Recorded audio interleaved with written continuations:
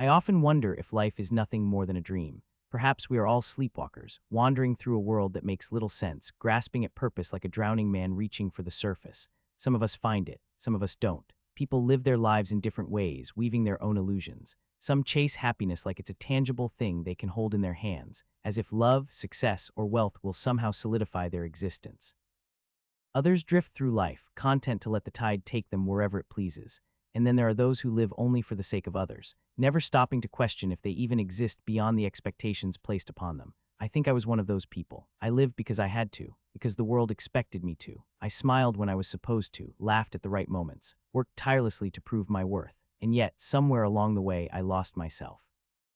Or maybe even I never really existed in the first place. Happiness is a peculiar thing. Some people find it in the smallest moments: a quiet evening, a warm drink, a familiar hand to hold. Others search for it their entire lives, convinced that it exists just beyond their reach, always one step away. And then there's the butterfly effect, the idea that the smallest action can alter the course of everything.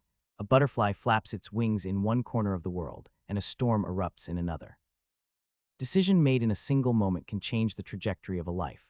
A word spoken or left unsaid, a step taken or avoided, these things shape us in ways we cannot begin to comprehend. I've often wondered how different my life would have been if I had chosen differently. If I had spoken when I stayed silent, if I had turned left instead of right, if I had held on instead of letting go. Would I have been happier? Would I have found meaning? Or would it all have led me to the same place in the end? Because in the grand scheme of things, does it even matter? I once dreamed that just one more chance could fix everything, bring me back to how things were. But even then, nothing would change. No one would notice. No one would remember. The world would continue turning, indifferent and unshake, as if I had never existed at all. And maybe that's not such a bad thing. Maybe we were never meant to be remembered. Maybe we were only ever meant to dream, because dreaming isn't all that bad.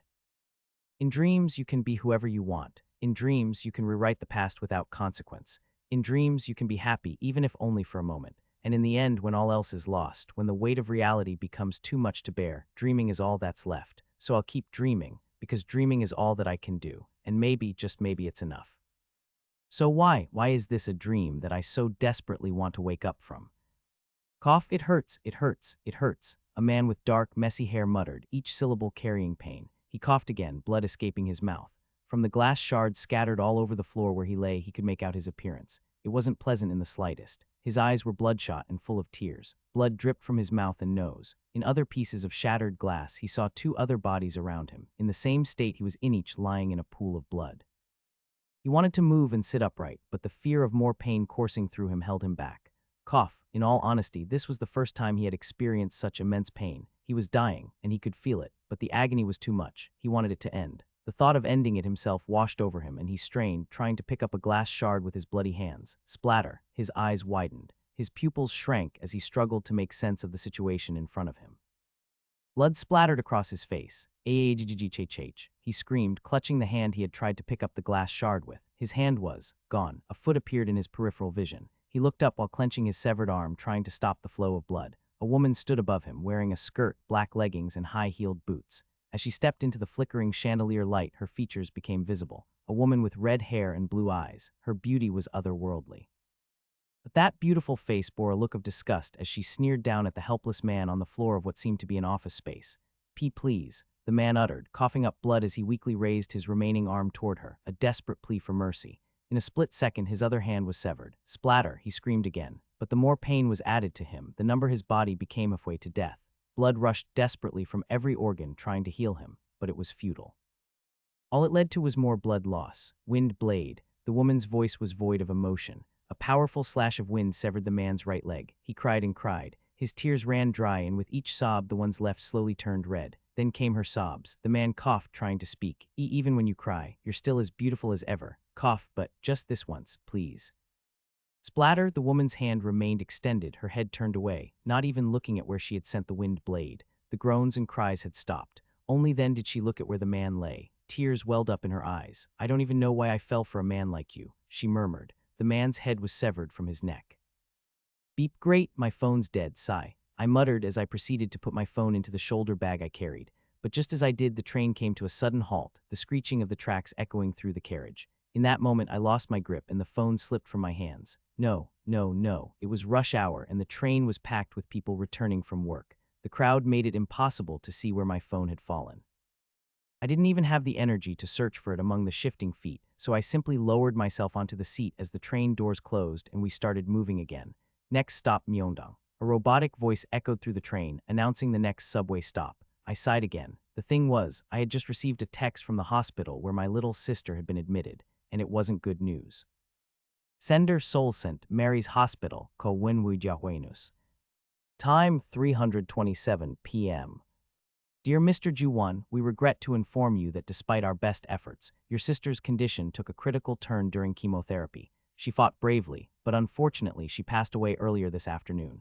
We understand that this is an incredibly difficult time, and we extend our deepest condolences. Please contact us at your earliest convenience to discuss the necessary arrangements. Sincerely, Dr. Yoon Jae-hoon. Seoul St. Mary's Hospital.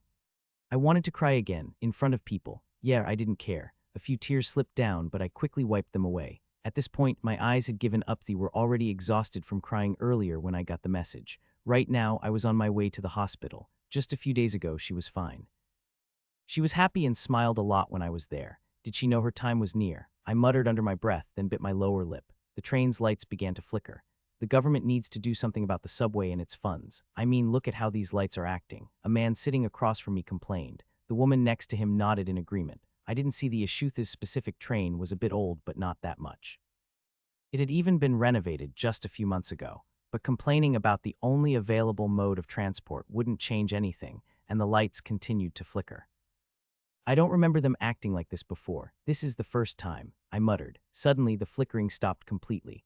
The train passed through a series of tunnels, one after another. Each time we entered one, the lighting inside the train dimmed further. We were close to Myeongdong. My eyes are getting heavy. Is it from all the crying at the office? The train whistled loudly as we entered another tunnel. Final stop, Myeongdong. I reached up to rub my tired eyes. What was that? The announcement cut off. The train finally came to a stop. For a brief moment, the murmurs and commotion around me faded, only to return even louder than before. I could tell people were getting off the train. After rubbing my eyes, I blinked rapidly. If someone saw me now, they'd think I was some drunk father heading home to beat his wife and kids. My eyes had deep bags underneath them. Finally, my vision cleared, and I could see properly again.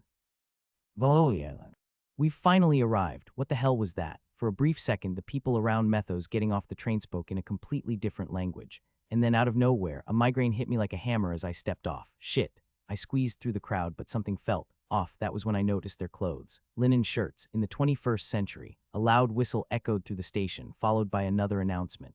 Next destination, Southern Marches. Southern Marches. I muttered. That was when I finally noticed it. The train itself looked completely different. Its design was a bizarre mix of modern and steampunk. As the train sped past, I caught a glimpse of my reflection in the window. But no, that wasn't me. The figure staring back had piercing yellow eyes, glowing like embers in the dark, and was draped entirely in black. The sight sent a shiver down my spine. I lifted a trembling hand to my face. The ground beneath me felt unsteady. I staggered backward, bumping into a man in a long coat. Ah, sorry, I didn't mean. I barely finished before colliding with another passerby. Sorry, my voice wavered. Where was I? The cobbled streets, the people dressed in heavy layered garments, the distinct scent of horse-drawn carriages and burning tallow all screamed of a time long before my own. This wasn't Myeongdong. My breath hitched, my lungs burned. An unbearable, stabbing pain shot through my skull as if something inside me was clawing its way out. Or rather in. I gasped, clutching my head as the world around me twisted. Sound-distorted people's chatter became shrill and piercing. My knees buckled and I collapsed onto the street. A vice-like grip tightened around my chest. Each inhale felt like inhaling shards of glass. My fingers dug into the ground, nails scraping against stone. My heart slammed against my ribs, faster and harder, threatening to tear free. Then, as suddenly as it came, it stopped. The dimly lit tavern was filled with the murmur of voices, the clinking of tankards, and the occasional burst of laughter from drunken patrons. I exhaled heavily, swirling the amber liquid in my glass before downing it in one go. The burn in my throat was nothing compared to what I had felt earlier. I placed the glass on the wooden table, my fingers still gripping it tightly. That headache earlier, I muttered under my breath. It wasn't just pain, it was information. Memories. Memories that weren't mine. I clenched my jaw, the unpleasant sensation still lingering in the back of my mind. It was like a floodgate had been forced open, and every scrap of knowledge about this world had poured into my skull all at once. I huffed out a dry laugh. I'd rather go skydiving without a parachute than go through that again. Shaking my head, I leaned back against the creaky wooden chair. One thing's for sure, I'm definitely not in Myeongdong. Hell, I'm not even in Seoul. I let the words sink in before muttering the truth that now lived in my mind. I'm in Ellendril, the capital of the Central Dominion Empire. My fingers traced the rim of the glass. On the continent of Veloria. The name sat heavy in my mind, as though it had been engraved there long before I had even arrived. I shut my eyes, inhaling slowly as realization dawned. This was the setting of a sim dating romance fantasy game. I hadn't played it much, but I knew someone who had. Someone who had cherished every moment of it, every route, every happy ending. My sister. When she was diagnosed with her illness, that game became her escape. No matter which route she took, the story always ended on a hopeful note. No bad endings, no suffering, just a world filled with dreams that always reached a happy conclusion. I tightened my grip on the glass, my knuckles turning white. She was gone now, and the last thing I did before ending up here was take a train to Myeongdong. A train I never got to finish riding. What if I take the train back? Would that bring me back home, back to my world? How sure was I? I wasn't. But one thing I did know was that I wasn't dreaming, not this time. This wasn't some fleeting, wistful illusion. The weight of my own breath, the solidness of the glass in my hand, the distant scent of burning wood in the tavernette was all real. And to add to that, this body wasn't mine. I exhaled sharply, tilting my head down to look at my reflection in the drink.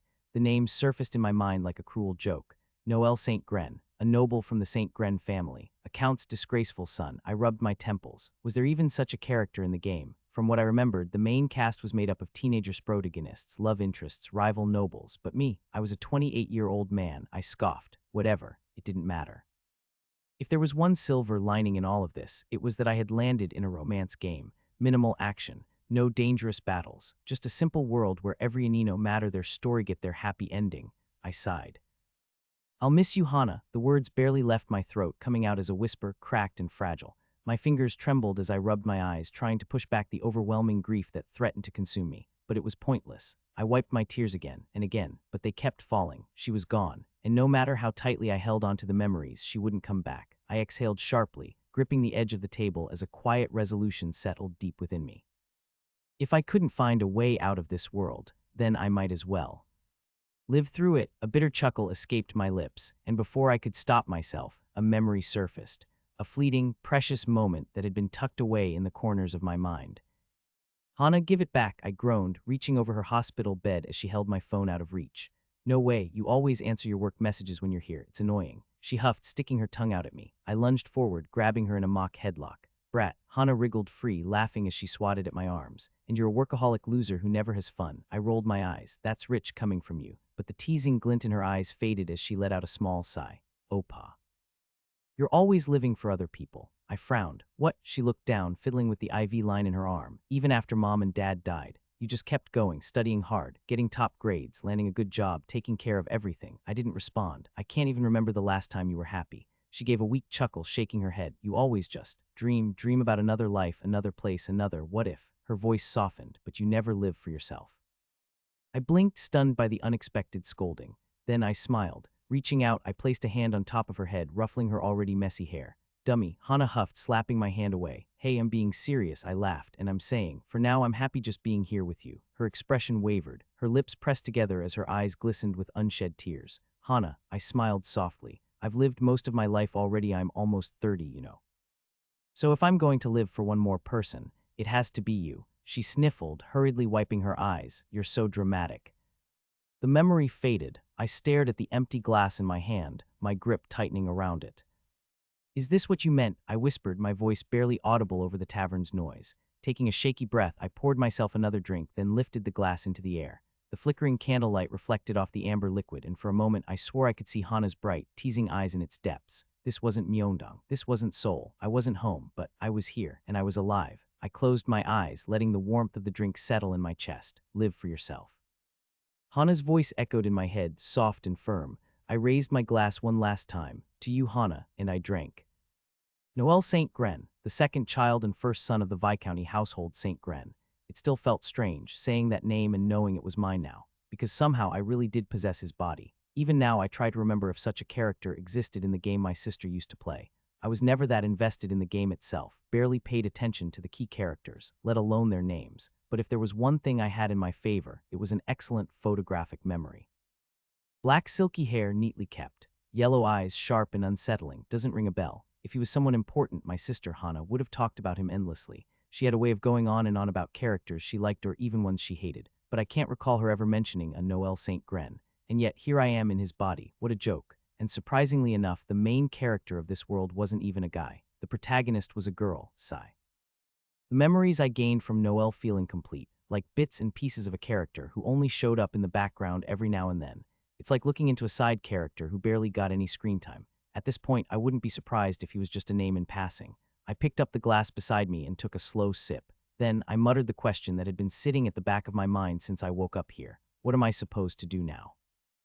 I had already decided to live through this, to figure things out, but I couldn't help but wonder was I brought into a fictional world? Fictional. I let out a dry chuckle. There was nothing fictional about any of this. Everything around me was as real as the regret of checking your bank account after a night of bad financial decisions. Okay, let's focus. I was the second born of a prestigious Viscounty household. That much was clear, which meant I didn't have to worry about money or influence. And money was the most important one. I absent-mindedly played with my glass, swirling what little remained of my drink. Then, before I knew it, spill shit, I stood up immediately, cursing under my breath as the dark liquid soaked into my black coat. With a sigh, I took it off, shaking off the excess before draping it over the chair. But as I did, something slipped out from the inner pocket and fluttered to the floor. A letter. I bent down to pick it up. The envelope was a creamy white, its edges slightly damp from the spill. A golden stamp pressed onto the paper bore a crest I somewhat recognized. My brows furrowed. I wasted no time in opening it, careful not to damage it further. The moment my fingers unfolded the paper, something inside me clicked, and then memories, they came rushing in, fitting into place like puzzle pieces I didn't even know were missing. Oh, so that's why he was carrying this letter. I read over the contents. It was an official notice, stating that Noel St. Gren of the St. Gren household was returning to his position in the Imperial Security Department, a civil servant. Just like I was back in Seoul. Turns out, Noel being the second born and practically useless in his father's eyes had no choice but to follow his father's advice and work as one. At least he did for 2 years. Then, as his illness worsened, he left and became an assistant instructor at Valorian Imperial Academy. And not just any academy, the most prestigious learning institution in the empire. But why? Why would someone like him Somyeon terminally ill choose to become an instructor? His reason, apparently, was to research his own illness, but he gave up. He stopped searching for a cure. Instead, he focused on gaining experience, as if convincing himself that there was still something worth doing before he died. Because that's what he was doing, wasn't it? Waiting to die. I sat down again, gripping the letter a little tighter. That was a lot to take in, since I was him now. That meant I had a terminal illness. Much like Hana did, I exhaled, closing my eyes for a moment. Sigh. What was the point of falling into this world and possessing a body that was living its final days? If I had a choice, I would have preferred a healthy body, someone with a future. Someone who didn't have death looming over them like a shadow, waiting to pull them into the abyss. But I didn't have a choice. As much as I had questions, sitting here wouldn't give me answers. It's not like some fairy was going to pop out of thin air, waving a magic wand and guide me through this world like some kind of overworked tutorial NPC. No, if I wanted answers, I had to find them myself. So, where to start? Valorian Imperial Academy. That's where the plot was unfolding, or maybe it already had. If this really was the world of a romance fantasy, then that meant nothing but petty drama and falling in love. That was good. Safe, even. A quiet life in the background of a romance. I could work with that, but there was something else. I couldn't ignore the fact that the original Noel before I took over his body was heading to the Imperial Security Department in Elendril. And if I had to guess, he must have been taking the train the same time I was. The more I thought about it, the more the memories settled into place, filling in the gaps one by one. Noel St. Gren. A man who worked tirelessly not for himself, but because he had no other choice. A man who built a career, climbed the ranks, and became someone people respected all while knowing he wouldn't live long enough to enjoy any of it. A man who had long since accepted that his time was running out. And now, I was him. Sigh, let's go over this again. I'm the second child of the prestigious Viscounty household St. Gren. He was born with a defect in his mana circuits. An affliction that, in a world ruled by magic, was nothing short of a death sentence. What started as a mere complication soon developed into a terminal illness, one that stripped him of time itself. Every breath he took, every step forward, was borrowed from a future that was never his to begin with. Had he been born in any other household, he would have been discarded like a broken tool tossed aside as a failure unworthy of his noble bloodline.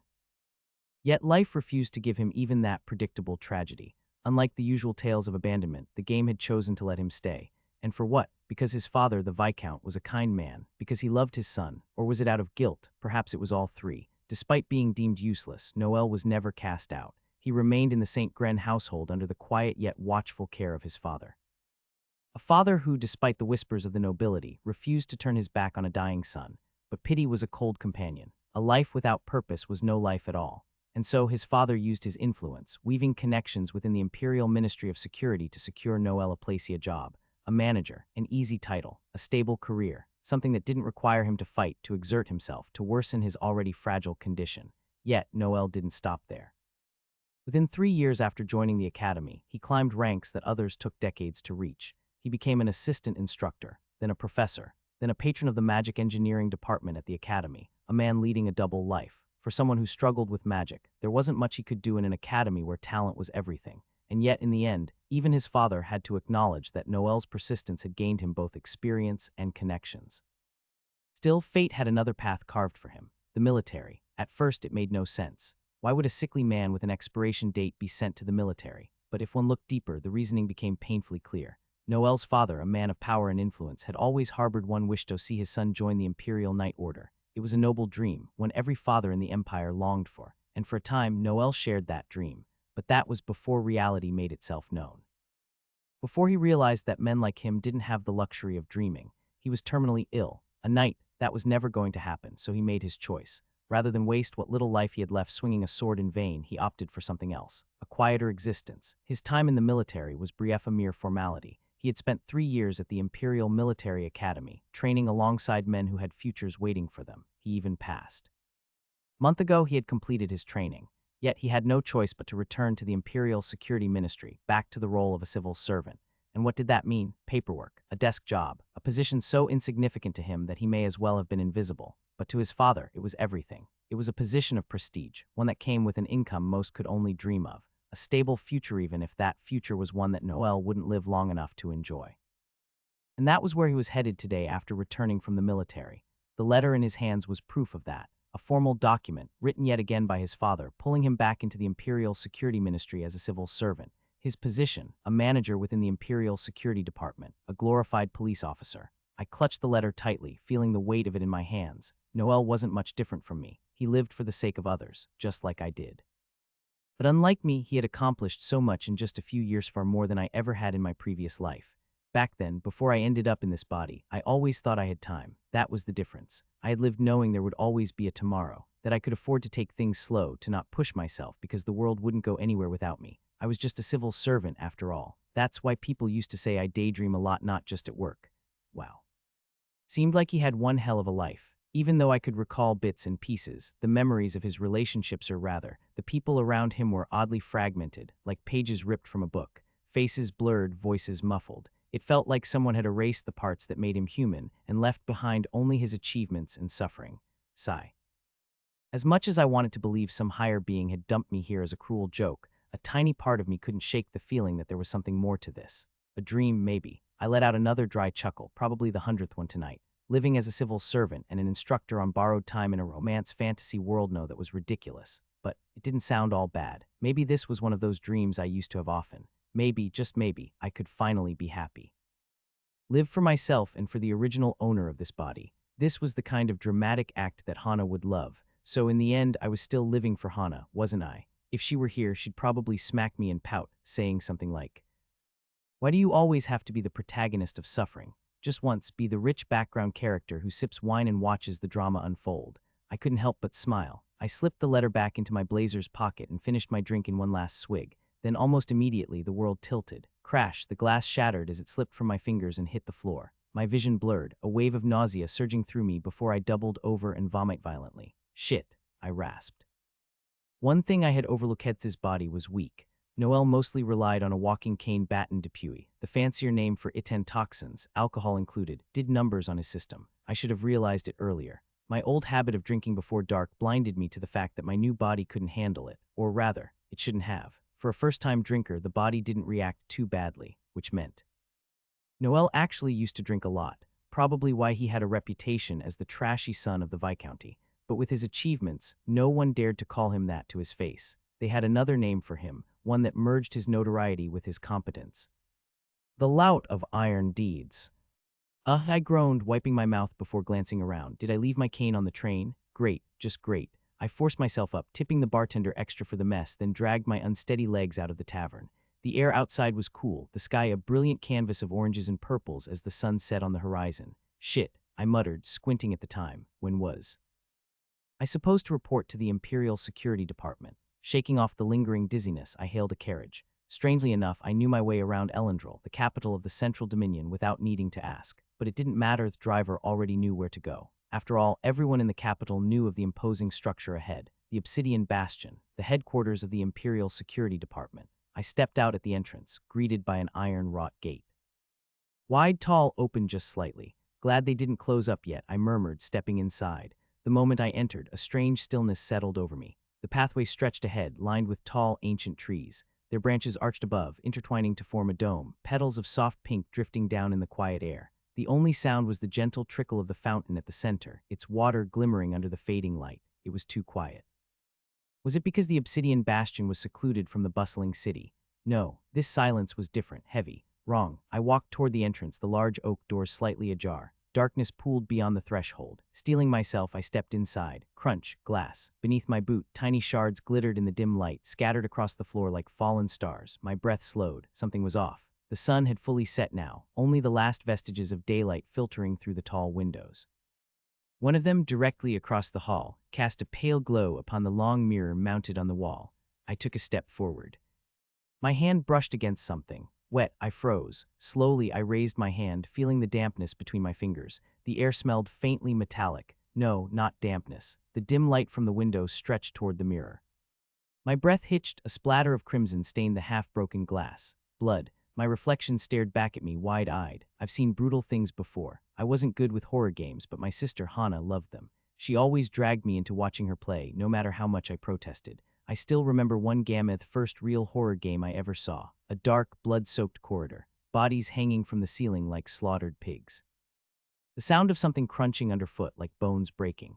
And then the worst part, Hannah turned a corner and there it was. A mangled corpse, guts spilling out like someone had just scooped them out with bare hands. The screen flashed red, the music screeched, and I remember throwing up everything in my stomach. Since then I couldn't handle the sight of blood. Even the smallest cut made me queasy. So why the fuck was I seeing something just like that here, in a romance fantasy game?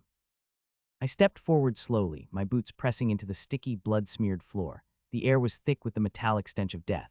The Imperial Security Department was supposed to be a government building, a place of law and order, not this. The flickering chandelier above barely lit the hallway, but it was enough. Enough to see the dark red streaks on the walls, the smudged handprints, the claw marks, signs of struggle. I swallowed hard. The reception area had to be ahid, at least I thought it was. I couldn't think straight. Every step forward felt like I was walking straight into something I wasn't supposed to see. Then I tripped. My foot caught on something soft, something warm yet cold at the same time. I fell forward, my face landing on something wet. I froze. Slowly, shaking, I lifted my head. My hand reached up to touch my cheek. It was wet, sticky, thick. I looked at my palm under the dim, flickering light. Red, so much red. I turned my head to see what I had landed on. A woman. Her black hair tangled and spread out like a mess of silk. Her lifeless eyes, wide open and staring at nothing. Blood pooled beneath her, soaking into the floorboards, still warm. I couldn't breathe, but then I saw it. Her stomach was. I choked. Her stomach was cut wide open, her intestines spilling out like a pile of ropes, glistening under the dim light. The scent of iron hit me so hard I thought I was drowning in it. I scrambled backward, my hands slipping in the blood, my breath coming out in ragged gasps. My heart was pounding against my ribs like it was trying to escape. I tripped again. This time I landed directly beneath the chandelier. I couldn't move. My entire body shook as I stared at my hands. They wouldn't stop shaking, my vision blurred. Then it hit me. I lurched forward and threw up, again and again and again. It felt like hours. My stomach clenched until there was nothing left but dry heaves. But the smell, the sight, it made me gag all over again. I clenched my head, digging my fingers into my scalp. What the fuck is happening? I couldn't think. I couldn't breathe. I wanted to wake up. An assassination? No, this was beyond that. This wasn't clean. This wasn't precise. This was butchery. Who did this? Why? Why the hell was this happening here? Why was I here? The pounding in my head wouldn't stop. My thoughts were spiraling, crashing into each other like a hurricane. Why?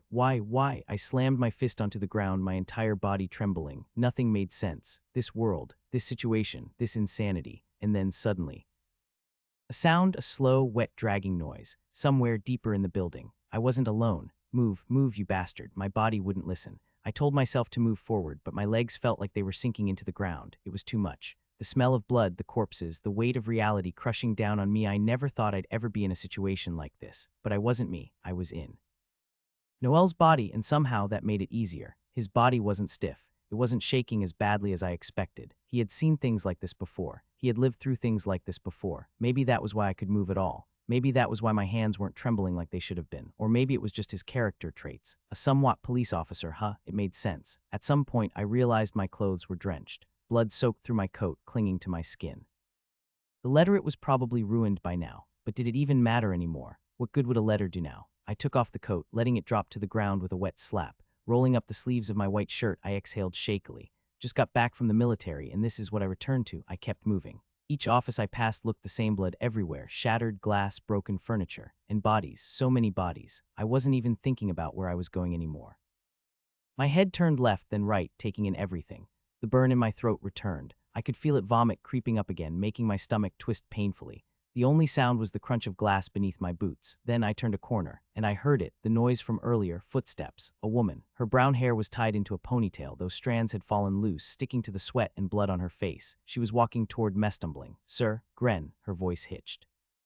It was shaky, weak, barely holding together. I knew her, Claire Von Clay, a junior manager in the sector I was assigned to before heading to the military. I opened my mouth, wanted to say something. I wanted to ask her 1,000 things, but at the same time I didn't want to ask her anything at all. She collapsed forward. I caught her. That's when I noticed. She was missing an arm. Her remaining hand pressed against the wound, desperately trying to keep the blood in, but it was useless.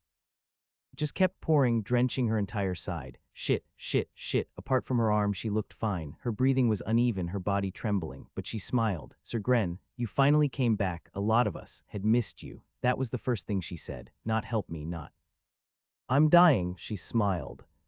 "Claire, I managed. I need you to tell me what happened here." She didn't answer. Instead, she forced another smile. "Congratulations for passing the military." Why was she saying that now? Why was she acting like we weren't standing in a goddamn graveyard? It didn't make sense. None of it made sense. Her body was getting colder by the second. And then, squelch, a sickening sound. Blood sprayed into the air. My vision shifted. Suddenly, I was looking up. My head hit the ground and my gaze turned sideways. My vision blurred, turning red. Before everything faded, I saw my body still holding Claire, but how could I see myself in third person? That's when I noticed, the body holding Claire. It was headless. My vision was drowning in red, but before it fully went dark, I saw them, a figure, standing behind Noelle's body, behind my body. Then, nothing. A sharp, shrill whistle. My eyes snapped open. Heya, I fell forward, gasping for air like I had just clawed my way out of drowning. My hands flew to my neck, no, my head. Was it still there? It was. I exhaled shakily, hands running over my face, my throat, my scalp checking, double checking. I was alive. And then it hit me. A violent heave tore through my body, and I lurched forward, vomiting onto the floor. My stomach twisted, rejecting everything inside me, over and over until I was dry heaving, my throat raw, then splatter. Blood. I had coughed up blood. People around me recoiled. Some gasped, others whispered, but most simply moved away. I was trembling, my limbs weak as I wiped my mouth with my sleeve. My breathing was erratic, my chest rising and falling too fast, too shallow. A dream. I wanted to believe it was a dream, but then I looked around. The train. It was made of brass and iron, pipes hissing as steam curled from unseen valves. Steampunk. The lighting flickered with an eerie yellow glow, casting long shadows across the polished metal interiors. The passengers. Their clothes, high collars, corsets, coats with intricate embroidery and golden buttons. Men with cravats, women with layered skirts and lace gloves. 17th century fashion, not modern, not a dream. My body tensed. I was just in the Imperial Security Department. Right, and yet no, I was here, back on a train. My fingers clenched around my knees as I tried to steady my breathing. "Are you all right, sir?" I turned my head. A man sat beside me, watching with a mix of concern and discomfort.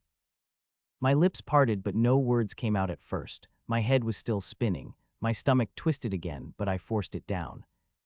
"Just travel sickness." My voice came out hoarse, strained. "No need to worry." The man nodded slowly, as if deciding whether or not to believe me. I barely noticed him after that, because inside I felt like I was going to explode. I died, didn't I? I felt it, the cold seeping into my limbs, the wet heat of my own blood leaving my body, the way the world shifted, the way my vision faded. And yet there I was. Why? I ran my hands over my chest, my arms, my legs, making sure everything was real. My breathing was still too fast, my heart hammering so hard I thought my ribs might crack from the pressure. Then, my fingers brushed against something inside my coat. I froze. Reaching in, I pulled it out, a letter. I stared at it. It was crisp, clean, not a single stain on it. My breath hitched. This was the letter I had before, the one confirming my return as a civil servant in the Imperial Security Ministry. But it was supposed to be ruined, drenched in blood, yet here it wasn't touched. Brand new. I swallowed thickly, my grip tightening. Was it a dream? A hallucination? I had no answers. I forced myself to look away, my gaze shifting to the seat beside me, a black case and a walking cane. My fingers hovered over the cane. The wood was smooth, the grip well worn. Did the original Noel leave this for me? Even I didn't know. My hands trembled as I rested my head against the cold glass of the window. Outside, the world blurred past in streaks of green and gold. I had no idea how to process this. What if it was real? What if I could still prevent it? I sucked in a sharp breath. It was still early. If I made it in time to the Imperial Security Department, maybe, just maybe, I could stop it from happening. The attack, the massacre. Before I had wasted time at a tavern, lost in my own thoughts, it delayed my arrival. This time I wouldn't make that mistake. I glanced at the window again. The scenery had changed. Buildings loomed in the distance. The sky stretched in hues of copper and deep blue. Then, "Stop, Elendril," the train announcement confirmed it. The capital. The train slowed, metal screeching against metal before coming to a full stop.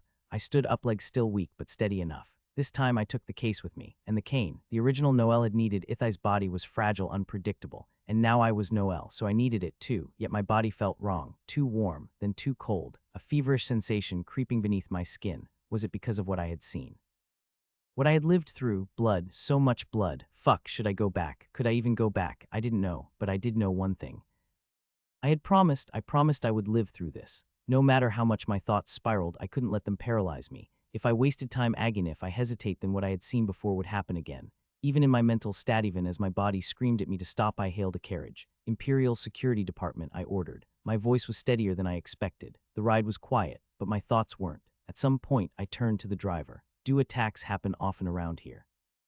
The driver looked at me through the mirror. "Rarely." Then he went silent. I frowned. "Rarely? That wasn't what I saw. That wasn't the truth." My fingers curled around the head of the cane, my grip so tight my knuckles turned white. The moment the carriage pulled to a stop, I got out. The Imperial Security Department stood before metal, imposing. Knights were stationed at the gates, and the moment they saw me, Sir Gren, they gave a small bow. Relief crashed over me so hard I nearly collapsed. They were here. They were still alive. I swallowed past the lump in my throat and smiled, for the first time since waking up.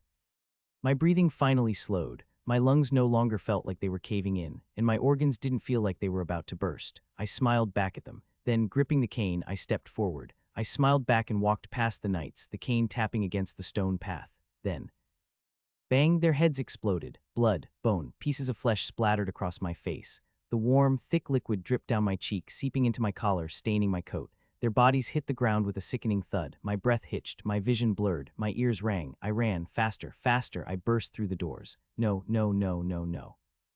It was the same scene, the same blood, the same shattered glass, the same bodies lying in pools of red. What the fuck was happening? My stomach lurched. I vomited violently, again and again, until my throat burned raw, until there was nothing left, until blood came up. I wiped my mouth only for my hands to smear red. My fingers trembled, coated in the sickly warmth of it. I couldn't stop shaking. No, I couldn't go further. I knew what was ahead. Claire, the missing arm, the empty, lifeless eyes.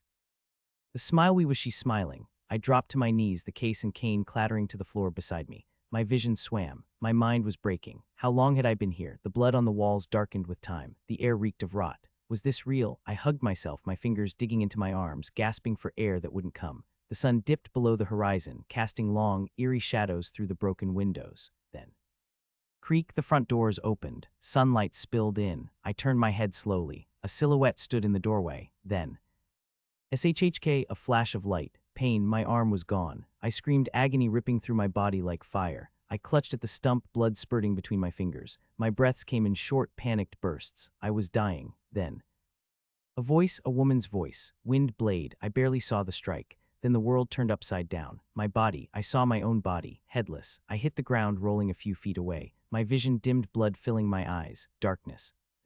The train whistle. I gasped and shot upright, hands flying to my neck. Intact. I fell forward, heaving, my chest rising and falling so fast it hurt. No blood, no pain, but my body still trembled. A hand touched my shoulder. "Are you all right, sir?" The same voice. The same man from before. I didn't answer. I just sat there, head down, hands clutching my hair, my eyes wide. What the fuck was happening to me? The train whistle screamed. Ha! I exhaled, my breath shaky, my body drenched in cold sweat. Again, again. My body trembled, my hands gripping the wooden seat beneath me. I could still feel its searing pain, the overwhelming despair. I had died again. My throat felt dry, my lungs ached as if they had been crushed, and my vision blurred as the dim lantern lights of the train carriage swayed. I slowly raised my hand, staring at my own fingers. My hands were trembling. What's the fucking point? I let out a bitter chuckle. Who the fuck do I think I am? A hero? I spat on the floor, bile rising in my throat. I'm no fucking hero. I ran a hand through my hair, gripping it tight.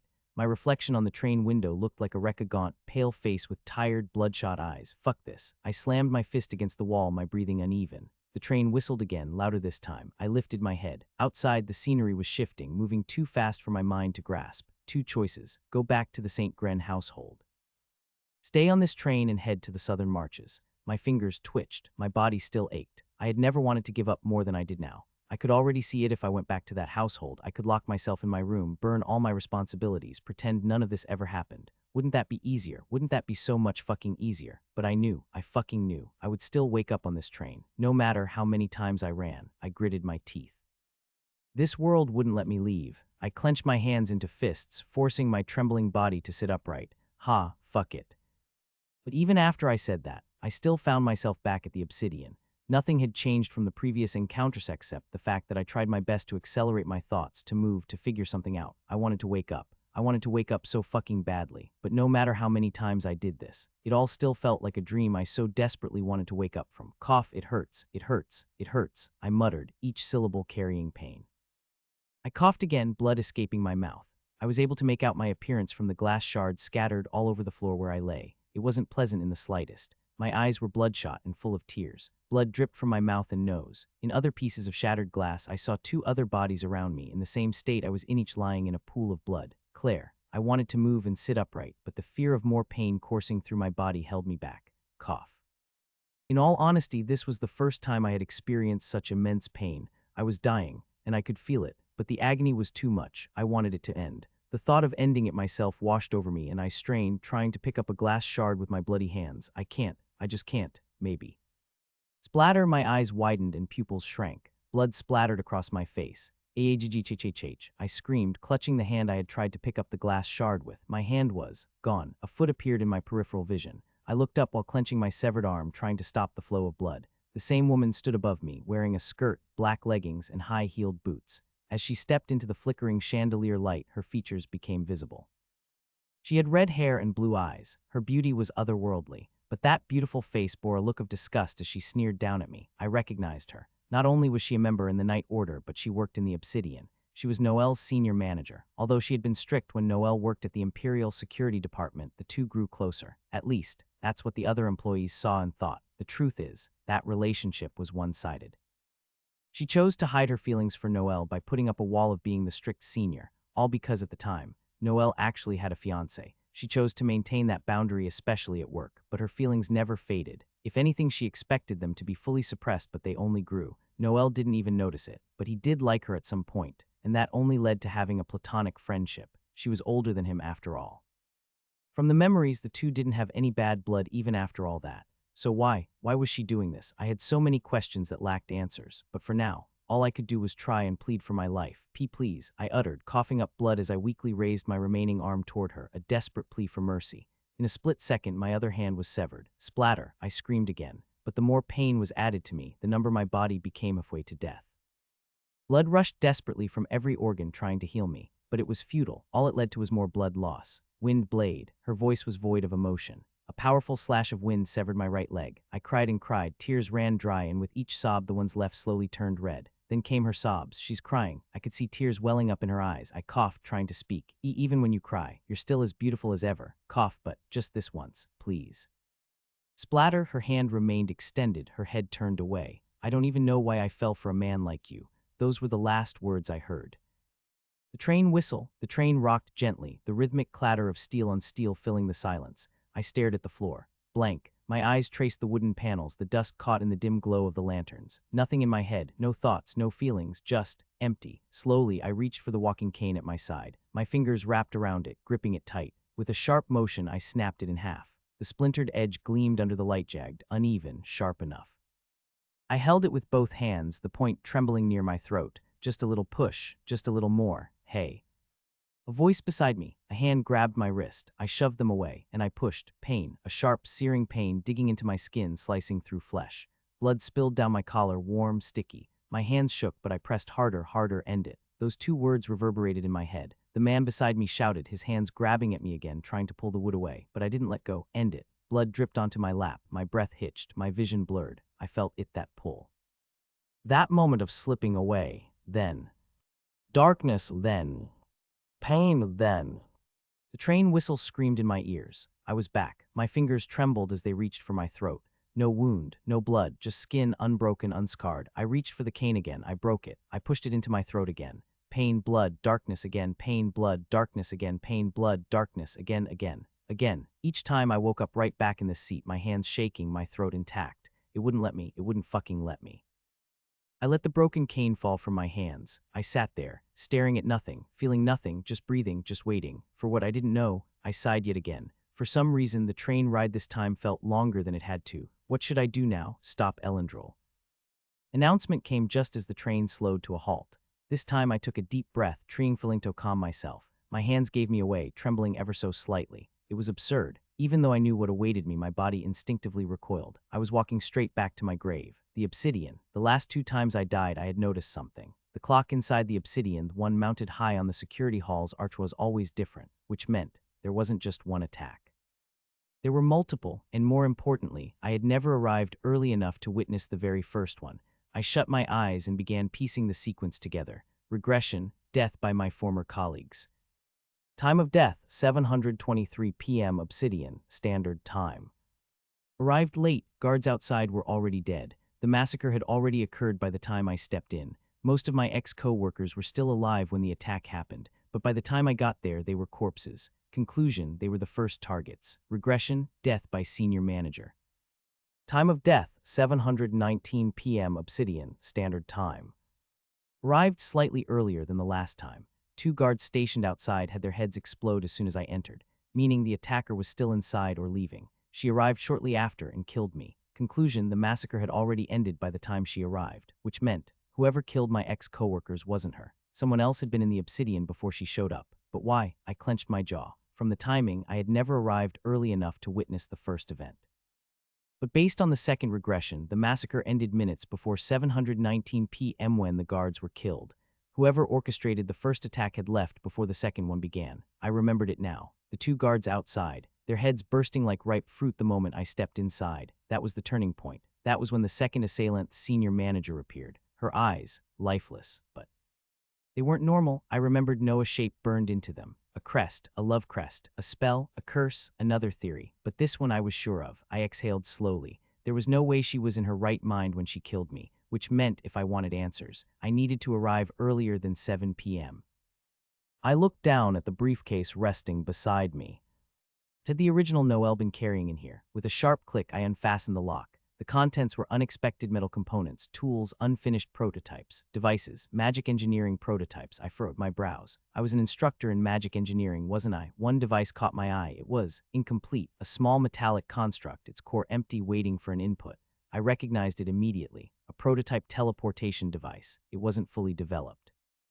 But if I understood the mechanisms correctly, it didn't transport to just any location. It connected to another corresponding device, meaning if the original Noel had been working on this, then there had to be another one somewhere. I took a shaky breath. There was only one way to find out. I activated it. A sharp pulse ran through my body, a pull, a shift, a break in space. And then darkness.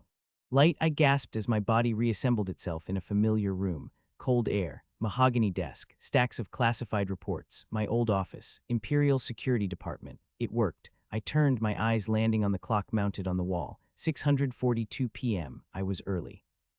Imperial Security Department, Noel's office. Claire hesitated outside the door, clutching a few documents to her chest. She had heard something, a sound, faint but unmistakable, coming from inside the office. That shouldn't have been possible. Sir Gren's office had been locked for 3 years. Noel St. Gren, her old manager, the man who had suddenly vanished to join the military despite his fragile health, was supposed to be returning today. She had overheard the announcement, but he wasn't supposed to be here yet. Still, her curiosity got the better of her. She took a breath, steadied her nerves, and pushed the door open. And then she froze. Noel stood there, staring at her as if she were a ghost. Manager, before she could process anything, he moved toward her. She flinched slightly. Noel had always been distant, withdrawn, someone who kept interactions brief and efficient. But then he hugged her. Her breath hitched. It took a second for her body to respond, but she found herself hesitantly returning the embrace. How did you get in here? I should have known if you had arrived way before anyone else. she asked, her voice soft, still reeling from the shock. Noel didn't answer immediately. Instead, he pulled away, studying her as if memorizing every detail of her face. Claire swallowed, feeling suddenly self-conscious under his gaze. Then, as if realizing something, she quickly added, "Ah, I heard word that you were returning today. Congratulations, manager. How was the military?" Her tone was cheerful, but there was a trace of worry beneath it. Noel, hugging her, Noel of all people, it wasn't normal. He wasn't the type to do something like this. Still, she chose not to question it too much. Maybe the time away had changed him, but then she noticed something else: his cane, or rather, the absence of it. Her eyes darted to the side of the desk, then the chair. Nothing. A pang of alarm struck her. "Manager, where's your cane?" Noel didn't answer. That wasn't good. She immediately turned toward one of the old cupboards, pulling it open and retrieving a spare cane. She always kept one, just in case. "I knew you'd forget it one day," she murmured, walking back and placing it in his hands.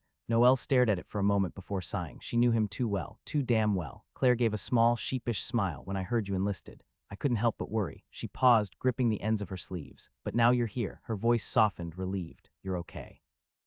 Noel didn't respond. She waited, but when he didn't say anything, she cleared her throat and asked, "So, are you back at the treasury section?" It was where he used to work, 3 years ago. That was why he was here, right? Noel remained quiet. Then, "Where is senior manager Phoebe?" The sudden change in topic caught Claire off guard. "Manager Phoebe." She tilted her head, confused. "She's not in the department at the moment. She should be back soon, though." Noel's expression darkened. Claire blinked, unsure why he was asking. Then, before she could inquire further, Noel reached for a sealed letter from his coat and held it out to her. "I need you to deliver this to her," he said. Claire looked at the envelope. It was sealed with the St. Gren insignia. That alone made it important. "What's in it?"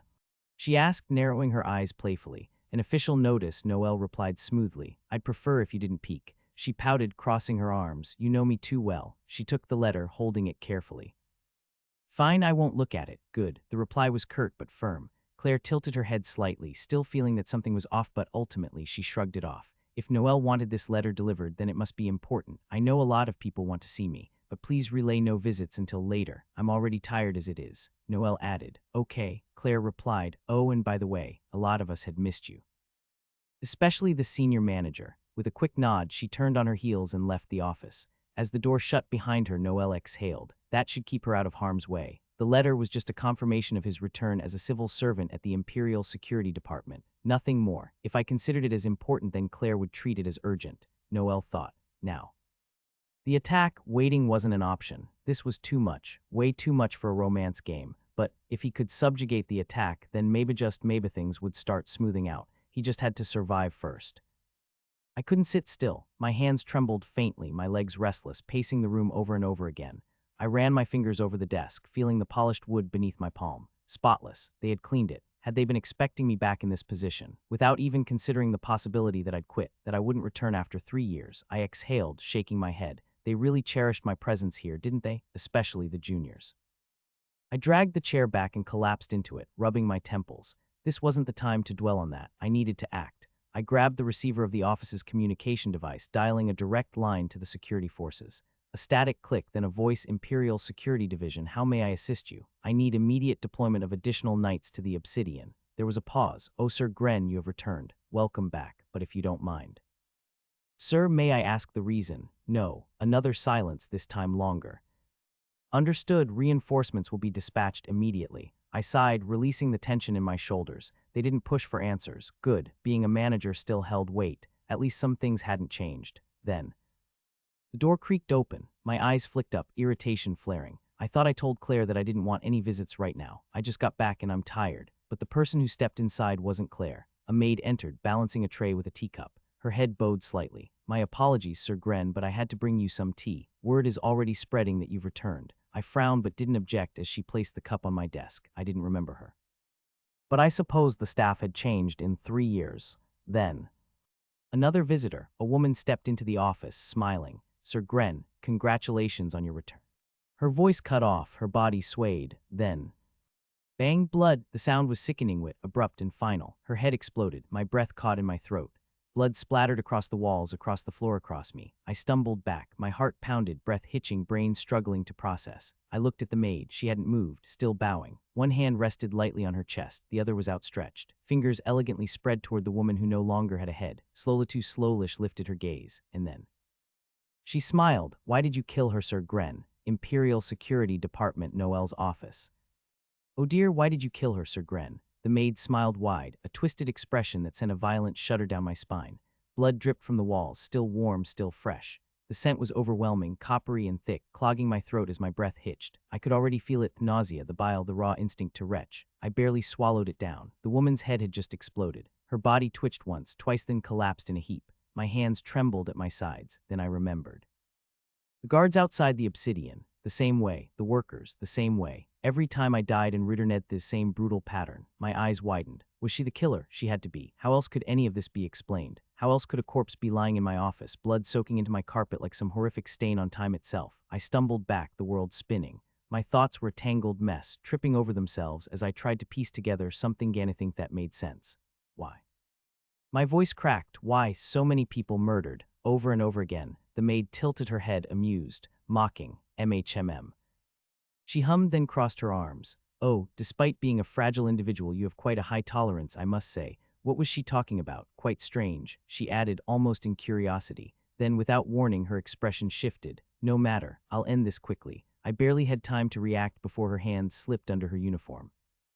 A dagger, sleek, thin, designed to pierce deep. Shit, if I died again, if I failed again, this same hellish loop would continue, and I still had no real leads. No solution. Should I stall? Buy time for the knights to arrive? No, Nathai's body is weak, unstable with mana, fragile. I can't fight her. I need time. I need information. My mind was a mess, but I forced my lips to move. Who are you? I demanded. And why are you doing this? She moved.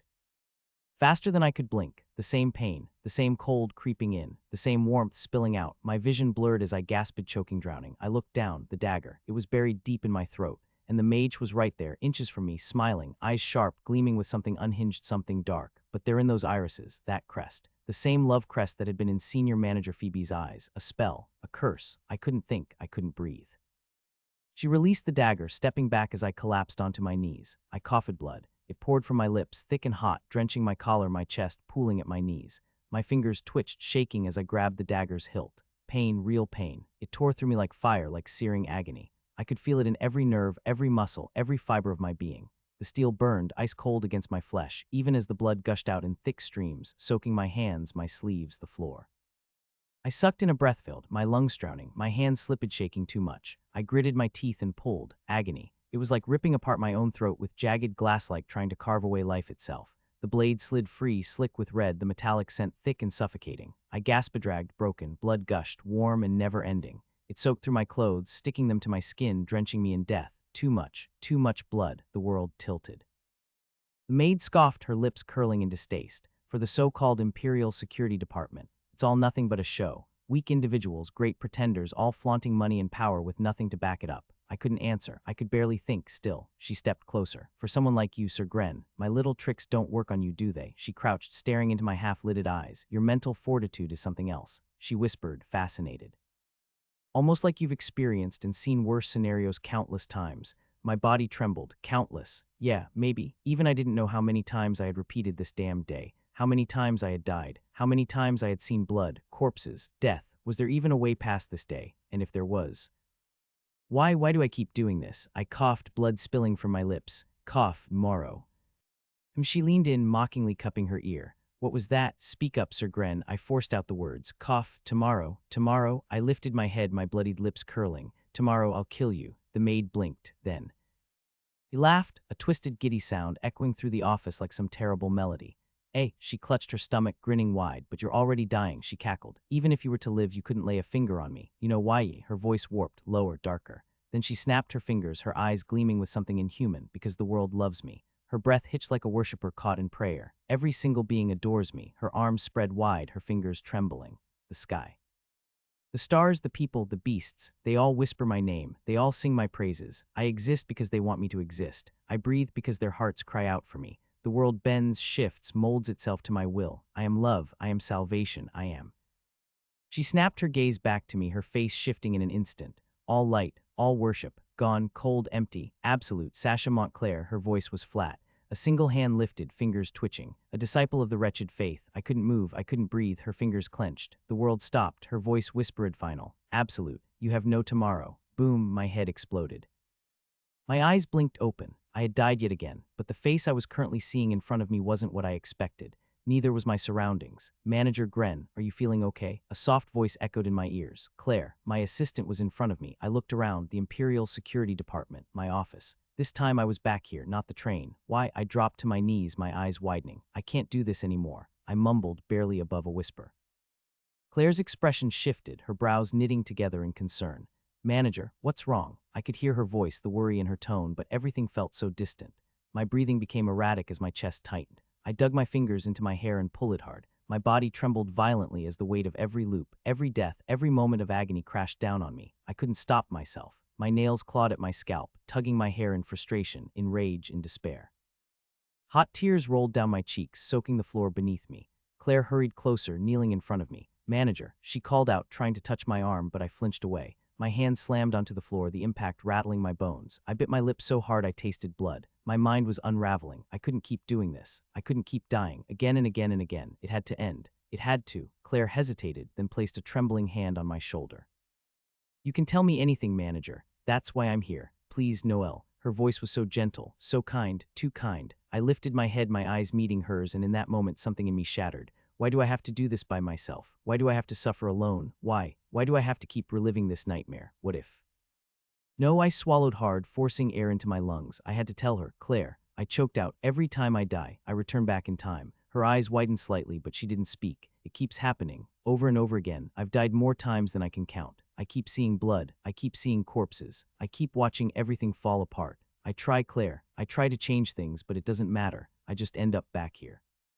The words tumbled out of me between ragged sobs. My whole body shook as I gripped the floor, my fingers digging into the cold marble. I don't even know how many times I've repeated this day anymore, how many times I've failed to stop it. My vision blurred as more tears spilled down my face. I let out a sharp, broken breath. Why am I even trying? What's the point? I had nothing left, no energy, no strength, no hope. I lifted my head, my gaze meeting Claire's once more, and then something was wrong. Claire was frozen. Her lips were slightly parted as if she was about to speak, but no sound came out. The room was eerily silent, too silent. I turned my head toward the window. Outside, leaves that had been caught in the wind were suspended in mid-air. A bird was stuck in the sky, frozen in place. My heartbeat quickened. I looked back at Claire. Her face was still unnaturally still. My mouth went dry. And then, just as suddenly as it happened, noise returned. Claire blinked. You can tell me anything, Manager. That's why I'm here. Please, Noelle. She said it again, the exact same words, as if the last few minutes had never happened, as if my confession had never even reached her ears. I inhaled sharply. What the hell was happening? Claire reached forward, her hands clutching my face. She pulled me against her chest, holding me tightly. Her warmth was comforting, but it did nothing to stop the sickening dread crawling up my spine. Her voice was shaking now. Somebody get the department's paramedic. She called out desperately. I forced my eyes to the clock. No, my pulse spiked. Claire was supposed to be gone by now. She should have already left for the Obsidian, delivering the letter, keeping her away from danger. The door clicked open. I turned my head. A woman in a maid's uniform entered, carrying a silver platter with a cup of tea, and then crash, the ceramic shattered against the floor, and so did my right arm. Boom, a sickening explosion, a spray of red, pain, agonizing, blinding pain. I gasped. My vision blurred as blood splattered across the room, across my face, across Claire. I could hear screaming. Claire's, mine, oh my, Miss Claire. What did you do? That voice. My head snapped up. The maid stood there, smiling, spouting the same bullshit again. I gritted my teeth, my breath ragged. Claire, call for help. Now I'll deal with her. Silence. Claire, I turned my head, my heart hammering. No one is coming to save you. They're all dead. The maid said, I shall be in your care from now. You both look miserable. Allow me to be your savior and rid of you of this distasteful state. I am Sasha Montclair, a disciple of the wretched faith, my teeth grit. This motherfucker was the reason I was going through this fucking day over and over again. Claire sat beside me, staring at her blood-covered hands. Her pupils were dilated, her lips trembling. I did this. I severed it.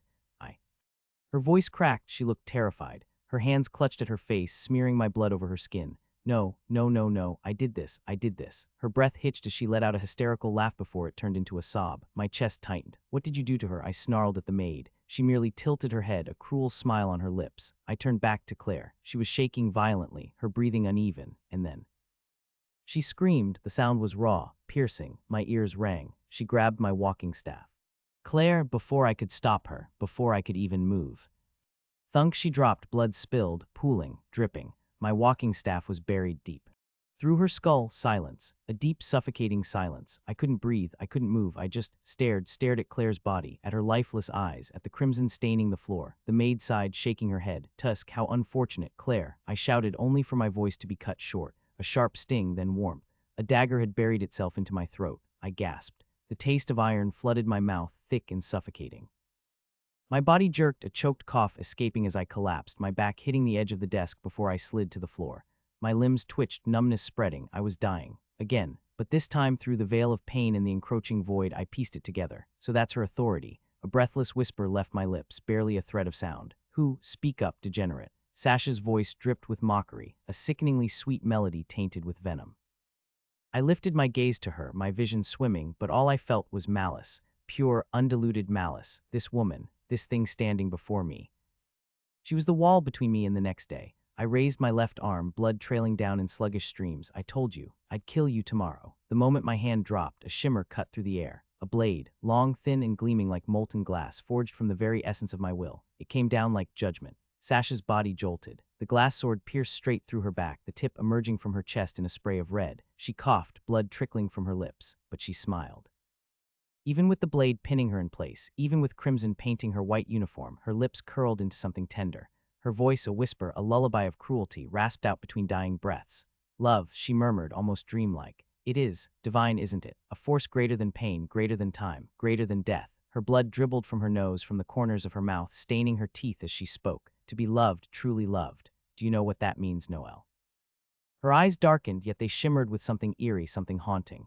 Love is devotion. Love is obsession. Love is surrender, she giggled, a sickening sound hiccuping through her own blood. Those who love me. She continued, her voice syrupy sweet, they cannot harm me. Their love binds them, protects me, and in return, the wound in her chest flickered, began to mend. A heartbeat, a breath, a miracle, but you, her eyes bore into me, the madness in them infinite. You are empty.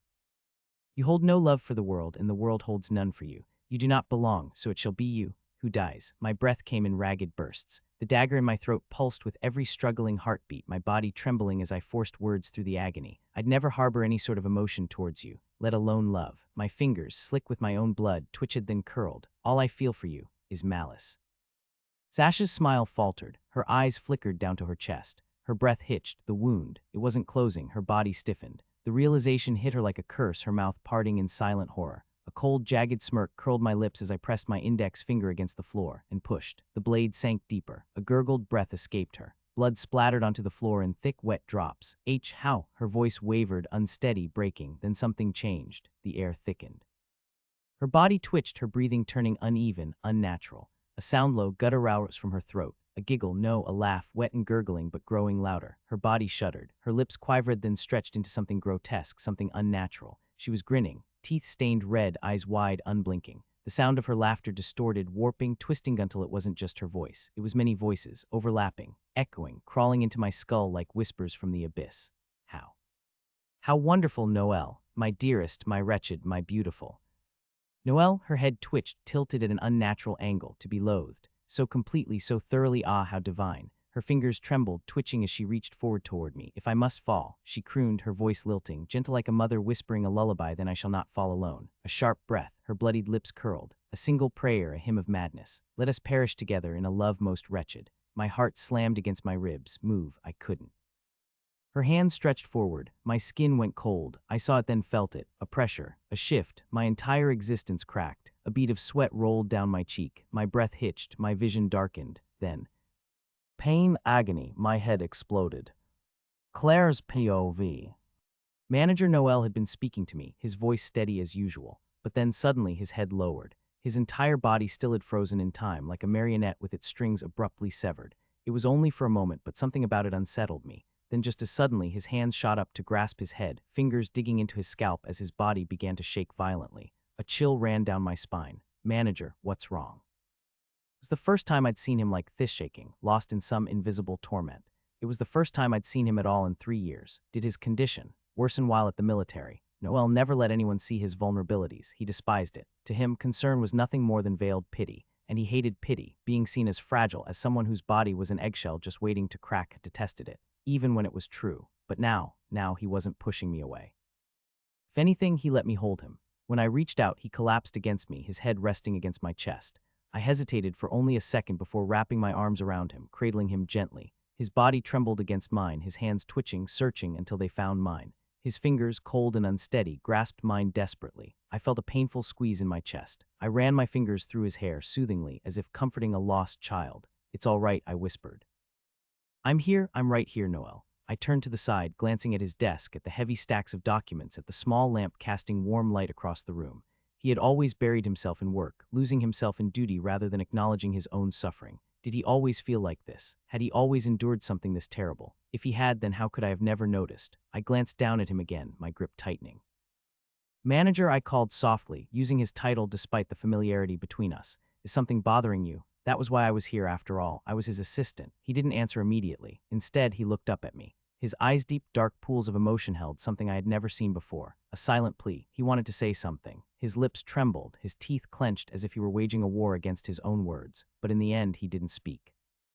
I could only watch helplessly as he swallowed his thoughts like poison, keeping it buried where no one could reach it. I wanted to help. I wanted to take his pain and bear it with him. But I couldn't. Even if I begged the heavens for a way to reach him, the heavens would never answer. All I could do was be here, not as his subordinate, not as his assistant, but as someone who cared, someone who liked him, someone who had for a long time. I knew better than to say it. I was just a country girl.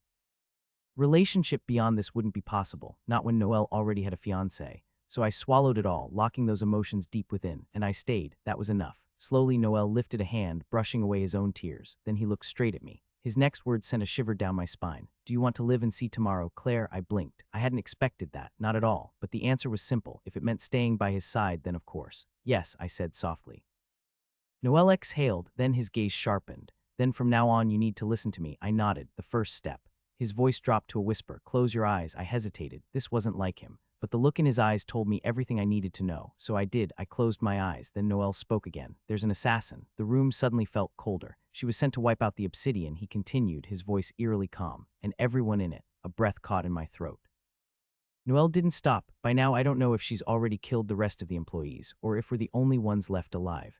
My hands trembled slightly, but I held my breath and listened. "What I need you to do is sit quietly," he said. "No matter what you hear. Do not open your eyes." I nodded again, hoping he could see my response. Then, his hand. Gently he patted my head. The room fell silent except for the rhythmic ticking of the clock, and then the door handle turned, a slow, deliberate motion. Click, then a swift sound, sharp like the collision of countless tiny glass shards, followed by a high-frequency vibration, ringing in my ears, piercing my skull, and then a voice, a woman's voice. "What's this?" The voice was sweet, almost playful. Someone was highly anticipating me, I see. I felt my stomach twist. "Was your love for me so strong," she purred, "that you couldn't wait to run a blade through me?" I swallowed hard. "Don't open your eyes." I clenched my fists. But then, "If you were aiming for my heart," a soft chuckle. "Sadly for you, I don't have one." I flinched. Her tone wasn't human. A philosophical lilt entered her voice like a preacher speaking gospel. "The heart, such a feeble, trembling thing. A sack of flesh that beats and weeps, that swells and falters with every fleeting emotion. But what is a heart to someone who truly understands love?" The sound of liquid dripping onto the floor. "Tell me, what need have I for something so fragile, so easily deceived, so utterly unnecessary?" My breathing quickened, a wet cough. "True love does not reside in the heart. No, the heart corrupts love, twists it, poisons it with expectation, with desire, with delusion. Love is not the gentle touch of a hand nor the warmth of an embrace to suffering. It is devotion beyond reason. It is the willingness to drown in another and never surface again. That is love in its purest form. Wretched, all-consuming, beyond salvation. It does not flutter like a fool's heartbeat it devours.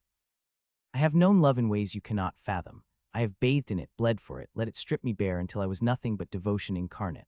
I do not need a heart to love because my love is unshackled, untainted by the pathetic mortal need to feel. My love is truth, raw and undeniable. I am the beloved of the world, and the world is my beloved in turn. It adores me as I adore it, and so let me introduce myself properly. I am Sasha Montclair, disciple of the wretched faith. The true love of the world." I bit my lip, I peeked, and I saw her, a woman with long ink-black hair and deep, abyssal eyes. Her lips were stained dark as if kissed by death itself. A stream of thick, black blood trickled from her mouth and nose, beneath her. A pool of dark blood, and at the center of it all, a blade, a glowing, prismatic sword made of pure, shimmering glass. It was embedded deep into her chest, piercing her through completely. Yet she was smiling. I knew this sword. I had seen it before, 3 years ago. A weapon forged by only one man. I lifted my gaze. and saw him. Noel stood there, his face void of emotion, his fists clenched tightly. Around him, white wind swept from the floor up, glowing, crackling. No mana, just raw, overwhelming force. It swept through the room, causing my hair to lift, strands flowing in the phantom current. Even with just one eye open, the sight was breathtaking. Noel St. Gren, the only man who could materialize such a blade. Close your eyes, Claire, and don't look at her no matter what.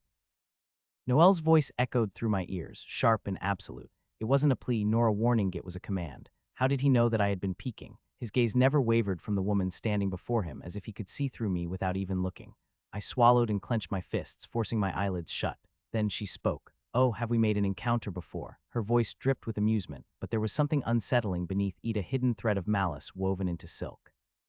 The fact that you know one shouldn't look at me. How intriguing. I could hear the smirk in her voice, a tone laced with self-admiration. That is the fate of all who lay eyes upon me. For what is beauty, if not a divine burden upon the weak? They look, and in looking they fall. Their minds shatter beneath the weight of my existence. Their hearts become slaves to the unbearable truth of what I am. I bit my lip, keeping my eyes shut, but I couldn't deny it was beautiful. Even in my brief glimpse, she had seemed almost, inhumanly so, more captivating than the senior manager, more stunning than anyone I had ever seen. It was terrifying. Law of love, Noel said coldly. That's how your authority works. The woman Sasha Montclair, as she called herself, fell silent for a moment. That silence alone was enough to confirm that Noel had struck a nerve. Then suddenly she screamed, "How do you know that?"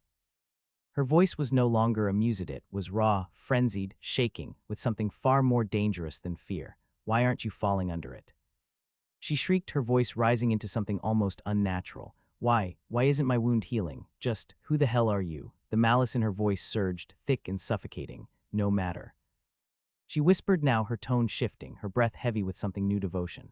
Then allow me to show you, true love. A shiver crawled down my spine. The love that transcends reason, the love that defies flesh, the love that unites souls beyond death. Noel Claire, let me teach you what wretched love truly means. She exhaled, and I could hear the reverence in her breath, as if she were reciting scripture. I will show you how love is boundless, be stripping the life from your bodies and weaving you into something eternal.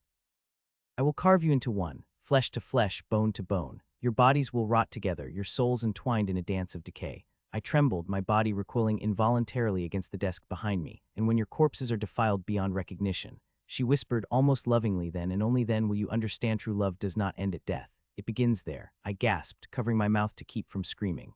Then. The sound of glass, not shattering but colliding. 1,000 tiny shards clinking together in an uncountable flurry, a high-pitched resonance that rang through the air like death itself. Too sharp, almost imperceptible high frequency, so fast, so sudden. Then her groans, then her screams. This is for the many times I had to repeat this same day, over and over again. Noel's voice was filled with raw, unfiltered malice. Each word was spat through clenched teeth, each syllable soaked in something more than anger, something that went far beyond pain. And then piercing, over and over again. You disgusting, loveless bastard. Sasha's voice was ragged, barely human. Then a choked groan. Noel. I gasped, my eyes snapping open despite my fear. And I saw it, a dagger embedded deep into Noel's throat. Blood ran in thick rivulets down his collar, his breath gurgling as he struggled to steady himself against the desk. Noel. I cried, my vision blurring with tears. Despite everything, despite knowing that I shouldn't, I turned my gaze toward the woman. I instantly regretted it. Sasha Montclair was no longer beautiful. Her body was riddled with glass swords, not just one but dozens. Some plunged through her chest, some through her limbs. One in particular had gone straight through her skull, piercing from the back and splitting half her face. Yet, she still stood. Her one remaining eye, bloodshot and bulging, locked onto Noel. Above her, more swords hovered, ethereal, prismatic, glowing in the dim office light. Noel's fingers twitched, and one by one the blades fell, each impact sending Sasha tumbling back, her body staggering under the relentless assault. She coughed, dark blood oozing from her lips, and with trembling hands she grasped one of the glass blades buried in her gut. Thench pulled it out. Her insides poured from the wound along with the blood, slick and glistening, but she didn't react to the pain. Instead, she lifted the blade, its surface now painted black with her own blood, and pointed it at Noel. Her lips curled into a smile, her voice weakening but no less filled with fervor. Wretched love, true love, is never unreciprocated. She gasped, her voice trembling as she spoke, as if reciting scripture once more. The world loves me and I love it in return, but those who reject my love, her fingers tightened around the blade. Those who deny med and I love itselfair fated to be consumed by it. Your body, your soul, Noel. If you will not love me in life, then I shall take your love in death. My body shook. I stumbled backward, knocking against the desk. A drawer popped open from the impact, and papers and small trinkets spilled onto the floor. Among them, a pen, or at least it looked like one, but the insignia on it, That's the St. Redwine household symbol, I whispered. I barely had time to process it before I saw Sasha limping forward, step by agonizing step, towards Noel. He was trying to hold his throat, trying to stop the bleeding, but his strength was waning. The glass blade in Sasha's hand gleamed as she raised it high. I didn't think. I grabbed the pen, pressed the top. A low whirl filled the air, a vibration so soft it almost went unnoticed. Then, the world exploded. A massive gust of wind tore through the office, sending papers flying, knocking over furniture, rattling the very walls. I closed my eyes instinctively. When I opened them, yellow mana filled the room, its glow radiant and warm. A figure stood between Noel and Sasha, his presence overwhelming, his very existence forcing the air itself to tremble. Dressed in white, golden hair cascading like the light of dawn, his right hand was outstretched, his fingers grasping the blade Sasha had swung down upon Noel. He squeezed. The glass shattered in his grasp, not into shards, but into pure divine light, dissipating into nothingness. I gasped. There was no mistaking him. One of the most powerful knights in Veloria, the first son of House St. Redwine, the most feared and influential individual of the current era. Blood red, that was all I could see as I stumbled back, slamming into my desk. My vision blurred and a heavy haze clouded my thoughts. Golden-colored air swirled around me. Shut, open. The world flickered in and out like a dying flame. My body felt sluggish, as though I had been submerged in thick, suffocating tar. The moment I tried to focus, my vision darkened again, and then unfamiliar ceiling. Of course, everything had been unfamiliar since I was possessed by this godforsaken game, but still, I struggled to sit up on the neatly kept bed, wincing at the stiffness in my muscles. The air smelled of roses, a gentle breeze carrying the scent through an open window. Almost transparent white curtains billowed softly, the light filtering through them, casting an ethereal glow over the room. I tilted my head slightly to the leftly for a searing pain to shoot through my neck. AGHH. I clutched at my throat on instinct. Then I froze. A vivid memory surged through my mind like ice-cold water. That bitch. She sliced my throat open. My fingers trembled as they hovered over my neck. No, it couldn't be. Right, did I die again? I forced myself to look around. It wasn't the office. It wasn't the train. This time it was an infirmary. Did the respawn point change again? A deep, sinking dread settled in my chest. Nothing terrified me more than the thought of repeating the same scenario. Again, and again, and again. I clutched my head, my fingers digging into my scalp. Then I felt it. Soft fabric wrapped around my throat. Bandages, I mumbled, tracing the smooth material. That meant I didn't return this time. A wave of relief washed over me, but only for a moment. What about the assassin? Blurry fragments of memory resurfaced. A figure, a man dressed in white, yellow swaying hair. His presence stirred something in the back of my mind, a connection I couldn't fully grasp. I exhaled, closing my eyes. For a second, just a fleeting second, I thought that after all of this, maybe, just maybe, I had finally returned home. But no, I was still here. I pushed the thoughts aside. I had already wasted too much time lingering on useless hope. Then a soft chime, a translucent golden screen flickered into existence before me. A status window, something I had expected, probably. In a romance game, not really. View character profile. The words hovered in the air, awaiting my response. I hesitated before reaching out. My fingers passed through the screen like mist, yet the text remained. In my past life, I played my fair share of RPGs, most of them action-based.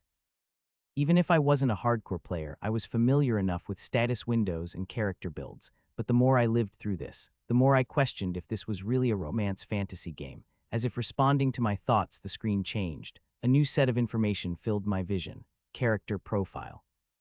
Name Noel St. Gren. Gender male. Age 28.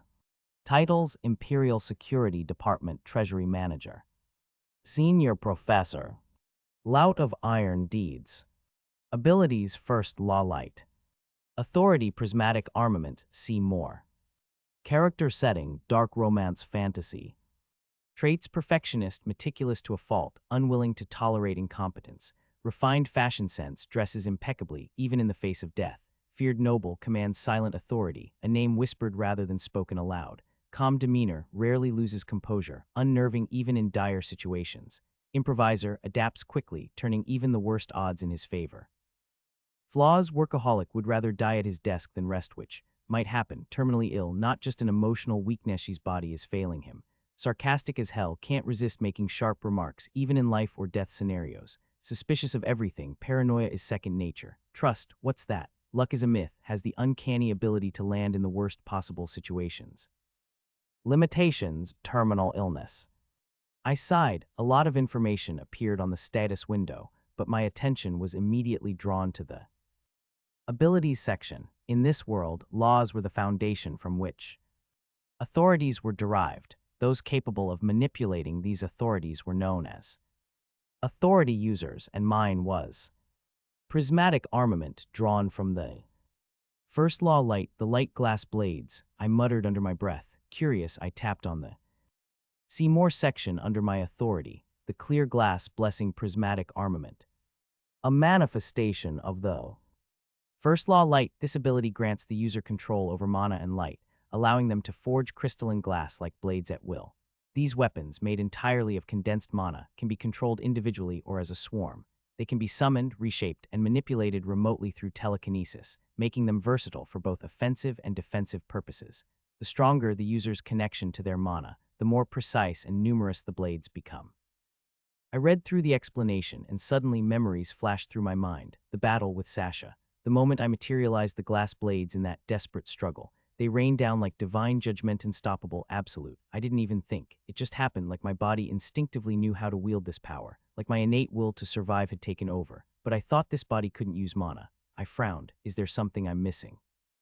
My memories were still fragmented, like trying to put together a shattered mirror. The gaps were frustrating, but I knew I had no choice but to be patient, and more than anything I wouldn't lose myself in this body. I was still. Jew 1, overworked civil servant bastard from Earth. Sigh, not much of a difference either way, I muttered dryly. I moved down to the character setting section. Some of the traits made sense. Others just made it obvious the game devs were throwing whatever the hell they could into the character's backstory. Perfectionist, fair enough. Refined fashion sense, not bad. Feared noble, a bit dramatic but okay. Calm demeanor, useful. Improviser, definitely a lifesaver. But then, workaholic. Why am I not surprised? Sarcastic as hell. So this is just a personal attack now. Luck is a myth. Oh, fantastic. Suspicious of everything. I scowled. Seriously, was the character designer just bored, or did they really want to make this guy suffer? Even with the inconsistencies, it still gave me a clearer picture of the body I now inhabited. And if I was going to live and survive in this world, I needed to understand everything about it. Then my eyes fell on the limitations section, and there it was. The terminal illness. I tapped on it, and another screen expanded. Mana overflow syndrome, the blessing and the curse. The disease body absorbs and produces an abnormally high amount of mana. However, the veins and mana circuits are too fragile to handle it. This leads to internal damage, chronic pain, and mana leaks, which if left unchecked will eventually lead to death. Strain of prismatic armament. Channeling mana into his blades worsens the condition, as the weapons directly draw from his unstable mana reserves. Overuse leads to severe symptoms such as vomiting blood, fainting, mana burns. Oh, so that's the terminal illness, I murmured. I exhaled sharply, shaking my head. Hey, look, Hana, we aren't that different, see? I forced a smile as I whispered to myself, but it didn't last. A sharp pain throbbed in my chest as I thought of my sister, Hana, the illness that took her away, the fact that I wasn't even there when she. I clenched my jaw and slammed my fist into the wall behind me, the impact sending a dull ache up my arm. I bit my lips so hard I tasted iron. It didn't matter. She was gone, and I was here. I forced myself to relax, taking a slow breath. Then, as if speaking to no one in particular, I asked, how long until this illness kills me? The screen remained unresponsive. No answer. Of course, I was living on borrowed time after all. My gaze drifted back to the profile screen, stopping at something else. Character setting, dark row fan. What does that mean? There wasn't much written under it. Dark romance fantasy. I assumed it meant this wasn't just your typical flowery romance game, but it still felt too vague. Before I could think further, the infirmary door swung open. I tensed instinctively. The person who stepped inside. I wasn't expecting it all. A woman, red hair, blue eyes, stunning, beautiful in every possible way. She smiled. Hey Noelle, welcome back. Phoebe St. Pierremont. Her voice was softer than I remembered, more controlled. I straightened up on the infirmary bed, resting my arm over my knee. Silence stretched between us. Phoebe had always been the reserved type, much like me. She was known for her sharp intuition, her calculated speech. But in the void of silence, she was the one trying to keep things going. You've been out for a while, she said, stepping further in. The department's been a mess without you. She exhaled softly like she had expected that answer. Still, it's good that you're back. I leaned back against the bed frame. Another pause. Neither of us seemed to know how to navigate this conversation. My thoughts drifted far back to the moment I woke up in this body, to the many times I died trying to save the obsidian, and to the woman standing before me now. Phoebe St. Pierremont had killed me more times than I could count. The memory of it was carved into my bones, suffocating pain, the way my life was ripped away again and again. It wasn't intentional. I knew that now. It was Sasha's doing. Her authority, whatever it was, Khaled manipulated emotions, twisted them into something all-consuming. Love, but not the conventional kind. Love was a spectrum. It wasn't just devotion or affection, it was obsession, hatred, regret. All emotions rooted in some form of love. In Phoebe's case, love had turned into devastation. She must have arrived at the Obsidian after Sasha's massacre, after the corpses were already cold. When she saw Mest standing in the wreckage, the last one alive, her emotions must have snapped into place. She had thought I was the one who killed them. I don't know why I fell for a man like you. I had heard those words before, over and over again. The original Noelle and Phoebe. They were close, but I doubted Noelle had ever reciprocated her feelings. He had just gotten out of a failed engagement. He probably didn't care about what she felt. Thinking about it now, it wasn't just Noelle who was shaken. It was Ju-1, the Ju-1 who had never experienced something like this before. I who couldn't overlook the fact that the woman standing in front of him was a crazy talented individual who had cut me down mercilessly, even if she had been under the influence of an authority. Would I be able to face her if we fought again? Would I be able to overcome her? I forced my thoughts back to the present. Noticing my silence, Phoebe finally spoke again. An assassin infiltrated the Obsidian, she said. No one was hurt, aside from you, she continued. My grip tightened over the blanket. That can't be right, I muttered. Sasha had killed everyone. I had seen it with my own eyes. She had reached my office and slaughtered the last survivors, me and Claire, in the many loops I had taken. How could there have been survivors? Phoebe glanced at me. Sir Redwine intervened again. If it weren't for him, you'd be dead. Sir Redwine. That name sounded even more familiar. Just couldn't wrap my head around it. What about that woman? The words left my mouth before I could stop them. Phoebe hesitated. According to Sir Redwine, she was a fake, probably made through Ray Animation Authority. A fake, so all this time I had been fighting a puppet. Physically, mentally, I had been struggling against something that wasn't even real. I hadn't been able to overcome it, not even once. A bitter laugh almost escaped me. The feeling that spread through me was worse than frustration. It was helplessness. Wretched faith, Phoebe continued, unaware of the storm raging in my head. A faction formed by unknown individuals. Their disciples follow the wretched ones. A cult that was devised by the 7 powerful witches that led to a war over 300 years ago. The wretched faith's sole purpose is to overthrow the empire. They impersonate the Witches 7, though it's considered a curse and a violation of their belief. This time, it seems they sent a marionette to attack the Imperial Security Department. If they weakened it, they'd weaken the Empire's forces too. Thank the saints no one was hurt, she added. You were able to contain her long enough. I clenched my fists against the blanket. Thank the saints, thank the fucking saints. I had died, over and over. Blood had spilled mine others. The pain, the suffering, the absolute despair of it all. And yet, the way she described it was as if everything had been nothing but sunshine and rainbows. The cliché where the protag saves the day without spilling a drop of blood. Did they even know what I had seen, what I had gone through? My teeth ground together, even if I tried to explain, even if I tried to tell them. I can return back in time upon death. The moment I thought those words, everything paused. My mouth wouldn't open, my throat locked. The fucking game didn't let me speak it aloud. I steadied myself. When I glanced up, Phoebe was watching me, concern evident in her expression. Are you okay? I forced myself to relax. A smile crept onto my lips, hollow but convincing. Yeah, just glad everyone's okay. Phoebe studied me for a moment longer before sighing. Faction is always being hunted, so you don't have to worry too much. She straightened. Actually, I came here for something else. The department wanted to welcome you back, and she hesitated before continuing. Some important figures and prestigious houses will be attending soon. A party, for me, for your return from the military, she clarified, and for the many deeds you've accomplished in such a short span. Consider this your official invitation. I stayed silent. Phoebe gave me a small smile. I missed you, we all missed you, Noelle. And then she turned and left. Before she exited, a familiar chime echoed in my head. View this character's profile. I stared at the system window as it unfolded before me. Character profile. Name Phoebe St. Pierremont. Gender female. Age 30. Character setting. Romance fantasy. I stiffened. The St. Gren Manor stood tall, a testament to wealth, power, and bloodline prestige. Within its great halls, where chandeliers dripped with opulence and velvet curtains hung heavy with age, the air was thick with murmurs of politics, war, and the slow decay of empires. In a grand chamber, beneath the flickering glow of candlelight, a gathering of men sat around a polished obsidian table. Not a single word was wasted. Not a single breath was misplaced. At the head of it all, Gale St. Gren sat, exuding a presence that was both regal and terrifying. He did not raise his voice, nor did he need to. Every word he spoke was a decree carved in stone. The wine in his glass shimmered a dark crimson, almost black beneath the dim lighting. He He swirled it absently, his eyes flickering to the men seated before him, high-ranking officials and confidants of the imperial court. They were all powerful men.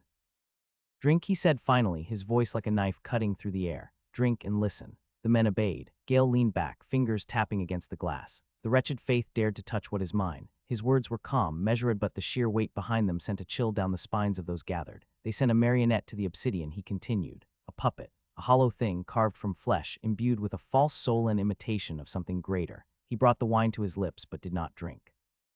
"It dared to raise its hands against my son." Silence fell. The very mention of Noel St. Gren, the fragile yet cunning son of the household, made the air feel heavy.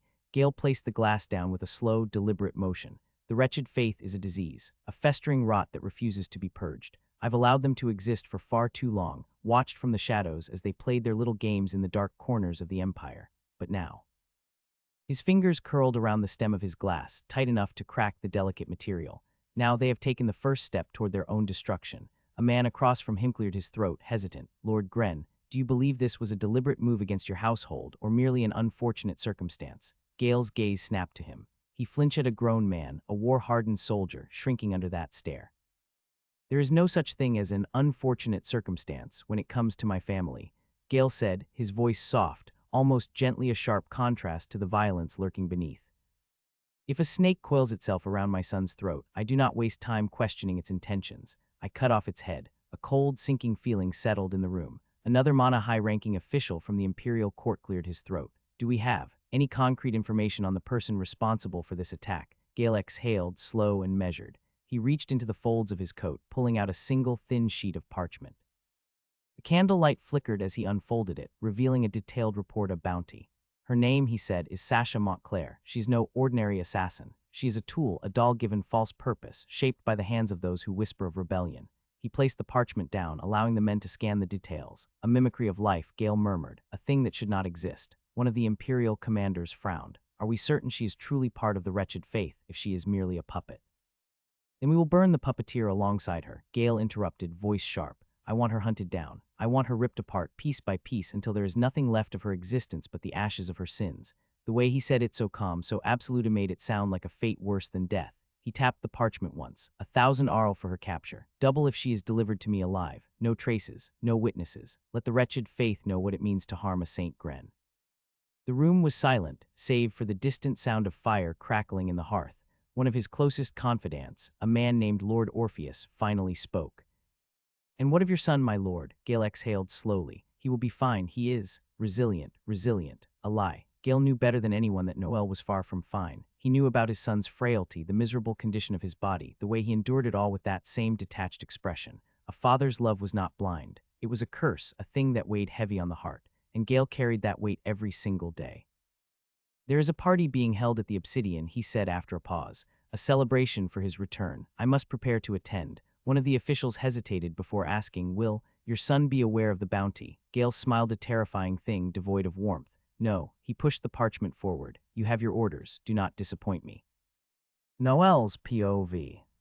A week had gone by. Not much had happened evidently that I remained at the Obsidian, where I was taken care of as I recovered.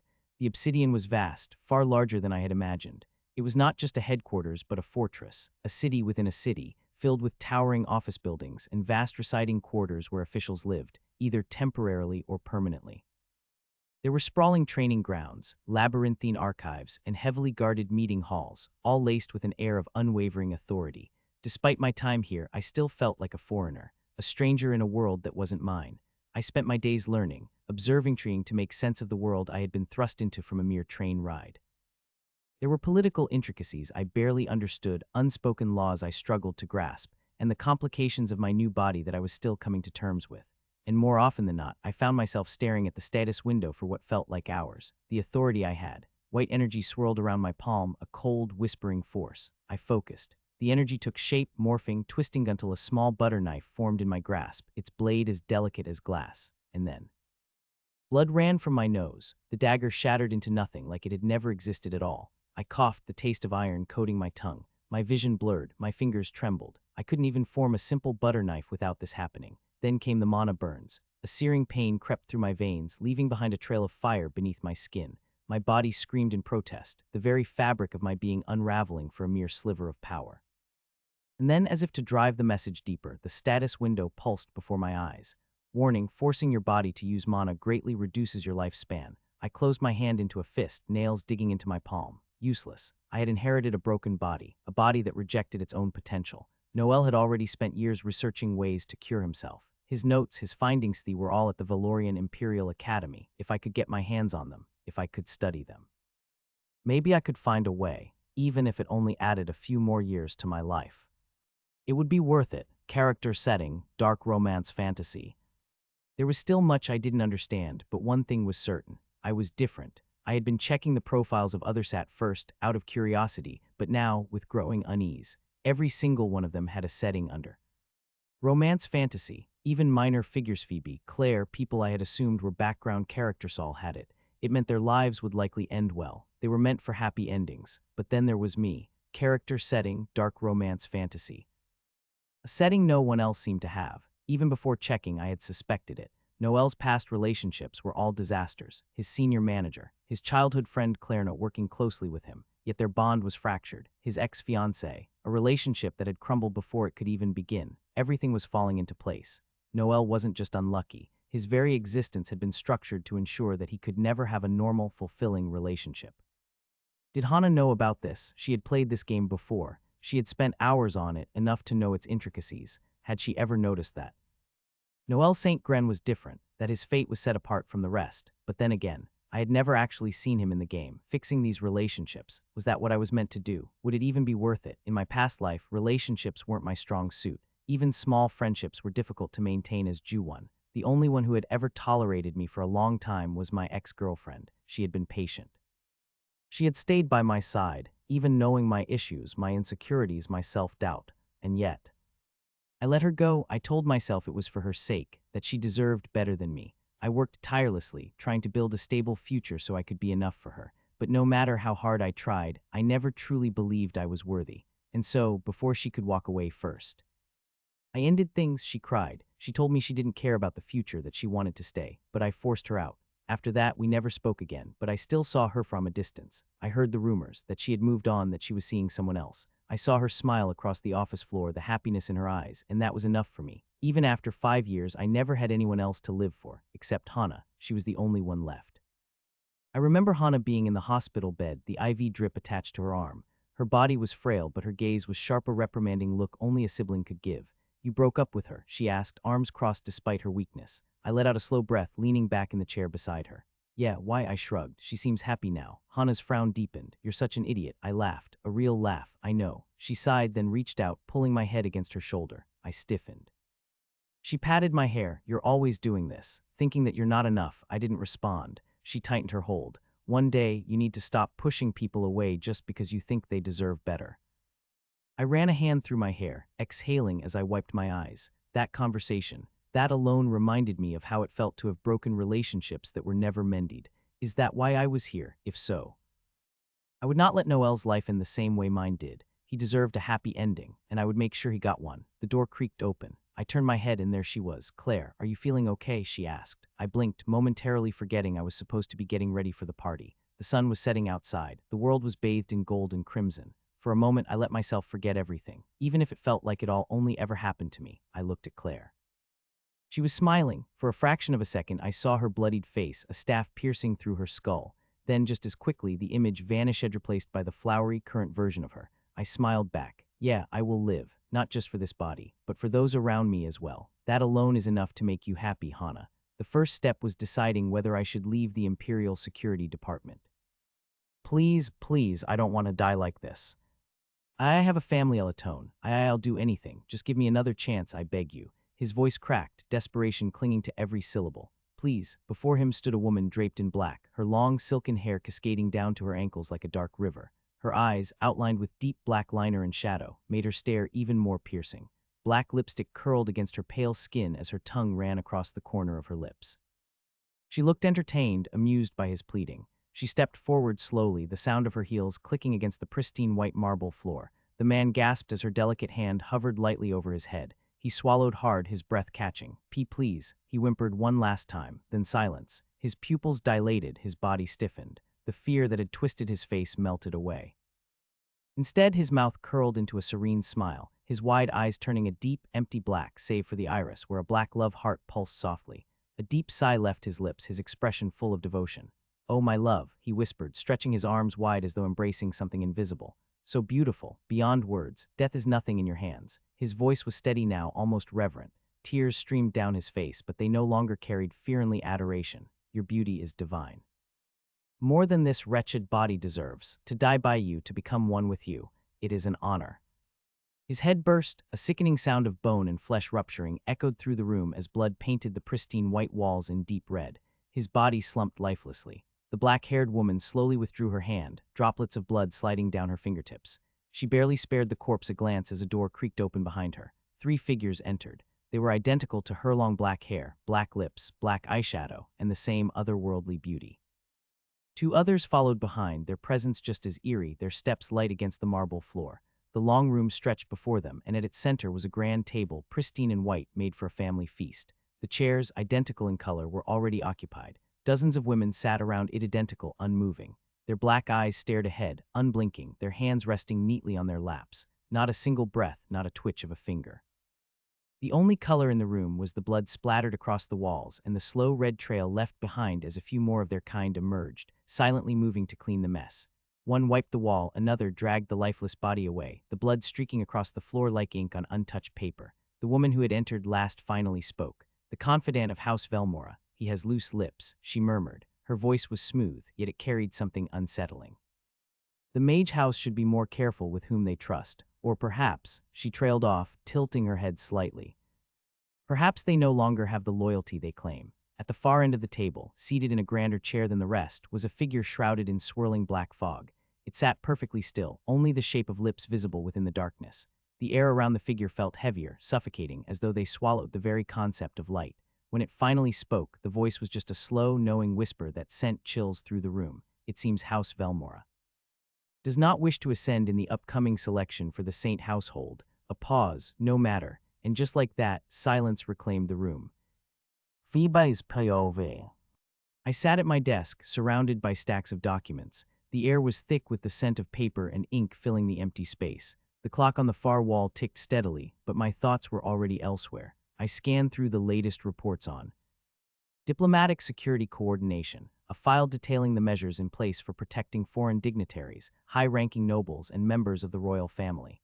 There were risk assessments, names of rival nations to keep an eye on, and intelligence reports on known terrorist factions.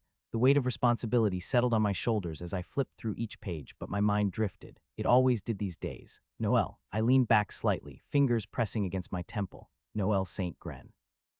He was different. Usually Noel was someone confined, poised unshaken no matter the case.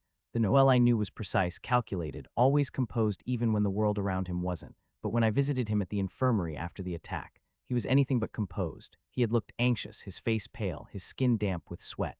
I could tell, just from the way his golden eyes darted around, how uneasy he was. That look he gave me. It wasn't the usual detached, cold gaze I had grown accustomed to. It was fear. I couldn't place why. Was it the attack? Had it shaken him so badly? But then again, we hadn't seen each other in 3 years. 3 long years apart, and now suddenly he was back. Had the military changed him? No, that couldn't be it. I had trained in the military before joining as a civil servant, and I knew first and if anything, the military hardened its cadets, not softened them. Yet Noel. If I had to put it into words, he felt lost, confused. Still, I was glad he was okay. I let out a quiet sigh and rested my hands on the table, my fingers grazing the paper before me, but I didn't read it anymore. Instead, a memory drifted in. The pathway outside the obsidian. The atmosphere was dull and cold that evening, soft pink petals falling from the trees, decorating the ground like a dream. The wind carried them in slow, swirling patterns around us. Noel stood beside me, his tall frame still, his posture unwavering as always. The cold evening breeze rustled through his black, silky hair, catching strands of mine as well, making them dance together. It had been so long since we'd had a moment like that. Maybe we never had one at all. I turned to him, studying his profile, the sharpness of his jaw, the way his golden eyes reflected the dying sunlight. He was unreadable, as always. I hesitated for a moment before speaking. "How long will you be in the military?" His gaze remained ahead, steady as stone. 6 years. I frowned inwardly but didn't show it. 6 years, that's a long time. A brief pause. Then my father had it reduced to 3. That surprised me. Noel's father, despite being strict, was known for his expectations. To have his son serve the full term would have made sense, but instead he pulled him out early. Why? I asked. Noel's eyes flickered slightly, almost imperceptibly. He thought I would die if I stayed there any longer. The wind blew stronger, sending more petals spiraling around us. Noel dying, it wasn't impossible his illness was something even I didn't fully understand. But to hear it from him, spoken so plainly, it made something in my chest twist. I clenched my fists, trying to push away the thoughts, and then before I could second-guess myself, I spoke. I know it may seem out of nowhere, but my throat felt tight, but I pushed through. I like you, Noel. He didn't react. I swallowed hard. I like you. The words hung between us, delicate yet heavy. The petals swirled around our feet as I leaned forward, my heart hammering in my chest. A quick peck, soft, barely a second, but enough. I pulled away, my eyes meeting his. His golden irises held nothing, no warmth, no surprise, just stillness, as if the moment never even happened. A horn echoed in the distance. Noel turned his head slightly, his gaze shifting toward the entrance. My ride is here. He stepped forward. I'll be going now. And just like that, he left. I stood there, arms wrapped around myself, the cold air biting at my skin as the wind carried away the petals at my feet. Back in the present, I let out a quiet, bitter laugh as I leaned back in my chair, rubbing my hands over my face. Idiot, I muttered under my breath. Was it too sudden? He had just gotten out of a relationship with his fiancée. Maybe I should have waited. Maybe I should have held back, but at least I had said it, even if it meant being left with nothing. I stared at the ceiling, blinking back the sharp sting in my eyes. I had hoped just a little that when he returned, he would give me an answer. When I visited him at the infirmary, I thought he'd say something, anything, but he didn't. Once again, I was right back where I started. I decided not to cry, even if a few tears slipped down just for a bit. I wouldn't let them ruin my makeup. The party was starting that evening, and I couldn't afford to look anything less than composed. I took a slow breath, steadying myself as I reached for a tissue, dabbing carefully under my eyes. No smudges, no weakness. A knock came at the door. I straightened my posture, smoothing my dress before calling out, "Who is it?" A voice responded from the other side. "Ma'am, your car is awaiting outside to head to Mr. Gren's welcome party." Noel's POV. The address given for my welcome party was the Grand Cathedral of St. Luxor, the main hall of all imperial ministries. The name alone carried weight. It was an important place, perhaps the most important in the empire, where policies were signed, nobles held secret meetings, and where only the highest-ranking officials of the empire gathered for critical discussions. Tonight, it wasn't a place for politics, but a hall transformed into a grand reception for me. As the car rolled past the grand iron gates, the structure came into view, illuminated by golden chandeliers that hung over the massive stained glass windows. The cathedral was built with a blend of white marble and gold accents, its towering columns standing like silent sentinels of history. The intricate carvings on the walls depicted past rulers, saints, and victories of the empire, all meticulously engraved in a way that seemed to whisper of power and authority. Beyond the entrance, the long staircase leading up to the main doors was filled with nobles and officials dressed in their finest.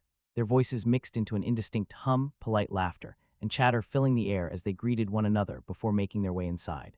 The variety of carriages and luxurious vehicles parked outside only added to the grandeur, each more extravagant than the last. Expensive emblems and family crests marked the carriages, showcasing the prestige of those attending. Looking at it all, I realized something. I had never experienced anything like this before, attending such high-ranking events, riding in a luxurious car. Back then, my greatest concern was just making it through each day, earning enough to live comfortably. Now I was the center of this entire gathering. I would have been nervous. In fact, I was nervous. Calm demeanor, my expression remained steady. No shaking hands, no darting eyes, just composed as if this was natural for me. And then there was refined fashion sense. I glanced at my reflection in the car's side window. A perfectly tailored white blazer with golden linings, the cuffs and buttons shining under the entrance lights. A crisp white shirt underneath, paired with matching white pants. A black tie adorned with a golden emblem and polished black shoes to complete the look. Even my black gloves, adjusted neatly, added to the effect. The black walking cane in my grasp, a final touch of elegance. And then there was my hair, or at least, what it used to be, slightly ruffled and carelessly left as it was, just like in my previous life. But the moment I saw it that way, my trait perfectionist kicked in. A sharp pain struck my chest, actual pain. It was unbearable to let it stay like that, so I had styled it back, smooth and refined. As the car came to a stop, the chauffeur stepped out and walked around to open the door. He gave a slight bow as I exited, and for a moment I took in the sight before me. All right, play the part. Act like Noel St. Gren. I had already acted unlike him in small moments, slipping into my old habits as Jew one. I could only hope no one had noticed. Possession wasn't a foreign concept in this world, and I didn't want to find out what happened to those caught. There will be a lot of important figures here. I thought, I need to act like one of them. And yet, deep down, I knew the truth. I wasn't some noble. I wasn't some high-ranking figure. I was just a suburban nobody, a worker, a man who had earned just enough to live simply, comfortably. I smiled slightly at the thought. If Hana were here, she would have loved this kind of event. She always called these grand noble gatherings generic, but she adored them in games and shows. If she were here, she'd be watching with shining eyes, eating all the expensive food, making fun of the dramatic noble drama unfolding before her. With a deep breath, I stepped forward, crossing the threshold into the Grand Cathedral of St. Luxor. And then the first person I saw, nestled among the most powerful individuals in the empire, a man stood with unmistakable presence. White hair, white mustache, dressed in regal attire fitting of his status. I clenched my gloved fingers around my cane. One of the biggest reasons I needed to act like Noel as best as I could. There was no one more observant than a father who would notice the slightest shift in energy from his child, if he knew. If he even suspected that a random, lowly soul had taken over his son's body. It would be over for me. His gaze locked onto me, unreadable. Then he smiled. There's my boy. He stepped forward. Long time no see. Son. Long time no see, son. The deep voice struck like a spell across the air, calm and dignified, carrying a weight of expectations and tradition that made even the wind feel like it should stand still. The man standing before him was Gale St. Gren, the father of the body Ju-1 had possessed. Dressed in an imperial blue robe lined with golden thread, he looked more like a sovereign than a nobly a man whose mere presence bent spines straight and whose silence said more than most people's speeches. His stern face was carved with years of discipline, pride, and unflinching resolve. Eyes like forged steel pierced into Noel's soul, or rather, the soul within Noel. Ju-1 felt his body tense instantly, as if his nerves had turned into cold wires. A chill ran down the back of his neck, pooling around his spine like ice water. His skin crawled, and he could have sworn a layer of sweat was beginning to bead on his back, though his calm demeanor ensured not even a flinch betrayed him outwardly. But inside, he was suffocating. It was the feeling of a guillotine dangling above his head. Mistake, one wrong twitch, one word that wasn't Noel enough. He was done for. Gale St. Gren was many things: a commander, a believer, a man of the sword in the empire, but above all, he was a devout follower of the Holy Emperor. He did not waver in his faith, and the Church's teachings on possession were clear. A possessed body was no longer a body. It was a vessel of impurity, a demonic entity, an abomination that must be cleansed with divine fire and steel. And if Gale so much as suspected that the soul inhabiting his son's body was not the original, he wouldn't hesitate. He'd drive a blade through his own flesh and blood, not out of hate but out of principle. And Ju-1 knew there would be no time to explain. Gale St. Gren was a man who loved his children dearly. He was a protector, one who never allowed harm to come to his family. He trained them to be strong, forged them into steel, but he never withheld his affection. However, he was also a man of unyielding discipline, someone who held duty above emotion when it came to the empire, to the church, and to righteousness. He could be both a shield and a sword, merciful as a father, merciless as a believer. Gale took another step forward, closing the distance, his gaze locked directly onto Ju-1's eyes. Shit, Ju-1 cursed silently, standing still. But then, unexpectedly, his father wrapped his arms around him in a tight, familiar embrace. Ju-1's body flinched slightly, muscles reacting before his mind could. But he quickly raised his right hand from the ornate walking cane and placed it carefully on his father's back. The warmth of the hug didn't match the coldness of his fear, but it felt real. What's with the tension, son? Gale asked, pulling back from the embrace. His gloved hand came to rest on Noel's shoulder, firm yet gentle. Noel smiled faintly. It's nice to see you too, patriarch. Come on, I told you not to call me that. Gale grunted with a slight roll of his eyes. I'm still your father, aren't I? Yeah, Noel replied, the smile lingering as he nodded. You two weren't going to have some time without me, were you? A soft, melodic voice broke the moment like a pleasant breeze rolling in. Ju-1 didn't even need to turn. His chest felt it before he could think. The warmth that flooded his body, the softness that wrapped around his heart. Gresha St. Gren, Noel's mother. She had hair as dark as midnight, now peppered lightly with elegant strands of silver. Age had only added grace to her beauty, her features soft and composed, glowing with maternal strength. Her yellow eyes, which Noel had inherited, were like molten gold, warm and sharp. She walked over in a dress of flowing violet silk, her smile as radiant as it had been in his fragmented memories, and threw her arms around him without hesitation, crushing him in a hug. Oh, my sweet boy, how are you?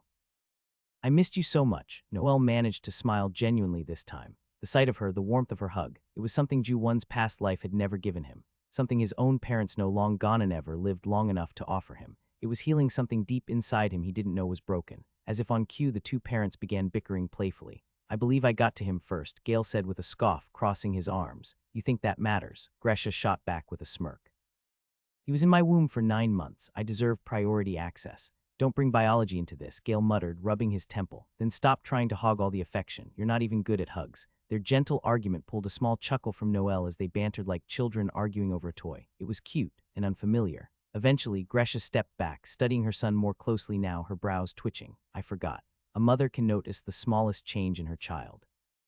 Noelle thought inwardly, barely managing to stay composed. He hoped she wouldn't notice anything strange, that his smiles weren't the same, that something had changed. Oh, my poor baby, she whispered. I heard what happened on your return to the Imperial Security Department. Her hands moved across his coat, checking for bruises, pulling at sleeves and collars. Are you okay? She asked, touching his cheek, scanning his face. What vile evil would lay hands on you, knowing how fragile your body is? Have they no shame? No remorse. She slipped off one of her gloves and gently placed her bare hand against his cheek. And then, she smiled again. Congratulations, Noelle, she said. You made it back. You've achieved so much. As a civil servant of the Empire, as an instructor at the Imperial Academy. My heart swells every time your name is mentioned. His father added a low hum of approval. You've made the St. Gren house proud. As both an academic and a soldier, you've walked a hard path and held your head high. Noelle stood still. No words came out of his mouth for a long second. Inside, Juwon broke. In his past life, his parents were never there. They never got to see him graduate or witness him climb the ladder of one of the biggest corporate firms in the country. They never told him he did well. But here, those words. I'm proud of you weren't just spoken. They were felt. His eyes stung, and before he could stop it, a single tear rolled down his cheek. He reached up and held his mother's hand that was still resting on his face. The warmth there was something he never knew he craved this much. Speaking of the academy, Gresha said softly, will you be heading back? A new semester is starting, so I'll have to see if I can continue being an instructor there, Noelle replied. It's been 3 years since I stopped teaching. After I left for the military. Oh, that's wonderful, she beamed. Your brother returned last week, you know. He couldn't make it to the party either, that, or he just didn't want to. You know how your brother is with social gatherings, Gale added with a tired sigh. Especially those involving nobility, always finds a way to escape. Still, if you return to the academy, do look after him, Gresha said with concern. He's been troubled lately, Noelle's little brother, Juwon thought. Another piece to investigate. Will do, mother, he responded gently. His father then nodded toward the grand hall. Come, it's time we greet the other houses. You mean scout the competition for the Holy Saint House candidacy, Gresha muttered with a sly smile. Gale scoffed and rubbed his mustache, trying to hide his grin. They picked up glasses of wine from a passing waiter, their forms regal and dignified as they strolled ahead together. Noelle watched them go, his smile lingering, not fake this time, just quiet. After a while at the party, Noelle found himself being stopped and approached by several noble guests and high-ranking officials, each wearing practiced smiles and holding glasses of expensive wine. They all had the same question, so, what's next for Instructor Noelle? Any plans to return to the Imperial Academy? Your career's been rather quiet these past few years, hasn't it? Surely someone of your caliber must be preparing something big. Noelle smiled faintly, but it was hollow now. The questions were needles, the voice buzzing. Noelle St. Gren, a word please. Is it true you're unveiling your project at the summit? What direction are your mana circuit theories taking? What's your take on the Northern Empire's reforms, one after another? He answered with short nods, tight-lipped smiles, or vague words of courtesy. Eventually, he managed to shake them off. Noelle walked away from the buzzing crowd, the background noise of polite laughter and string music slowly fading. He knew most of them weren't being genuine. That much was obvious. Their eyes weren't curious. They were measuring, calculating. It was always like that. It was something he had learned painfully in his past life. People liked to act interested, to pretend they cared. But the moment you announced something, especially something grand or ambitious, they would cheer you on with their mouths while praying for your failure in their hearts. That was the part of human nature he despised. So he said nothing, did nothing. Let them wonder, let them gossip. Announcing your dreams before they were realized only gave others something to crush. He was lost in his thoughts when his feet led him to a quieter corner, an opening that led to the large stone balcony overlooking the garden. It was night now. The night sky was a canvas of stars, gleaming like scattered diamonds. A gentle breeze swept past him, cool against his skin, carrying with it a scent that... His heart jumped, a scent so familiar it felt like a dream, like something that had once clung to his soul and refused to fade. He turned to the balcony. There. Woman stood with her back turned, her white hair flowing in the breeze like silk. From where he was standing, he couldn't see her face clearly, only a glimpse of her side profile, the curve of her cheek and her lips, glossy, reflecting the moonlight, just as he remembered. Thin-Eye's eyes caught something else. Her ear, a pair of glass-like earrings, shaped like lotus flowers, delicate and translucent, as if made from frost with a slight shimmer under the moon. His breath caught in his throat, those earrings. He muttered under his breath. Noelle's right hand clenched into a fist, and his left tightened around the silver handle of his walking cane. He took a step forward. Sir Noel, a small voice called out, almost too politely. He turned to see a young girl, no older than 13 or 14, dressed in the ceremonial white robes of the cathedral. A silver emblem in the shape of a sun was pinned to her chest, marking her as an official attendant of the Grand Cathedral, a role often reserved for elite young acolytes serving under the Holy Church's authority during formal gatherings. "I've been asked to bring you to the podium," she said with a soft smile, bowing slightly. The closing speech is about to begin. Everyone is waiting. Noel blinked. I have something I need to do first," he said, his voice slightly distant as his eyes flicked back toward the balcony. But the girl had already gently taken his arm. "Please, sir," she tugged. "They're already gathering." Noel hesitated. He looked back. The woman was still standing at the balcony. Her white, lustrous hair swayed with the breeze as she lifted a hand to tuck a few strands behind her ear. And then he saw her face, a glimpse, her red eyes, bright like red roses in bloom. Somewhere among the glittering chatter and laughter of the party, Phoebe sat alone at a small round table near one of the golden-lit pillars, her long legs crossed elegantly beneath the flowing black slit gown that hugged her frame. A half-full glass of deep crimson wine rested between her fingers as she slowly lifted it to her lips, her gaze distant, yet fixed. Her amber eyes flicked toward the center of the room, the podium. To her, it looked like an explosion of white lilies and red roses had bloomed in its center, where Noel now walked across the platform with his usual grace and subtle authority. His presence drew attention like a silent flamecom, collected, magnetic. She tilted her head ever so slightly and let out a quiet hum, a small, amused smile curling her lips as she took another sip of wine. But before she could drown herself in observation, "Manager Phoebe," a breathless voice broke her moment. A woman in her early 20s rushed toward her with papers and a folder clutched tightly in her hands. She wore a white office blazer and skirt, slightly wrinkled from hurrying, and had her black hair tied up in a tight bun. She adjusted her round glasses quickly as she reached the table. "I was at the Obsidian office looking for Yaubut, then I remembered. Tonight was Manager Noel's celebration party, and—" Phoebe didn't even hide the annoyance in her expression. She leaned back slightly, swirling her wine glass with delicate fingers. "Melia," she said, voice sharp and dry like ice on glass. "Whatever you came to tell me, it better be important. What could possibly be so urgent that it couldn't wait until tomorrow morning?" Melia blinked and bowed quickly, then handed her the black folder, her fingers trembling just slightly. It's about the missing finance terms." Phoebe's brow arched as she took the folder and flipped it open. Her eyes scanned the first page, then the next. A few seconds passed before her relaxed posture stiffened, and the wine glass stopped mid-sway. "This," she whispered more to herself than anyone. "The report confirms it. A sizable gap in the Imperial Security Department's treasury. Untracked funds, redirected or lost entirely. This is what caused the budget freeze last month." Melia adjusted her glasses again, voice quieter now. "The issue seems to point to the Treasury Division. It was under Manager Noel's jurisdiction during the time the funds were last recorded." Phoebe's eyes stayed locked on the final page. The numbers, the missing zeros. The trace of transactions that led nowhere, and Noel's signature at the bottom of the quarter's financial summary. Her throat tightened as a single thought crept into her mind. Did Noel embezzle funds? But why? She slowly lowered the folder, her eyes distant. A rare flicker of disbelief passed across her usually unreadable expression. Her gaze returned to the podium, where Noel stood now, speaking into the softly glowing communication crystal that echoed his words across the hall. The audience was silent, all eyes on him, his voice calm, his expression unreadable. Phoebe's lips parted slightly. "Is he hiding something?" She closed the folder and handed it back to Melia. "I'll look into it tomorrow," she said, her voice unusually quiet. Her amber eyes remained fixed on Noel, no longer admiring, but searching. Noel reached the podium, his cane clicking softly against the marble floor as he approached the center. The ornate platform was lit by an elegant array of floating crystal lanterns, casting a gentle glow across his face. Before him stood a sleek device, smooth silver plating etched with glowing runes, a communication amplifier, clearly a masterpiece of magical engineering. He exhaled slowly and leaned in. "May I have your attention?" he said, voice calm yet firm. A hush swept over the crowd. Chatter died. Laughter stopped, even the clinking of wine glasses stilled. All eyes turned toward him. His reflection stared back at him faintly in the surface of the amplifier. It was strange. What was he even doing? What could he possibly say? This wasn't even his body. This wasn't his world. He didn't know the customs, the politics, the people most days. It was a miracle he could keep up at all. It was frustrating, maddening, but even so. Even so, he had made a promise, a silent vow the day he opened his eyes in this unfamiliar place. To live for this body, to live for this new life, and to honor the memory of Hannah, his sister, his light, long gone from his previous world. Noel exhaled once more. Calm demeanor, improviser, and feared noble, he stood tall and still, like a statue carved from willpower itself. Then he began to speak.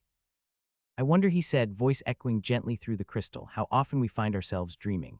A pause, some dream of wealth, some of status, others of peace. We all have our reasons for living, for waking up each morning, for breathing. A small smile played on his lips, but in his heart, Ju-Wan's soul from soul, Corey continued the speech silently alongside him.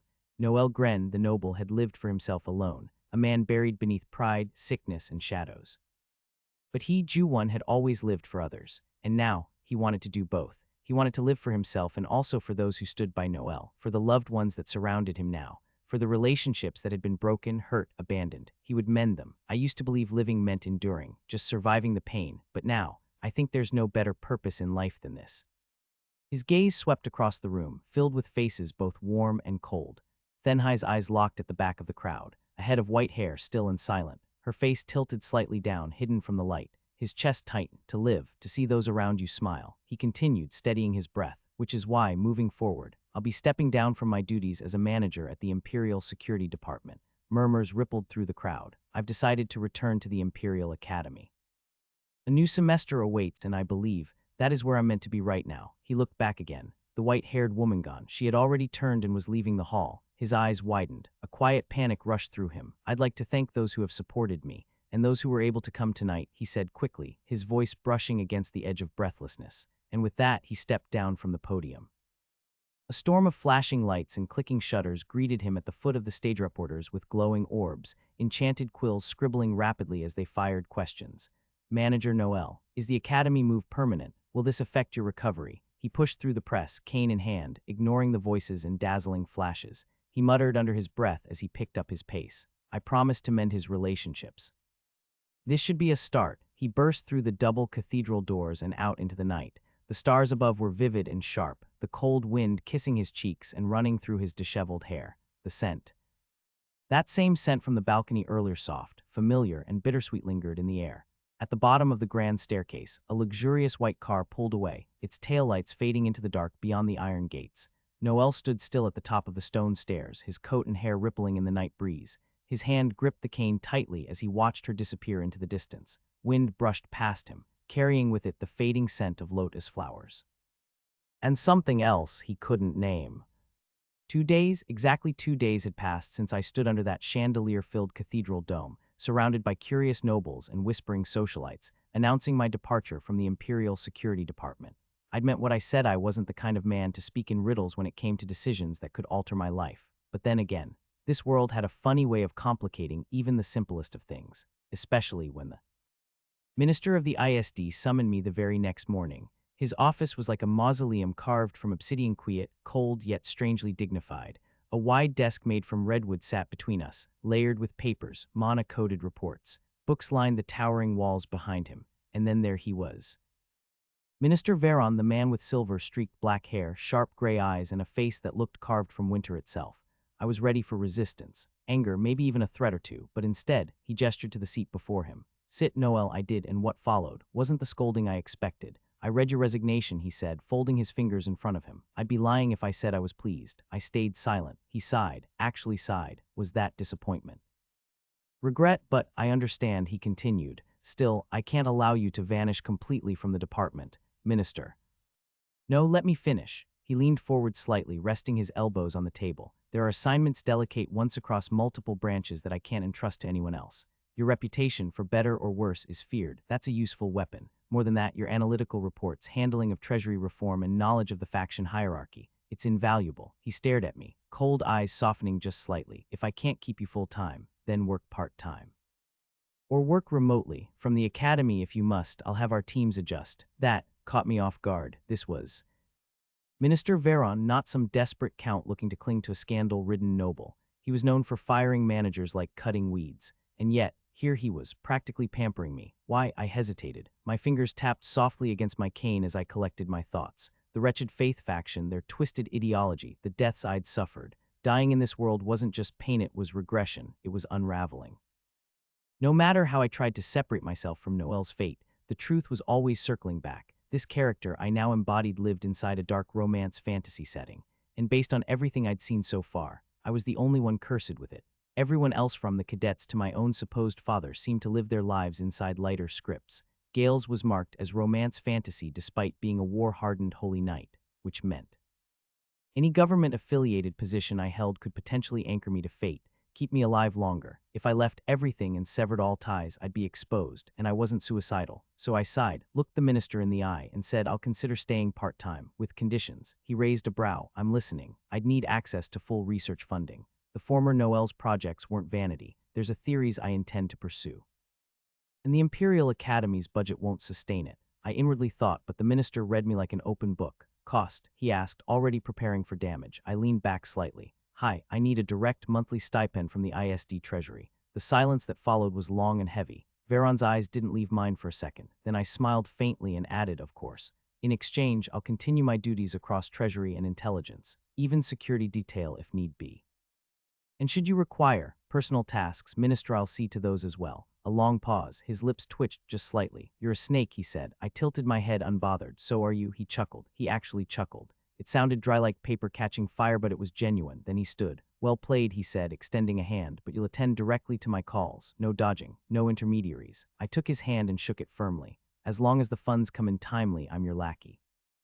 It was hard to tell whether I had manipulated him, or whether he had countered every move I made and entwined me into his own trap, but either way I was fine with it. More funds meant my projects could move forward. More positions meant survival, even if it meant playing puppet for a man like Veron. Still, I could only hope that his personal tasks for the Empire weren't going to be too tedious or painfully annoying, because being his lackey. I had the feeling it was going to pull me into situations far bigger than coin or comfort. And yet, as I walked out of his office with the confirmation letter in hand, I couldn't help the smirk tugging at my lips. That aside, I was able to return to the St. Gren household and stay for a night. It had been a while. The estate was largigrand, even with its dark ivy-covered towers, immaculate stone paths, and the signature crimson banners swaying gently at each pillar. But despite the scale and wealth the house held, the place was quiet, too quiet. It made sense. The patriarch me father-in-law had 3 children, just 3. That was intentional. Unlike most noble households that bred heirs like soldiers on a chessboard, sometimes even 15, each positioned for marriage, war, or politics, me father chose a different path. He cherished only 3. Maybe it was foresight, or maybe it was fear. He didn't want rivalry, didn't want his bloodline to be torn apart by infighting, or siblings assassinating each other in pursuit of succession. We had all agreed to his approach, quietly, almost instinctively, and it worked. The original Noel, the one whose body I now occupied. He had naturally distanced himself from the idea of inheritance, spent more time being an instructor and a civil servant than meddling with the politics of the household. He had the brains for finance, administration, governance, could have run the estate with his eyes closed, one hand holding a cup of tea and the other flipping through ministry files. But I figured he stepped down willingly, not because he lacked interest, but because he wanted to live longer. If his terminal illness didn't kill him, the backstabbing and political drama from running a noble house certainly would. My little brother couldn't care less. He was too invested in his studies, always nose deep in books, which left only one person suited and willing to take the seat. Natalie St. Gren, my sister. She was built for it, sharp, graceful, terrifying in a room full of dukes and precise like a dagger in velvet. Everything fell into place. She took over seamlessly and even father approved. That night, I returned to the estate. It felt surreal stepping through those familiar halls, marble tiles echoing underfoot, the distant hum of magic lanterns lighting the path. But my siblings weren't home. I figured Natalie was likely working late at the Imperial Ministry of Justice, her second home. The staff greeted me with bows and polite smiles, and I headed to my room, a place I hadn't stepped foot into in 3 years. It was cold, not emotionally but literally cold. The air carried a slight chill, the kind that lingered in rooms no longer lived in. Still, it had been maintained, dusted, swept, preserved. They had kept it clean.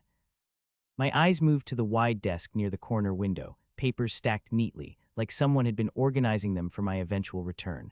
I walked over, running my fingers along the smooth surface before picking them up. Official documents, correspondences, medical notes.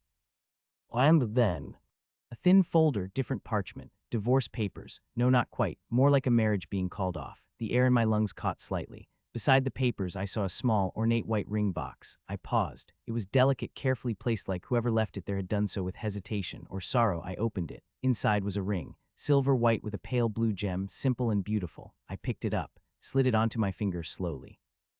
Held up my hand, fingers spread, letting the moonlight hit the gem. This was the ring she got him. I muttered. I wasn't talking about myself. I was talking about him, the original Noel, 3 years ago. I could feel it not just from the ring, but from the faint memory etched into the marrow of this body. A soft voice, fleeting touches, something that ended before it began. I walked over to the tall window and stared out into the estate garden, the moon hanging pale and alone in the sky. Its light washed over everything in quiet silver, and I realized then I needed to change drastically if I was truly going to counter death, if I was going to survive this wretched curse of dying and returning over and over again. Then I needed to start by cutting off death's variables, and the first of those were the people close to me, loved ones, friends, anyone emotionally tied to me. They were always the reason behind tragedy in these stories, behind betrayal, behind sacrifice. I couldn't have that, not anymore, but that didn't mean shutting them out. No, I'd fix what Noel had broken, mend relationships, correct the past, but not get too close, at least, not until I understood how far fate would go to toy with me. And to do that, I needed knowledge, real, raw knowledge of this world. More of Noel's memories had to return. That's why I hadn't truly resigned from the Imperial Security Department, not fully. That was just a front, a performance to throw off the press and watchful eyes, because most of the answers I sought were buried deep within the ISD. And the rest lay at the Imperial Academy. That was the setting of the original game romance fantasy I was thrust into. Teen love, but most of all safety. It was the only place I could predict events before they happened. I pulled my hair back and lay on the bed I hadn't slept in for years. The sheets smelled faintly of cedarwood and lavender. I lifted my left hand toward the ceiling. The ring caught the moonlight again. Next morning, I stood at the estate's main gate, a soft fog curling around the edges of the drive as the sun slowly bled into the sky. One of the family cars was already waiting, sleek, polished obsidian with the St. Gren insignia etched discreetly on the side. I was just about to step in when I heard a voice behind me. Noel. My fingers paused on the door handle. I turned. A woman with flowing black hair stepped out of a dark car just behind mine. She was dressed sharply, even this early in the morning, with a long dark coat and those familiar piercing blue eyes that always seemed to see past everything I tried to hide. Natalie. She looked surprised, but in that reserved, graceful way she always had. Going so early, she asked, shutting the car door behind her as she approached. Oh my God, I'm so sorry for not attending the party, she added quickly. I offered a small, dismissive smile. It's okay. It wasn't that grand anyway. Her brows lifted just slightly. Where are you going this early? I heard you quit being a manager at the ISD. I exhaled and leaned slightly against the car. I'm heading to the Imperial Academy. I really need to get my old self back. And that's the only place I ever feel like myself. I meant it, even if myself was a patchwork of two lives now. Ju 1 and Noel St. Gren. I also heard about the attack at the ISD Obsidian. The wretched faith really just upped their death wish, targeting you right after your return from the military. She let out a breath that passed for a chuckle and gave me a small smile. But it didn't last. It flickered there, then gone. Like a candle in the rain. I caught it. What's wrong? She didn't look at me for a second. But then she sighed, folding her arms as she stopped walking. The candidacy for the next Divine Household is underway, she finally said. And you know how it gets. I did. Divine Household candidacy. It wasn't a game. It was warmly dressed in etiquette and diplomacy. The process was political, yes, but beneath that polite veneer was a silent battlefield, one where assassinations, sabotage, and blackmail were common weapons. The most powerful saint houses and mage dynasties submitted their names, each craving that title, that impossible glory. To become a divine house meant ascending beyond nobility. It meant standing at the side of the imperial family, functioning as the sword and the shield of the empire. Only two houses could be chosen, one for the left hand of the emperor and one for the right. And with that title came privileges not even saint houses possessed. Unrestricted access to imperial vaults, authority over regional judgments, immunity in most legislative matters, royal guards stationed as permanent escorts, exclusive seats at the holy tribunal. It was power on paper, power in presence, power in permanence, and that's why they killed for it. That's why the ISD had been attacked. I knew it, even if no one ever said it aloud, even if I had sworn to avoid politics, to stay on the sidelines and preserve my limited lifespan, even if I'd long accepted that this world was nothing more than a cursed setting scripted for my death. This wasn't something I could just ignore. Even the original Noel wouldn't, our house. St. Gren had once been a mere viscounty. Then came the rise, the sudden meteoric rise into sainthood. And now we stood at the edge of the next threshold. My thoughts broke as I looked at Natalie again. She was still tense, still carrying it all alone. I stepped forward and without thinking I reached up and cupped her cheek. Her skin was cold, or maybe it was my hand. I'm here if you need anything, I said softly. No hesitation, no stutter, just truth, if it means standing by you. And this family, I'd go back to being a knight without thinking twice. She looked at me then, fully. Her eyes searched mine like she was looking for something she hadn't seen in years. Noel, she whispered, her voice thinning with something close to disbelief. The truth was, I wasn't who I used to be. The old Noel had blamed everything: his illness, his future, his pain. He had used it like a shield and a prison all at once. He had wanted to be left alone, to die without bothering anyone but me. I had already died and come back. I I had felt blood in my throat, knives in my ribs, light fading from my ice, and still I stood. Maybe I was doomed, maybe not. But if I had even a little time left then, I wasn't going to waste it sitting in fear. Natalie smiled suddenly, but it was a soft one, the kind that hurt behind the eyes. Then she leaned in and pulled me into a hug. Her arms were warm, firm, and trembling just a little. "You've changed," she whispered against my shoulder. But maybe not in a bad way. I didn't answer. I just hugged her back. She pulled back and her gaze shifted downward suddenly, subtle but sharp. She stopped mid-thought, eyes locked on something. She pointed. "Did you?" And I followed her gaze, and my heart gave the smallest of jolts. The ring, I'd forgot to take it off. It glinted innocently on my finger, catching the pale morning light. A beat passed in silence. Natalie blinked, then shook her head gently. "You know what? I'm not going to say a thing." She walked past me slowly, the smell of her perfume lingering faintly in the air. As she passed, she patted my shoulder lightly, but it lingered for a moment longer than necessary. "I'm always here if you need anything," she muttered, quiet and real. She stepped away, but before she got too far, she turned slightly. "Check up on our little brother sometime, okay? He hasn't been himself lately." I nodded slowly, a soft smile tugging at the edge of my lips. "I will." Then I got into the car. The ride was smooth, silent mostly, save for the hum of magic-charged wheels and the soft buzz of morning traffic. Trees blurred past on either side, and mist clung to the glass like ghosts reluctant to leave. Then, as we rounded a long bend, it came into view, the Valorian Imperial Academy. My breath caught for a moment, not from awe but familiarity. It looked exactly like it did behind a monitor, the same tall towers draped in climbing ivy. The same expansive front courtyard, paved with white marble and lined with crystal lamp posts. Banners of the Empire flanking the wrought iron gates, fluttering like memories. I had seen it so many times. Back when my sister used to sit beside me late at night, her monitor glowing with pictures and trailers of this place, concept art, teaser videos, game leaks. And now here I was, inside the game, inside this world. I wish you were here, I thought, to see it in person, of all places. This was the safest, even for a character like me. This place was built for romance, for coming-of-age tales, for friendships, rivalries, and stolen kisses in hidden corners, not for death. Here, my death variables were reduced, significantly, but just as the thought came, something else followed. A soft ding in my mind. Then, without warning, the system interface flickered into view across my vision, shimmering faintly like a veil of glass. System notice. Character status, Noel St. Gren. Setting, dark romance fantasy. Limitation, terminal illness.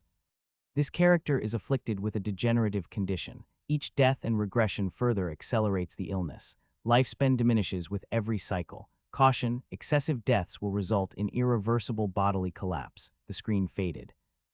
The room was quiet, filled with the soft rustle of fabric, and the occasional click of a needle pushing through thick cloth.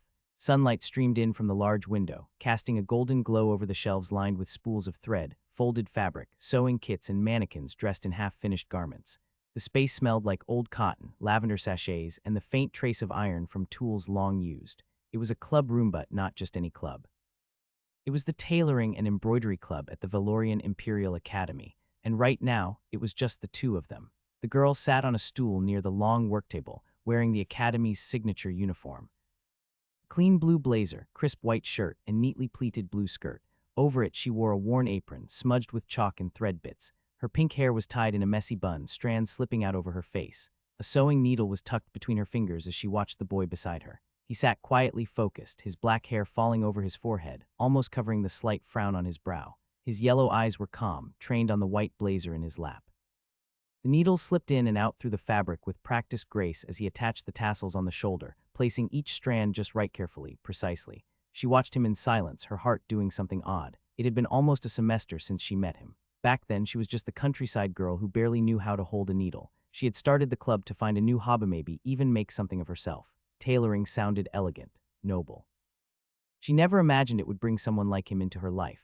A boy from one of the Saint households, a noble, refined, polite, and always a little too perfect for her to understand. And yet, here he was beside her week after week, patiently showing her how to sew. She had learned a lot, but what she treasured more than the lessons was him. Her hands clutched the sides of her apron as she stared at his side profile. How could someone like him even be friends with someone like her?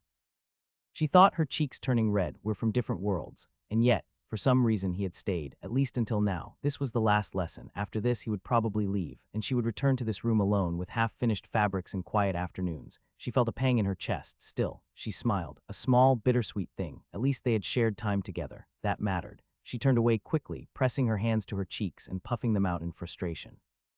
Her fingers squeezed her face as she pouted. What do I do now? What if he never comes back? She peeked at him through her fingers, still sewing, still calm. Maybe I should say something. But what? Before she could decide, he gave a small breath, tied off the thread, and stood.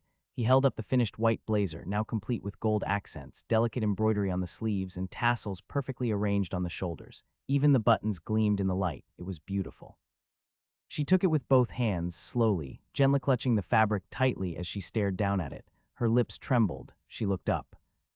"You leave the club." Silence. He didn't answer. Her eyes searched his. They were hidden a little beneath his silky black hair, unreadable, guarded. He said nothing, just reached up and untied the apron from his waist. It was white simple but worn at the edges. He folded it, then walked to the other side of the room where his black bag rested. He rummaged for a moment, then turned and walked back toward her. He handed her something. She blinked. A doll. It was a plush doll, small and soft.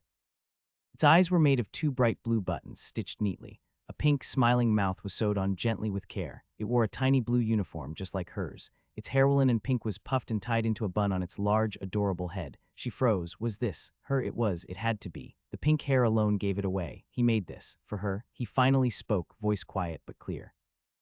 A gift for being the most attentive pupil. Then he turned away, walked back to the drawers, placed the tools inside carefully, and zipped up his bag. She didn't stop him. She couldn't. Her heart was loud in her chest as her hands tightened around the doll. He left the room without a word more. The girl stood in place, face still messy with scattered strands and a faint red hue dusting her cheeks, but her expression soft.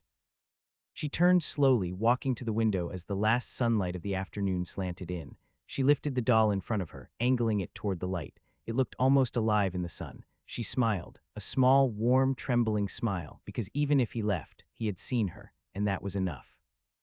Noel was walking calmly through the cobblestone paths of the Imperial Academy campus, hands tucked into the pockets of his coat. His golden-eyed gaze wandered across the scenery, taking in everything in silent awe.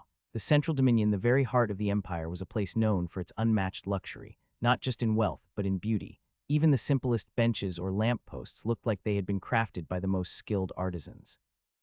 Statues lined the stone paths, trimmed hedges curled in swirling patterns, and the air smelled faintly of flowers despite the season. And the Valorian Imperial Academy, of course it stood out too. It had to, being the most prestigious educational institution in all three continents. It wouldn't settle for anything less. Noel glanced up at the massive building structure, its high towers catching the sun, almost blinding with their polished white stone and gold-rimmed banners. His boots tapped lightly against the walkway as he kept walking, thinking quietly to himself. The devs really went all out with this. His thoughts lingered. Being inside the game world now, some things were too detailed, too alive. The way shadows fell just right between pillars, the textures of the marble, the faint birdsong in the distance. They hadn't made a half-baked world. They had poured everything into it. He passed by a few students, scattered across the open courtyard. Some carried books, others laughed lightly. A few were in uniformed clubs, heading toward the training fields or the conservatory garden.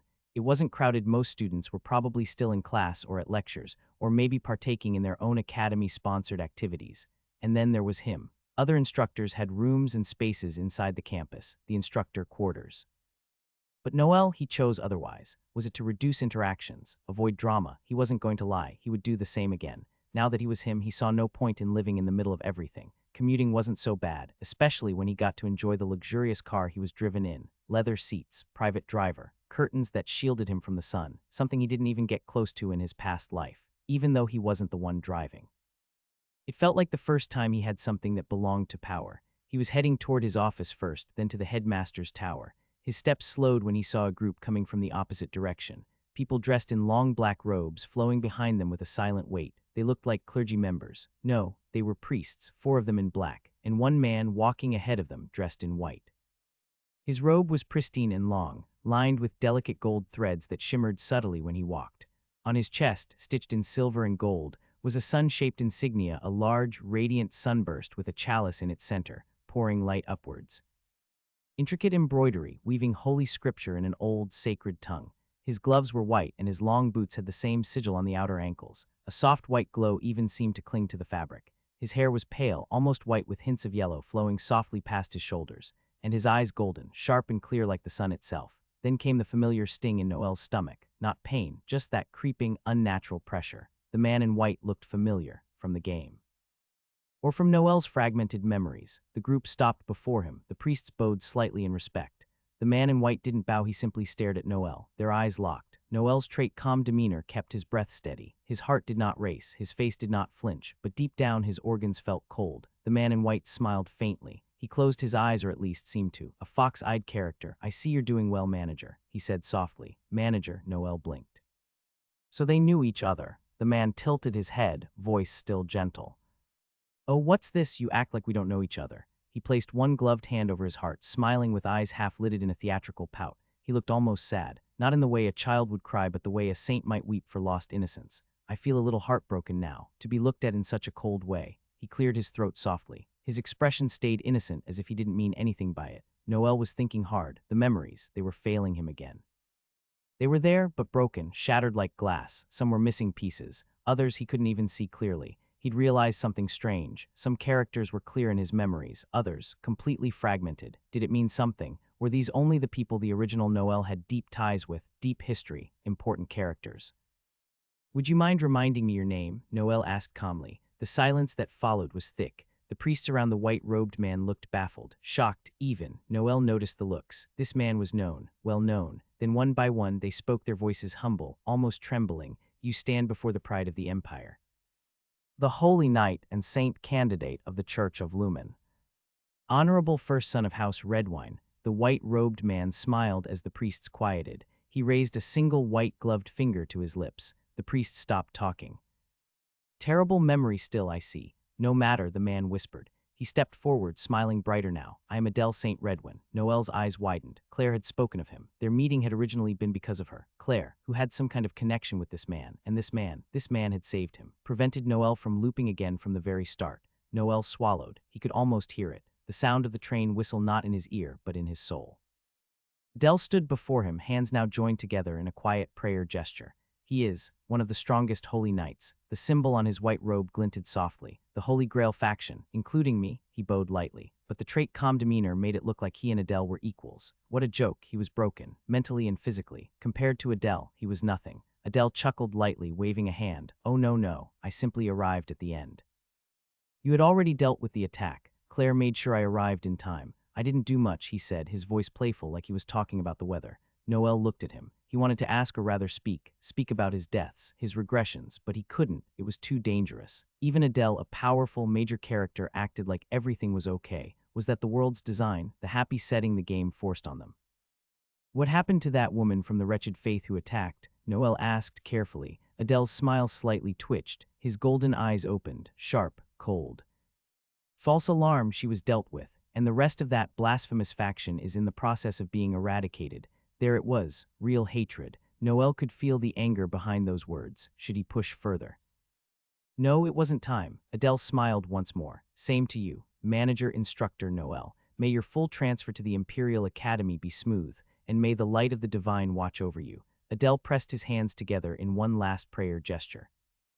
"I've heard quite a bit about you, from my sibling." He turned and left, the other priests following him like silent shadows. Noel watched them go, his heartbeat steady, but his thoughts spiraled. Noel continued walking, his steps calm but his mind far from it. The quiet breeze passed by him, brushing the trees and finely trimmed hedges along the stone paths of the campus. The sunlight glittered off marble walls and golden ornaments. Still, all Noel could think of was Adele. There was something off his expression, his tone, the way he avoided the question. Was it hesitation, or was it something more? He clenched his fist slightly. That aside hadn't been able to check Adele's character profile at all. Error. The notification had flashed for only a second, but the moment had been enough to rattle him. Just what kind of person was Adele St. Redwin? Noel didn't like walking blind, especially not around someone that powerful. He exhaled, his breath long and slow. For now, he'd have to focus on recovering his own memories. The gaps were costing him far too much. Time, information, peace of mind. He figured the best place to start was with the world itself. Geography, culture, names, history, maybe, just maybe, a few of them might ignite something in his fragmented mind, and then he could work on broken interactions and relationships, starting with her. He thought of someone, Sai. If his sister Hana were here, she'd have figured everything out by now. She was the true veteran player of this game. Noel sighed, placing a hand in his pocket. Even her annoying rants would have helped now. Eventually, after passing through the quieter administrative halls of the academy, Noel reached his office. A heavy darkwood door with golden lining and a small engraved plaque that read, Instructor Noel St. Gren. He stopped in front of it. "Why is it unlocked?" he muttered, narrowing his eyes. The handle turned without resistance. He opened the door and stepped in. There, standing in front of his desk, was a woman. She had light brown hair that curled softly at the ends and warm eyes the color of honey. She wore the academy's formal assistant uniform neatly ironed and fitted with her ID badge clipped to the hem. She looked up at him and smiled. "Oh, manager, you're here." Noel blinked once. "Claire," he muttered. "Imperial Security Department, Obsidian." The air inside was always cold, crisp and heavy with tension. The tapping of shoes, the scribbling of pens, and the constant chatter of enchanted communication crystals were the soundtrack of this place. Behind a large steel-plated door engraved with the Empire's sigil, in an office lined with heavy file drawers, sealed scroll tubes, and crystal recording spheres, senior manager Phoebe sat at her desk. The room was filled with organized chaotic stacks of documents, sealed folders, and red-marked reports that screamed urgency. She pinched the bridge of her nose, her red hair cascading over one shoulder like flame. Her uniform jacket was folded neatly on a nearby coat stand, revealing the tailored white shirt underneath, its cuffs rolled up to her elbows. A silver emblem, shaped like the wings of the Empire's griffin, gleamed from her collar signifying her high rank. Her eyes, a sharp and tired shade of blue, glared down at the latest report she had been reviewing for nearly an hour. "I'd rather fight in a bloody war than spend another minute with these cursed folders," she muttered under her breath, slamming one document closed and tossing it aside. She leaned back in her seat in an austere leather chair that seemed as tired as she gazed up at the ceiling, letting out a long, measured sigh. This was the life of a senior manager at the ISD. She dealt with classified troop movements, emergency war orders, national supply lists, and records of both civilian and military unrest. She was expected to keep track of multiple departments, organize and verify reports, manage internal investigations, and worst of all handle budget oversight from the Treasury, which had been Noel's position, but he had resigned, leaving her to handle it all in the meantime. Her fingers twitched with the urge to throw one of the crystals out the window. Just then a hurried knock. No, not even a knock came from the door as it swung open. "Ah, senior manager, I am sorry for not knocking." Phoebe's eyes slowly turned toward the door, her glare sharp and ice cold. Standing there, half-bowed, was a girl in glasses, Melia, her personal assistant. She looked flustered, strands of dark hair stuck to her forehead from running, and she clutched a bundle of papers tightly against her chest. "You didn't knock," Phoebe said flatly, her voice as hard as the walls around them. Melia winced. "Why, yes, ma'am." "I sincerely apologize." Phoebe didn't say anything further, just stared. Melia shuffled inside quickly and laid the documents on the desk. "I came to deliver the latest reports from the wall." Phoebe's brows furrowed slightly, her hand reaching out for the first page. "What is it this time?" she asked, flipping through. Melia stood stiff. "The patrol captains are having difficulty. The soldiers stationed there are giving more and more irregular reports. Unusual activity, sudden drop in morale, unexplained injuries, but no one's giving solid details." Phoebe's eyes scanned the words on the page. Most of them were vague, non-committal. She clicked her tongue. "What about the Holy Knights? Isn't this supposed to fall under their jurisdiction?" Melia quickly nodded. "The Holy Grail faction has deployed some assistance. A few paladins and clerics were sent as reinforcement, but most of the Holy Grail is currently engaged in other critical territories. The Church says they're stretched thin." Phoebe slammed the folder shut and leaned forward, her elbows resting on the desk. "Of course they are," she thought bitterly. The Holy Grail faction, known as the Blade and Shield of the Church, were the Empire's most elite warriors. It was no longer a political interest. Too far, too expensive, too easy to ignore. That part of the Empire had always been a battlefield, and now it was slowly becoming something worse. She took another deep breath and then looked back up at Melia. "What about the report you gave me 3 days ago, the one during the welcome party, about Manager Noel? You were to hand it to me the very next morning after the welcome party." Melia froze, blinking behind her glasses. Oh, right." She flipped through her bag and pulled out another file, hands fumbling. "So originally there were flagged records from the Treasury section. They had listed a significant gap in funding, massive amounts, ma'am. The missing amounts lined up with the same period Noel Gren was assigned to the department." Phoebe narrowed her eyes. Melia adjusted her glasses, still flustered. "But when I submitted the full report to the minister's office, I received a message back that the record was officially deemed a false entry." The minister's own words. "Noel's involvement in the financial discrepancies was a misfile by junior auditors. The gap has since been accounted for." Phoebe didn't move, didn't blink, just stared. A misfile, she thought. That amount of money. Gone just like that? She did the calculations quickly in her head. That sum could have outfitted an entire platoon of Imperial Knights or supplied blessed gear from the Holy Grail's stores. That wasn't a simple error, not something to just brush under the rug. Her tone turned colder. "Did the minister say those words to you directly?" Melia shook her head. "And no, ma'am. The message was relayed to me through his aide after I turned in the documents. I didn't get to see the minister myself." Phoebe leaned back silent. Her fingers tapped rhythmically on the table as her red hair fell gently around her shoulders. Her green eyes were deep in thought. Was this a cover-up, a real mistake, or something else entirely? Noel's file had always been incomplete. His background, his assignments, his record, it was clean, too clean, and now even a serious fund report was dismissed just like that. She closed her eyes briefly, her tone flat and unreadable. "Very well, you may leave." Melia nodded quickly, bowed, and shuffled out. As the door closed behind her, Phoebe finally opened her eyes again. There was a flicker of something sharp in them. Noel's POV. I didn't expect to find Clairelet alone in the academy and in my office. "Claire, what are you doing here?" I asked, stepping inside and closing the door behind me with a soft click. She stood near the window, light brown hair tied neatly behind her neck, and those warm, sharp eyes turning toward me with a smile I hadn't seen in a while. "The minister tasked me with assisting you here at the academy," she said, folding her hands. "And also to help with your partial duties back at the Imperial Security Department." My heart skipped a beat, so she knew that I hadn't officially resigned, that I was still a civil servant, still tied to that suffocating system, just hidden from the public eye. It somehow made me angry, my chest tightening. The minister had promised to keep that detail between the two of us. So much for discretion. But then again, I couldn't complain too much. Claire was trustworthy. She had always been. Since we were kids, we'd been by each other's side. She was one of the few people I could place my faith in without second thoughts. Even now, her presence felt grounding. "I'll be helping you prepare lectures," she continued, her tone shifting to a more professional one. "Assisting with practical evaluations, scheduling, and if need be, administrative clearance for any restricted materials or classified records, thanks to the minister pulling a few strings for me to be officially recognized as your assistant instructor." She smiled as she said it, almost proud. I narrowed my eyes slightly, thinking, remembering. Or rather, Juwon was digging into Noel's old memories. Claire had always been a scholar, even if she hadn't studied here at Valorian Imperial Academy. We met again years later. By then, she had become my assistant manager at the Imperial Security Department. I had taken on the position of senior instructor at the Imperial Academy alongside my ISD duties, a bizarre dual life but we'd managed. I noticed now that Noel's memories with her together were intact, whole, almost untouched, unlike the fragments I had with other blurry moments, missing context, bitter exchanges that I couldn't make sense of.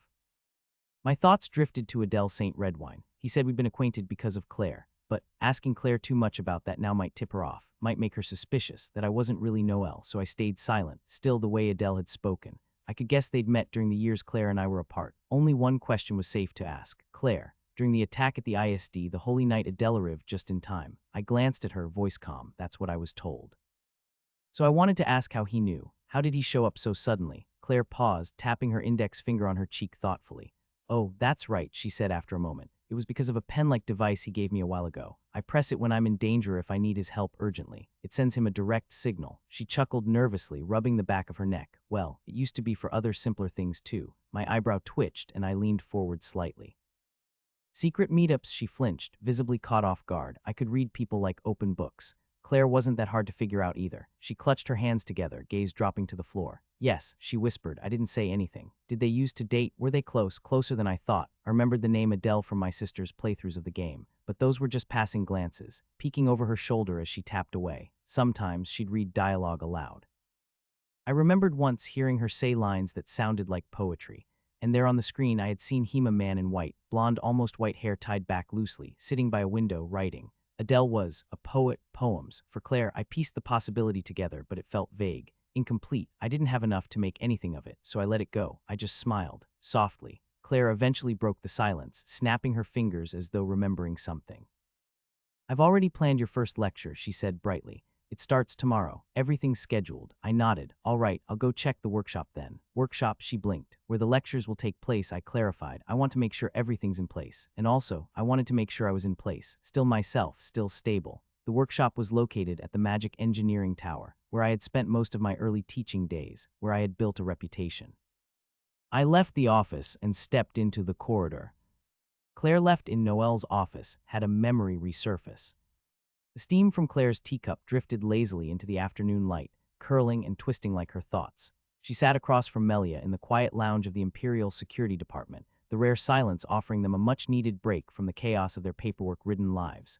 Melia sighed and took a delicate sip of her own tea, her shoulders visibly relaxing for the first time that day. "I was supposed to take this to the minister," she said, tapping a folded document beside her saucer. "But he's been unreachable all morning. Apparently he's in another closed-door meeting with the church auditors again."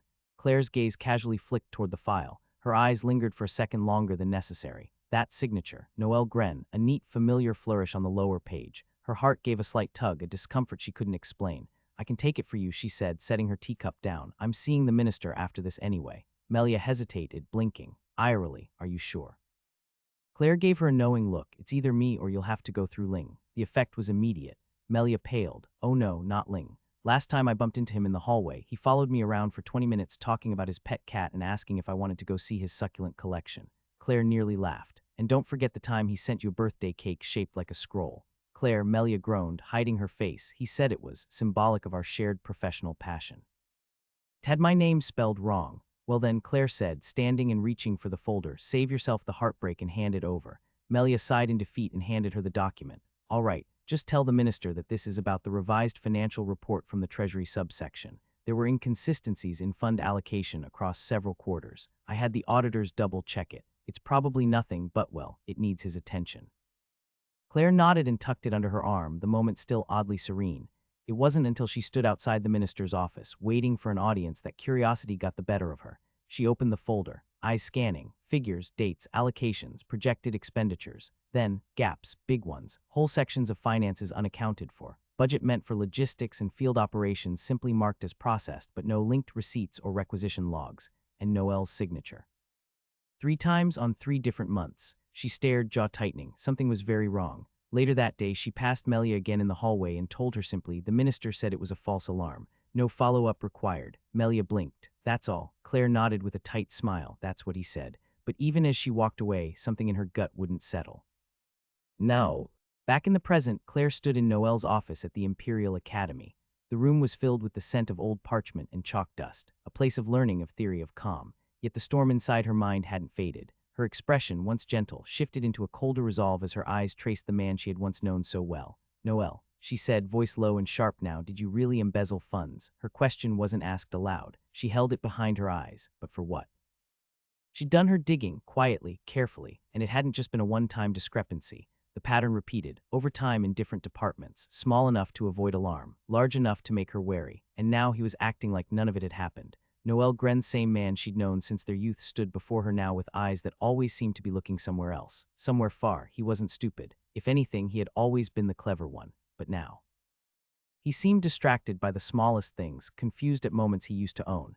He was always lost in thought, like the present didn't belong to him. Yet his demeanor remained the same. That quiet intensity, that way of folding his arms, of listening even when he said nothing. Had he really changed, or was she just overthinking all of this? It had been years since they last saw each other. Time changed people, that was natural, but still, it wasn't just the numbers, it was his behavior. The way he moved, hesitated, reacted, didn't react. It felt like Noelle, and yet it didn't. Maybe that was why she had taken the financial matter personally, why she'd insisted to the minister that she'd be the one to assist Noelle here at the academy, to watch him, to read him, because something didn't sit right. He was Noelle Gren, and yet he wasn't, and the question kept burning at the back of her mind, growing louder each passing day. Why did Noelle embezzle funds from the ISD? Was that what led him to step down from his civil servant role? Had he been preparing for something? Or had someone else been pulling the strings? Whatever it was. She was going to find out. The campus was massive, so much so that every building, though marked with distinct purpose, looked nearly identical at first glance. If it weren't for my memory, I would have been wandering in circles like a lost tourist. Magic Engineering Tower, or the ME Tower, where the Magic Engineering Department MED was located. The tower stood proudly on the eastern edge of the campus grounds, slightly tucked away from the main academic buildings. Just like everything else in this world, its architecture exuded a fantastical blend of Victorian grandeur and historical fantasy, tall spires, steep slate roofs, intricate iron filigree around the windows, and a set of double-arched oak doors etched with alchemical runes and glowing magical sigils that shimmered faintly in the sunlight. Unlike the rest of the buildings on campus, which gleamed in pristine shades of white and marble, the ME Tower was constructed entirely from ash-gray stone, giving it a solemn, almost brooding atmosphere. The stone was cold to the touch, even under the afternoon sun, and seemed to hum with residual mana, no doubt from years of experimental enchantments and engineering trials conducted within its walls. It made sense, really. Magic engineering wasn't about elegance or tradition, it was about raw functionality, invention, and dangerous innovation. The gray was fitting, a symbol of machinery, alloy, steel, and smoke. The ground floor was abuzz with quiet activity, containing hybrid rooms that served as both lecture halls and engineering workshops. The walls were lined with chalkboards, metallic conduits pulsing with energy, and workbenches cluttered with unfinished devices, crystal cores, and brass mechanisms. Each room felt alive, charged with purpose and the sound of gears turning, mana crackling, and pens scribbling notes in the margins of blueprints. The first floor housed something Rarian in-built library, a feature no other department had saved for the prestigious St. Luca Library itself. But unlike St. Luca's marble-floored grandeur, this one had an academic austerity to it. Towering shelves crammed with tomes on elemental convergence, schematic theory, rune calibration, and countless volumes of magical physics lined the arched room. Glass-domed lanterns hovered in the air, casting a steady light over long reading tables worn smooth by generations of students. I hadn't ventured to the top 2 floors, but I knew enough. Most likely they held faculty offices, personal research quarters, storerooms, and perhaps even a few restricted laboratories for experiments too dangerous to conduct in public areas. And as I stood in the main corridor, absorbing the heavy scent of old parchment, molten steel, and dusted magic, a voice broke through the moment. "Oh, Senior Professor Noah, what a pleasant surprise meeting you here." I turned my head. A man approached dressed in an immaculate black trench coat, gloves to match, and thin-rimmed glasses perched delicately on his nose. His hair was slicked back in a swoop almost identical to mine to perfect, like he woke up and immediately wanted to prove a point. So much so that it was weird, as if I was looking at myself. "I thought the classes begin tomorrow," he said, his smile all politeness, eyes sharp with layered intent. I met his gaze coolly. "Do I need a reason to visit the ME Tower as its senior instructor?" My voice was flat, blunt, still as cold as ever. He murmured with a mock sigh before continuing. "I also heard that your course this year will be a combination of different year students, an unconventional change." His tone was syrupy sweet, the kind that made you itch. "I do hope," he added, "you're able to manage and thrive with the sudden shift." His words painted as encouragement, but everything in his demeanor prayed for my fit. I could feel it, and by the cold stiffness in my chest, so could this body. "Scholar rivals, maybe." "No, definitely. I also look forward to seeing what research you'll present at the summit," he said before pivoting on his heel and strolling down the corridor like a man on stage. Professor Braille von Kalen, that was his name, even as Ju1 I could immediately tell was a bastard, the disgusting, cunning kind, one who wore civility like armor and manipulation like perfume. I exhaled deeply, shaking my head. "I already have too much on my plate," I muttered under my breath. "I won't engage in his bickers and provocations. I couldn't afford to. I could barely map out my own survival. But regardless, I'd keep him in mind, a roadblock, and more importantly, a potential death variable." Eventually, I found my designated workshop, WS-18. It was cleaner than I expected. The room carried the sterile scent of polished steel and treated wood, with a strange undercurrent of burnt crystalla scent unique to failed mana core experiments. The podium stood near the front, elevated slightly and fashioned from reinforced metal. On it, a plaque embedded with the emblem of the department, 3 interlocking magical gears etched into the surface, and behind them, the letters MET, stylized to resemble a rising tower, a symbol of progress, structure, and innovation. The desks were aligned in ascending rows, almost like an amphitheater, allowing every student a clear view of the board and the podium. Each desk was long, fitted with storage compartments beneath, and enchanted with safety runes in case of accidents. I noticed several still had tools tucked underneath mana drivers, gear extractors, crystal testers. At the corners of the room, large windows framed the outside. They were tall and arched, wide enough to let in fresh air and likely designed to allow swift ventilation in case of smoke or magical backlash. Safety by design. Behind the final row of desks, lining the back wall, were tall shelves filled with books and guides. I wandered over, running my fingers along the spines. Beginner-level engineering theory, spell-infused gear design, manuals for mana conversion arrays, dissertations on machine-rune interactions, blueprints from past projects across years. The selection was surprisingly robust and interesting. From a Korean corporate office worker to an instructor in magic, I muttered, letting out a small laugh. The absurdity was still fresh. I passed a few more desks, glancing at the tools, mentally cataloging them, then back to the books. This room wasn't just a classroom. It was a workshop, a lab, a testing ground. It was where future Magitech engineers were made, and now I was supposed to teach them. All of them. Teaching was one thing, but now that I'd been told different years would be mixed into a single class, it felt like a whole different challenge. And worst of all, the other instructors were expecting me to be some sort of prodigy, a well of infinite knowledge, but strangely enough, there was enough I did know. Noah's residual memories. Maybe, just maybe, I could wing it. Tomorrow would be the first test. To see what the students knew, to see what I could pull off. I'm still Ju1 even if I wear Noah's face. I have to prepare. There's only so much a person can change, even when switching bodies. After checking out the workshop and mentally taking note of its layout and resources, I decided it was time to head back to my office. With tomorrow's classes approaching, I thought about discussing the curriculum, and the mix of year levels with Claire other were bound to be complications, and her insight could help. The hallways were quieter now, the echoes of distant footsteps bouncing faintly against the gray stone walls and arched ceilings. I turned a corner, my mind still lost in logistical concerns, when someone suddenly barreled into me. Everything the person had been carrying toppled into the air, small, colorful items spinning in a chaotic arc before falling to the floor with soft thuds. One particular item landed squarely on my face, momentarily obscuring my vision. I slowly peeled it off and looked at it. It was a blazer, white, smooth to the touch, with golden linings that traced its edges delicately. The buttons were polished gold, ornate and regal, and the cufflinks shimmered like miniature emblems. It looked hand-tailored, ceremonial, almost similar to the outfit I'd worn to my welcome party, though arguably more refined. "This looks good," I murmured under my breath, running a thumb along one of the gold trims. Scattered around my feet were more embroidery materials, threads, folded cloth, thimbles, delicate needles in small wooden cases, and even a sketchbook partially open, revealing design patterns. That's when I finally looked down to see who I had collided with. She was on the floor, rubbing her head and sitting amid the chaos like a character straight out of a visual novel, because she was. My eyes widened.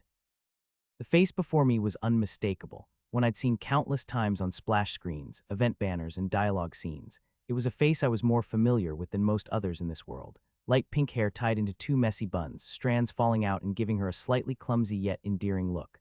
Bright blue eyes wide with panic and concernment mine. "Oh my gosh, I'm so sorry, Yi," she yelped, quickly grabbing the blazer from my hands with a flustered expression. "I didn't mean to bump into any." Me arms were full and end. I was just trying to get to the club room before. She trailed off as she began scrambling on the floor, trying to gather the spilled items while mumbling more apologies under her breath.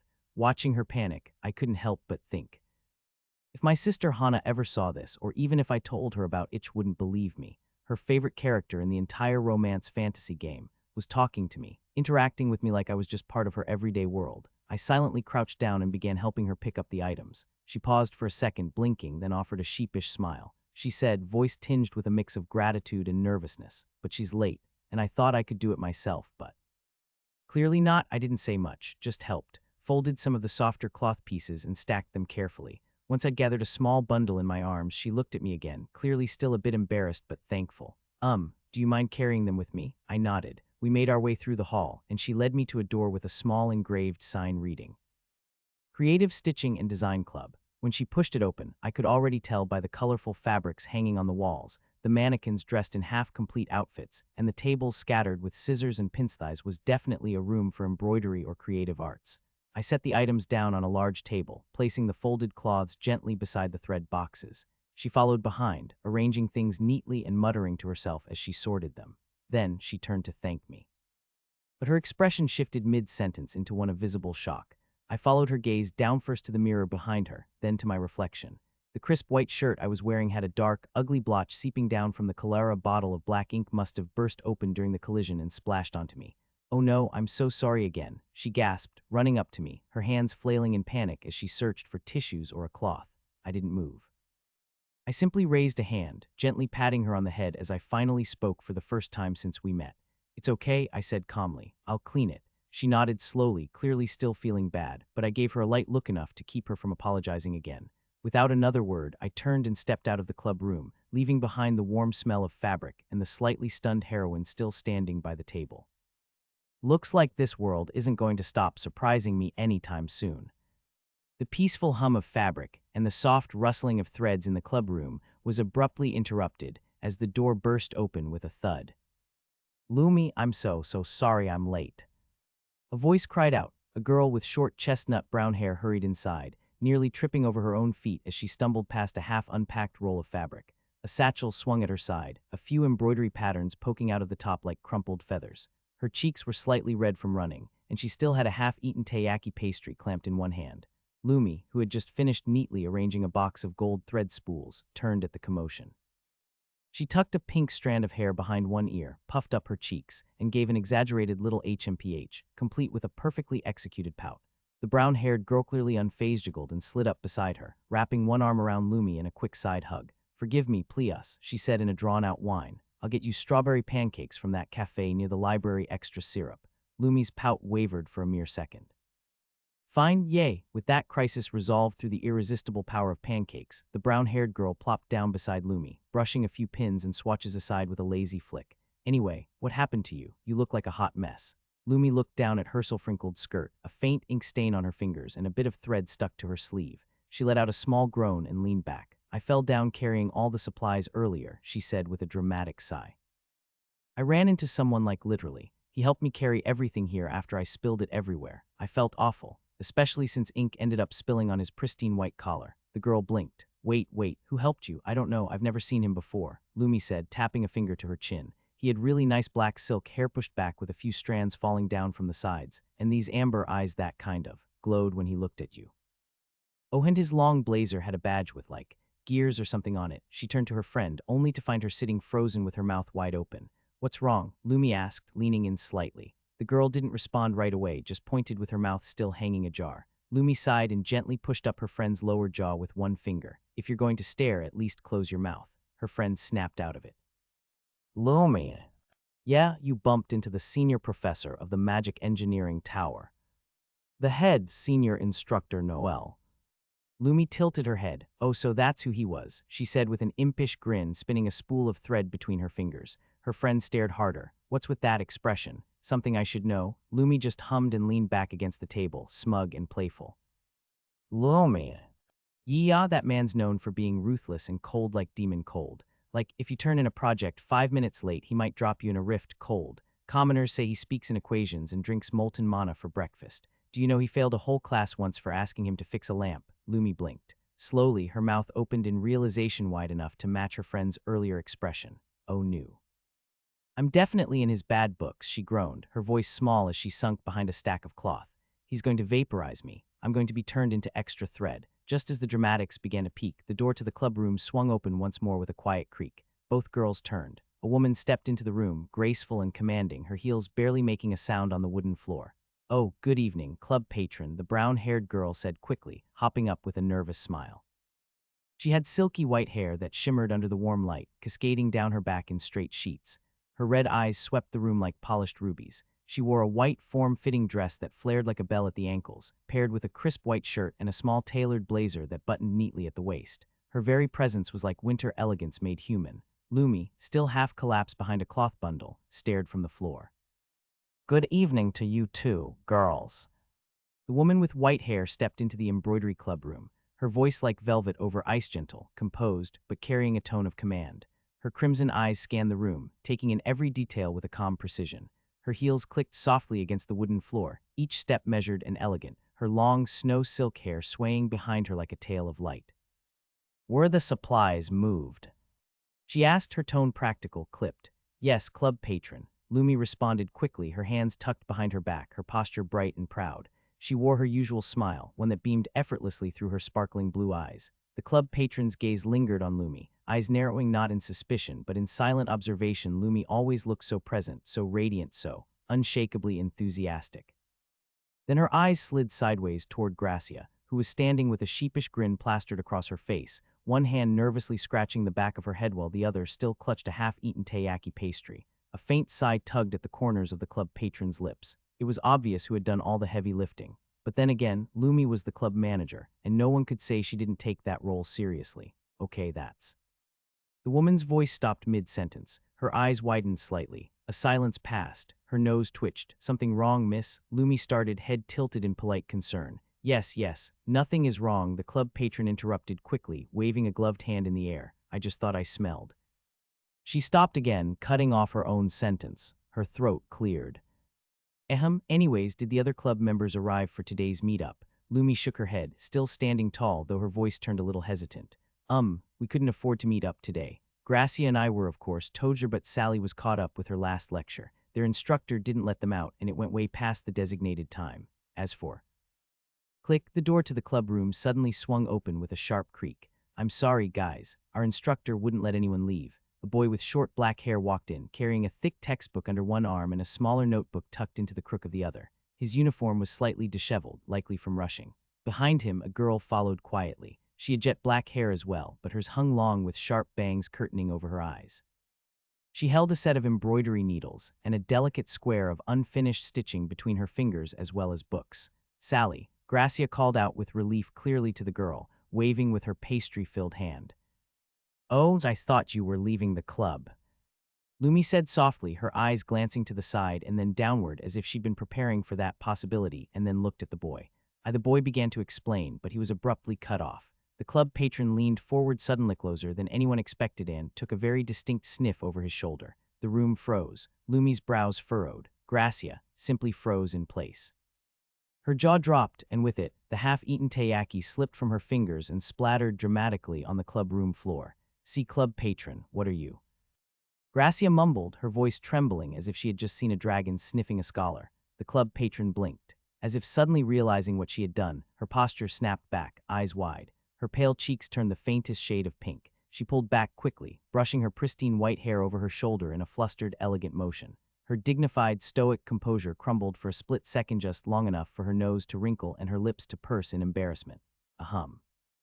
"Right, well," she cleared her throat again, eyes darting everywhere but at the students. "Let's postpone today's meeting. We'll reconvene over the weekend instead." Lumi Deputy Manager Gracier were in charge of finding more potential club members, put up posters, approach students personally if you must. "Why, yes, ma'am," both girls responded, still stiff with confusion. The club patron turned swiftly, her heels clicking again, and closed the door behind her, but she didn't walk away immediately. She leaned against the door from the outside, her hand resting softly against the polished wood. Her eyes stared Ahid unfocused. "I thought he had started wearing his brother's perfume, but clearly not. Still, I was certain I smelled him." The thoughts lingered like phantom scents in her mind. For a moment, the cool composure of the club patron faded into something, unsure. Then, like snow untouched by footfall, her expression reset. The fleeting emotion was swept away beneath her usual serious demeanor, like a mask slipping firmly back into place. Without another glance back, she began walking down the hall shoulders square, gaze forward, and lips drawn in a thin, unreadable line.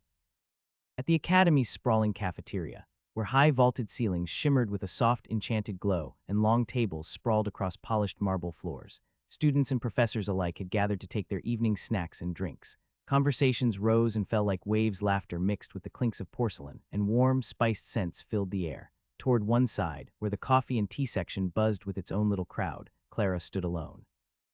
Now officially appointed as assistant instructor under Noel, she had the same access as the staff, which included a wide array of foodstuffs, imported teas, and magically brewed beverages. But tonight she wasn't hungry. Her shoulders slumped slightly. A long sigh escaped her lips as she stared blankly at the glowing panel on the coffee dispenser. Who knew that work at the academy would be just as tedious as being a civil servant back at the ISD? If anything, it might be worse. Her fingers lightly pressed the magic panel for a macchiato. The coffee-making machine let out a mechanical hum that sounded far too cheerful for her current mood. The machine itself was a masterwork of magic engineering. Sleek black panels lined with silver trim, embedded with faint glyphs that shimmered with light. From the top arched a thin metal spout, curving gracefully downward like a swan's neck, from which steamed milk poured in smooth streams. Nearby, smaller nozzle seats shaped like blooming flowers dispensed syrups, sugar dust, or chocolate infusions depending on the drink selected. As her cup sat centered on the glowing rune-inscribed circle beneath, it filled automatically with the perfect ratio of milk and espresso. Clara stirred her cup absently, a tiny silver spoon clinking against the ceramic, her thoughts somewhere else. Then a voice. "Oh, you're the new assistant instructor." A man sidled up beside her, just a few inches too close for comfort. His posture screamed aristocracy, shoulders squared like he expected praise, a grin tugging one side of his lips upward in a smug arch. He had golden blonde hair, long enough to be tied back, but instead he swept it dramatically with one hand, brushing it away from his eyes with practiced flair. "I'm with Professor Braille," he continued, flashing the silver crest pinned to his coat symbol of the magic engineering tower. "I know the inner workings of this place like the back of my hand." He placed one arm against his chest and extended the other with flourish, like he was mid-performance in a noble play. "I must say, though, how's a beautiful individual like yourself working under that vile instructor Noel?" Clara said nothing. She didn't even look at him. Her spoon stirred once more with a low, metallic clink. "Get lost," she murmured. The man blinked. "Huhh, what was that?" Clara turned. Her eyes were wide, unblinking. Her pupils seemed to constrict and glow, and faint veins had started to rise visibly across her temples, throbbing with something dark and electric beneath her skin. "I said." She leaned forward, her voice sharper now, louder, drawn like a dagger through grit and glass. "Leave me alone and get lost." The man stumbled back and fell, shocked by the sudden shift. His coffee cup jolted in his hand and spilled over his tan trench coat, its brown liquid trailing down the fabric in jagged splashes. Gasps echoed across the cafeteria. A student dropped their fork. Heads turned. Every pair of eyes found him. Silence settled like a heavy fog. Clara, however, blinked and tilted her head. As if nothing had happened, her expression softened. Her eyes widened into a mask of innocent concern. She stepped forward, carefully setting her macchiato on the counter. "Oh no, are you okay? That looked like it really hurt," she said, squatting down beside the man and reaching out gently. Her voice was light again, airy, the concern painted so naturally across her face it almost seemed sincere. But the man scrambled back, arms flailing like she'd touched him with fire. "Get away from me," he barked, pushing her back with both palms. Clara hit the ground with a soft thud, her body landing on her lower back. A collective gasp filled the cafeteria. Cups paused mid-air. Chairs scraped. Clara winced, her fingers reaching behind to clutch her back. "Sir, I was just trying to help." You're sick in the head," he yelled, pointing a trembling finger at her before storming off. The Met badge on his coat was still dripping coffee as he shoved past tables. More gasps, then whispers. "What's wrong with him? Professor Braille must be overworking him again. Did you see his eyes? He looked possessed." Clara didn't move immediately. Her lips were pressed into a thin line, her fingers clenched softly against the tiled floor. Then, as if brushing the entire incident under the rug of her mind, she stood back up. Her eyes, once round with false concern, narrowed into a dangerous, unreadable glare. She picked up her drink, her fingers curled tightly around the warm ceramic. Then her innocent, flowery look returned. She nervously smiled, closing her eyes. Suddenly a boy appeared before her vision, handing her a paper towel. Clara looked at him, and the words that came out were, "Oh, you're Noel's POV." I finally reached my office after another long, bitter walk down the corridor. The door clicked open under my hand, and the familiar scent of old parchment and faint ink greeted me. I didn't even pause as I stepped in. "Clara," I called out. Silence. No response came from within the room, only the echo of my own voice against polished walls and worn-out bookshelves. She must be running errands again. I sighed and stepped further in, my gaze immediately drifting toward the desk by the side-walled one that had slowly but surely become hers.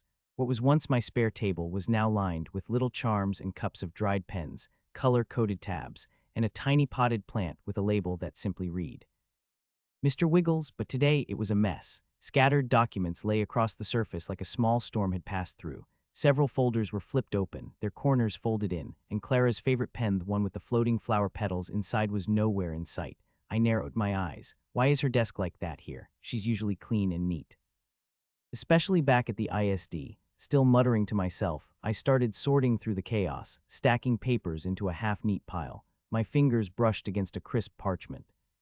"Lecture plan, ME. Ah, just what I'm looking for," I muttered with a slight grin.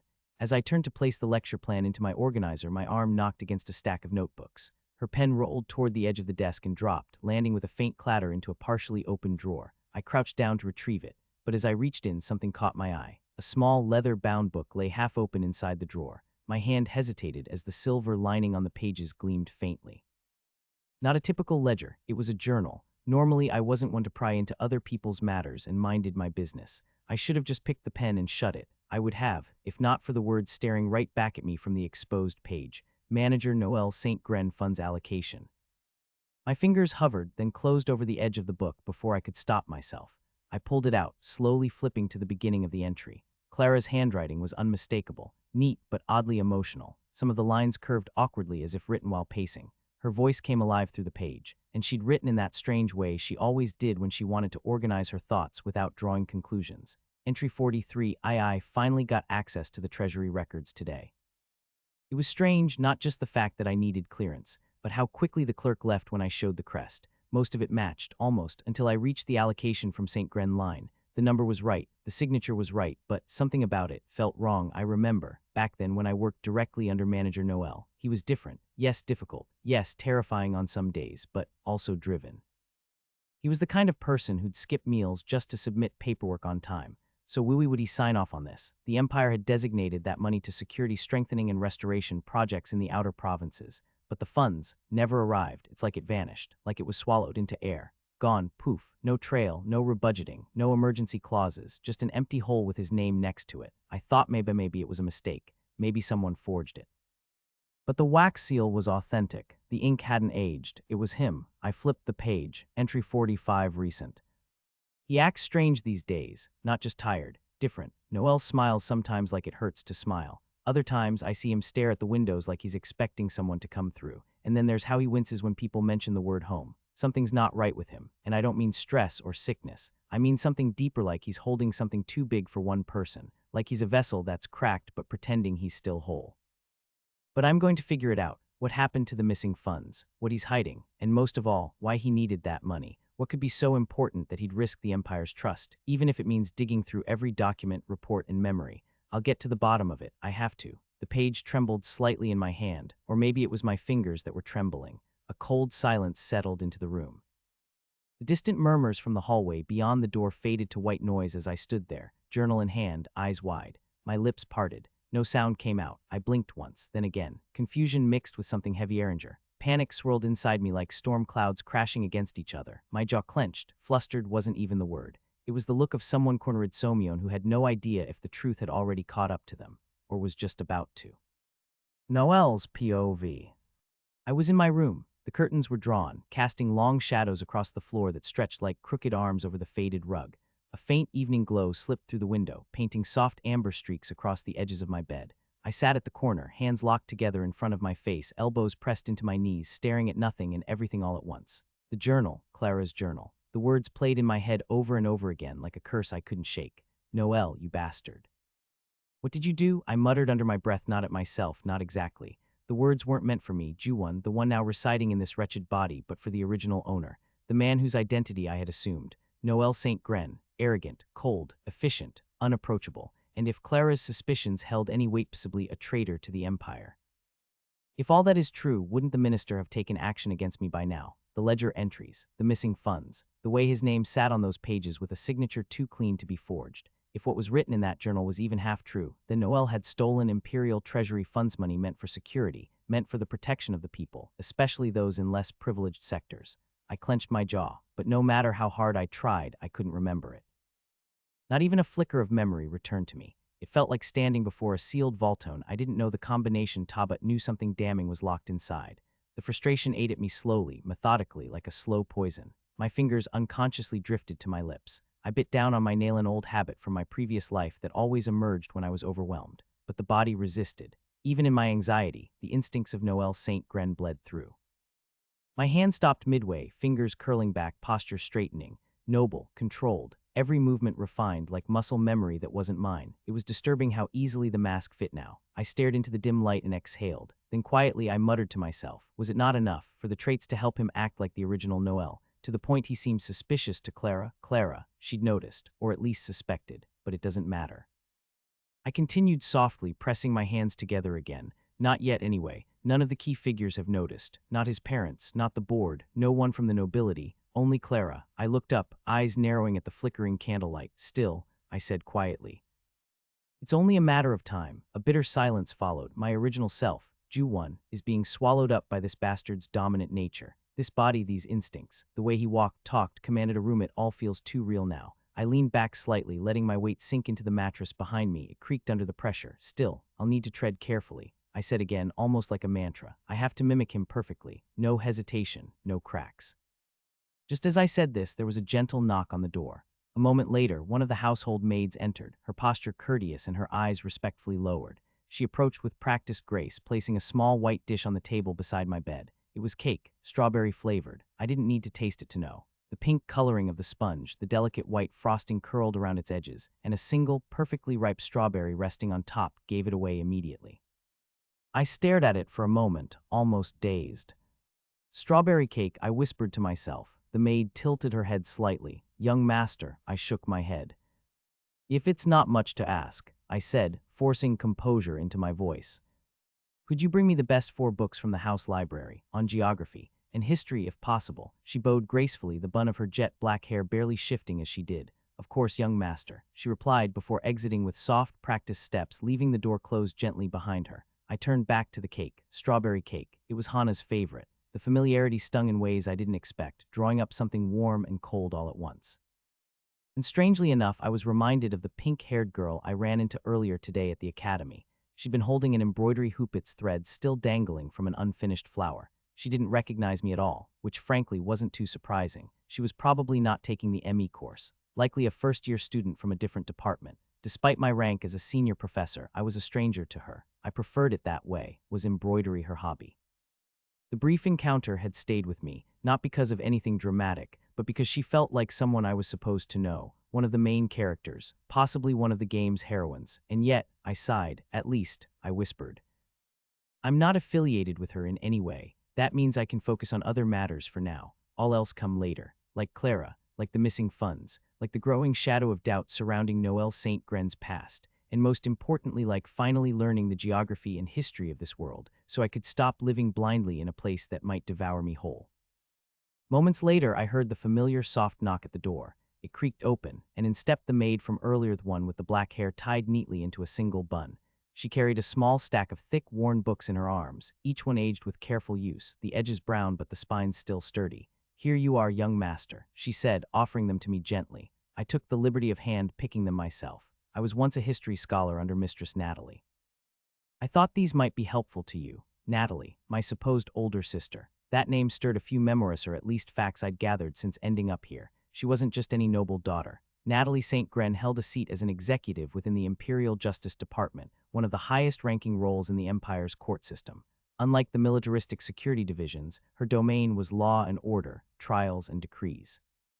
That explained the maid's background clearly, someone Natalie had mentored or at least influenced. If there was anyone in this household who knew both the legal systems and the world's history, possibly even geography, it would have been her. I said, taking the books from her. They were heavier than I expected. Worn leather covers, embossed gold symbols, and neat bookmarks tucked into a few pages. I placed them on the desk beside the untouched slice of strawberry cake. The fork resting on the plate shifted ever so slightly when the last book settled down, tapping against the porcelain like a soft chime.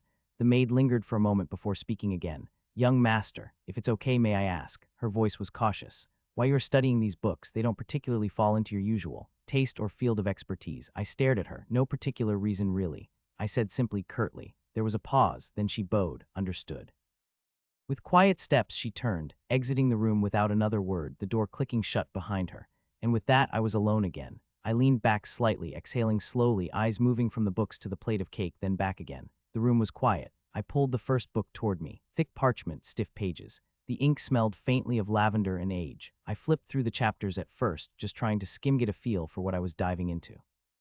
But the more I read, the slower my fingers turned each page. The world was so much larger than I thought. The silver fork tapped softly against the porcelain plate, its edge scraping a line of pink frosting as I cut another piece of cake. The taste was delicatolite, sweet and smooth. Strawberry, just like I thought. I leaned back against the cushioned headboard, a book opened across my lap, its leather cover cracked with age and its parchment pages thin and yellowed. I had one hand holding the book open, the other slowly guiding the next bite to my mouth. It was the first of 4 I asked for. A beginner's guide to the geography of Urindor, the world I now lived in. Urindor, I muttered softly to myself, chewing. Apparently this place was ancient, older than anything I could comprehend. It stretched across 3 massive continents, each ruled by its own holy church, not kings, not governments, churches. And these churches didn't just handle sermons or prayers, they dictated everything from politics to war, from law to education. The pages spoke of constant trade between the continents and tension. That part didn't surprise me. Each church had its own ideology and none of them seemed to get along. Still, for the sake of appearance, they maintained diplomacy likely through clenched teeth. I flipped the page, continent of Veloria, my home. Or rather, Noelle's home. It was drawn out across the next few sections with neat hand-drawn maps. Towering cities, wide plains, thick enchanted forests that probably ate unwelcome travelers alive. Veloria itself was split into 3 major divisions, the Central Dominion. That was the heart of the empire. Elendril, the capital city, was mentioned with pride and reverence, a city of silver spires and stained glass cathedrals. I thought back to the moment I first came here from the train interference, but that experience alone gave me trauma. For that reason alone, I won't be taking any trains anytime soon. I continued. I'd be more impressed if I wasn't already aware of the corruption brewing in its corners. The Emperor, Cashin Valorian, ruled here. Apparently he was both a political figure and something like a divine representative, hand in hand with the Church of Lumina. It also said that this was where the Valorian Imperial Academy was located, my current workplace, the most prestigious institution for training mages, scholars, warriors, and where the game's central story unfolded. I scoffed under my breath. A setting like this for a romance game. I turned the page. The Northern Highlands, cold, mountainous, harsh. The book didn't sugarcoat it. The people here were tough, born from frost and stone, with more loyalty to their clans than the church. The Holy Church of Lumina apparently tried to maintain control here, but mostly failed. The only reason the empire hadn't completely abandoned the region was because of its mana crystals and rare minerals, magic ore. It was also noted that this region had a history of rebellion.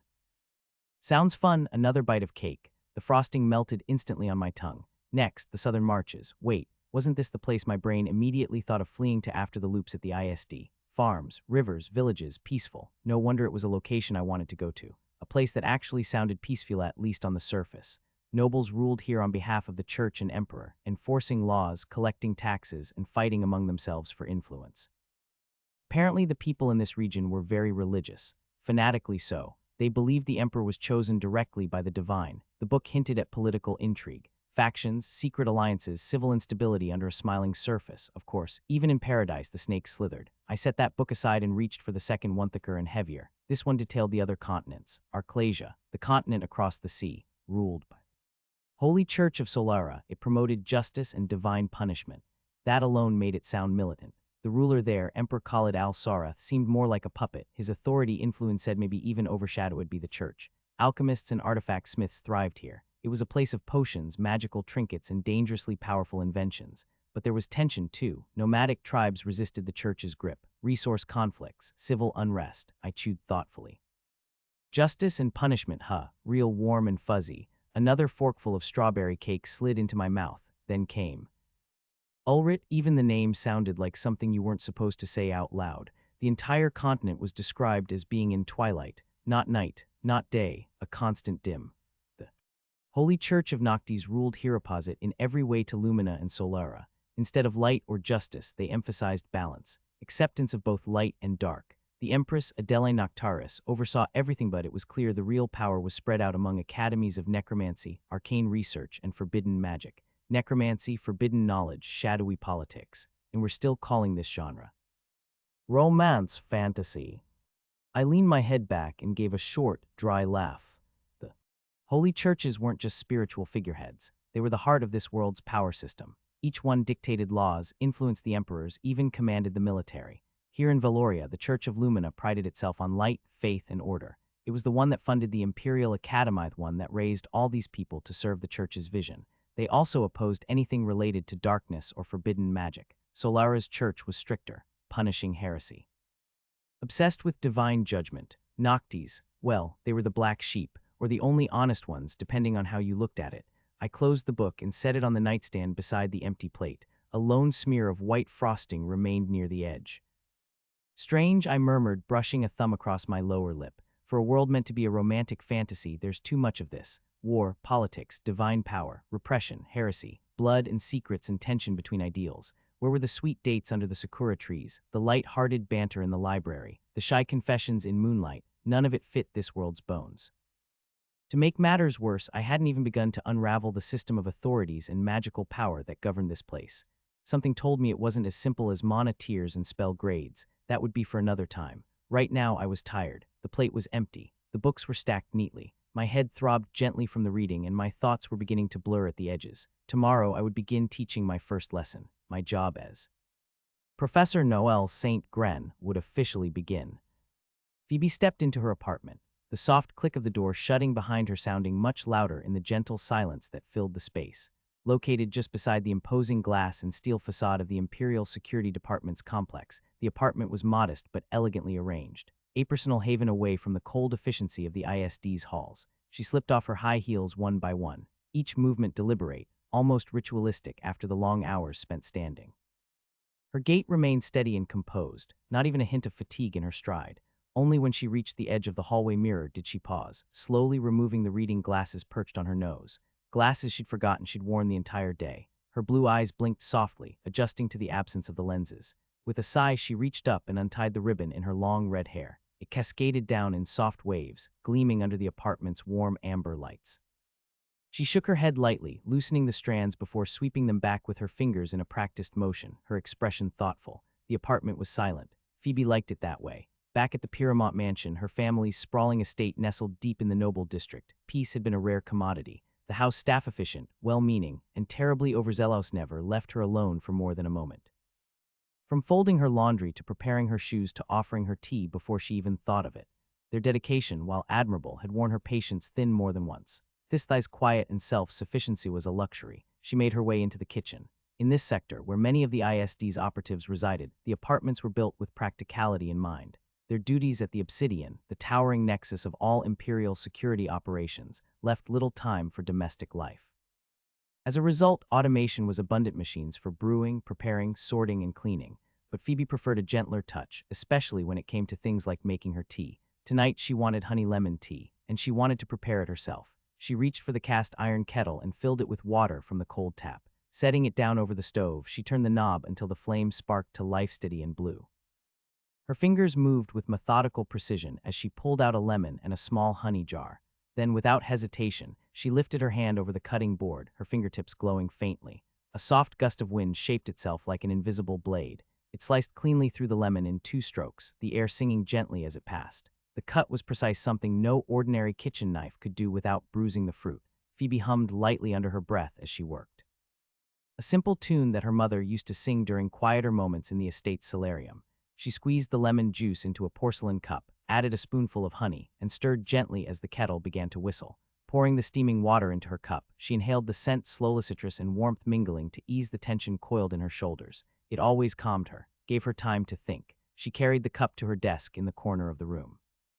A polished darkwood surface littered with open notebooks, ink pens, and half-folded letters from the last few weeks. She sat down with a soft rustle of her skirt and reached for her smallest notebook, flipping it open to jot something down. As she did, something slipped from her coat pocket and landed on the floor with a faint clink. Phoebe blinked and bent down, picking up the object between 2 fingers. It was a key. Not an ordinary one-thigh's key was longer than most, forged from a metal so dark it appeared black in the low light. The bow of the key was adorned with faint etchings, almost like veins or cracked stone that shimmered slightly when tilted. The teeth of the key were sharp and narrow, intricate in design, almost ceremonial. It carried a weight to it, not just in feel but in meaning. Phoebe stared at it for a long while. She remembered now. She had found it when she was in Noel's office earlier that day. Rummaging quietly, carefully through drawers and ledgers, hoping for any clue about the missing funds allocated under his name. She hadn't intended to steal anything, but the key had been wedged behind the assistant's desk, almost hidden as though someone had dropped it unintentionally. She sipped her tea. She'd worked at the ISD long enough to know what keys belonged to what. None of their classified storage rooms, archives, or secure vaults used keys like this. So, what was this key for? She tilted it again, watching the light catch on its edge. Whatever it was, she would find out, eventually. For now, she took another quiet sip of her tea. The lemon was just right, and the storm in her mind, slightly less loud. Lumi and Gracia were cozied up in their dorm room. Their room was quaint, wood desks facing opposite sides, a large window between them, and plush pillows strewn about their shared carpet. The air smelled faintly of fabric softener and dried rose petals from the sachet Lumi had tucked under her bed. They were lounging in their usual spots, Lumi sitting cross-legged on the rug near her work table, and Gracia lying stomach first on her bed, her chin resting on her palms, legs swinging lazily in the air. They had been chatting for a while now, mostly about the embroidery club, which Lumi had recently become rather passionate about. "Do you think it's really going to work out, though?" Gracia asked, her brows furrowing as she fiddled with the end of her braid. "I mean, like, grow and all like the other clubs. Not a lot of people are into embroidery, you know. Some even say it's kind of old-fashioned, like something only elderly folks would do." "What? But the club patron does it," Lumi exclaimed, her pink brows rising in disbelief. "And she's experienced in fashion." Gracia shrugged a little, curling her fingers into the pillow. "Yeah, I know, but..." Lumi waved her hand in the air, cutting her off with an energetic grin. "Don't worry about it. Even I didn't know how to sew properly before," she said brightly. "But now I do. I learned, after being taught by him," Lumi said vaguely, pressing her finger to her lips in mock mystery. With a sudden burst of passion, she stood up and spun slightly, her oversized hoodie swaying around her waist. She wore the standard school skirt beneath it, and over everything, her trademark pink apron that matched her bubblegum pink hair to near perfection. Her eyes sparkled like starlit glass. "One day I'll open the best fashion and clothing brand in the entire empire." Her cheeks puffed out in pride, and she raised a fist to the sky as if declaring war on boring wardrobes.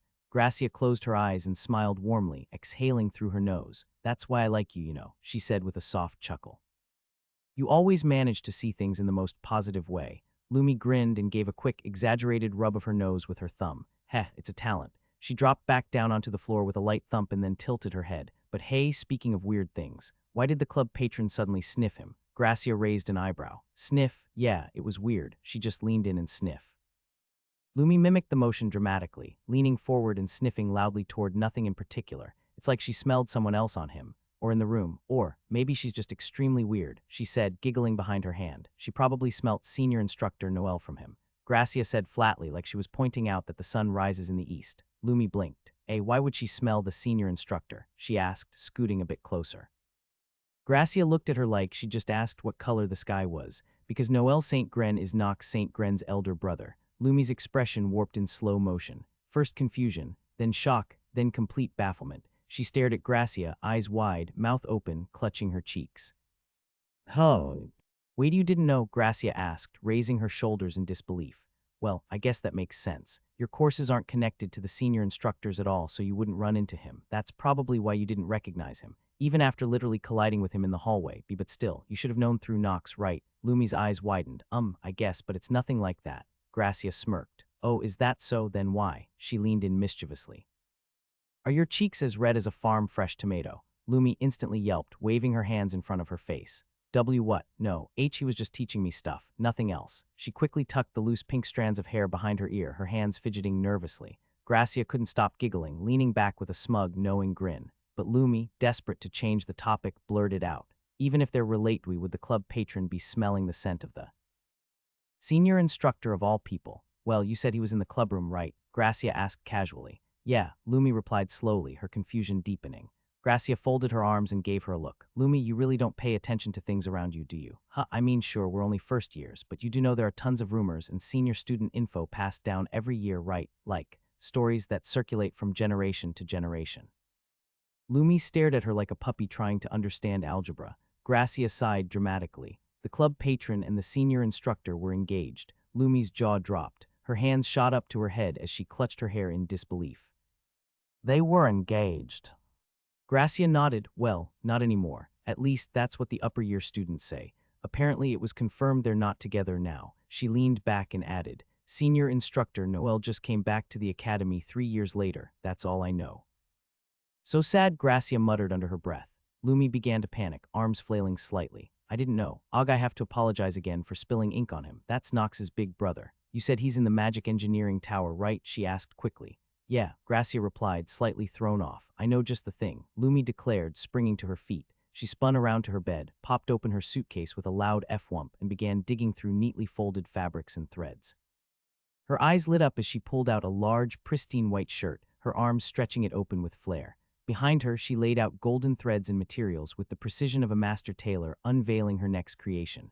Gracia watched from the bed, one eyebrow lifted, and smiled faintly. "Oh dear, here she goes again." Next morning. The next morning arrived with a crisp, pale light filtering through the tall, arched windows of the academy's east wing. Inside one of its grandest lecture halls known among students and faculty as Ganesha Hall, Gracia sat slumped over her desk, resting her cheek against her palm. Ganesha Hall was famed for being one of the largest and best-equipped lecture spaces in the Magic Engineering Tower, with rows of ascending seats, multiple blackboards, and embedded arcane conduits lining the room's perimeter. It was a marvel of both architectural grandeur and magical utility. Normally, it housed high-level theory lectures or guest seminars. For some reason today, it had been allocated to first-year students. Gracia let out a long sigh, her brown eyes drooping with disinterest as she stared at the smooth wooden surface of her desk. The tips of her short brown hair lightly brushed her cheeks with every little shift of her body. Her thoughts wandered back, bitterness creeping into her mind like a cold breeze. "I was forced into this course," she thought, "all because of father. Magic engineering this, career stability that. Tusk." She frowned, then muttered aloud, "But seriously, why this lecture hall?" Lifting her head slightly, she glanced around the large room. It was spacious, far too spacious. The kind of place that echoed with even a whisper. The high ceiling stretched like the inside of a cathedral, with hanging crystalline lamps floating silently in the air above. Only a few first-year students were present so far, all scattered and small in comparison to the towering structure. For first years alone, this place is way too big. She muttered to herself, her eyes scanning the massive seating area. Did they run out of rooms or something? With a soft grunt, she reached into her school satchel and pulled out her student-issued notebook, flipping it open to the page that listed her weekly schedule. "Let's see. Room WS18, she read aloud, as well noting the time standard used for lectures at the academy. Before she could finish processing the details, the sound of murmuring voices and shuffled footsteps drew her attention. She looked up. More students were entering the hall, but these ones were different. She blinked, straightening up as her eyes scanned the new arrivals. They wore the same blue uniform as the other's blue blazer, white shirt, blue skirts or trousers, but there was a subtle yet unmistakable difference. Black ties. Gracia's eyes narrowed slightly. The second years, she said, confused, watching as the black tie students took seats with equal confusion, glancing around just as puzzled as she was. She furrowed her brow and flipped her notebook back toward the schedule page, wondering if there had been a mistake. Maybe she'd mixed up the location or the time. Her eyes trailed down to the bottom right of the timetable page where the instructor's name was written inside a thin box. Her gaze landed on it. Senior Instructor Noelle St. Gren. Her lips parted. Noelle's POV. I was in my office together with Clara, reviewing how the first lecture would play out. The room smelled faintly of old paper and lavender wax. Sunlight streamed in through the large mullioned windows, casting shadows over the brass instruments, notebooks, and scrolls cluttered neatly on my desk. The mechanical hum of the mana regulator in the corner was the only other sound, soft and rhythmic like a heartbeat. Outwardly, I was composed, calm, professional, as if this routine was second nature to me. But inside, I was panicking. I wasn't a seasoned professor, not truly. I was a corporate office worker in my previous life. Excel sheets, quarterly reports, endless emails. Teaching an entire class of magical engineering students, both first and second years, felt like being tossed into a dragon's den with nothing but a spoon. And on top of that, I expected the first lecture to be perfect. I sighed under my breath. Why did the faculty decide that I should teach and manage not only one but two classes? The question came out of me, low and bitter, barely a murmur more for the air than for anyone to hear. But Clara did. She turned from the shelves where she was arranging a stack of textbooks. The late morning sun lit up her features, catching the slight curve of her cheekbones and painting a golden line over her tied-up light brown hair. Her brown eyes sparkled not because she was amused, but because they always seemed to hold some kind of warmth. It was the kind of look that could disarm most people. "Is it too much for you?" she asked gently. She tilted her head slightly, smiling the way one might smile to a stray cat, soft, patient, unassuming. "I could talk to the faculty and have them reduce or remove one class to ease the workload for you. I am supposed to look after you after all." She smiled a little more at that, and something in my chest tightened. That smile. I hated how beautiful it was, because I had seen her journal. I knew she was secretly investigating me. She was trying to expose something me, perhaps, or the mess left behind by the original Noelle St. Gren. I didn't know how far she'd gotten or what her plan was, but I decided for now to act like I didn't know. It was the safest course of action, and truth be told, I needed answers too. I still didn't know what kind of man the original Noelle was, or where all those stolen funds had gone, but those answers could wait. Perfecting the first lecture couldn't. "No," I said, my voice colder than I intended. "I can manage." Clara didn't flinch, though I noticed her fingers tightening slightly around the papers she was holding. She turned back to the desk and began sorting the lecture materials. Leather-bound notebooks, parchment grids filled with rune diagrams, copies of the engineering syllabus. "Your first lecture will be with both the first-year and second-year students," Clara said as she flipped through the notes, "in the Ganesha Hall. Ironlight Atrium may be the most advanced in the Met division, but Ganesha was chosen for its capacity. It's the only one that can accommodate a full combined class." I nodded slowly, watching her work. Efficient, sharp, she moved like this was routine. Like none of this felt heavy on her shoulders. Figures as a seasoned civil servant who had worked on much harder objectives. "There are 143 students assigned," she continued, scanning her checklist, "a full cohort from both years. The second years will be sitting with the freshers this time, which includes the department assistants as well." That explained the extra copies of everything. I stayed silent, though my stomach felt tight. The nerves hadn't left, but I still had my pride. Clara picked up a thick, dark-bound book labeled Principles of Arcanodynamics and Mana Conduction. She tapped the spine twice, aligning it with the pile of lecture materials. "You'll start with the foundations," she said, "Arcanodynamics and how it relates to mana conduction systems and enchanted constructs. I've included the standard diagrams, the flow models, and made sure the mana converters and conduit visualizers are pre-tuned for demonstration." I exhaled slowly. 143 students. No pressure, right? She looked like she wanted to add something, but paused. Then, as if she just remembered, she turned back to me. "All right, I ran into your younger brother yesterday. That caught my attention." I turned fully to face her. "Knox," she nodded. My voice came out quieter than I expected. "How is he doing?" Clara's eyes softened. "He's doing well, not a single worry in that face of his." She looked thoughtful, her smile returning as she added, "But he has the same resting face you always have, Sir Gren." I raised a brow. "What do you mean by that?" I crossed my arms, the sound of the rubber on my black gloves squeaking faintly against the long fabric of my dark trench coat. I wore it out of habit, gave me a sense of separation from the rest of the world. Clara's face turned a shade pinker as she realized what she just said. "I didn't mean that in a bad way." She panicked, waving her hands a little. "I mean it's just." Your face is always so serious looking, not that it's a bad face or that your brother looks intimidating. He just looks really focused. Like you, I'm sorry, I couldn't help it. I smiled faintly. That's good, I said simply. If Knox seems well like you say, that's all I needed to hear. Still, why did Mother and Natalie ask me to check up on him then? There was something about their request that didn't sit right with me. I'll have to look for him and check up on him personally.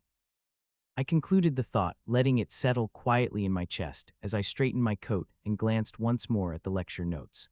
With everything gathered, Clara and I stepped out of the office, heading into the long corridor that led to the Ganesha Hall. As Clara stepped out of the office, balancing the neat stack of books and lecture materials in her arms, her mind wandered. She remembered it all quite clearly now. The cafeteria. It had only been yesterday after that incident with an assistant professor. Just as she was trying to clean up, a hand reached out to her. Slender, gloved fingers held a neatly folded paper towel. Clara blinked up. The student standing before her wore the standard uniform and unwrinkled blue blazer over a crisp white shirt tucked into dark blue pants. His black tie marked him as part of a different cohort. His presence felt still, composed, oddly heavy. Black hair framed his youthful face, the uneven bangs lightly brushing the top of his eyes, those piercing yellow eyes that locked onto hers.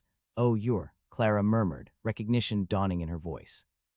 But before she could finish her sentence, the boy interrupted, his tone flat and almost disinterested. "You're his assistant manager, aren't you?" Clara froze. Those eyes, she thought, there was no mistaking it. It had been some time since she had last seen him, the younger brother of her superior. The last time had been years ago, in passing, at the St. Gren family estate when she'd accompanied the manager Noel for a formal visit. And now here he was, taller, sharper, but still bearing that exact same aura of unreadable intent. "Oh, hello. Well, yes, but..." She tried to respond, fumbling with her words, but again she was cut off before she could say more. "I didn't think you'd be his assistant professor too," the boy remarked, his tone unreadable as ever. Then, with no change in expression, he added one more line, word of advice: "Since you're still new, stay away from people like Professor Braille or anyone affiliated with him." That was all. He turned on his heel and walked away without looking back, leaving Clara speechless in the middle of the cafeteria. No explanation, no further comment, just a blunt warning from a boy who carried the same cold intensity as his brother. I made my way into Ganesha Hall, the ironclad doors groaning open as I stepped inside. The vast atrium was cold despite the sunlight filtering in from the cathedral like windows lining both sides. The architecture felt more like a sanctuary than a lecture hall. Vaulted ceilings, brass piping intertwined with arcane inscriptions, and a recessed pool pit in the center surrounded by stepped seating. Everything in this place screamed of prestige and power. My footsteps echoed against the marbled floor as I walked down to the teaching podium. The moment I set the stack of lecture notes onto the brass-plated desk, the idle chatter died. A quiet tension filled the air. One by one, students began taking their seats in hushed movements, uncertain eyes glancing toward the center, and yet voices cut through the silence, bickering. More precisely, one voice hurling barbed words like it was his birthright. I narrowed my gaze. Toward the left side of the hall, in a half-occupied row, I saw them 12 boys standing. One of them with blonde hair, his posture arrogant, chin raised high. The other a smaller student with thin glasses and a tightly gripped notebook, his blue tie half askew, eyes glued to the floor like he wanted to disappear. The blonde sneered as he jabbed a thumb toward the seats a few rows above. "You lowborn piece of filth," you nearly brushed up against her. "Do you want to lose your damn arm? Sit somewhere else. Or do I need to carve the word respect into your back?" I walked toward them calmly, not saying a word at first. The bespectacled boy noticed me first. His body jolted. He looked up, his lips trembling. Senior P professor. Before he could finish, the noble interrupted again without even bothering to acknowledge me. "This rat tried to sit near the princess's row," he spat. "Can you believe that? We let scum like this into the Met Division now. Swear even wild dogs have more sense than some of these commoners. This entire layout should have been reserved. So all this, because he's a commoner." I cut in, my voice low but hard. He blinked, turning to face me like he was only just realizing who I was. The boy with glasses shrank further, and up ahead I caught sight of her, the princess. Golden white hair tied back neatly, her black tie marking her as a second year. She was seated 3 rows ahead, perfectly still, watching everything unfold. Of course he was terrified. He'd probably just brushed past her desk accidentally, and in his mind it was already enough to be branded a criminal. It pissed me off. I shifted my attention back to the blonde. "You're an assistant, aren't you?" I asked, noting the Met Division emblem stitched proudly on his left blazer pocket. He straightened slightly. "Well, yes, but..." "You of all people should know that status doesn't mean anything in this academy," I said, my voice sharp enough to cut. "You're not in some noble hunting lodge. You're in the heart of the magic engineering division. You're expected to uphold discipline and order, and instead of de-escalating the situation, you aggravated it." He opened his mouth, but I raised a gloved hand. Not only have you failed to act like an assistant professor, you've made yourself look like an uneducated, pompous idiot.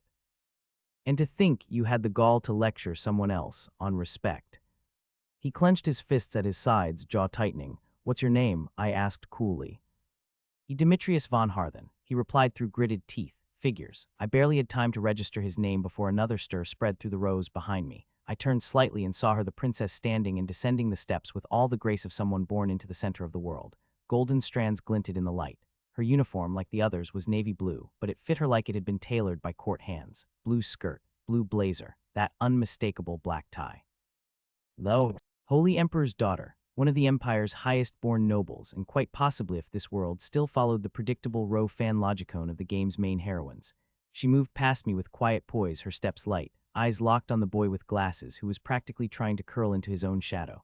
Then she spoke gently. You can sit there. I'll take a seat at the front. She turned again, passing by me without pause, her long hair brushing my coat sleeve.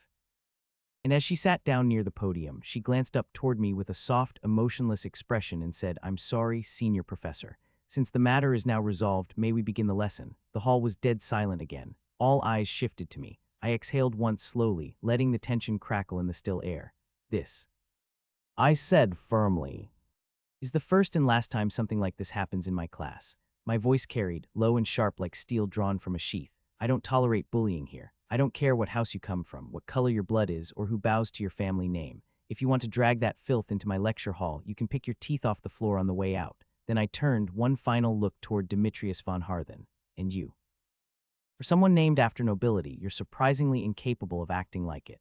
He visibly stiffened, face reddening as the room remained dead quiet. Everyone take your seats. The class is beginning. I turned toward the podium, coat brushing past the brass stand. As I began arranging my notes, I felt her eyes on me again. The princess watching with a gaze unreadable, her lips curling ever so slightly into a smirk. I ignored it. Today's lesson. I began, flipping the top page with a gloved hand.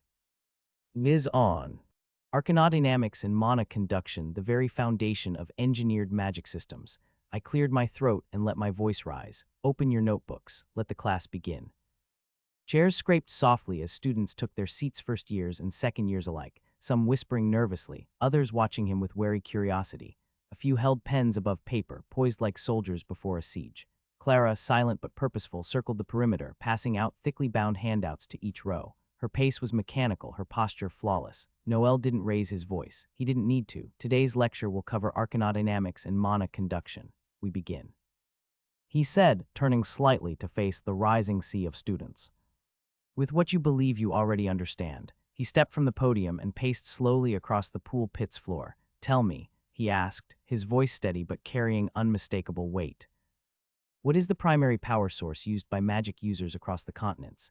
A student in the third row raised his hand quickly, eager, perhaps too much so. Mana, sir, he answered. Noel paused, nodding faintly. Correct. Mana is the baseline, ubiquitous, understood, safe. He returned to the front. But now we go deeper. Clara handed out the final set of papers as Noel retrieved a chalk from the crystal edge of the podium and turned to the large obsidian board behind him. With a swift stroke, he wrote a single word: laws. Mana is a tool, a medium, a spark for fire, a conduit for healing, a vessel for illusions. But beneath mana, above mana, and through manually the laws. He let the word settle before continuing. There are 11 laws, 11 foundational principles upon which reality is constructed, and through mastery of these laws one may acquire authorities. He tapped the board. Laws are truth, immutable, vast. They are not spells. They are the rules that make spells possible. From her satchel, Clara drew a parchment and placed it before the front row students. The heading read, Overview of the Power System, Laws and Authorities. He continued, each law governs a domain, light, darkness, flame, frost, and so on. Those who attune themselves to a law gain access to its authorities.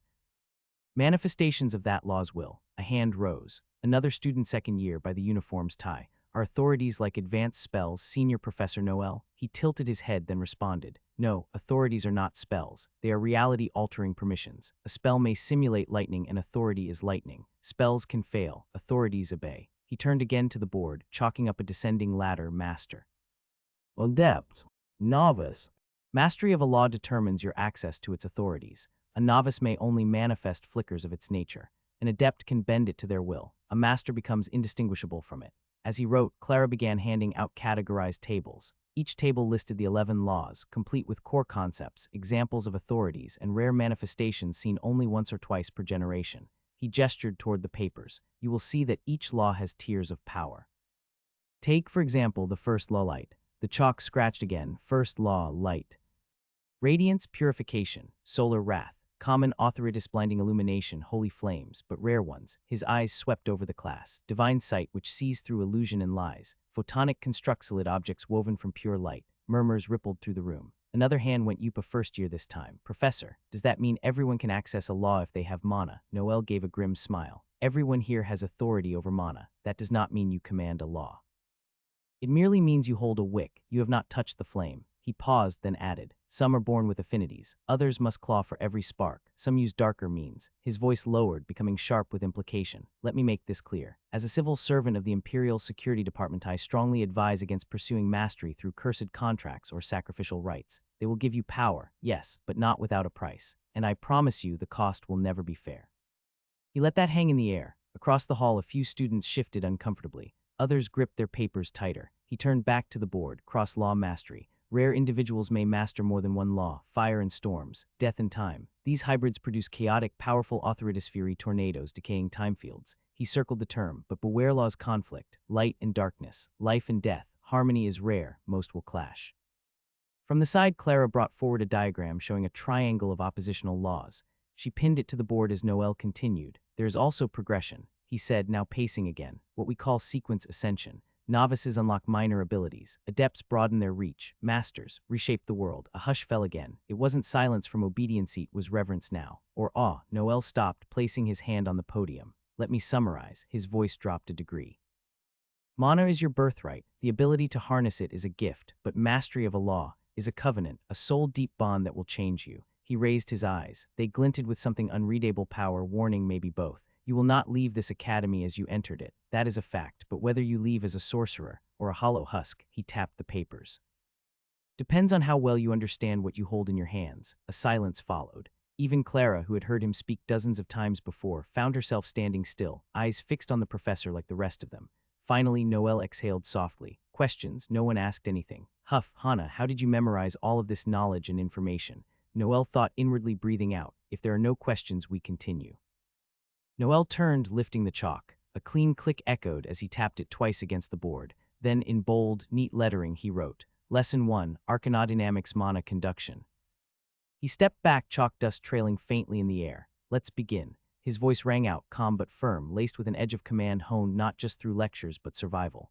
Magic engineering is the science of turning manhwaedit's most volatile metaphysical substance known to mankind into measurable mechanical output. He paused, letting that sink in. That's not poetry, that's the truth. And unless you understand why mana flows, how it moves, and what it responds to, you're not an engineer. You're a fire starter with pretty gloves. A few students chuckled nervously. Noel turned and drew a long horizontal line across the board. Today, we focus on two core concepts, he said, writing under the header. 1. Mana conduction. 2. Arcanodynamic response. Mana conduction, he began, circling the phrase, is the process by which mana travels from one point to another through air, stone, flesh, or crafted conduit. Unlike electricity, mana doesn't obey strict binary polarity. It's emotion reactive. It resonates with intention. It resists inconsistency. He tapped the board. Your first misconception to discard. Mana is not passive. He gestured toward a cart beside the desk. Clara rolled it forward, revealing several neatly arranged instruments encased in enchanted bronze. Cylindrical tubes with glowing runes, small copper dials, and transparent glass containers pulsing with faint etheric glow. Noel picked up a sleek, 6-inch tube that thrummed faintly in his hand. This, he held it high, is a mana resonance tube, developed in collaboration between the Northern Grand Academies and the Imperial Astral Foundry. It acts as a mana current visualizer. He walked between rows, letting students see it. Inside, condensed arcane salts react with mana pulses, glowing based on frequency and intensity. He placed it on the podium, then pointed to 3 other devices. The arcane voltmeter measures mana potential in volts per flare unit. The glass-encased mana capacitor stores raw mana like a crystal battery, and the conduction array prism which you'll be working with next week. With that, he returned to the board and drew a simple diagram, a mana source flowing through a rune-etched conduit into a capacitor. Beneath it, he added notations. Input, mana source. Medium, crystal filament or conductive alloy. Output, spellform energy pulse. Loss, heat, mana dissipation, intent decay. Here's what happens when you channel a Tier 2 fire spell into a bronze core wand with a cracked crystal chamber, he said, underlining the loss line. Heat builds. Conduction becomes unstable. Instead of ignition, you get a backfire and a melted wand. Now, he said, pivoting sharply, how do you calculate for safe conduction? From his folder, he pulled a thin booklet and handed it to Clara. Pass these down, one per student. Each contained a table of resistance coefficients, rune stability factors, and conduction equations tied to temperature and ambient mana pressure. Let's do the math. He scribbled on the board, QM equal I2 RT delta of P. QM, mana loss per second in joule equivalents. I intensity of spell core, flare units. RT, rune trace resistance. Delta, voltage drop from source to outlet. P, pulse duration in seconds. I want you to take the chart I gave you, find the resistance coefficient for a standard 3-ring runic lattice with a medium voltage Tier 1 wind spell, and calculate the QM. He paused. You have 5 minutes. Students bent over their papers, pens scribbling furiously. Several whispered in confusion. A few second years shared answers with first years. Noel walked between rows, occasionally stopping to adjust a student's notes or clarify a figure. Careful. He muttered to one boy, tapping his equation. You used the wrong lattice factor. The wind spell's base structure doesn't use spiral tracer, it uses forked glyphs. The boy nodded, correcting it. Once time passed, Noel clapped his hands once. Answers. A girl in the second row with short brown hair and brown eyes raised her hand. 3.4 joules lost per second. She said, correct, which means, she blinked, that the spell would fizzle out after 9 seconds of continuous channeling. If the capacitor isn't stabilized, yes, he nodded, and that brings us to the arcanodynamic response. He returned to the board and drew a circular device, a modified ringed apparatus. Any spell channeled through a device changes the device, he said. Material fatigue, spiritual residue, resonance memory. These are all part of arcanodynamic stress. A poorly designed conduit eventually begins to reject mana altogether. He flipped a switch on the side of the demonstration desk. On the far wall, a mana projector flickered to life. A shimmering diagram appeared mid-air. An exploded view of a capacitor under stress. The image pulsed with red lines across its chamber. This is a live visualization of stress mapping inside a failed conduit, he explained. See how the mana paths have warped? That's due to residue from improperly tuned spells over time. He turned to the students again. Your job is not just to make spells work, but to make them repeatable, efficient, and safe. Then lifting the mana resonance tube again, he said, who wants to try? A few hands went up. He picked a hesitant first-year girl from the left side. She approached, nervous but excited. Channel a basic light spell through this tube. Don't force it, just let it flow. She did as told, placing her hand over the channel point. The tube glowed faintly, first purple, then steady white. Good, Noel said, low intensity. Now watch what happens when I introduce a frequency disruptor. He touched a small brass rod to the base. The light inside flickered, then split. The glow turned harsh, humming louder. Every spell has a resonance frequency. He said, match it, and your device sings. Mismatch it and it screams. There were a few chuckles. The girl stepped back, visibly thrilled. Noel looked back at the full class. By the end of this week, you'll build your own capacitor using any of the provided alloys, engrave a lattice pattern, and test it under a simulated arcanodynamic load. Those of you who pass will proceed to crystal fusion next cycle. He turned back to the board, wiping it clean slowly. This is where magic becomes more than just flair and flare. This is where it becomes infrastructure, technology, civilization. He paused. The room was quiet. Any fool can cast a spell, but building something that outlasts you, that is what magic engineering is. He tossed the chalk into the tray. Class dismissed. Oh, and one more thing. I need a class representative for my class. If you think you have what it takes, or are interested, come see me in my office. I was still at the podium, skimming through the student list one last time as the murmurs of dismissal filled the Ganesha Hall. One by one, students filed out in pairs or small clusters, their chatter low but buzzing with the energy of a concluded lecture. I let out a quiet sigh, tapping the corner of the parchment with the edge of my finger. Sigh. Of course the class doubles when I get possessed by the game. My thoughts drifted as my eyes followed the flow of students leaving the room, but I suddenly felt a chill.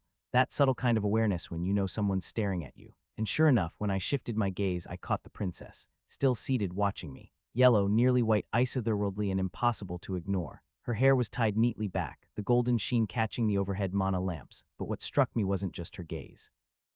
It was the silver cross necklace hanging faintly from her collar, a follower of the Church of Lumina, devout by the look of it. Well, it made sense. Being the daughter of the Holy Emperor, I suppose faith ran deep in her blood. In moments like this, I really wished I had more information about this world, especially from the original Noel's perspective or the type of game knowledge my sister Hannah had, Who would have guessed that looking down on a romance fantasy game would get me possessed by it? It wasn't like I had some built-in cheat menu that could upload all the game's lore into my head like an encyclopedia. Even the status window barely helpful. It showed character profiles, sure, but only of people who were either close to Noel or major characters in the story. I hadn't figured out the logic of it yet. That guy from the Holy Grail. I furrowed my brows, trying to remember. Adele, wasn't it? I had met him a few days ago. Even if he and the original Noel weren't close, Adele was said to be one of the strongest holy knights. If anyone qualified as a major character, it should have been him. And yet, his profile wouldn't show up. I used to work in games not writing them, but I had my fair share of designing characters. I wasn't exactly a stranger to how characters were structured, but this row fan game, it made my head hurt, constantly. Best to think about that mess at night when everything overlaps and spirals. For now, I had work to do. This was my life now, for better or worse. The princess finally rose, her long royal blue skirt brushing softly against the polished floor as she turned away, her usual clique of aristocrats falling into step behind her like well-trained shadows. Watching her go, I couldn't help but feel it against that calculated grace. Friendly, yes. But the kind of friendliness that weighed benefits and outcomes behind every word, the kind that was more political than personal. As she disappeared through the tall doors, a different figure entered my periphery, a familiar one, descending from the upper rows, slow and hesitant, was someone I hadn't expected to see now. My voice left me before I could think. Knox. He was nearly at the door. His steps paused mid-stride. For a long second, he stood like that still, almost frozen. Then slowly he turned. I expected him to meet my eyes. He didn't. Instead, his gaze fell low, head slightly bowed. His fingers clutched the black notebook in his hands, the leather cover almost hidden beneath the black gloves he wore. Black tie. Second year, I noted, instinctively scanning his uniform. Why did I call him? I didn't even know what kind of relationship the original Noel had with him. Damn it. Everything I remembered was in fragments, shattered pieces. Some warm, some bitter. All of them unhelpful. Noel, you bastard. I clenched my jaw. Then he spoke. I'm sorry I didn't come to greet or see you when you arrived at the academy. He said, voice quiet, still not looking up. I'm also sorry for not attending your welcome party. His hands clenched the notebook tighter, the leather straining. I stepped down from the podium. Slowly, carefully. When I stopped in front of him, he flinched just slightly when I raised my hand. What though I hesitated before placing my hand on his shoulder. He tilted his head just enough to glance at the hand I'd laid there. Never mind that, I said softly. How have you been? I assume you're faring well? The silence stretched. Seconds passed, maybe only 5, but it felt like minutes, hours, then finally. Yes, I'm doing fine, Knox answered. But as he spoke, he reached up and gently removed my hand from his shoulder. Something about that gesture stung more than I expected. Still, I tried to keep the conversation alive. Are you sure? Because Mother said. I'm okay, cut clean, just those words. Nothing more, nothing less. His tone wasn't angry, but it was clear. Final, anything else? I should really hurry to my next class. He added, eyes still averted. Should I say something more? Change the topic. But no, I knew better. Sometimes you can't just force people to open up. Not everything broken can be fixed with the right words. Sometimes people build walls you're not meant to climb, not all at once anyway. You wait, you try again. You give them time, so for now I'd let him go. He was my brother. Whatever happened before, whatever the original Noel did or didn't do, I'd figure it out, bit by bit. Okay, you may leave, I said. He didn't linger. He turned and walked. Then, just before he could disappear through the open doorway. Hey, I muttered. He paused again, his foot halfway past the threshold. If you need anything, or have a problem, I said. You can come see me in my office, or even visit home. He didn't say anything, didn't nod, didn't turn, he just left. The doors closed softly behind him and I was left staring at them, alone in the echo of a lecture hall that moments ago had been full of life. Damn it, Noel, I muttered under my breath, cursing myself, cursing the one who came before me. The office of Professor Braille von Kalen was as silent as it was severe. Polished marble floors stretched out beneath a long mahogany desk, littered only with papers stacked in brutal order. Shelves of tomes and arcane materials surrounded the room like witnesses to the conversation. Behind the desk, a large stained glass window cast cold light in brilliant colors, refracting over the figure kneeling on the floor. Dimitris von Harthen, assistant professor, second son of the disgraced Harthen line, was on his knees, fists clenched tightly on the carpet, head lowered in shame and frustration.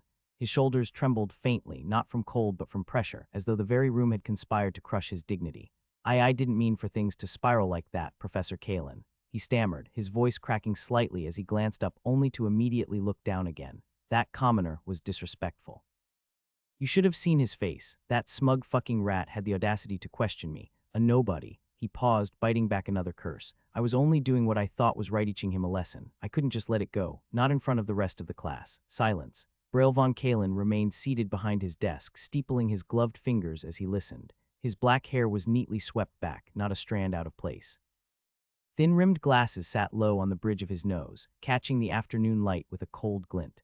The long black trench coat he wore bore the silver insignia of the Met Magic Engineering Tower, gleaming just over his chest, signifying his dual status as both professor and scholar. His expression never changed, blank, unreadable, composed to the point of menace. When he finally spoke, his voice was like a scalpel sharp and measured. "Commoners are vile," Braille said calmly. "Weak blood, no manners, no concept of legacy or order. But what you did today, Demetrius," his tone shifted lower, more venomous. "What you did today was more disgusting than anything that wretched boy could have mustered in 1,000 lifetimes." Demetrius flinched as if slapped. Braille slowly rose from his seat. The chair creaked faintly beneath him, the only sound in the room as he walked forward, each step punctuated with the faint rustle of his coat. "You embarrass not just yourself," Braille continued, voice tightening, "but me, Yahoo I brought under my wing despite the stain of your ruined bloodline. Yahoo I raised like my own, and this is how you repay that kindness, with juvenile outbursts and public spectacles." Demetrius kept his head down, jaw clenched. Sweat was beginning to bead at his temple. A hand gripped his hair tight. Braille's fingers wound into his blonde strands and yanked his head up to face him. Demetrius winced, teeth gritted, eyes wide and darting. "Don't you ever forget your place." Braille hissed, bending lower, his face inches from Demetrius. "You belong to me. Every step you take, every breath you draw, it's because I allow it. One more fucking slip-up, Demetrius." He yanked harder. "And you're done?" Then he let go. Demetrius's head fell again. His breathing had grown shallow. There was no need to be told twice. He knew what was coming. "Take up the position," Braille said coldly. Demetrius hesitated, but only for a heartbeat. Then he moved. Slowly, mechanically, he adjusted himself onto all fours, hands and knees pressed to the cold floor. His fingers dug into the carpet, knuckles white. His face was already flushed with shame. He heard Braille step away. A moment later, the quiet clatter of wood being lifted, Braille's staff, propped just beside the decorative plant in the corner. Crack. The first strike landed squarely across his backside. Demetrius hissed through clenched teeth, his body jerking slightly. Crack. A second harder. Sweat broke along his brow, one hand tightening further against the ground. Crack. The third came like a ritualist sentence carried out. His breath trembled, his face reddening not just from pain but humiliation. "Get up," Braille commanded. Demetrius rose slowly, stiffly, his legs shaking slightly from the sting. "You know how I despise beating you," Braille said as he walked back to his desk, removing his glasses and setting them down with slow, deliberate grace, "especially over such trivial, unnecessary matters. But this is to help you, to shape you, to mold you into the kind of man society demands." Braille opened a drawer, pulled out a new pair of black gloves and slid them on, tossing the old pair into the wastebin like discarded skin.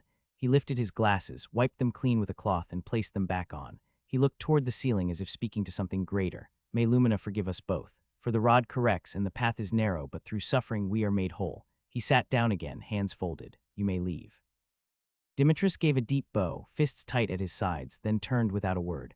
Outside, the moment the heavy oak door shut behind him and the corridor swallowed him, he let loose in a whisper between gritted teeth. "Fucking Noel, fucking assistant professor piece of shit. You'll both regret this. You'll dearly regret this." His voice echoed down the empty corridor like poison. The door to the office stood silently, polished wood gleaming under the corridor lights. Gracia stood just in front of it, arms hugging her sides, fidgeting nervously while rubbing her hands together. Her gaze kept darting from the handle to the floor to the wall beside her, then back to the door again. The air outside the office felt heavier than it should have. "Is he even in his room?" she muttered to herself, barely above a whisper. She reached up and tucked a section of her short, dark brown hair behind her ear, more out of nervous habit than necessity. Hesitating for a moment, she leaned forward, inch by inch, just about to press her ear against the door to listen for any sign of life inside. The door opened, with absolutely no time to stop herself. Her balance tipped forward and she fell with a startled, gasped, "What?" Right into the office, face down, right on the pristine maroon carpet, threaded with black and golden designs that now felt significantly more humiliating beneath her cheek. Papers rustled. She looked up. A woman stood before her, light brown hair falling gently around her shoulders, light brown eyes blinking as they looked down at her. In one hand she held a stack of papers, and the other still rested calmly on the now open door handle. Oh no. Gracia winced inwardly as she scrambled to her feet, dusting off her skirt as quickly and casually as humanly possible, as if casually recovering from social death was an option. "Oh, Miss Clara, I was wondering if the senior professor was around," she stammered, her voice cracking, words tumbling over one another as her hands flailed uncertainly in the air. Clara turned her head slightly, giving a simple glance toward the back of the office. Gracia followed her gaze. There he was. Senior Instructor Noel, sitting at his desk, expression unreadable, eyes focused, staring at her, stone-faced. Attention pierced through her like a cold wind, panic tightened in her chest. Her stomach dropped so hard she was sure it physically shifted downwards in her body. First impression, dead, gone, vaporized. She wanted to dissolve into the floor, crawl into a vent, escape to a different school, different city, maybe a different plane of existence altogether. What did he think of her now? Probably something like unbalanced, or infiltrator, possibly rabid. She opened her mouth to speak, but nothing came out. Instead, she just stared down at the regal carpeting below her feet, a pattern so intricate she considered counting the shapes to calm herself. Class representative, Noel said suddenly, his voice calm but direct as he placed a few papers down on his desk. What? She responded, eyes snapping up in sheer confusion. You're here to apply as the class representative for my ME class, right? I assume. Her thoughts shattered. No, I mean yes, but wait, actually, that's not a. She fumbled. I mean, technically, yes, I could do that, but that's not I was. Why am I like this? In her mind, chaos bloomed. Lumi's voice floated up like a haunting echo from earlier. You're in his class, right? So it'll be easy for you to talk to him. Just ask him to come to the club room, that's all, she wailed mentally. Lumi. This was all Lumi's fault. Her plan, her idea, her trap. Gracia had come here to ask Noel to visit the club room so Lumi could give him an apology gift. That was it. Simple. But now no W, she was applying for a job. Why yeah, class representative, she said with a forced smile and the enthusiasm of a small animal backed into a corner. That's me. I'll just ask him after I'm done. She reasoned in her head. Maybe, probably, if I don't die first. Noel narrowed his eyes slightly. Then why did it take you so long? Gracia barked out a laugh and scratched the back of her head, eyes shut tight as if shielding herself from reality. Ha, I guess I got. Lost, she winced at her own answer. It was not even an answer, when she finally dared open her eyes. He was standing right in front of her, a paper extended toward her. Fill this, Noel said, completely unmoved. She blinked up. He was tall, really tall. She had to tilt her head to meet his eyes. Yellow, intense, sharp. They reminded her of Knox's eyes. But unlike Knox, whose thoughts and emotions were always painted across his face like a book left open, Noel's were impossible to read. It was like staring into a beautifully carved mannequin. With really great style and fashion sense, she said out loud. What? Noel muttered. Shit, I said you have a really amazing taste in fashion. Ha, she said, choking out the words with another awkward laugh, hands flapping nervously like she was trying to fan herself into another dimension. If embarrassment had a physical weight, it would have crushed her by now. She wanted to bite her tongue off. She wanted the office to be hit by a meteor. She wanted to sprint into the woods and never return. Noel simply sighed. Just fill the form, he said flatly. Yes, sir, she said with the automatic reaction speed of a trained soldier under duress. She scurried over to the high raised table on the other side of the office, checking her uniform for a pen. Nothing, not even a stray pencil. She patted every pocket, inside and out, with a panicked rhythm like she was performing a clumsy magic ritual. Clara wordlessly handed her a pen, watching her with a calmness that only made Gracia feel even more like a storm in human form. Thank you, sorry, I just thanks. She blurted. She glanced up. Noel was looking directly at her with a raised eyebrow. She jolted. Her grip on the pen tightened. He definitely thinks I'm an incompetent idiot. She groaned internally. Fighting through the embarrassment, she filled out the form with the precision of someone trying to reclaim her last shred of dignity. Once done, she approached his desk again. I'm done, she said quietly, offering the form like a prisoner offering a confession. Noel took it, scanning it briefly. His eyes moved across the lines, unreadable as always. I'll notify you if you qualify by the end of the week, he said.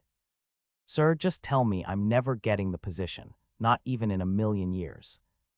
Gracia thought to herself, I still have to give the other contenders a fair chance. Noel continued talking. Gracia nodded quickly. You may leave, he added. She stood there, clutching her skirt, frozen, debating to ask or not to ask. That was the question, but the words wouldn't come. Noel's POV, are all my students weird?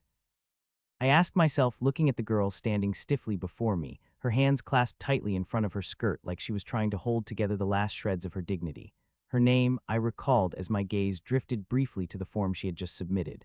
Gracia St. Gress, so she was from that household. A noble one, no, a prestigious one.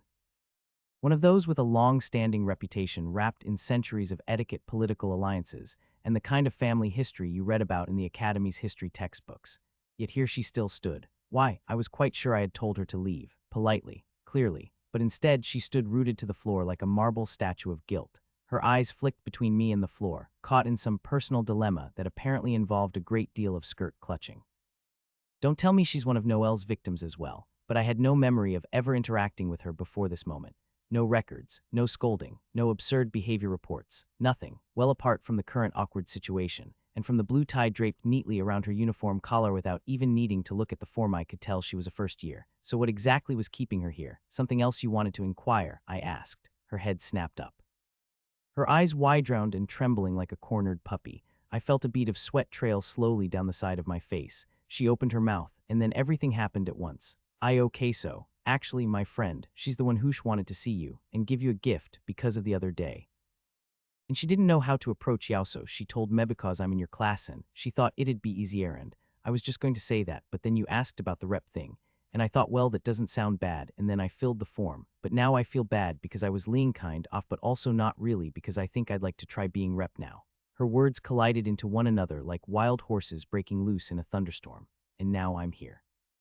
She added in a tiny voice, her volume slowly decreasing as her breath gave out and she deflated. And I'm sorry. She stared at the floor, her shoulders slightly hunched, waiting for the inevitable scolding. To be told she'd wasted my time, to be kicked out. I didn't say anything for a second. Even I could hear how sharp my question had sounded before. So you just accepted to fill in the form so I can accept your request, I had asked, tone direct and even. But with how this character was built, how my voice naturally carried, how the system etched formal speech and intimidation into my behavior. It must have sounded like a blade at her throat. She visibly flinched. I'm sorry, she wailed softly, her hands curling tighter around the fabric of her skirt.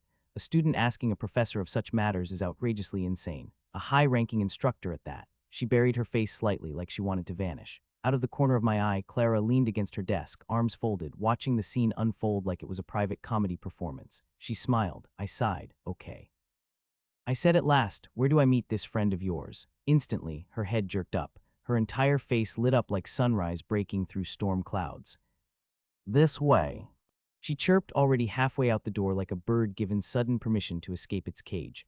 I stood from my desk, straightening my coat, and followed after her. Clara met my eyes as I passed by. She covered her mouth with one hand, clearly trying not to laugh. I closed my eyes for a moment. Another bead of sweat slid down my cheek, and then I left the room. There we stood at the door, the embroidery club room. I muttered under my breath, more to myself than anyone else. But Gracia, standing beside me, heard it. Yes, she answered softly. Without another word, she stepped forward and opened the door. There was a sudden murmur of commotion from within, voices, movement, the flutter of fabric and chairs being scooted, but it quickly settled. I took that as my cue to enter. As I stepped inside, my eyes immediately landed on the girl standing next to Gracia, the pink-haired girl, the same one I had bumped into just a day ago, and of course one of, if not my sister Hana's favorite character in the Row fan game. Sighed, I had a feeling I'd run into her again, just not here, not like this. Her appearance was unmistakable. Pink hair styled into two neat twin buns, soft strands falling naturally over her face like silken ribbons. But unlike our first encounter where she wore the standard dark blue academy skirt, her attire now had more personality, more flair. She wore a crisp white blouse beneath a navy blue corset-style vest, cinched tightly with shining silver buttons. The vest emphasized her delicate frame, and the high-waisted dark blue shorts added a playfully dignified charm. Long lavender gloves reached just below her shoulders, cut off at the fingers to reveal her hands, small, graceful, and trembling slightly with contained energy. A brown leather belt looped around her waist, completing the ensemble with utility and style. Hello, mister, she greeted with an eager wave and a bright voice. There was a moment of awkward silence that followed, the kind that hangs in the air when one person remembers something mortifying the other has already forgotten. She fidgeted with her gloved fingers, visibly nervous but determined to speak. I just wanted to say I'm really sorry about the other day, she began, her voice a little fast but sincere, for ruining your shirt with that ink. I know you said it wasn't a big deal and not to worry, but I still felt really bad about it. Her cheeks flushed as she brought out a small paper bag decorated carefully with floral patterns and a sky blue ribbon handle. So, I made something.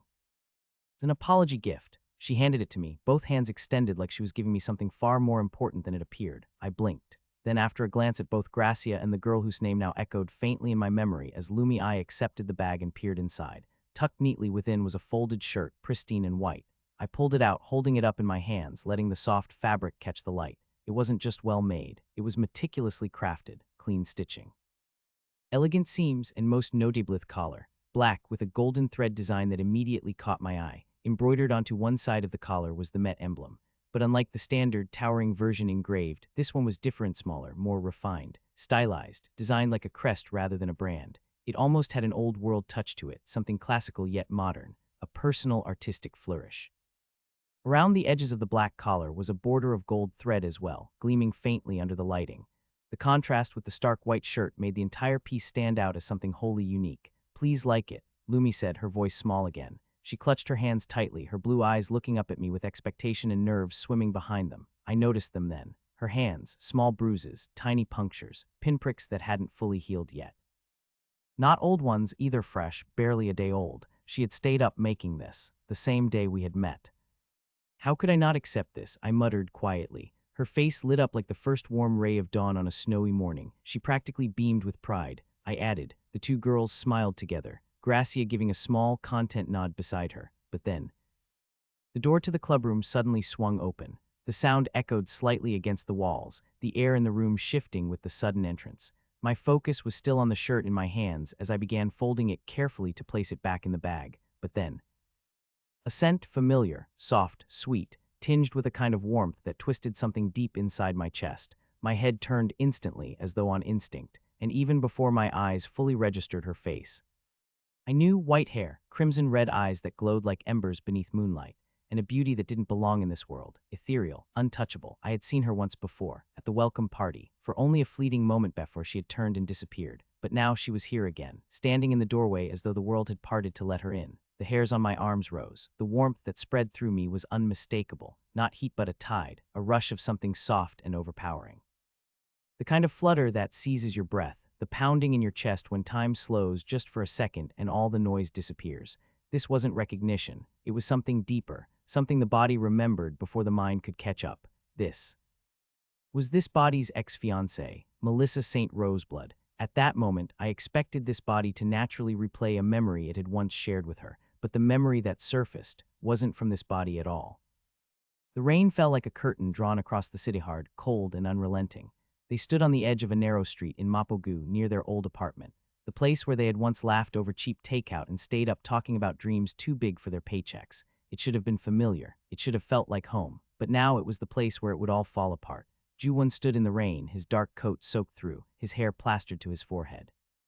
His fists were clenched at his sides. Across from him, the girl-high's girl was already crying, mascara smudged, lips trembling. "Don't do this," she choked out. "Please don't say it." He looked at her, eyes bloodshot and tired. "Not just from the rain, from everything. I don't deserve you," he said, voice hoarse. "I wake up every morning feeling like I'm running out of time. I'm 29 and still stuck in a job that barely covers our bills. My savings account looks like a joke. I can't even treat you to a proper dinner without calculating how it affects rent." She shook her head violently, rain mixing with her tears. "I don't care about that. Juwon, listen to mate doesn't matter to me," she shouted, stepping forward. "I love you. I love you even when you're wearing the same 2 sweaters all week. I love you when you're quiet because you're too tired to speak. I love you when you're scared to dream because you think you'll disappoint someone. I want to be there.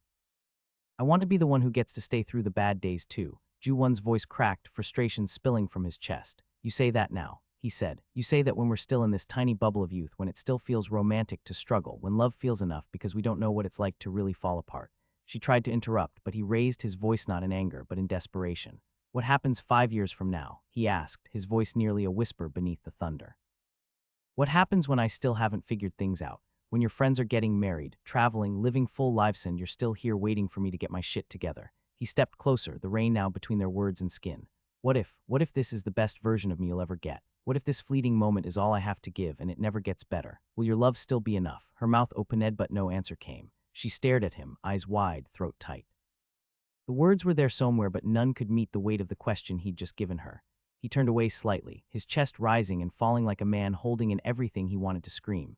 But then she spoke, voice low, broken, honest. "It's not always about the spark," she said, more to herself than him. "It's not about fireworks or perfect lives or climbing ladders together." She looked up at him again, lips quivering. "Sometimes love is just choosing to stay, even when the spark flickers. Even when it's not beautiful, even when it hurts. And unlike you, I would have stayed." Her voice cracked. She finally dropped her head into her hands and began to cry, not soft, not quiet, but the kind of sob that came from a soul aching with the truth that love wasn't always enough. And in that moment, under the soft glow of a broken streetlight and the relentless storm of Seoul's sky, they both cried. The soft clatter of porcelain and the low hum of casual chatter filled the Academy Cafe, a polished space warmed by afternoon light slipping through the glass panes. In the far corner, away from the busier tables, a boy entered, composed and silent. Knox walked with an expression that could only be described as void. His white shirt was crisp, still tucked in neatly beneath a thin black tie, while his dark blue trousers fell straight over polished shoes. Black gloves hugged his fingers, the only tell that perhaps he was hiding something more than just his touch. He didn't look around as he made his way to a secluded table. Sitting opposite him was a girl, one with sleek black hair and narrow, fox-like eyes. Her posture was elegant yet sharp, every movement calculated. Though her eyes rarely opened fully, the dangerous glint beneath their slits hinted at something cruel. She wore the same academy uniform, a dark blue skirt replacing the trousers and the black tie that marked her status as a second-year student.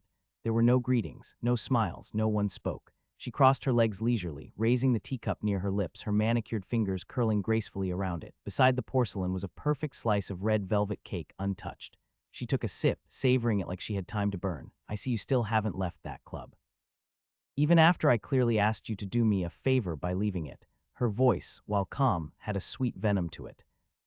"And that pink-haired airhead." She paused, her gaze lifting to read his reaction. Knox didn't move. He barely blinked. Her lips curled into a smile as if his silence was the very answer she desired. "You do know you're soon to be my one and only. It is only a matter of time before father settles the engagement." She reached across the table, placing her hand gently over his. Her touch was soft, but the intent behind it was anything but kind.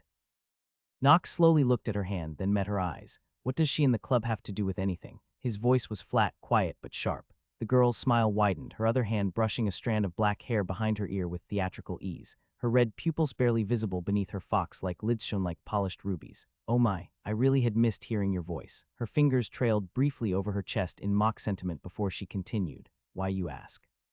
"It's because of my love for you, Knox. You hanging around that pink-haired commoner makes my insides churn with jealousy. You don't want trouble for her. Now do you, my love?" He didn't answer. The silence wrapped tightly around them like suffocating plastic. She leaned in, one of her eyes now opened just a little more, revealing the crimson beneath. "Still smiling, always smiling. Plus, if you know what's good for you, you'd better listen to me." Since I know, that word knows carried a different weight. When that promised consequence, Knox stared at her for a long moment before sliding his hand out from under hers. He ran his fingers through his hair, briefly revealing his forehead, strands falling back moments later. A small shift just enough to reclaim a piece of his dignity, if not control. The girl gave a small, breathy chuckle, her head now tilted slightly as her shoulders sloped lazily, amusement written across her face. It was the kind of expression a cat might give a mouse after letting it run a few inches. She blew him a kiss. Knox didn't react. Instead, he glanced at the tea before him and the matching slice of red velvet cake. The girl lifted her own teacup again, her voice still sugar-sweet, never once slipping out of its melodic cruelty. "Have you brought what I asked for?" She took another sip as if the answer didn't matter. Wordless, Knox reached into his coat and pulled out an envelope. His black-gloved hand placed it neatly on the table between them. The contents were thick documents, no doubt sensitive. She stood. Walking behind him now, she let her fingers dance across his shoulders, down his chest with a disturbing familiarity. "Good boy." His tie shifted under her touch. Knox reached up to straighten it silently, brushing off her invisible imprint. "It's a shame your family doesn't know the type of person you are behind their backs." Her voice now whispered just above his ear. "With this, you might have just given your family a disadvantage, but it's still beneficial for the both of us." Her fingers raked back through his hair gently. Then she leaned in and kissed the top of his head. She walked toward the door. Pausing at the frame, she glanced over her shoulder one last time. Another blown kiss, and then she was gone. Left behind at the table, Knox sat still, his hands clenched over his thighs beneath the table tight, unmoving. Slowly, his eyes widened into a cold, soul-piercing glare. His teeth clenched as if biting back a scream or an oath.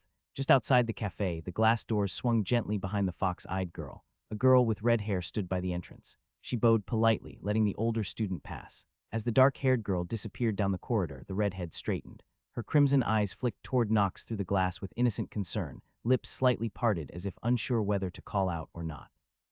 She stood there, hesitant, her gaze shifting between the door and the boy at the corner table, the one who hadn't moved since she arrived. Embroidery and Tailoring Club room. The room, quiet and laced with the faint scent of lavender and old fabric, was lit dimly by the afternoon sun bleeding through gauzy curtains. Spools of thread and bolts of cloth lined the shelves, like the backdrop to a forgotten drama waiting to unfold. In the center, two people stood still facing one another, frozen in the gravity of unspoken history. Noelle's eyes met hers. White hair fell like silk over her shoulders. Melissa, the club patron and fellow instructor. Yet in that moment she was more than just a colleague. Her red eyes held layers, memories, regrets, and perhaps a stubborn tenderness long buried. They stared at each other like ghosts who never got to say goodbye. Something trembled in the air between them. Noelle's lips parted barely. The sound that escaped was almost nothing, more a breath than a voice. Mel, it was quiet, too quiet to be caught by most, but Melissa heard it. Her pupils contracted faintly, red irises widening just a bit. The world paused. Just for a second, the past threatened to return in full. Noel stood rigid, almost cold to the untrained eye, but inside, emotions clashed like a storm behind steel gates. His fists were clenched just out of view, but his expression didn't crack, his trait. Calm demeanor held him together like mortar between fractured stone. Barely. Then, without warning, the present collapsed, replaced by a haunting memory that surged forward. 3 years ago, Urindor, on Caravel Street. The night was cold. A narrow cobblestone lane shimmered under the rain, the lamps overhead glowing a melancholic gold. They stood beneath the dark green awning of a closed restaurant.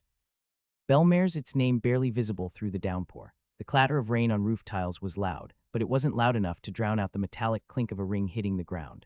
Noel stood still, arm partially extended, his fingers slowly curling into his palm. The silver ring bounced once, twice, then skittered against the stone before finally coming to a stop. The sound echoed, absurdly loud in the hollow street. Melissa's face was wet, not just with rain. Her long white hair clung to her cheeks and neck. The water blurred her expression, but not enough to hide the tears. Her lips quivered, but she said nothing, not yet. Noel had taken the ring from her hand, not torn, not snatched, taken. His other hand hung at his side, trembling. He stared at the ring, then at her. Then he turned his back. The silence between them screamed louder than any words. The ring's metallic bounce still rang faintly in his mind. Back in the embroidery room, Noel's eyes blinked, slowly returning to the present. His gaze was unreadable now, neutral, as if the memory had sunk once more beneath his skin where no one could see it. Melissa exhaled. Her hands, which had hung motionless at her sides, slowly folded together, fingers curling until her knuckles whitened. She looked away from Noel now and turned toward Lumi, who had been standing quietly. "Meet me back here in an hour," Melissa said, voice steady but slightly thinner than usual. "I'll be going since I have something to take care of." As she reached the door, she paused. Her hand lingered on the frame. Her eyes remained forward, but her body stilled as if trapped in reconsideration. Her other hand clenched tight around the edge of her coat. Then, with a quiet breath, she shook herself free from the thought and stepped out. Gone. Silence lingered for a beat longer. Lumi and Gracia glanced toward each other, an uncertain understanding shared in their glance. Then finally Noel spoke. His tone was formal, measured, distant. He turned, walking out of the room after Melisatho, never quite following her. Only the soft rustle of fabric remained, and then that too faded. "Whoa," Lumi's voice broke the silence, her wide eyes still locked on the door through which the two instructors had just left. "Please tell me you felt it," she added, clutching the hem of her uniform shirt with both hands as if to contain her excitement. Gracia, standing a few feet away with her arms loosely folded, glanced sideways at her pink-haired best friend and gave a measured nod. "I felt it." They both spoke again at the same time, but what came out was hilariously different. The intense romantic tension, Lumi said, breathless. The awkward trauma bonding, Gracia said flatly. They blinked at each other. "What? No," Lumi frowned. "I meant the love between them." Gracia raised her hands, making exaggerated air quotes with her fingers. "I don't think I'd call glares like that." "Love," Lumi huffed. "You do remember what I told you, right?" Gracia said. Lumi leaned back slightly, folding her arms more tightly. "You've told me a lot of things, Gracia, including that the last outfit I wore gave you second-hand heartburn. I meant about the senior instructor and our club patron," Gracia clarified, ignoring Lumi's sass. "They're no longer engaged. That doesn't mean anything," Lumi countered with dramatic flair. "It doesn't mean their love for each other ceased." Gracia let out a sigh, not entirely exasperate, more like a sister trying to reason with someone who insists that love can be stitched back together with a needle and enough pink thread. "By the way," Gracia muttered, "I wonder, why did they leave each other in the first place?" They both paused. Then the theorizing began. Maybe their families didn't approve in the long run, Lumi offered, tilting her head, already lost in the possibilities. "Maybe one of them betrayed the other," Gracia said, rubbing her chin with a suspicious squint, "or Melissa thought she was holding him back." Lumi added, eyes wide with dramatic tragedy. "Or Noel buried himself in work until he forgot how to feel anything. Maybe there was a secret mission, or he was cursed," Lumi said with a gasp. "Or they thought the other was dead but actually wasn't." "Lumi," Gracia stopped her with a hand. "They're both from powerhouses. It probably had to do with that. Power struggles, bloodline contracts, status differences." Lumi's excitement dimmed to a thoughtful hum. "Oh," she placed a hand on her hip, then closed her eyes. "Well," she said after a beat, "I'll try bringing them back together." Gracia nearly stumbled. Lumi nodded seriously, her pink hair bouncing. "I mean, love is like tailoring, right? It's about the right measurements, the right material, and knowing when to stitch and when to cut. Sometimes you've got to hem up the past to make the future fit right." Gracia's mouth opened slightly in disbelief. "And you know," Lumi added as she struck a pose, one hand on her hip and the other pointing to the sky, I am a matchmaker, and compatible people are for life. Imperial Security Department, Central Archives Hall. The polished black marble floors of the Imperial Security Department glistened beneath the filtered gold of the overhead chandeliers. Rows of towering file cabinets and bronze statues of past commanders gave the room a sense of order and intimidation. Phoebe's boots clicked with purpose across the floor as she approached the central desk. She was already mid-conversation, her voice firm but restrained as she followed behind a junior officer. Her crimson hair, tied in a loose tail, trailed slightly with each step. At the end of the hall, behind a thick mahogany desk, sat Minister Hargreston, aging man with salt-streaked hair, a sculpted mustache and goatee combo that framed his stern mouth. He flipped through a file lazily, pretending not to have noticed her approach. She stopped before the desk, standing tall in her uniform, arms at her side but her eyes sharp with focus. There's a fund gap of over 75 million earls in the latest ledger, reports Minister, Phoebe said, not bothering with small talk. Minister Hargrest looked up, pausing mid-turn of a page. He gave a small, almost amused grunt. Nothing significant, just a misplacement of files. He replied, his tone dry and dismissive. Happens all the time. It'll be corrected. Phoebe didn't move, didn't blink, but her voice rose slightly. With all due respect, sir, she said, her fingers tightening into a fist behind her back. A sum that large would have supplied the night order with new armaments, ration stockpiles, horse replacements, airship maintenance upgrades, and emergency reserves for territorial breach scenarios, all of which fall under the jurisdiction of the Imperial Security Department under you, Minister. Her voice had gained edge and momentum, each word biting. She moved her hands as she spoke now, her red hair bouncing with the motion, and her striking blue eyes were locked firmly onto the minister's. That kind of money could maintain an entire segment of the empire for over a month, she pressed. The minister stayed still, unreadable, but Phoebe was already continuing. She exhaled sharply, frustration swelling. There are times I wish I had taken my placement with the Imperial Justice Court instead. She muttered aloud, more to herself. But no matter where you go, people in power find ways to cooperate in the shadows beyond comprehension. There was a long pause. Then she straightened her posture, realizing how far she had spoken out of tone.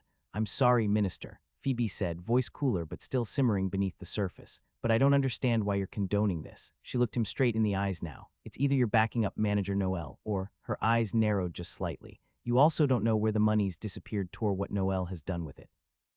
With that, she gave a brief but rigid bow and turned, her boots echoing again as she left the room without another word. Minister Hargrest watched her go, silent. The tension she left behind lingered like smoke. A moment later, he turned slowly in his chair, letting it creak as he swung it toward the tall glass window to his left. The sun was lowering now, casting amber light over the distant spires of the Imperial Wall. He stared out, folding his hands beneath his chin. This man, he muttered under his breath. Noel. His voice was quiet, contemplative. It's always difficult to know what he's doing, or what his motives are. It's to the point where he'll even cut the most important ties he has just to feed what he sees best for himself. His gaze darkened slightly, his own reflection barely visible on the glass. Just what did you do with the money, Noel? He leaned back into his chair slowly, the tension creeping into his shoulders. I could prosecute him, he murmured. But it's better I find out the reason first. He exhaled deeply.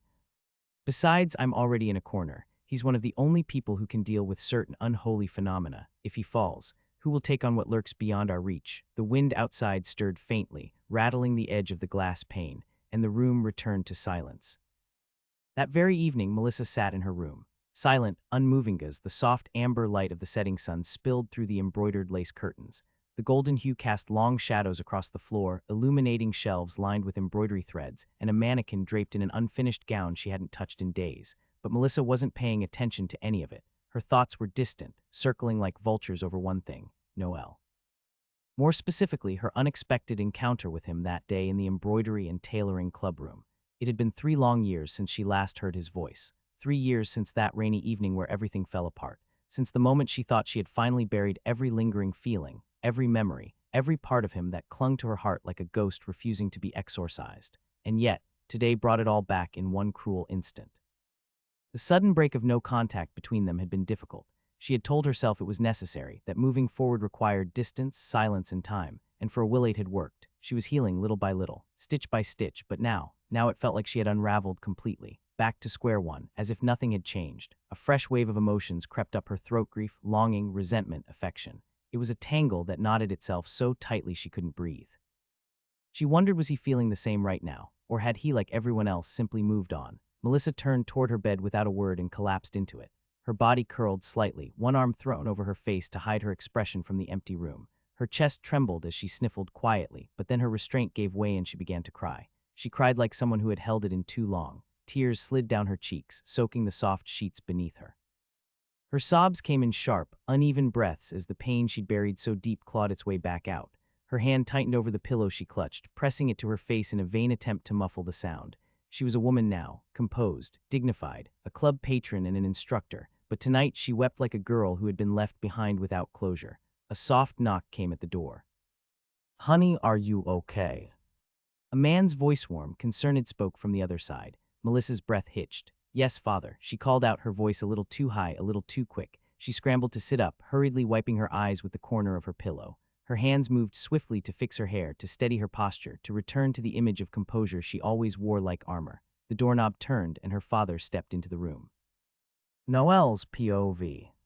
It had been a few days since I started teaching, and yet every time I stepped through the tall doors of Ganesha Hall, I felt the weight of 1,000 expectations pressing against my shoulders. The kind of weight that settles not on your back but on your voice, on your gaze. A hall where curiosity burned brighter than ambition, and where silence held more tension than noise. Right now, I stood at the elevated instructor's platform, the light from the wide arched windows spilling over the rows of seats and metal drafting tables. Today's lecture is on runic circuitry, glyph engraving. I began, my voice calm, composed, and resonating through the vast hall. Dozens of eyes turned toward me, some eager, some wary, and a few still unsure of how to read me. "Let's begin with the basics," I said, flipping a page on the large schematic board beside me. With a flick of my wrist, the scroll auto-unrolled, revealing several etched diagrams in glowing ink, translating magical effects into inscribed or etched patterns. That's what we're doing. Think of it as writing code. Only the medium is metal, and the output can explode if you're careless. A few nervous chuckles spread across the room. Good. These patterns serve as instructions, comments for mechanical or magical reactions. You don't just draw them, you build them. I turned, picking up a crystalline stylus and pointing to the tools laid out on the display desk beside me. You'll be working with runic etching looms used to layer and align glyphs in sequence, engravers' compasses for precision etching, and for the advanced students, steam-assisted rune presses that use mana pressure to engrave enchantments into harder materials like mithril or dragonbone. The boy with glasses, nervous as ever, his ink-stained fingers fidgeting against the sides of his notebook, raised his hand hesitantly. "Yes, Lear," I called. Instructor, if the loom misaligns during heat synchronization, should we reverse or reinforce the output sequence?" Smart question. I walked over to his desk. "Reverse it, and you risk shattering the medium. Reinforce it by doubling the stabilizing glyph here." I pointed gently at the diagram on his slate. "And you'll channel the overflow without disrupting the output sequence." His eyes lit up behind the thick lenses. "Oh, that makes sense now." I nodded. "Good. Precision, not panic." Across the room, the second-year princess of the empire had her hand raised as well. "Shit." I composed myself despite her looking at me with those boring eyes she always looked at me with. Tall, graceful, with yellow threaded braids and a natural command in her voice. "Yes, Princess Talia." "What happens if the rune press compresses an alloy that resists magic conduction?" A good question. Depending on the resistance, the glyph will either fail or distort. If it distorts, you'll likely end up with unstable results. A failed enchantment is safe. An unstable one can cost you your arm. There was a faint hush. That's why I always say, respect the sequence, respect the material. I stepped back to the center and surveyed the class first years, second years, and even a few ambitious third years all packed together, scribbling furiously. I heard word got out that my class was interesting, but I didn't expect this number of third years added to my register. I let the students work under light guidance for another 20 minutes before closing the lecture. That's enough for today. Chairs shuffled, books closed, ink bottles sealed. Before you leave, I continued, walking back to the front. Those of you who haven't submitted your mana conduction assignment from last session, see me in my office immediately after this. I already have your names, so don't think of not coming. Some froze. A few already knew I'd be calling them. One final announcement. I added, I originally planned to select one class representative. A few heads perked up in curiosity, but after observing your group dynamics and competence levels, I've decided on 3. Murmurs swirled like wind in a canyon. "Lear Dawson," I said, gesturing to the boy with glasses. He almost dropped his pen in shock. "Princess Talia Elendril." She stood gracefully, accepting the title with a simple nod, and Gracia St. Gress. The room broke into claps, some genuine, some obligatory. I held my hand up to silence them. These three will act as extensions of my will in and outside of class. Respect them. Despite two of them being first years, they earned this place. Then my gaze narrowed slightly. Any reports of disrespect or mistreatment directed at them will be handled personally by me. I let my eyes settle on Demetrius, the broad-shouldered brute who had mocked Lear on the first day. He stiffened as my voice dropped. Is that clear, Demetrius? His jaw clenched, but he nodded. Yes, senior instructor. Good. I dismissed them with a wave, my coat flaring slightly as I turned.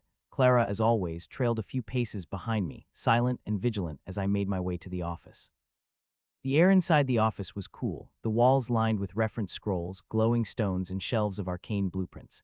I leaned against my desk as the students who had failed to submit their mana conduction work entered, one by one. I didn't bother with pleasantries. Speak, I said flatly, each of your own reason. The first girl shifted awkwardly. I was swamped with other coursework. I didn't manage my time right. The next, a boy with a faint scar across his brow, said.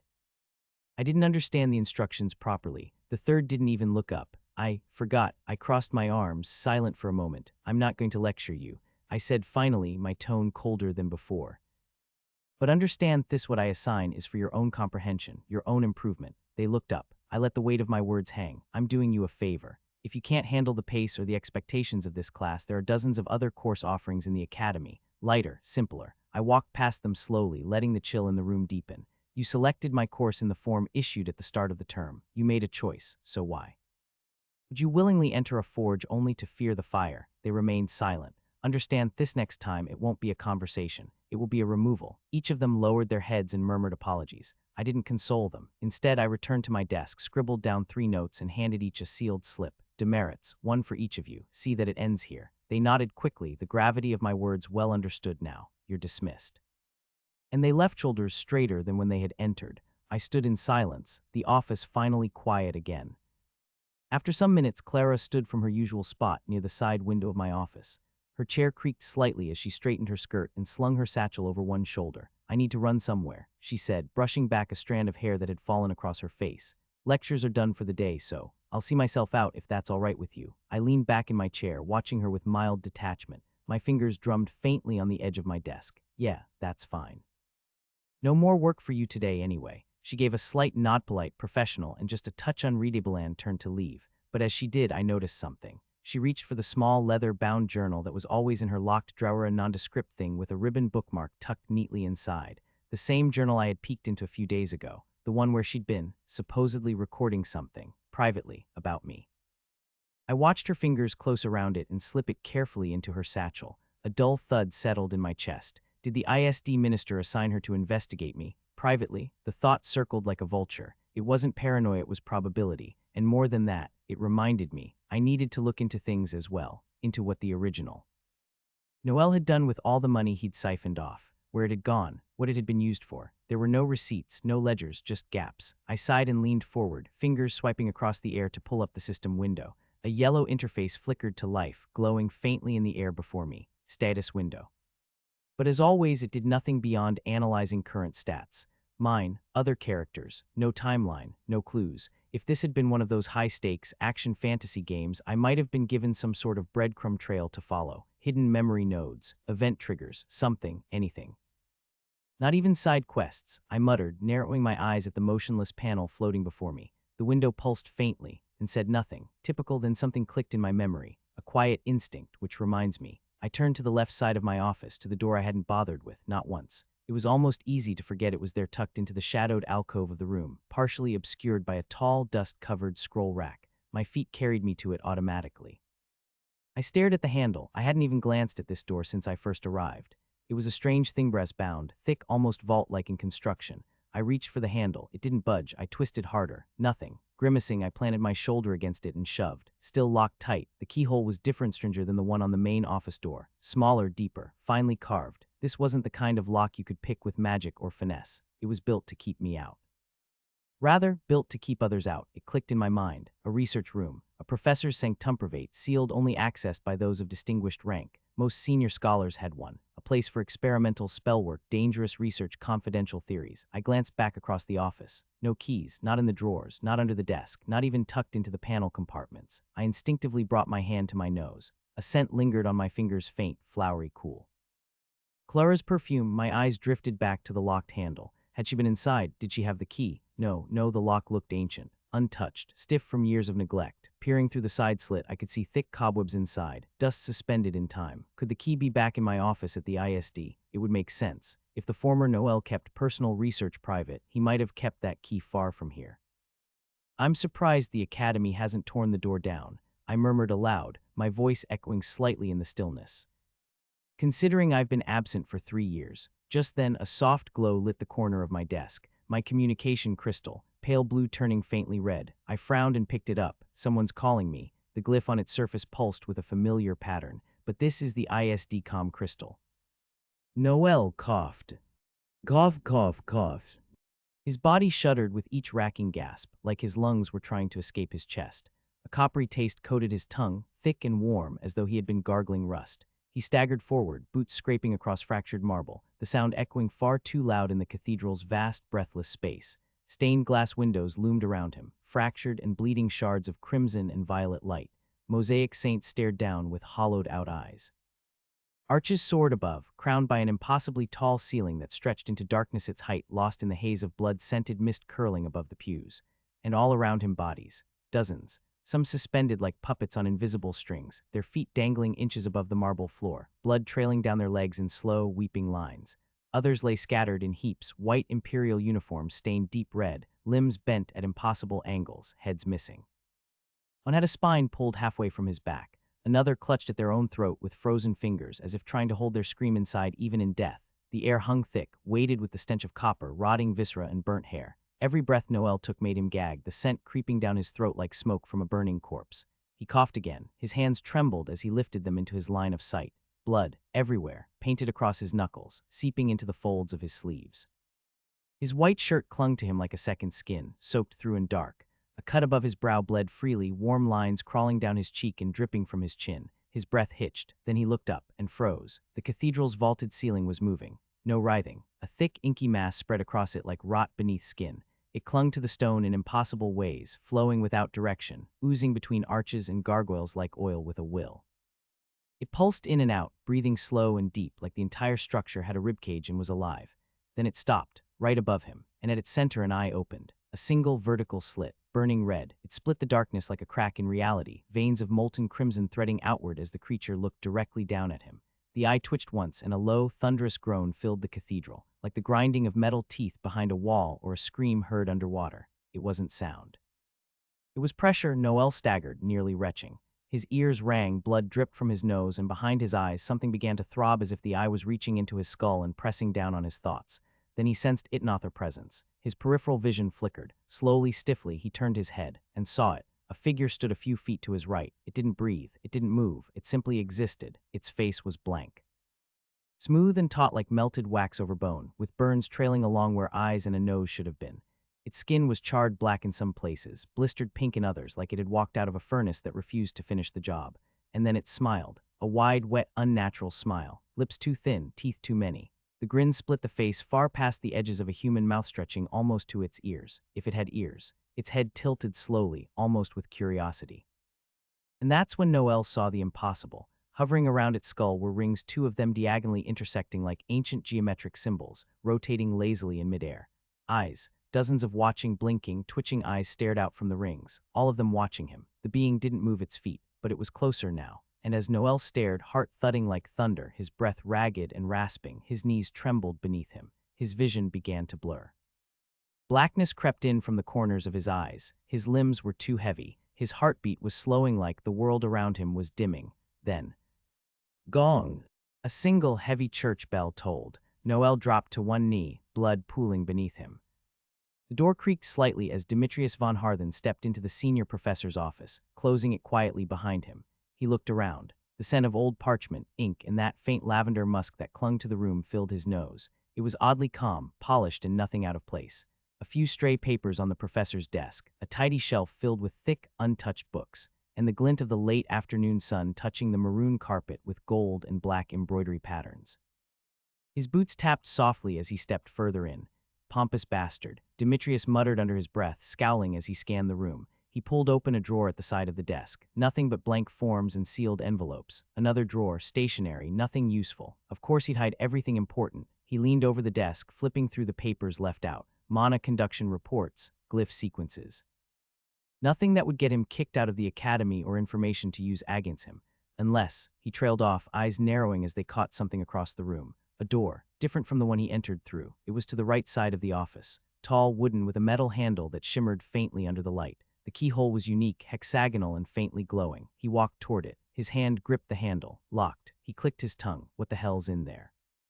The way it was built, how pristine it looked. It wasn't just storage. It gave off the same aura as Professor Braille's personal research room, and if it was anything like Braille's, then it held valuable information. Documents, experimental notes, classified theories, secrets. Demetrius's mind raced. What if I could take it, deliver it to Professor Braille? Better yet, I could keep it for myself, use it, outrank everyone. Then no one, not even Braille, could look down on me. A twisted smile curled on his lips. He took a step closer and knelt to peer through the keyhole, but just as his eye aligned with the tiny slit, he froze. Shit, he whispered. His heart dropped as a voice echoed behind him. Looking for something, the air turned stiff. His mouth went dry. No. He didn't dare turn immediately. Shit, I should have locked the damn door. Better yet, opened the window, created an escape route before even touching anything. Greed, this is all your fault. May Lumina purify me for this sin. Wash this greed away with righteous punishment. His mind raced in panicked prayer, cultic devotion seeping through his inner voice. Please forgive your humble servant for what he was about to do. Slowly, he turned. Standing in the center of the room, arms loosely by her sides, was Clara. Brown hair tucked neatly behind one ear. That pristine white uniform hugging her figure, the same badge on her chest gleaming faintly. Her expression calm, almost curious. He relaxed his jaw, forcing a courteous smile as he bowed slightly, one hand pressed against his chest, the other raised in greeting. Ah, Miss Clara, he said with smooth charm. May the goddess continue to bless your days. How are you keeping? Well, I hope. Inside, his thoughts simmered like boiling oil. This bitch. I haven't forgotten what you did in the cafeteria, embarrassing me like that. If I wanted to, I could have you removed from this academy in an instant. But none of that showed on his face, just a polite smile. Clara tilted her head slightly, studying him like one would observe a suspicious stray cat. And what exactly are you doing in the senior professor's office? She asked, her tone light, laced with sweetness, but her eyes didn't match. They were sharp. Demetrius gave a soft chuckle. I was merely looking for the senior professor, he said easily. I had a matter I wished to discuss with him. May you perhaps know where he might be? There was a pause. Clara's gaze lingered on him a moment longer. Then she smiled. The senior professor is away on a very important duty. She said, he won't be returning for a while. If you have something to say, say it now. All his messages go through me. She said it like she owned the room. That wide, perfect smile made his stomach twist. He clenched his fists behind his back, nails digging into his palms. It was clear she wasn't ordinary. No assistant should be able to hold her ground like this yet she was. And he didn't want trouble, not here, not now. He exhaled, putting back his charming smile like a mask. Ah, I see, in that case, he said with a short nod. I shall return when the senior professor is back. Please do send him my regards. He turned swiftly and walked toward the door. It clicked softly as it closed behind him. Snake, he hissed under his breath. Damn that woman. One day I'll make sure she knows her place. Eder. Oh. Reader. Zell. Peepreader. Noel. Each syllable was muffled at first, as though someone were calling from underwater, but it sharpened with each whisper until it cut through the haze. I opened my eyes and pain ripped through my skull. Like iron spikes being hammered into my brain. Thud, thud, thud. UGGH. I grunted, collapsing onto the seat. Then, just as suddenly as it began, it stopped. Preetor, sir, are you okay? A concerned voice next to me snapped me back. I blinked at my surroundings. Velvet upholstered walls, polished brass fittings, heavy curtains pooled around a frosted window with swirling floral wallpaper behind me. Ruffles of steam hissed from pipes overhead, and the low rumble of a train's engine pulsed beneath my seat. We sat in what seemed like a first-class carriage, comfortable but old-fashioned Victorian luxury with mechanical charm. We've been calling your name since you looked dazed. The man said, bending closer. Is the preetor feeling okay? A sudden memory struck me like a blow. The mission to Gresha, an official order from the ISD minister. But why does it feel like I've been out for most of the trip? I asked, voice still rough. I glanced at the window. Choppy waters raced past, and I realized we were crossing a narrow span of river. The Calrim Bridge, I murmured in shock. We're halfway to Gresha. Sir, you were asleep. The man answered quietly. That's why I came to check on you. I shut my eyes, massaging my temple. Did I sleep the entire time? Yes, sir, but you're the preetor, head of Division IV. We must watch your condition. I swallowed, focusing on the warm cabin and the steady hum of rails. Division IV, yes, I'd been appointed warden of a secret division under the Imperial Security Department, personally selected by the minister. A job I never expected, but one I'd accepted for money and for answers. Publicly, I'd resigned as ISD manager to stay beneath the radar. But in reality, I hadn't fully resigned. That was to get away from watchful eyes, and being in one of the 4 secret units was enough to stay under. division of called the Saintless Ward. It handled all manner of inexplicable phenomena, demonic remnants, ghostly occurrences, cursed relics, the unknown. Lore whispered that unsanctioned supernatural affairs were quietly shelved under that name. A ward without saints, unblessed. I remembered the minister's tone when he tapped into my calm crystal while I in my office at the academy. He said, "You're the only one we can trust," and you agreed. No limits. So much for agreeing to this just to get it over with. I'd nodded. I needed money for my health, for research, for figuring out different matters the original Noel was a part of, and of course finishing his lifelong projects. And so it led me to this train, speeding to Gresha to investigate a report. Next to Ice Cold Fear, it was the first mission flagged on my system screen me own quest. Quest, investigate Gresha Church incident. Reward, unlock shop. Access fragments, side quest, bond severed. When lost souls cross destinies, so do hearts, fragments. I wondered if they had to be for certain information, clues or even echoes of memory, and gaining access to the shop, with artifacts and other tools that could be of use especially in my new line of work. I needed it. The feeling of dying was unpleasant and heavily engraved into my very soul and being let alone my mind, so I needed to not die. Surviving was the only thing to do, and the shop would definitely have what I needed to keep living. And the mission, I pulled out the official document. Imperial Security Department. Saintless Ward Division IV. Field Report Document, internal only. Filed by Field Team under Praetor Noel Gresha Dispatch. Location: southern side of Gresha Province. Old Chapel Orphanage Facility, formerly Holy Order of Lumina property. Initial summary. Rumors have escalated over the past 4-6 weeks regarding strange activity surrounding the Chapel Orphanage site. Reports gathered from townspeople were varied but consistently disturbing. They include children disappearing without trace, ghostly wailing sounds heard from the structure, every few nights burned or scorched spiral markings found across the walls, especially altar side. Some claim to hear chanting, screeching inhuman shrieks near dawn. A local priest, name recorded below, confirmed visual of shadows not obeying light. The orphanage director has been unavailable, fled the town shortly before our arrival. Physical evidence. One corpse recovered, female child roughly 9 years old. Name confirmed later as Ameline Solt, found near edge of river bank. Face contorted, twisted in death like locked in expression of terror. No outward trauma. Internal scans show heat damage, bare footprints, burned into river mud traced, leading back to the chapel. Direction leads inward toward main chapel doors. No other children recovered, yet search efforts ongoing. Magical trace moderate to high, non-elemental, phenomena grade confirmed, priest statement. Interviewed cleric on site. Father Gideon Kelmer of the Luminar Chapel Order. Appears early 30s, but records state birth 123 years ago. Magical and alchemical preservation suspected. Appearance black robes, silver trimmed. White collar, Lumina cross, another wooden one in hand. He states, quote, "They move on the walls at night. The shadows do not belong to us anymore." Also mentioned malformed scripture pages and flickering light sources. Claims orphanage grounds lost their divine protection 2 weeks ago. Class threat status. Filed under provisional hazard. Phenomena class malformed divine. Threat grade level III escalating.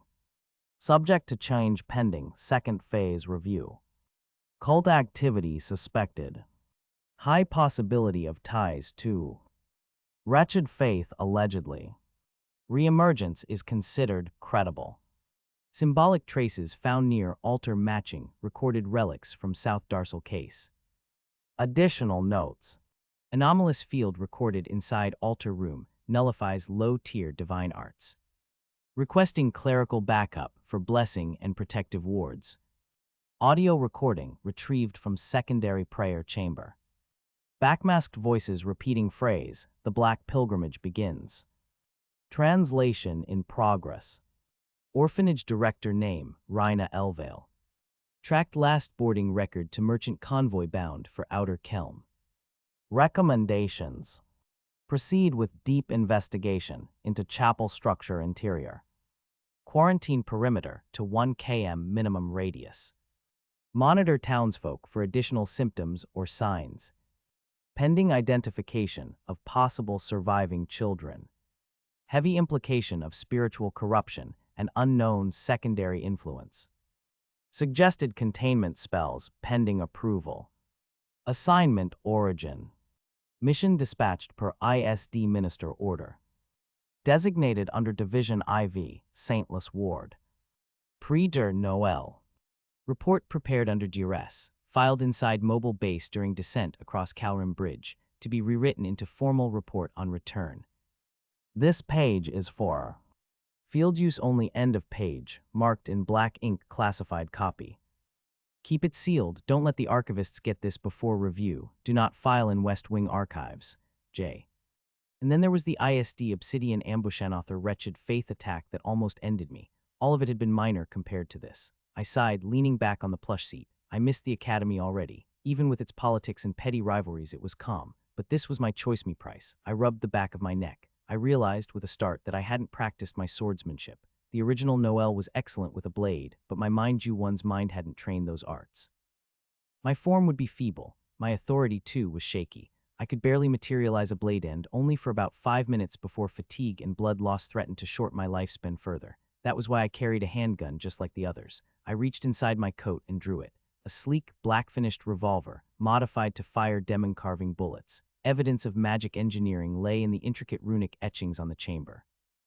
These bullets could pierce phenomena, demonic creatures, anything out of the ordinary. The original Noel was trained in the military but rarely used firearms. I, however, had a year of military experience in Korea. Firearms were second nature to me. Even though the Empire's guns were old by my world's standards, some had magical enhancements, and they worked far better than I expected. I understood their mechanics instinctively, as much as a Mage engineer instructor would.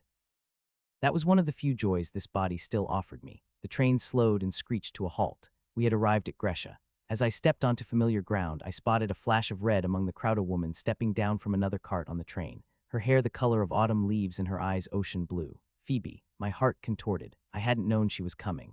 Among everyone in Division IV, I was officially the most qualified, judging from military training gotten and ranking.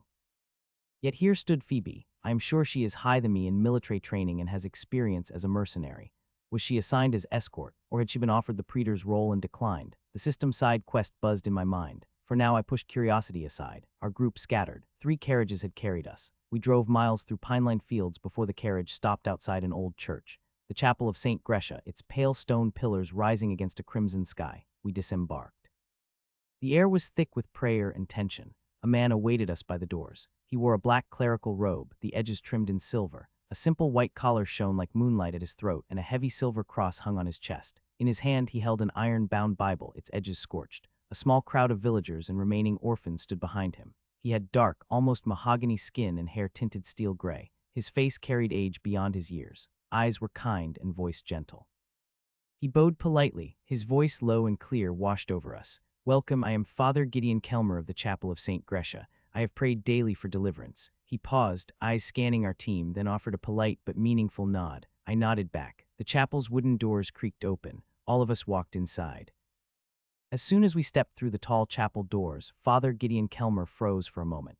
His black robes fell softly around him. Then he turned toward us, gaze steady. How many of you are there again? He asked. We do have to make sure our quarters can accommodate each one without need to share rooms. He added, scanning our team as though counting invisible souls. 8 figures stood behind me, myself and 7 members of the Night Order and ISD agents. Gideon breathed in relief. It seems there is room after all. Only 8 of you. No worries. He gently cleared his throat, coughing into his fist.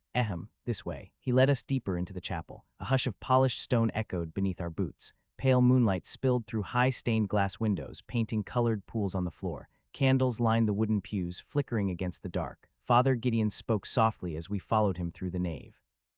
This chapel was built nearly 4 centuries ago, blessed by the Holy Church of Lumina. For hundreds of years, the divine light healed diseases, welcomed the sick. Even the blessed only needed to step inside the grounds to feel restored. We passed tall columns, carved with vine patterns and small statuettes of angels. An old crimson carpet led the way to the altar. Now, he whispered with sorrow. Divine power has all but vanished. I pray every night. The power has fled. The light has withdrawn. He paused, lifting his hands in a silent ritual. Simultaneously, he spoke a verse in a low, rhythmic chant. If the holy way is practiced bright, the divine will keep us in its sight. But once the pure path is gone and lost, light and grace will pay that cost. He looked at each of us as he spoke. It means, if holiness is neglected, then the light itself will turn away. We have lost the pure path. Even the children innocent souls who lived here by their faith have suffered, and so have the staff. Just then a pair of clergy and caretakers passed close by. Again and again, soft voices called out, "May Lumina guide you." They pressed their hands together and bowed to Father Gideon, who bowed back in return. He clasped his hands and began a short prayer, his arms tracing a pattern like a cross and star in the air, as though weaving a shield of holy energy around the building. He whispered, "May the goddess protect these halls once more. May she drive out that evil spirit."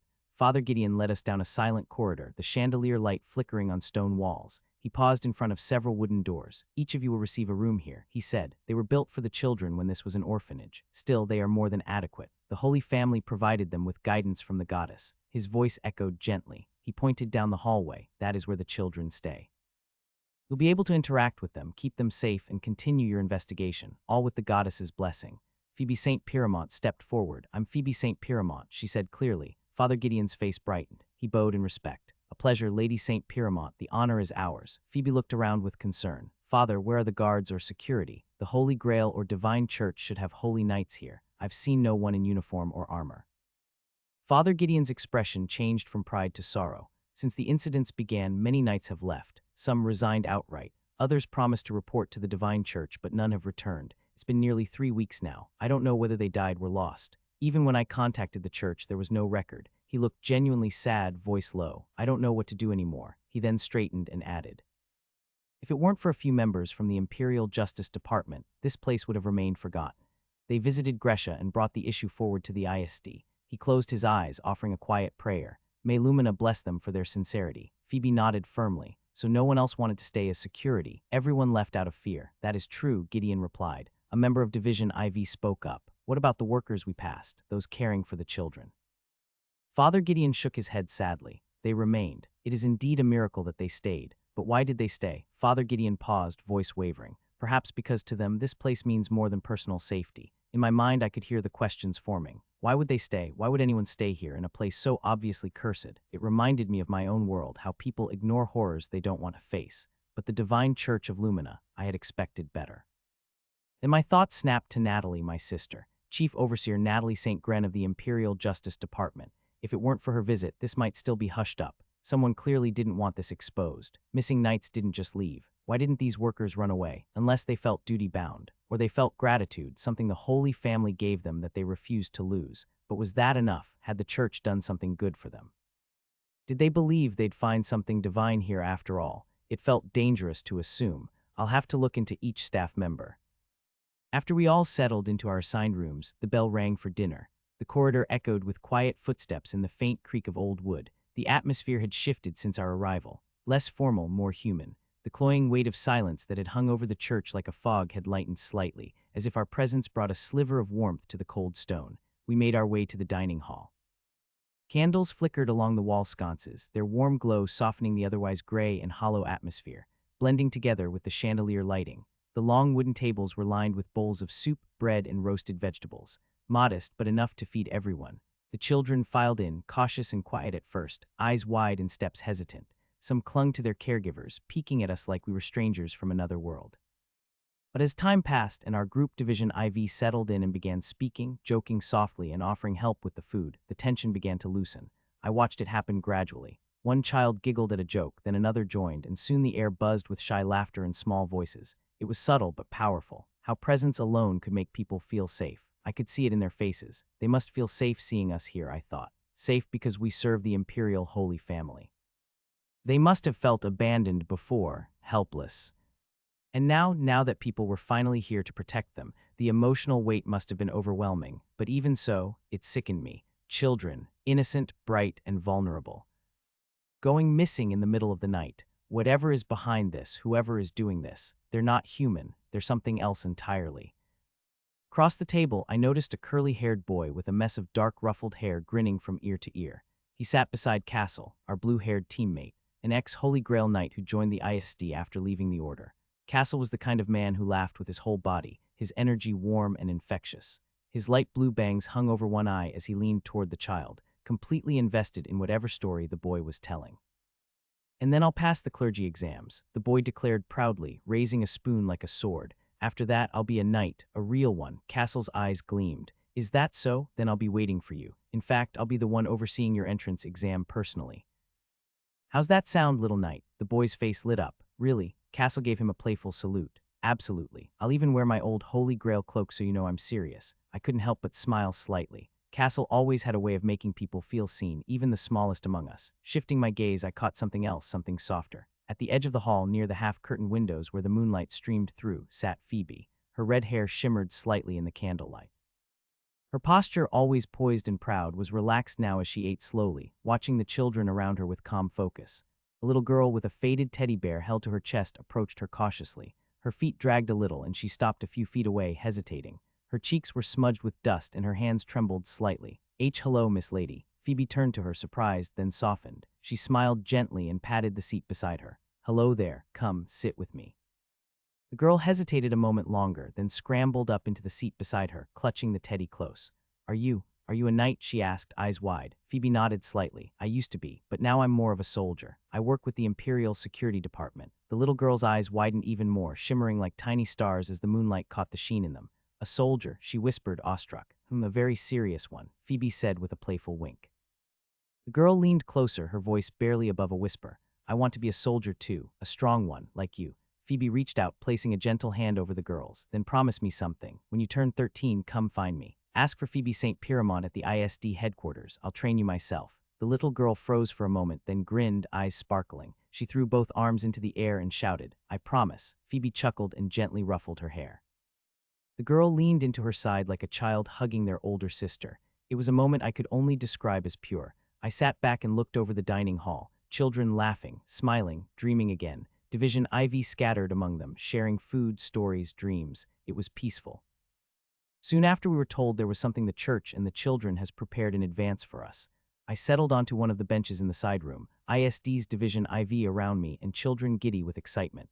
The low chatter faded as Father Gideon tapped the wooden panel beside him. He caught my eye and smiled softly. "These gatherings help them forget." He whispered to me, voice warm, the laughter. "It heals." I nodded, leaning forward. "It does." He gave a gentle nod, and I offered him a reassuring smile before turning my attention back to the small makeshift stage. Soft candlelight illuminated 3 tiny chairs. 3 Childrenwo girls and a boy stepped forward, clutching hand-carved wooden dolls. The same girl who had dreamed of becoming a soldier, the curly-haired boy whose ambition was to be a knight, and another girl, shy but eager. The room hushed. The play began with the children's voices. "We are Aylwyn, Saris, and Bran.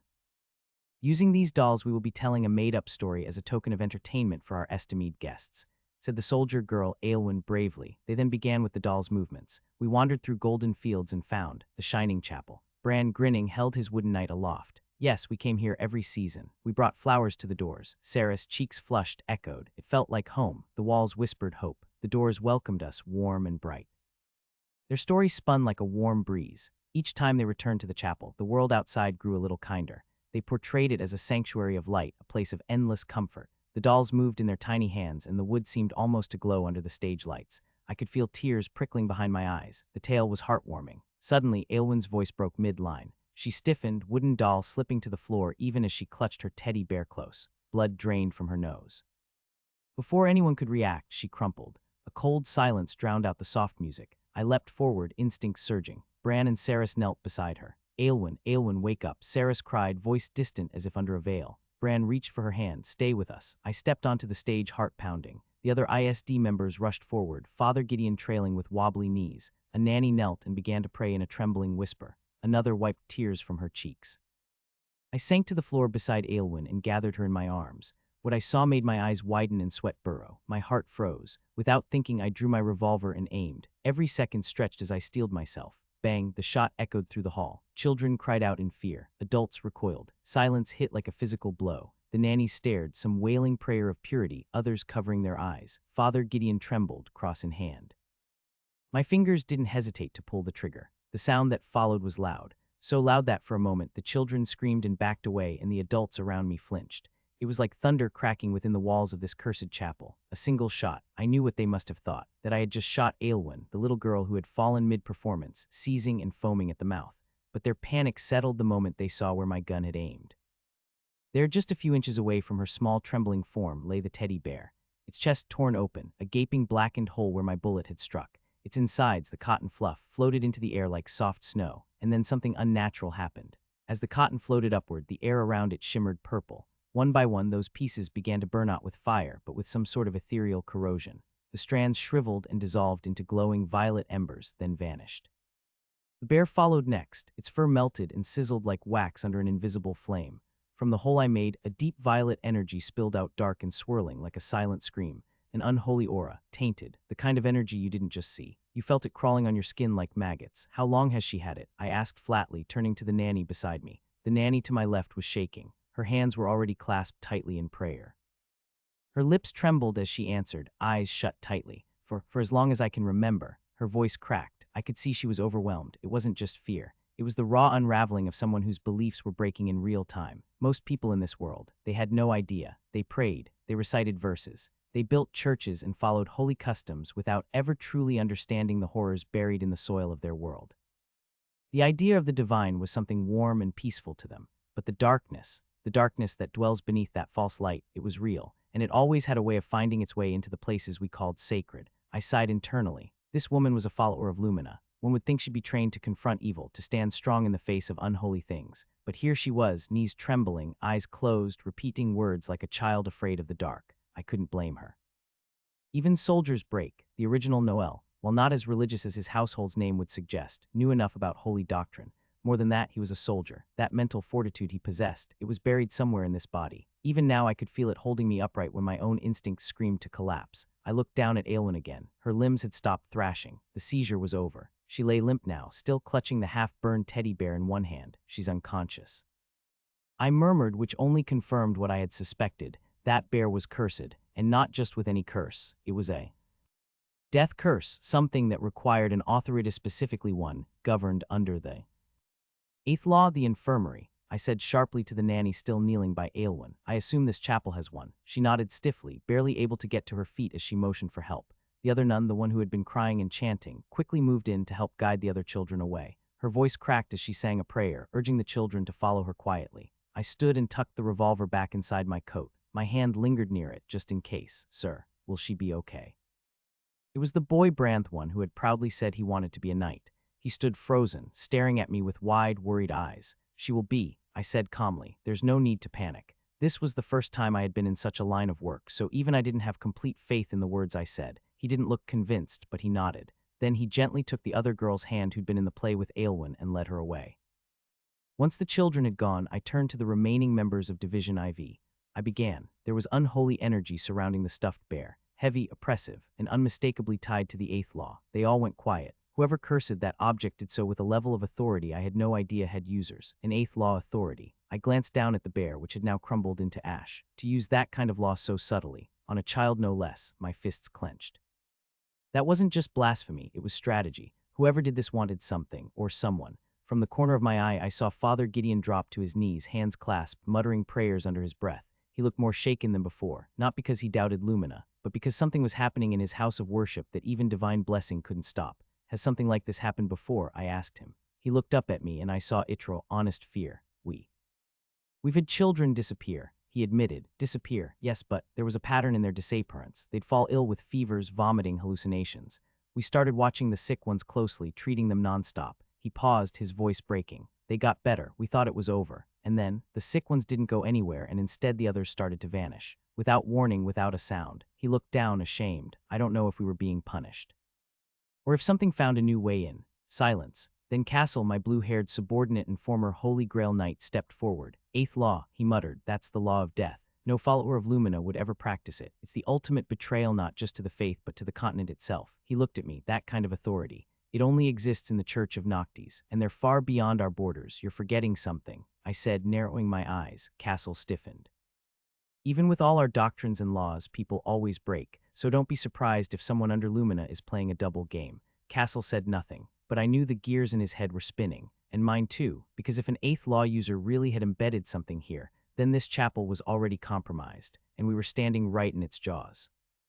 We sat in a circle using the wooden church chairs. The chapel was silent now. The incident earlier had left everyone with questions. The girl Aylwin was resting in the infirmary, and the other children had been sent to sleep under careful watch. My coat was still wrapped tightly around me as I looked around the circle. The 7 others who made up Division IV sat with tense expressions. They were all waiting for me to speak first, but I did not want to give any commands without hearing what they thought first. So I began, voice low. We can all agree that we cannot rely only on our eyes and ears. The question is how we go forward. Castle was the first to speak. He leaned back in his chair with his arms crossed, the edge of his blade glinting under the candlelight. We should guard the children's halls directly. Post a person near each wing. Patrol the corridors. Make sure each room is checked every hour. It will be hard. Another member, Lynn, added. There are more than 30 children in this place. Some are spread out in the east and west wings of the chapel. We don't know the exact moment or how they disappear. Watching them one by one like that is not only tedious, it's impossible. We don't have eyes everywhere. I agree, said a younger member named Tallin. He adjusted the gloves on his hands and then looked directly at me, but I have a suggestion. I was blessed with something that might help. I raised a brow. Let's hear it. Tallin nodded and then placed his hand to the floor. A small golden circle appeared under his palm before fading again. He looked up at me with quiet confidence. My blessing allows me to connect to small creatures, birds, rats, creatures of keen senses. I can see through their eyes if they're within range. And this church, he glanced at the tall walls and the dusty corners, has plenty of both. Birds, one member questioned. Yes, Tallin said. There are several perched outside near the chapel windows. I can place them near the ones closest to the children's rooms. If anything strange happens or someone enters, I'll see it immediately. As for the inside of the walls, this place has a lot of mice. I can use them too. He said it so calmly that even I was surprised. There was no pride in his tone, just certainty. I thought for a moment, then gave a small nod. That works. Use whatever you need. Just make sure it doesn't alarm the staff or children. Report anything out of the ordinary directly to me. Yes, Preeter, he said. I stood up. Everyone else, I said. Use your posts, patrol in pairs or alone if you are confident. Do not fall asleep. And remember, we are here not just to investigate, but to protect. They all stood, the chairs sliding slightly against the chapel floor as they did. Phoebe walked up beside me as the others began to move. You still planning to look into each worker? She asked. I gave her a glance and a tired smile. I have a strong feeling the answers are not just hidden in cursed objects. Whoever is responsible for this has help. Someone inside, Phoebe nodded. This way. Father Gideon, who had been a part of the small meeting, said, bowing his head as we followed him. Father Gideon led the way through the dimly lit corridor, a single lantern in hand. The chapel's long stone halls stretched endlessly, the silence only broken by our boots brushing against the old floor and the occasional groan of old wood. Phoebe walked beside me, hands behind her back, eyes sharp as ever. She said nothing, but I could tell she was doing the same thing I was. Watching, listening, measuring every little thing about the rooms and the people we passed. We'll begin with the dormitory wing. Father Gideon said gently, most of the staff stay here. Others tend to sleep near the nursery halls depending on their duties. The first room we stopped at belonged to a young woman named Myrle. She was in her mid-20s, modestly dressed in the chapel's plain gray robes, and looked surprised when she saw the 3 of us at her door. Father Gideon explained our presence kindly, and I asked simple questions. How long she'd been here, if she'd noticed any strange behavior, if any particular children had stood out lately. She answered calmly but nervously. Her hands fidgeted and she kept glancing at Phoebe like she recognized her status even without it being spoken. We left without much to go on. The next room was another caretaker. Same questions, same polite answers, no useful clues. As we continued down the hallway, the faint buzz of my communication crystal went off. I tapped it once and brought it to my ear. This is Castle, came the voice through the crystal. No movement in the east garden. Birds remain calm, will continue observation. A few seconds later, another voice followed. West corridor clear, Tallin reported. 2 mice picked up small noise in the wall, but just wind shift confirmed. No hostile energy detected. I gave a soft breath of relief. Copy that. Stay alert. We kept moving. One of the nuns we questioned said she had worked here for 10 years and had never seen anything like what had been happening. Sometimes I hear things in the walls, she whispered, voice trembling slightly, but I thought it was just the age of the place. Phoebe gave me a look. We kept going. We were reaching the older quarters when we passed a room with the door slightly open. I paused, something pulling at me. Inside sat a man who looked a few years older than Father Gideon. His beard long and white, eyes half-lidded with the weight of 1,000 sleepless nights. His room was simple, almost too neat except for the stacks of books that filled one wall. Father Gideon stepped ahead and cleared his throat. This is Brother Elian, he said softly. He joined us after losing all his children. He came to us broken, seeking healing. He shook his head quietly, letting the weight of that statement settle. I looked at the man again, but Brother Elian, despite the story, smiled as he stood. Well now, visitors, apologies, he said, knocking over a stack of papers by accident. Oops, sorry. He scrambled to pick them up, knocking into a small table with a tin cup that clattered noisily to the floor. Phoebe watched him with careful eyes. I'm terribly clumsy these days, Elian chuckled. You'd think someone living in a chapel would be a bit more graceful, wouldn't you? I nodded slowly, studying the room, nothing suspicious. Just as we were about to leave, my crystal buzzed again louder this time. I pressed it to my ear, already sensing tension on the other end. "This is Castle. You're going to want to come to the south wing," he said, voice low and tense. We're in the hallway of the rooms where the missing children stayed. Natalie St. Gren sat behind her polished desk at the Imperial Justice Department, papers strewn in front of her. Her black hair was tied into a neat bun, secured with 2 silver pins angled like blades. A few strands had slipped loose and now framed her tired, pale face. Her sharp yellow eyes, always so precise, looked heavier than usual and darker with exhaustion. In her hand was yet another report, stamped in red, missing Gresha Chapel. She skimmed the names, the times, the witness testimonies, again and again. No updates, nothing from the underground rings, not even from the dumb cults. She muttered, flipping the paper and tossing it aside. What kind of ghost story is this? She leaned forward, elbow on the desk, fingers digging into her temple. I've closed over 42 human trafficking cases in the last 6 years, and this one decides to be the pain in my ass, she growled. Then with a dramatic exhale, she spun her chair around and stared at the man sitting awkwardly on the sofa near her desk. He was clutching a teacup carefully, like it might bite him. A thin man with brown hair, a formal coat slightly too big for his shoulders, and square glasses that always sat too low on his nose. Owen, his hand flinched. A small splash of tea hit his cuff. "Why yes, Madam Natalie." She narrowed her eyes at him. "How's the new division going?" "The one made in honor of both ISD and IJD. "Oh, yes, of course." He scrambled for a paper towel and began blotting his coat sleeve while still speaking. "According to our informants at the ISD, the division was deployed just yesterday to Gresha. They've already begun work. And matter of fact, your brother is actually the appointed praetor of the Saintless Ward." Natalie blinked once, then again. "What?" Owen paused mid-dab, towel stuck to his wrist. "Yes, Praetor Noel, your brother, he's leading the division. Why the hell would they put him in that position? He's sick. He literally just left the military. Didn't he resign from the ISD like publicly?" "Well," Owen mumbled while trying to clean the tea off the sofa cushion now. "Wouldn't that mean the department must have consulted him, and he signed off on it? That's the only way something like that would have happened, madam." Natalie stared at him. He froze. "I apologize," he added quickly. She sighed and leaned back in her chair, lifting her legs up on a small stool nearby. Unbelievable. While she rubbed her temples again, Owen kept patting the cushion. Then, "Ow!" He jumped, stumbling forward. His foot had collided with the edge of the small table in front of the sofa. He dropped the teacup, thankfully empty now, and his glasses slipped off his face, landing with a gentle plonk near the rug. Natalie blinked at the scene. Then, despite everything, a soft chuckle escaped her lips. Owen groaned, crouching to find his glasses. First the toe, now the floor. "I am truly cursed." Natalie kept watching. Then her expression shifted a little. It was the first time she saw Owen without his glasses. His eyes, now squinting and a little watery from the pain, were unexpectedly sharp in color, a deep gray that almost looked silver in the office light. Owen finally stood up again, ruffling his hair and wiping his glasses on the hem of his shirt. He noticed her gaze. "Please don't laugh at my misery, madam." Natalie's eyes widened slightly, then softened. She looked away.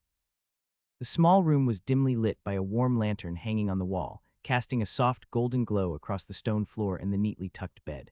Aylwin lay under thick woolen sheets, her body still weak, but her eyes, wide and glassy, were open. Beside her bed sat Bran and Saris. Bran's knees were pulled up to his chest, arms resting on them, while Saris sat more properly, hands folded in her lap like she'd been told by one of the nannies.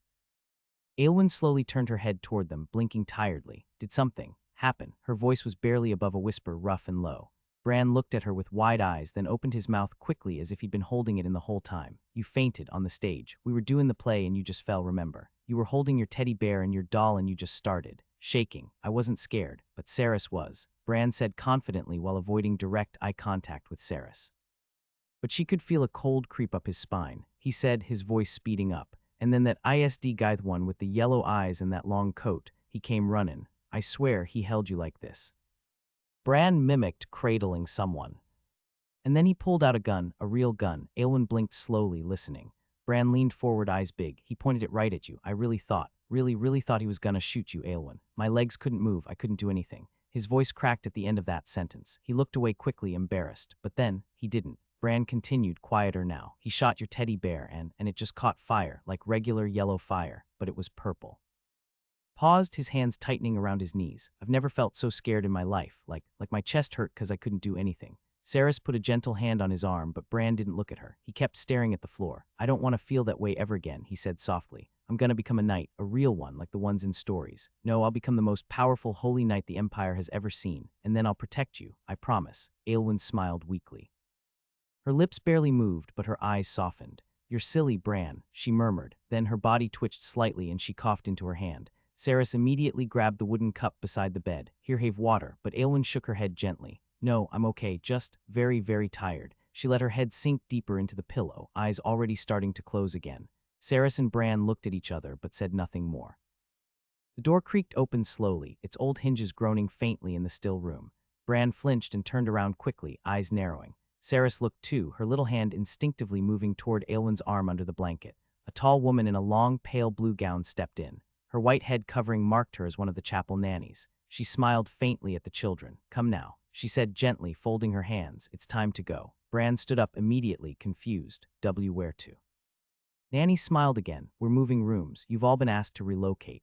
Bran looked at Saris, then shook his head. No, we're not supposed to leave, he said firmly. The ISD people said so, and Father Gideon. They told us not to visit other rooms or even walk alone. Saris nodded. We're supposed to stay here till they say so. The nanny stepped further in, the lamplight casting a soft shadow behind her. Her voice didn't change, but her smile sharpened. You don't want to be bad children?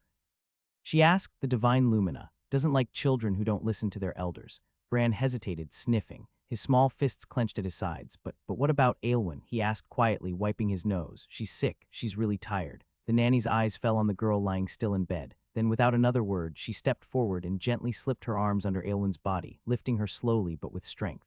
I'll carry her, she said softly. Saris still looked unsure, but Bran, after one more glance at Aelwyn, slowly walked toward the door. The nanny turned and motioned for them to follow. And without another sound, the children stepped out of the room, the door being left open. Noel's POV.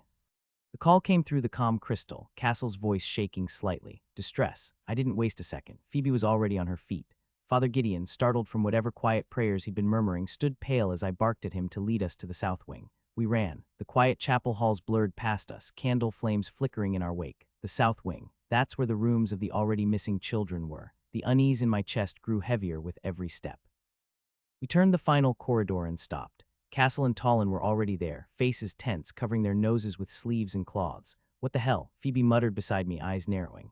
The stench hit me a second later. It was something rotten, beyond rotten, like decay soaked in incense and left to fester for weeks. I instinctively brought my arm up to cover my nose and mouth. Phoebe used a pressed white handkerchief. Father Gideon stumbled and choked into his robes.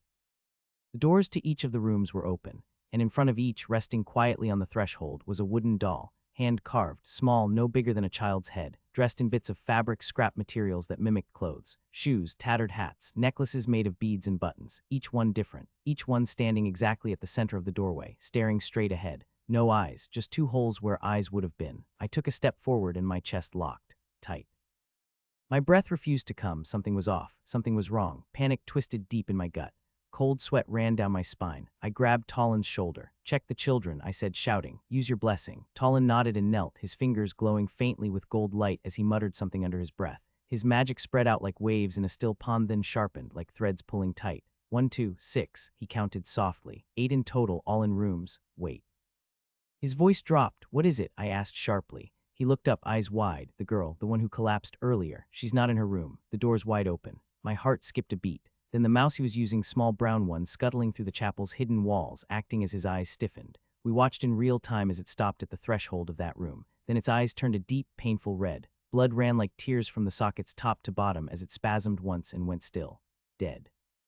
Tallinn collapsed back in shock. No, no, no, no, I muttered, scrambling to activate my comm crystal. I held it up, speaking into it sharply. Danzel, Roan, anyone respond, silence. Division IV check-in, this is Preeter Noel. I repeat check-in immediately, silence. Damn it, I growled, slamming the crystal against the wall. Where the hell is everyone? A buzz of static, then nothing. Frustration coiled inside me like a tightening noose. Without thinking, I pulled my revolver from my coat.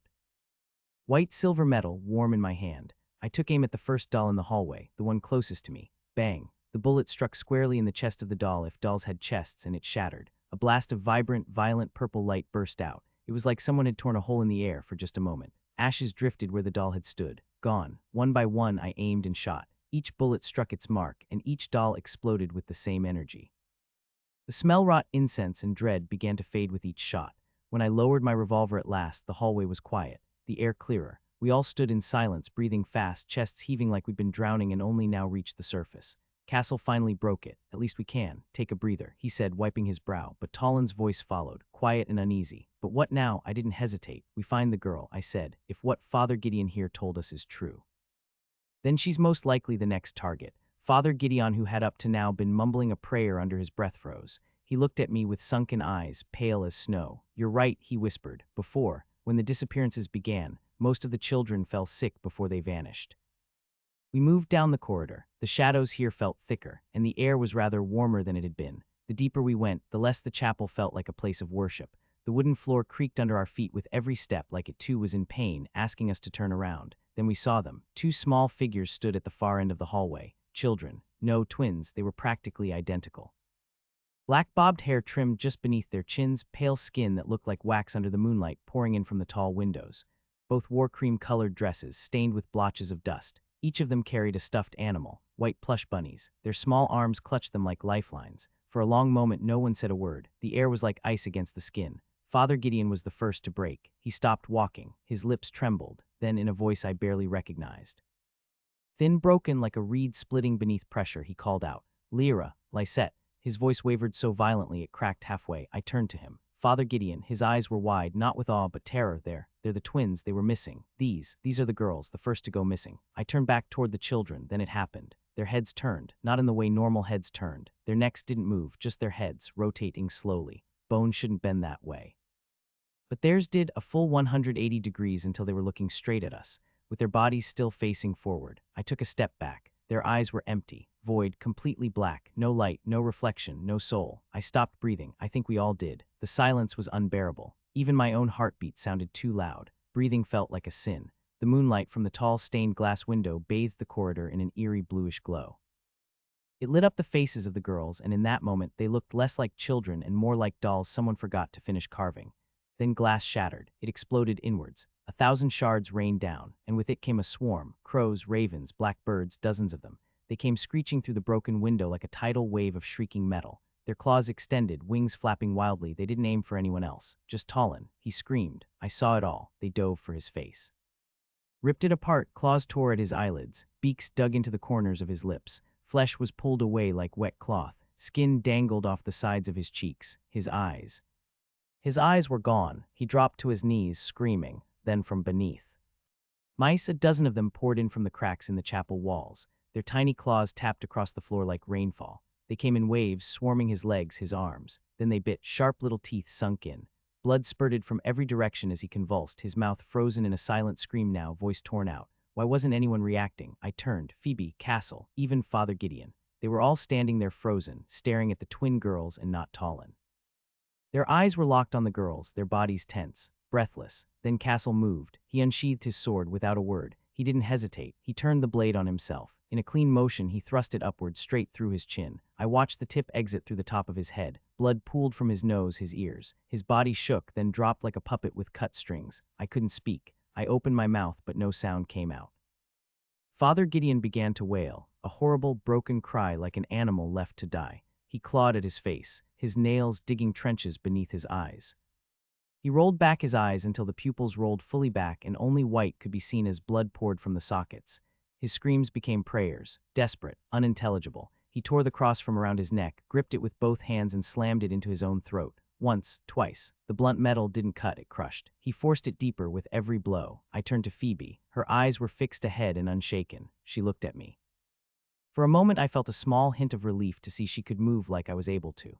But then, her blue eyes filled with something I had never seen from her before. Fear, then tears. One rolled down her cheek, her hand rose on its own. She closed her eyes. A magic wind blade formed. Her neck split. Her head slid off her shoulders, hair catching in the breeze. Her body dropped before the blood even hit the ground. I was sprayed in it, warm, sticky. It clung to my skin like guilt. I stood there alone now. I didn't need to look to know who was still here. The twins, I looked down. They were right below me now, looking up. Their faces stretched smiling, from ear to ear, black mouths, teeth too small, too perfect. Their bunny plushies now had eyes. Purple ones, the air was vibrating. A sound beneath the sound, like breathing through water. My hand lifted. The revolver in it trembled, but it wasn't fear causing the tremble. I wasn't moving it, it rose higher. The barrel touched my temple. I looked at the window, or what was left of it. Shattered shards reflected a piece of me. I caught sight of my own eye, tired, empty, wet. A single tear fell, then. Bang! Noel's POV tore. Nzol. Preeter, the muffled voices rose like a tide in my head. I jolted awake with a sharp inhale, clutching my temple as pain lanced through me. It felt as if nails were being hammered inside my skull, the pounding syncing with the rumble of wheels beneath me. Ah, I groaned, slumping forward. And just as quickly as it came, the pain vanished, leaving me dizzy. Preeter, Noel, sir, are you well? A voice pressed from beside me. I blinked. The world swam into focus. A place dressed in velvet reds and polished brass. Brass lamps glowed with faint steam and the patterned curtains swayed with the motion of the train. The smell of old wood, oil, and faint perfume filled the air. I dragged a hand over my face. You looked far away. We tried calling to you. The young man beside me leaned forward, earnest in his tone. His words sank like stones. I turned toward the window. Water foamed below. The bridge stretched on and the train cut across like a black snake of iron. Calrim Bridge, I whispered. We are already halfway. Yes, he said carefully, you must have dozed for most of it. I pressed fingers to my forehead. Asleep, it did not feel like sleep. It felt like drowning. Fragments of memory flickered. Gresha. The assignment. Division IV. I drew a deep breath, then pulled out the sealed document from my coat pocket. The parchment was rough against my gloves, the words printed in stern black ink. Reports of missing children. The further I read, the tighter the train car seemed to close around me. I folded the document quickly, as though hiding it could erase the truth. When I leaned back, I realized how weak my hands felt. The whistle shrieked overhead and the train slowed. I stood, legs stiff. The doors opened and cold Gresha air rushed in. The sky was bruised crimson with the fall of evening, and the stone station loomed like a relic from another age. We split among carriages, Division IV and the rest of the assigned team scattering into separate groups. The ride through the fields was quiet, trees lining the road like silent sentries. The carriage halted. Before us rose the chapel of St. Gresha. At the door stood a man draped in black robes trimmed with silver. A heavy cross glimmered against his chest. His hair was streaked gray, his skin darkened by years and sun, but his eyes were tired yet steady. He bowed. Welcome. I am Father Gideon Kelmer. The goddess knows I prayed for this day. His voice, low and solemn, seemed to echo against the stone walls. The doors opened with a groan and we followed him in. This chapel was raised 4 centuries ago, Gideon said quietly, voice echoing. It was once a place of healing, where even the sick found rest by stepping within its light. His steps slowed, but the light has gone. He recited softly, as if remembering words etched into his bones. When the way of the holy fades, the divine departs. When the path is lost, the light withers away. He paused, eyes closing in prayer. His lips moved with old verses. We passed caretakers and clergy. Each bowed, whispering blessings as they pressed hands to their chests. Gideon returned each gesture, his cross flashing under the candlelight. He led us down a corridor where rows of wooden doors lined the walls. If anything, I think we had all noticed, there were no presence of guards or knights under the holy church. Anyone would quickly understand why.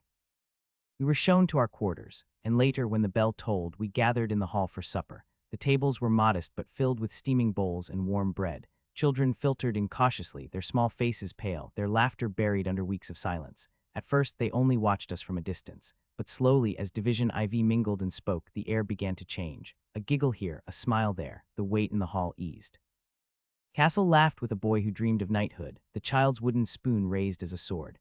Phoebe knelt beside a shy girl clutching a stuffed bear, promising training when she grew older.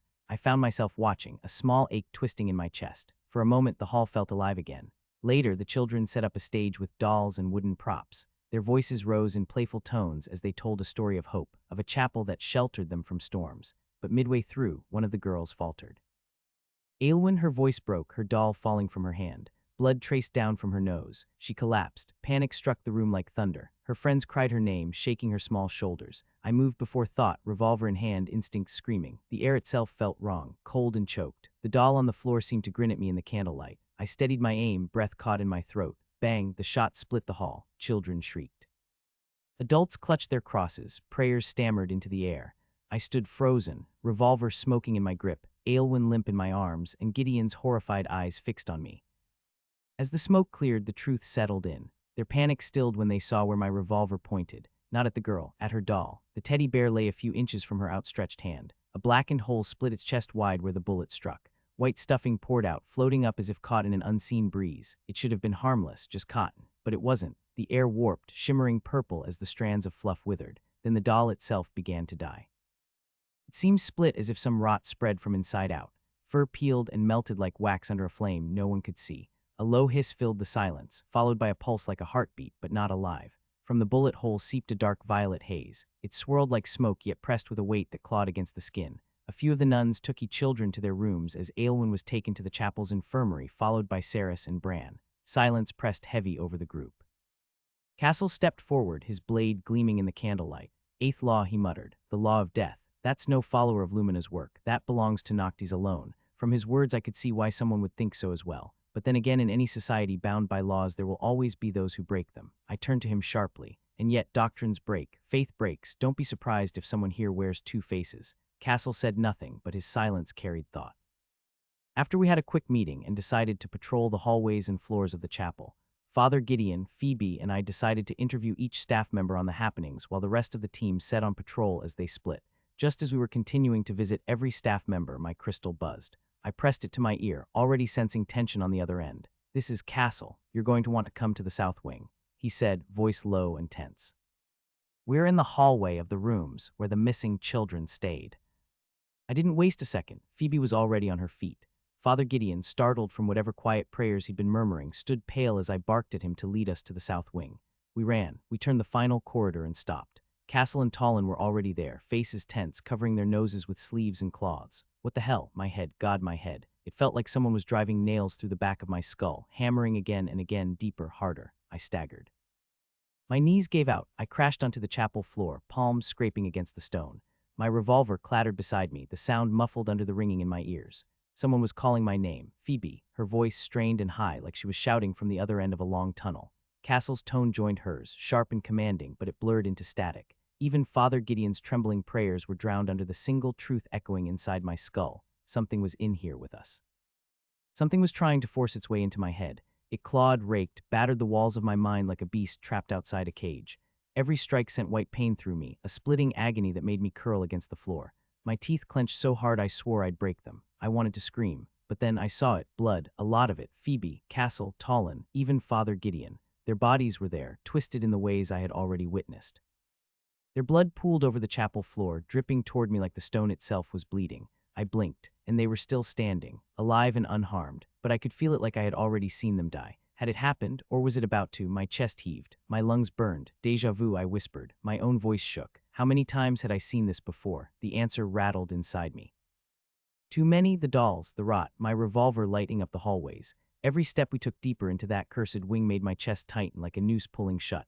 And then, the twins, God help me, the twins, Lyra and Lysette, hollow eyes, heads turning where necks should snap, the crows tearing into Tallin. Castle's sword through his own skull. Father Gideon's cross jammed into his throat. Phoebe's head falling, her blood spraying across my cheek. I was watching it now. And yet some part of me knew I had seen this before. Run, I don't even remember deciding. My body just moved. My legs buckled, then kicked off the ground. The corridor tilted beneath me as I stumbled forward, my breath tearing out of me ragged and raw. My heart screamed against my ribs, louder than the birds had, louder than anything. This wasn't the disciplined composure of a preacher. This wasn't Noel St. Gren. This was me, Jew 1, running. The fight or flight buried under years of pretending strength. The same cowardice I had worn in my old world. The same reflex. I couldn't stop. Every corner I turned, I found blood. All from dead Division IV members. I tripped, fell, scraped my knees, my palms, got up, kept running. I was beginning to get very desperate. Hello, my voice tore out of me. Is anyone there? My throat ripped. Answer me. The chapel swallowed every sound, threw it back at me hollow. The walls stretched longer and longer, like every stride pushed me further from escape. The floor groaned beneath me like it hated me, like it wanted me to collapse and stay here forever. And still the pressure in my skull pounded. Something clawing, something trying to enter. At that point, it all dawned on me.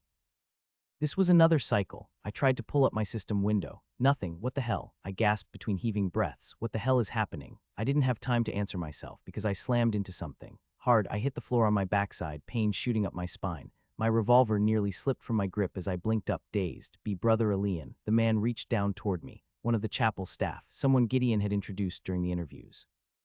His face was calm, almost too calm. Relief should have hit me. It didn't because my eyes fell on his arm. Where his elbow bent, the skin wasn't smooth, it was split. Thin, deliberate slits carved exactly where the joint folded. Not just one, everywhere the body bent. Wrists, elbows, knees, fingers like a doll, Leica. My breath hitched, my chest locked. A puppet, I whispered, the word clawing its way out of my dry throat. Brother Elian smiled. Noel's POV.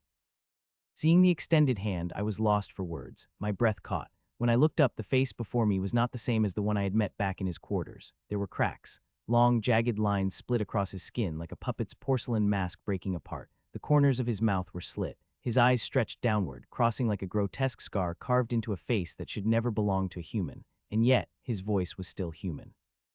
As his lips opened, they did not move naturally. They sank down like a puppet's hinged jaw, clumsy and stiff, but alive. A ritual, a transformation. Was this what Brother Elian had become? His voice rasped. Strange, you're still standing. Even the doll twins couldn't pull you under. Why is that? My chest tight. His words only confirmed that what I had felt before wasn't my imagination. That crushing pressure, that foreign weight forcing its way into my skull. It had been real. So it was a forced entry into my mind. If that was the case, then everyone with me, Phoebe, Castle, Tallon, even Father Gideon had experienced the same thing. But why was I the only one who had screamed from the agony of it? Was it because of my mental fortitude? No. The original Noel's mind had been sharper, harder than most nobles, armed with a character trait that few could endure. His mental state was strong, frighteningly so. Yet at this moment, those traits were no longer his alone. They were tangled with mine, and that clash, that contradiction, perhaps that was the reason. Then another thought came. The way they died, Phoebe, Castle, Tallon, Father Gideon, none of them had been slain by an enemy's hand. They had killed themselves.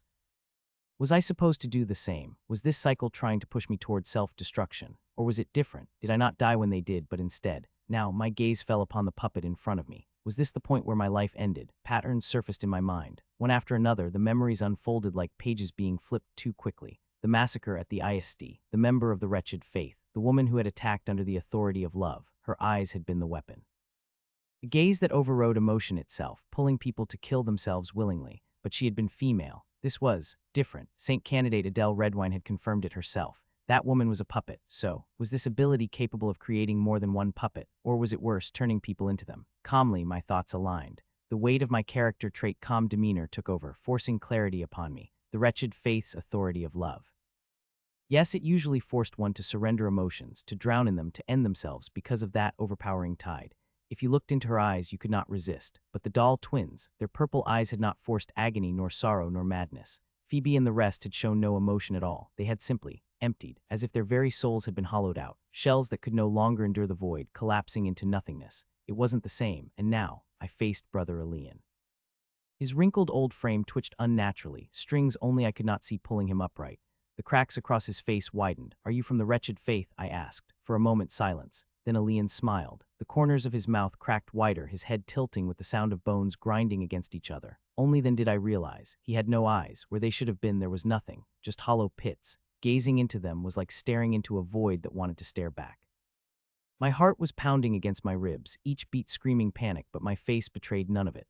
A poker face. That was all I had left. If this really was a member of the wretched faith standing before me, then the situation had already turned into something life-threatening. A direct confrontation with him. I didn't even know if in the last cycle I had died at his hands or not, but it hardly mattered. Dying meant returning, and returning meant the terminal illness clawing at my lifespan would tighten its grip further. That I could not afford. The air grew colder. A suffocating pressure pressed down like a vice. I didn't need to exchange words with him to know he reeked of bloodlust. Conversation was useless. Seconds stretched unnaturally long, each one weighing down on me like lead. My hands slipped inside my coat, searching desperately for my revolver. Nothing. A spike of dread hit my chest. Where the hell was it? My eyes darted, and they're just a few inches to the right, glinting faintly in the moonlight. My revolver lay on the ground. Relief washed over me, but it was short-lived. Using my authority crossed my mind, but I shoved the thought aside. A compromise I wasn't willing to make. I had no real control over it. At best, I could conjure something pathetic like a butter knife, maybe a sashimi knife if I pushed myself. But a sword, a proper weapon, impossible. The revolver, my trusted companion until now, was enough. It had to be. The tension was unbearable. The air itself felt sharp. And then, boom, a thread lashed out from Elian's puppet-like body, slamming into the floor with enough force to crack it open. Fragments and dust exploded into the air. Those threads, they were strong, far stronger than they looked. Worse, they were thin, nearly invisible. If not for my sharp reflexes, I wouldn't have noticed. I would have been impaled right then. I threw myself into a barrel roll, kicking up splinters as I dove for the revolver. My fingers wrapped around the grip, and I rolled to one knee, the other foot braced firmly against the floor in a 90-degree angle. I raised the revolver with both hands. Elian's head was still turning toward me, stiff like a puppet adjusting to its strings. I didn't hesitate. Bang! The bullet ripped through the air, straight into his skull. His movements froze. The puppet staggered slightly. For a moment, hope flared. A bead of sweat slid down my cheek. My arms dropped an inch. Of course, I should have known better. The momentary stillness ended. His body twitched again, jerking unnaturally. Another thread shot out, this one faster than my eyes could track. Instinct screamed at me. I moved barely, but pain erupted across my face. A sharp sting, blood trailing down. My right eye snapped shut. Compared to the agony I'd endured in this world, this was nothing. Bang, bang, bang, 3 bullets fired in quick succession. All 3 were cut clean in half before reaching him. My mind struggled to process how. The only explanation: threads. He was slicing them midair, faster than I could see. This is going to be a hassle, but then, there, a faint glimmer, the moonlight catching on something impossibly thin. That's it, I muttered, my mind racing. I dove behind an overturned metal table, pressing myself low. Thwick, thwick, thwick, threads pierced the table, stabbing through like spears, but none hit me. I took aim at the chapel's window. Bang, the bullet shattered the stained glass, shards exploding outward. Moonlight flooded the hallway. And with it, the threads shimmered, now visible under the pale glow. Now we're talking. Finally, I could see them. Maneuvering would be possible, but stopping them, that was another question entirely. My left eye focused on the glowing strands, my right still bleeding and useless. One eye against threads that moved faster than bullets, a clear disadvantage. At times like this, I almost wish this world worked like the games I used to play. A sharpshooter buff, an enhancement skill, anything, but that type of a game. I bit back a bitter laugh. I'm giving you hints, you bastard. Now would be the perfect time to appear. I muttered under my breath, eyes flicking to where my system window should have appeared. Nothing, silence. Yeah, who am I kidding? I hissed, lowering my aim. I shot again, targeting the threads themselves. Each bullet cut down in midair, the revolver clicked, empty. My hand trembled slightly. No more rounds, no extra bullets. I reached for my cane, only then did it hit me. I hadn't used it once since arriving here. Hidden blade lay inside, but my swordsmanship, laughable at best. Still, even a crude weapon could buy me time. But time for what? To run? I thought of Elendril. If I ran, if I tried to return for help, by the time I came back, who knew what would remain of this chapel? Or the children, I couldn't abandon them. But as my gaze flicked toward the shattered window, my stomach dropped. A veil, transparent, black, stretched thin but vast, covering the window, covering the chapel entirely. We were trapped. This is bad. My thoughts were cut short. Thwick, 2 threads shot forward, piercing straight through my thighs. Agony tore through me. My body convulsed as the threads dug deeper, cutting flesh like paper. My legs went numb, then slowly, inexorably. The threads lifted me. My body rose into the air, suspended by agony itself. I screamed, the sound echoing in the chapel like a dying animal. Fear crept in more as I realized I couldn't feel my legs at all. Were the threads poison-inducing? With no legs, how the hell was I supposed to find the children? As if the walls themselves were listening to me, 3 children rounded the corner in a rush. No, I shouted. The puppet, clearly amused, followed my gaze and smiled when it saw the children. Oh my, you brought yourselves right to me. My dear Aelwyn, Brother Elian. Bran's small voice trembled. No, that's not Brother Elian. I roared, run, but we can't go the other way either. Sarah stammered. I now saw why. Right behind them shuffled a group of children, their eyes hollow, their faces blank. They were puppets, and among them the nun who had been asked to care for them. Her body twisted, her movements jerky, puppetified. From the worn clothes the other puppet children wore, I could tell some of them were the missing ones, survivors, turned into this. Dangling helplessly in the air, strung up by threads, my chest tightened. What kind of nightmare was this?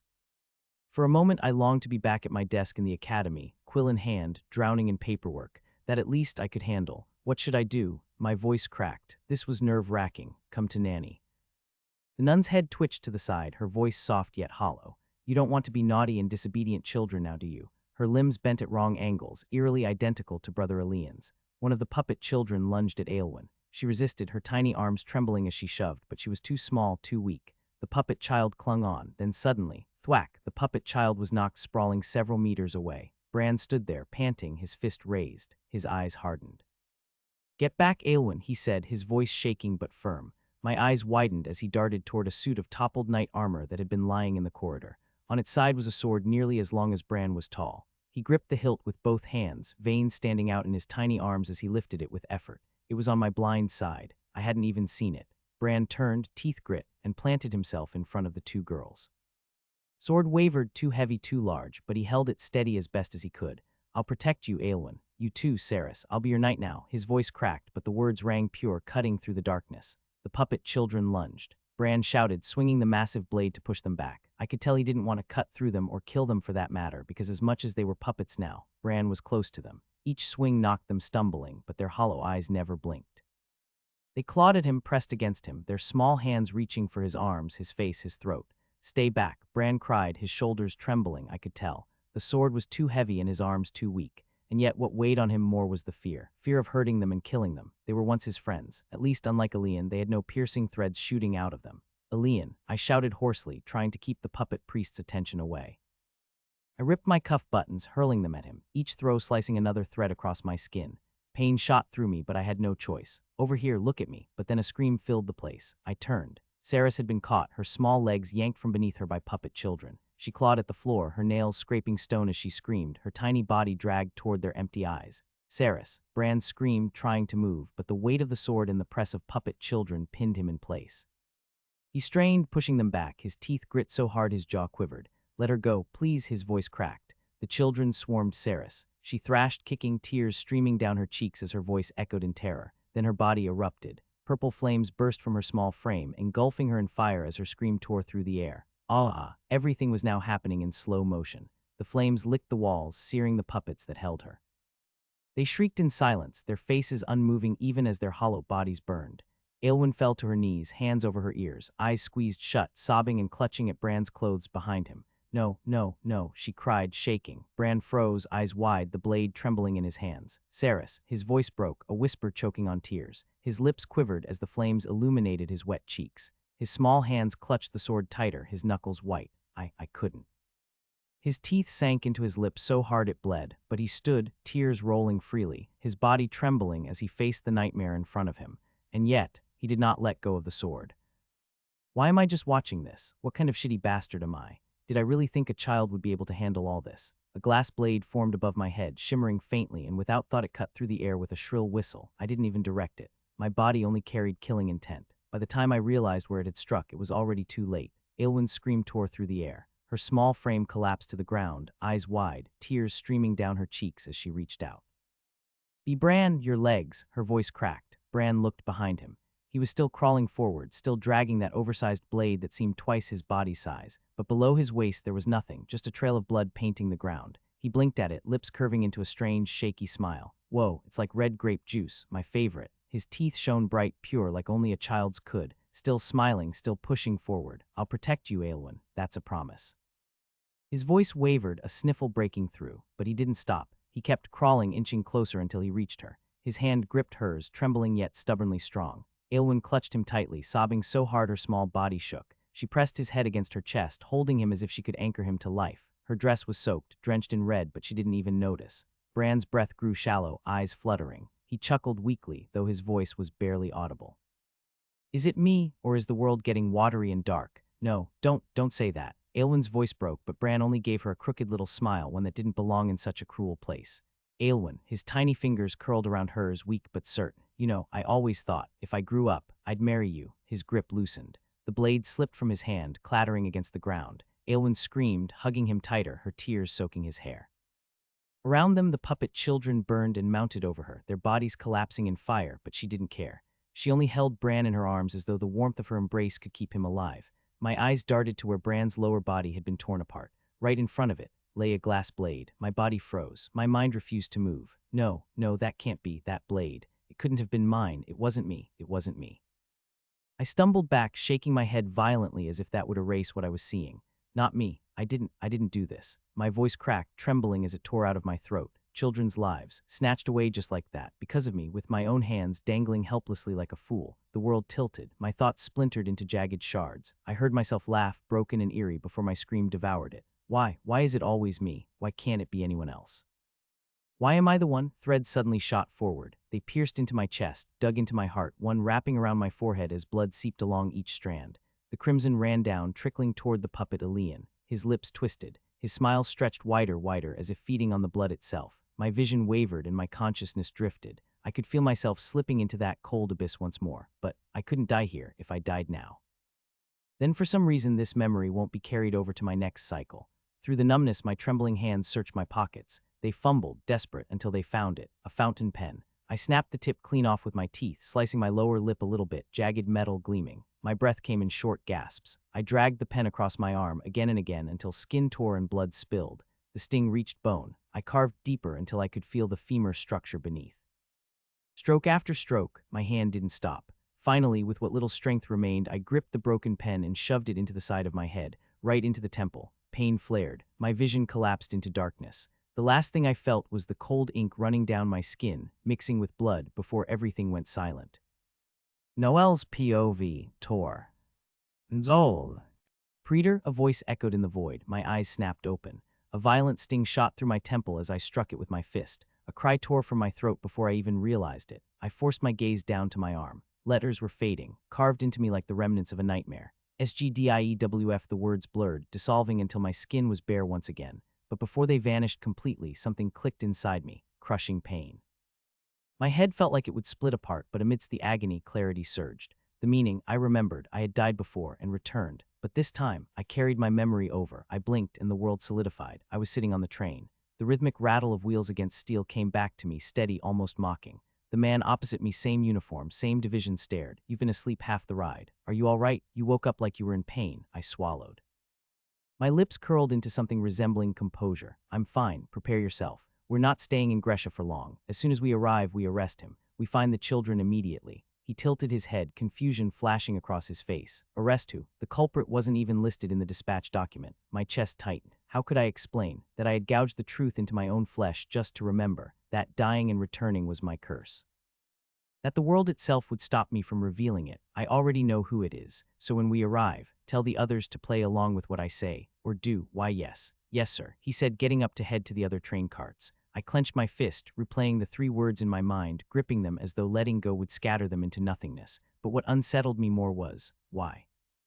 Why had I not remembered in the last cycle, to the point I had to carve the words in blood at the brink of death just to preserve them? I summoned the system window. Status window. Name Noel St. Gren. Character setting Dark Row fan. Current mission. Mission investigate the incident at Gresha. Reward fragments. Nothing about memory loss. How many times had I died already? How many times had I forgotten, only to repeat the same mistakes like a puppet myself? The thought was suffocating. My chest tightened and madness crept at the edges of my reason. No, focus, the clues, the 3 words, SG sick girl, the missing child I had to save, DIE a reminder, death was not the end, forgetting was, WF wretched faith, the true hand pulling strings, the memories rushed back in fragments, Saris Bran Aylwin. I clenched my jaw so hard it hurt. I'll do anything to have those children live, even if it means killing myself again and again. My whisper dissolved into the clamor of the train. Yes, back then, Brother Elian was still human when we arrived. His corruption hadn't taken root yet, which meant it started at the performance. After the meal, the stuffed animal Aylwin carried had been nothing but a distraction. What about the dolls on each child's door? It now made it clearer this wasn't an authority under the 8th law as I had thought initially.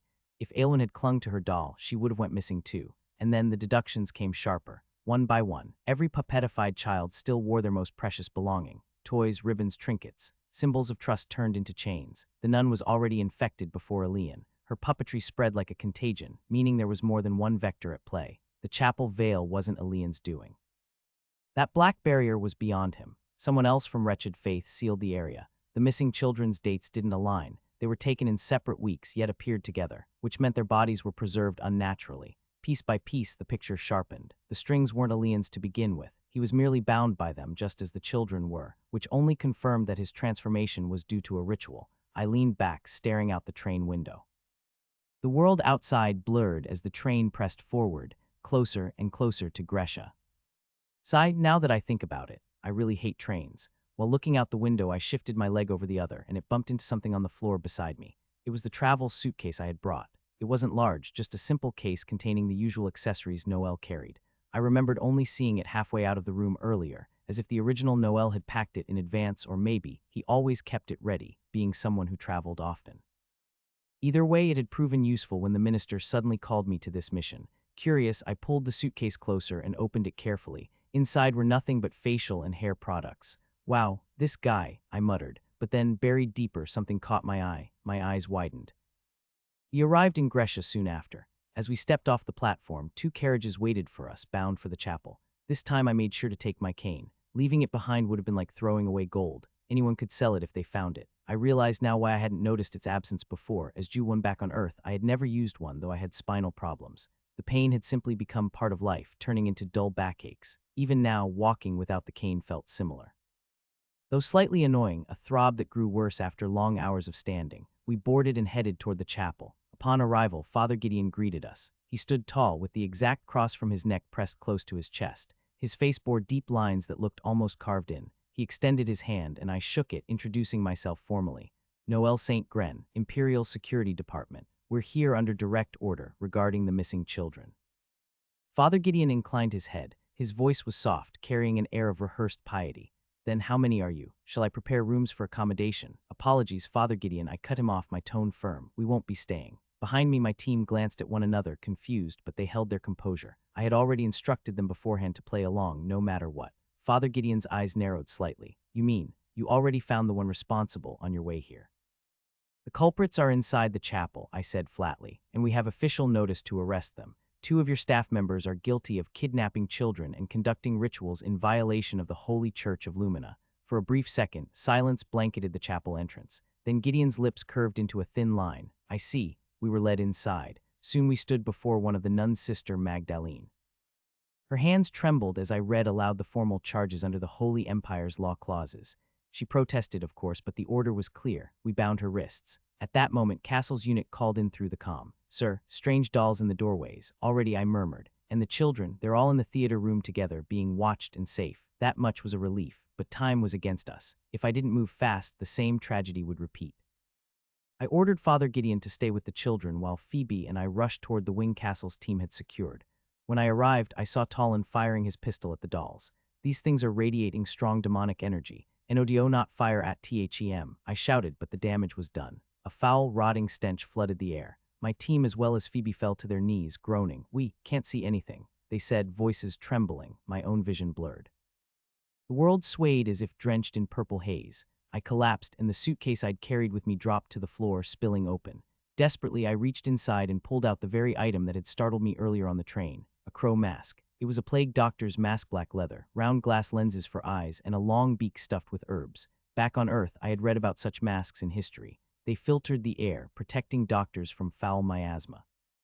I slipped it on, and immediately the stench dulled, my vision clearing bit by bit. So that was it. The dolls weren't simply cursed. They released toxins, hallucinations that attacked the mind. To others it seemed like blindness, but it was only illusion. Shooting them unleashed the gas in full. I was surprised the mask came in handy. But what was the reason Noel always carried this with him? I didn't waste time. With the mask on, I pushed forward toward the theater.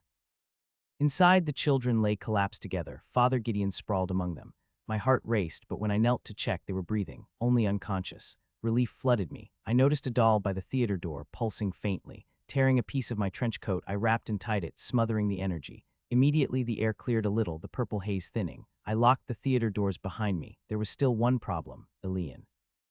I moved through the corridors and reached his office, which he wasn't in when we were searching for him earlier.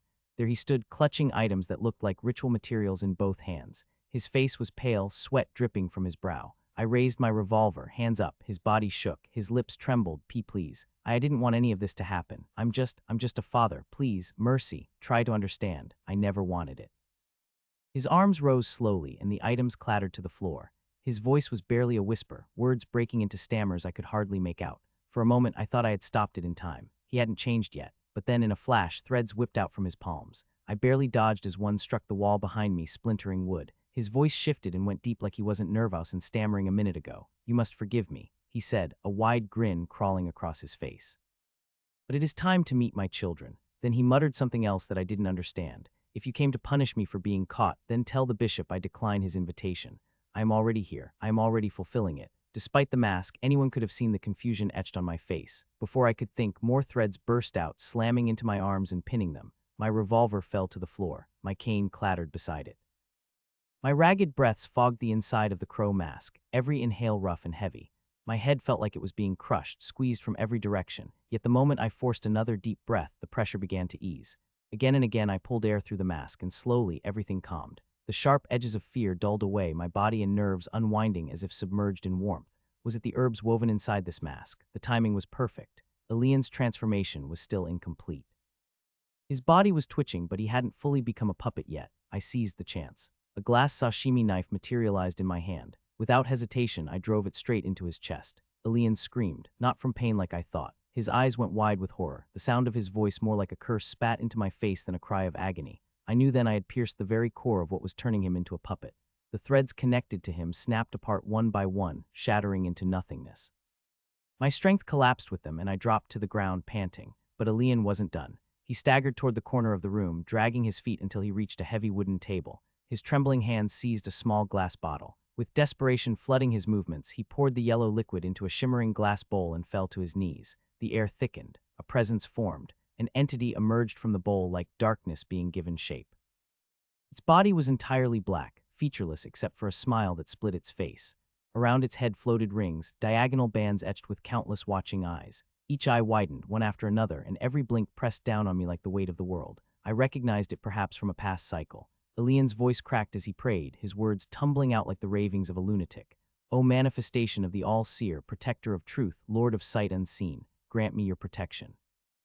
"Take me into your gaze," the room erupted. Flames devoured him instantly, roaring up from his skin as if the sun itself had opened above his body. The fire was merciless, scorching flesh, burning him down to nothing. Yet Elian did not waver. His arms spread wide, his head tilted back in reverence, his lips still moving even as his body blackened and cracked. The flames pulled inward, merging with the writhing black entity that had taken hold of him.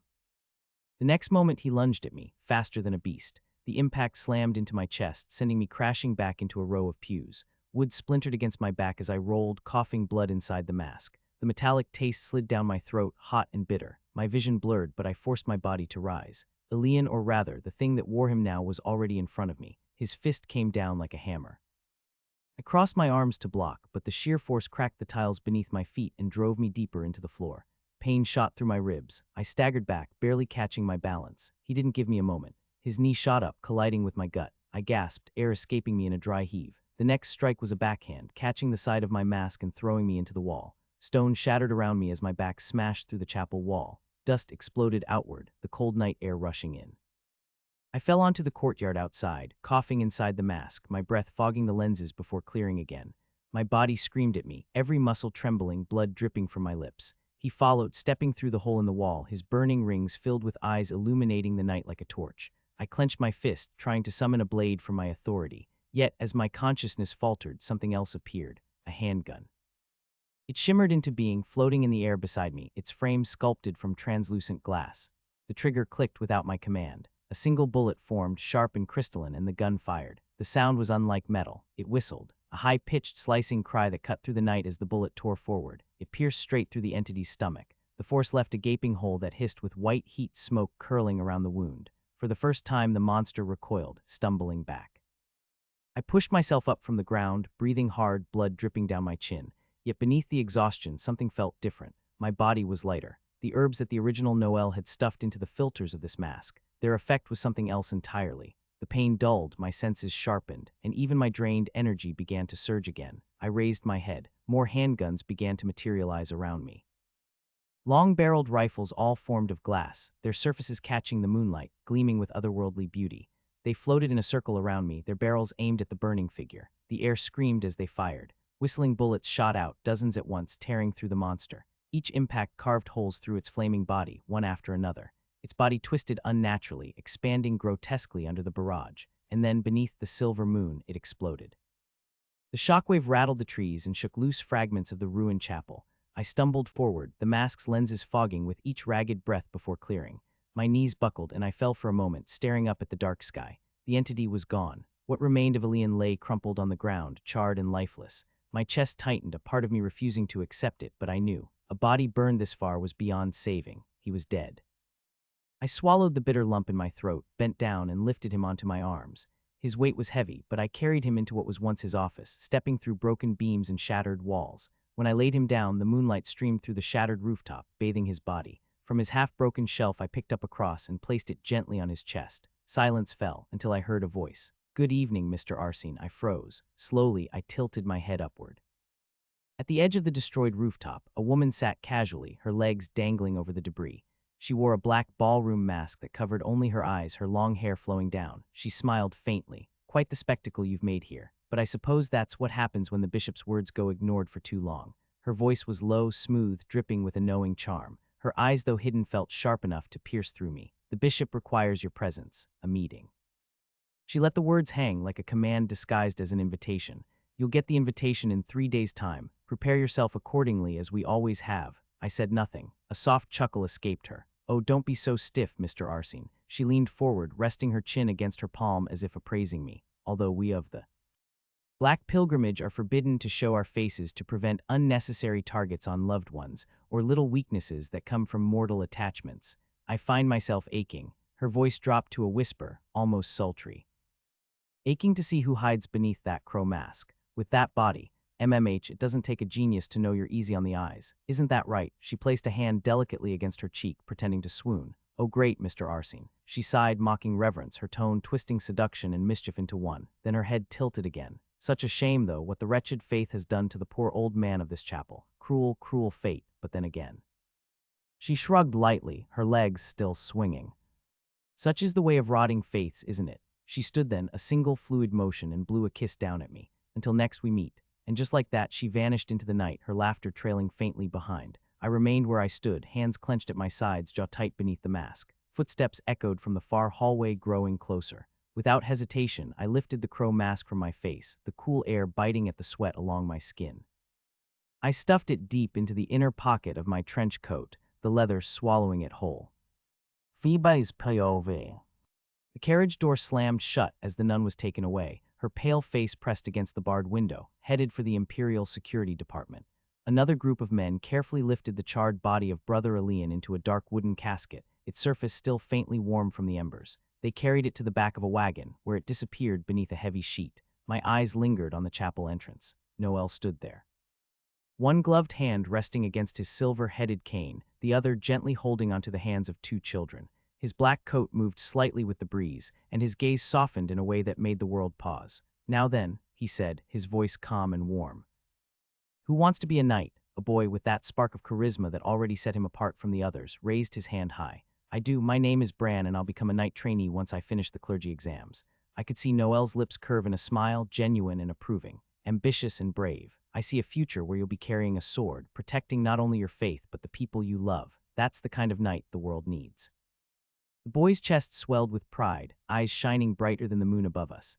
And what about soldiers? Noel asked, tilting his head, his tone playful now. Who wants to become a soldier like me? Hands shot up everywhere. Little voices chimed together, me. But Noel's attention fell on the smallest of them, a girl clutching a stuffed animal to her chest. She raised her hand timidly, as if afraid the world would laugh at her. Noel crouched slightly, lowering himself to her eye level. Why so shy? He asked softly, listen to me, okay? When you want something, you can't just whisper it to the world and hope it listens. You have to say it loudly, clearly, with your whole heart. If you're shy, if you hesitate, the universe thinks you're not ready. So raise that hand like it's the only hand in the world and claim what you want. Her lips quivered before slowly curving into a smile. Her tiny arm lifted higher, this time firm and proud. That's it, Noel said warmly. That's the spirit. Never doubt. Bran's voice broke through the moment. Then I'll be her knight. I'll marry her and protect her forever. The children burst into laughter. The girl smiled and looked down, her cheeks turning a soft pink. Noel chuckled, reaching out to ruffle Bran's hair. Yes, you will. A knight who protects with both sword and heart. That's the truest kind of knight. The boy beamed, standing taller. But that stuffed bunny looks strong. Maybe I should recruit him instead of Bran. Do you think he'd protect you better than Bran? The children erupted in laughter that echoed through the ruins of the chapel. Now then, Noel continued, who wants to be? Before he even finished, hands shot up one by one. So many hands up. Goodness. At this rate, we'll run out of enemies before you all grow up. Yet again the children laughed, and I found myself chuckling a bit. Even Father Gideon joined them, raising his arms as if blessing the joy itself. Noel lifted his cane slightly. I'll make sure you're taken to the main holy church in Parnonia. There you'll be safe, cared for, and you'll have everything you need. The children gasped before breaking into wild cheers, clapping, jumping, shouting over each other with excitement. Their voices rose into the air, pure and alive. I felt my lips curve into a smile without realizing it. Such a great man, don't you think? The voice startled me, low and steady at my side. I turned to find Castle, his eyes fixed on the same figure I couldn't look away from. My gaze drifted back to Noel, standing tall among the children, his gloved hand still resting lightly on the smallest girl's head. His eyes were closed, and a wide smile was plastered onto his face. I didn't answer Castle, and I didn't need to, because in that moment, I knew he was right. Valorian Imperial Academy's Grand Hall. The Great Hall was filled with chatter. Rows of posters covered massive boards at the front, right and left walls, each sheet bearing the name of a club. Embroidery Club? Pass. Too girly. What are you saying? Tailoring Club is prestigious. Didn't you know the Crown Prince himself once? Whatever, I'm going to the Mage Research Society. They say third years are experimenting with runic cores. No way, that's all theory. Combat clubs where the real prestige is. Different cliques argued, laughed, and compared notes, their dark blue uniforms distinguished only by the color of their ties. White for third years, black for second, light blue for first. Amid the crowd, a red-haired girl held her books tightly to her chest, her pale fingers pressed against the edges of the pages. A few loose sheets peeked out between the covers. Her eyes, soft but restless, swept across the board, tracing each poster one by one.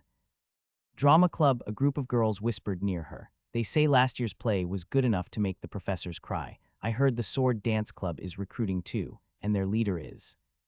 The girls broke into giggles, hiding their mouths behind delicate hands. The red-haired girl smiled faintly at their energy, adjusting her light blue tie. Her steps were small, careful. She weaved between clusters of students, listening to scraps of conversation, storing them quietly away, and then bump, her book slipped from her arms, scattering across the polished floor.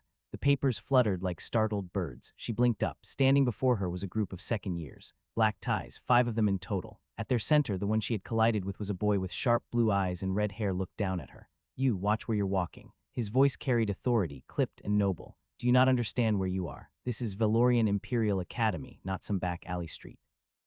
First years ought to keep their heads low. The girl quickly gathered her books, bowing her head. Her lips curved into a small, polite smile. She didn't answer. She only clutched her belongings tightly and hurried away, her hair swaying behind her. The red-haired boy frowned at her retreating back. What was that? She didn't even apologize properly. A hand landed on his shoulder. One of his friends chuckled. You do know she's deaf, right? What? The boy froze. She wouldn't have heard a word of what you said. The group exchanged looks. Another added, yeah, she just joined this year. One of the special needs students. The red-haired boy turned his gaze downward. On the floor among the papers she had left behind, he spotted something she had dropped. A small device, light pink in color, curved delicately to fit the ear. Its design was subtle, almost invisible at a glance, but up close, impossible to miss. His lips pressed into a thin line. So that's why she smiled the whole time. Yeah, it's really not her fault. You, on the other hand, treated THS situation like it was a world-ending event. HAHAHA, oh shut up. The long oak table stretched beneath the high vaulted ceiling. Voices overlapped in soft arguments, the hum of serious discourse filling the council chamber. I entered midway through the meeting. The doors opened with a slow creak, light spilling from behind me, cutting across the carpet. My hair, pushed back, gleamed faintly under the lanterns, a few strands falling stubbornly over my face. I wore tailored gray pants with thin vertical stripes running down them, matched by a blazer of the same cut.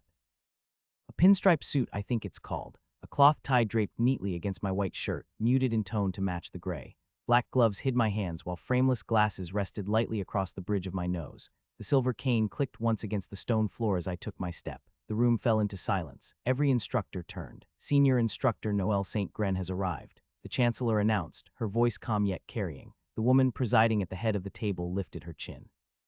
Light green hair fell to her shoulders in waves, and her eyes of the same pale shade. Chancellor Lysandra was not a woman easily overlooked. St. Gren, she greeted me. Your seat. Her tone was level, but there was a current beneath it. I inclined my head slightly before walking forward, cane tapping against the floor with measured steps. Although you are a senior instructor, she continued as I reached my chair. You must understand that any leave of absence should be filed properly and in advance. Your letter of absence only arrived yesterday evening, and yet, here you are today. I lowered my gaze briefly. Claire, the name slipped unbidden into my mind, and I exhaled a quiet sigh no one but myself heard. Understood, I said. She motioned. You may be seated. I took my chair. My eyes drifted across the room, sweeping over the familiar faces of the Academy's instructors. Finally, they landed on one particular figure. Melissa. Her hair, as white as snow, was tied into 2 long ponytails now, framing her sharp features. Crimson eyes caught mine for the briefest second before she turned back toward the Chancellor, expression unreadable. That's the style she's going for now, I thought. I leaned back in my chair as the meeting continued. And concerning the Empire's southern border, one instructor was saying, his voice low but insistent, the Duke of Haworth has reported suspicious mercenary movements. It may be connected to the Owl Workshop. Their airships are not simply for commerce. Our scouts have observed troop deployments by blimp. Unacceptable, muttered another. If the Northern is experimenting with steam technology to mobilize troops faster than we can respond, our students should at least be educated on countermeasures. Lysandra lifted a parchment. The seal was broken, but the gold-inked script glistened under the light. A letter from His Holiness, the Holy Emperor, has arrived. She announced, drawing the attention of everyone. It states that Valorian Imperial Academy must continue producing instructors versed in both martial doctrine and ecclesiastical discipline. He stresses unity between the Holy Church and this academy, lest we allow heresy to take root among students. Murmurs spread. More interference from the church, Professor Halder muttered under his breath. The Holy Emperor has reason, Lysandra said firmly. The meeting shifted into another round of tense debate, voices rising and falling.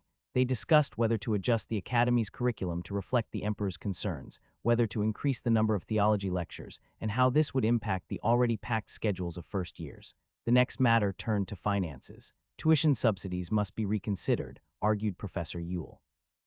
If the Empire diverts more resources into military invention, then the Academy should demand an increased stipend for experimental research. Our alchemy labs still use glassware from 2 decades ago. Students can barely pass their refinement classes with those. Funding is not infinite, countered Professor Serene, and you want to pour it into unstable alchemy projects. Shall we tell the Emperor that his coin went to another batch of failed experiments? It isn't a failure if it teaches students resilience. Resilience doesn't pay for exploded glass. The room chuckled lightly at that, though the tension lingered. Eventually, Lysandra raised her hand, silencing the overlapping voices. Now, she said, we move on to the matter of student clubs. The mood lightened somewhat. As you all know, clubs are not mere distractions.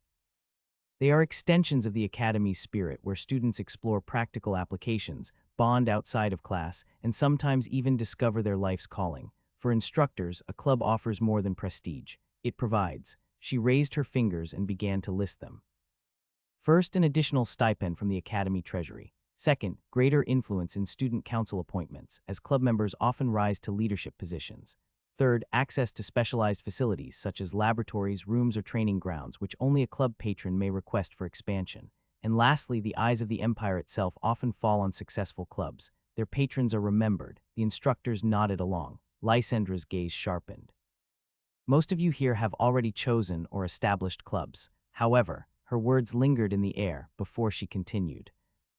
There remain 3 instructors who have yet to do so. Among them, senior instructor Noel St. Gren. The air seemed to grow heavier. A few gazes flicked toward me, some neutral, some curious. Professor Braille leaned back in his chair, adjusting his glasses with a thin smirk. Well, St. Gren, you needn't worry about the Magic Engineering Club. That one is already under my patronage. His voice carried a note of mockery.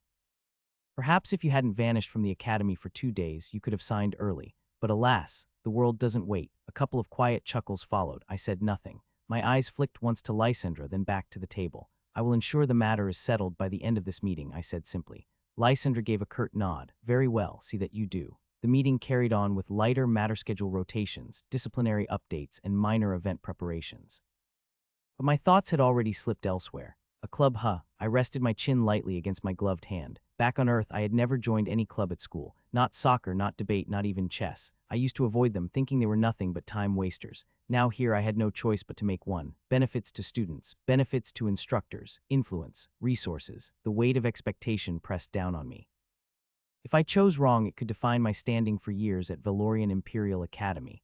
What hobbies did I even have? A quiet sigh escaped me. Clubs here weren't so simple. But then, as I turned the idea over in my mind, a realization sparked. Ah, I muttered softly to myself, the faintest trace of a smile tugging at my lips. I've got it. The Chancellor's voice broke through again, wrapping up the final notes of the meeting. This concludes today's council. Dismissed. Chairs scraped. And as the instructors filed out, I remained seated for a moment longer, the idea of my club still solidifying in my mind. The Imperial Security Department was quiet, save for the sound of an old man's steady breathing. Behind a desk littered with sealed reports and crystal fragments, the Minister of ISD sat with an unshakable composure, eyes fixed on the young woman standing before him. Phoebe St. Pyramont spoke calmly, but there was a trace of heaviness in her tone as she recounted the events at Grescia. Everyone was subdued, unconscious, everyone except Noel. He was the one who confronted Brother Elian of the chapel, which only confirmed it was the wretched Faith's doing. The minister's brows twitched, but Phoebe continued without faltering. Even before that, during the train ride through the southern marches, in that short span of time, Noel managed to uncover the culprit behind the sabotage. All he needed were the testimonies and the documents we had gathered. It was astonishing. At that, the old man suddenly let out a deep laugh. Ha ha ha ha ha. That's Noel St. Gren for you. They don't call him the manifestation of Rasputin for nothing. His detective instincts, terrifying really. He sees through people as though they're glass. He let the laugh fade, his gaze shifting toward Phoebe. The warmth in his tone did not diminish. And you, Lady St. Pyramont, you did well yourself. Don't think I've overlooked that. The Gresha dispatch would have been chaos without you. Elegant under pressure, unyielding when it mattered. You've done this department proud.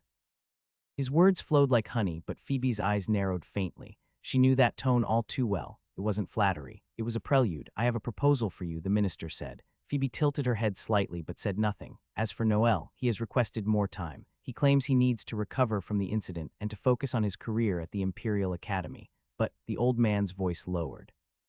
He has not resigned. He still intends to serve under Division IV, though only as a ghost leader. Phoebe's eyes flickered. So you want me to take up that position? She asked softly. The room was silent. The minister did not answer. He simply watched her with eyes that gave away nothing. Phoebe exhaled faintly, then gave a small shake of her head. You should appoint Castle instead. He's better suited for that role. As for me, I already have my hands full as senior executive manager in my own department. I'll decline the title, but… She paused, her lips curving with a faint smile. I'll still join the field if you'll allow it. My military skills won't do much gathering dust behind a desk. With that, she bowed lightly, turned, and left the office without looking back. The minister leaned back in his chair, staring at the door long after it closed. What a difficult woman, he murmured, though his tone carried something closer to admiration than frustration. He reached for the communication crystal on his desk. It glowed faintly as he whispered, "Send Castle to my office." Noel's POV. I stood there lost in my thoughts as my gaze drifted to the window, to the sprawling gardens of the Imperial Academy. Flowers in full bloom, neatly lined pathways, students walking past with books in their arms, laughter echoing faintly. This was what I had missed. My hand brushed against the cold windowsill as I leaned forward. No wonder Hana was obsessed with this game. The academy setting alone was enough to make one feel that way. She had seen beauty and adventure here. I then remembered the Gresha dispatch. Sigh, can I enjoy my peaceful thoughts even for a minute? My chest tightened as my mind replayed the cycles I had endured. Cycles even I hadn't realized I was trapped in. The last one, the 3 children. The image of my blade piercing that small boy's chest resurfaced in vivid clarity. My hand moved unconsciously, pushing my hair back as though trying to brush away the guilt that clung to me. I had saved them this time. Through regression, through dying and returning, I had managed to rewrite their outcomes. Most of the missing children were found lifeless, empty husks who would never smile again. But at the very least, their innocent souls were not turned into puppets, not twisted into abominations. That was the one small comfort I clung to. When we returned to the ISD, Sister Magdalene was questioned. Her words still rang in my ears. She confessed only about Elian, the old caretaker of the chapel, a man who had lost 3 sons and a daughter. Disciples of the wretched faith, whispering promises, offered him the chance to bring them back. The Empire took that as confirmation, a clean case, another crime of the wretched faith. But I could not, because I remembered the female figure with the mask, veiling only her eyes, her voice carrying an edge of seduction and mockery. She had mentioned the bishop, so had Elian. Right before I tried to arrest him, he said the same name. The bishop. Thaw woman also mentioned that the bishop requests a meeting. She told me I would know when the invitation came, because I was a member too. My hands clenched at the memory. That means the original Noel had been part of their gatherings. That woman hadn't mistaken me for someone else. She recognized me. The more I live in this body, the more the mysteries pile up. Considering how she mentioned its members wear masks to conceal identities and prevent minor internal fights only shows it wouldn't be an organization approved by the Holy Empire. A criminal organization then, her words echoed again. Mr. Arsene. I leaned back in the chair, staring at the ceiling. Mr. Arsene. Was that a persona the original Noel had used, or a code name used in said organization? If I wanted answers, I'd have to wait for the bishop's invitation. I just didn't know how it would arrive. I sighed, dragging my hand down my face. The plague doctor mask lay hidden inside my travel bag. No wonder the woman recognized it. Was that why the original Noel always traveled with it? Just what kind of life did you live before I came here? I almost forgot about the mission clearance rewards. The moment I called out the system, a holographic screen unfolded before me, and in the middle of it, a stupidly cheerful, pixelated emoji beamed up at me. Wipe that smug off. Where were you when I was going through hell at Gresha? As if it understood my irritation, the emoji flickered. The smiling face disappeared, replaced with a teary-eyed frown as though it were trying to apologize. I narrowed my eyes.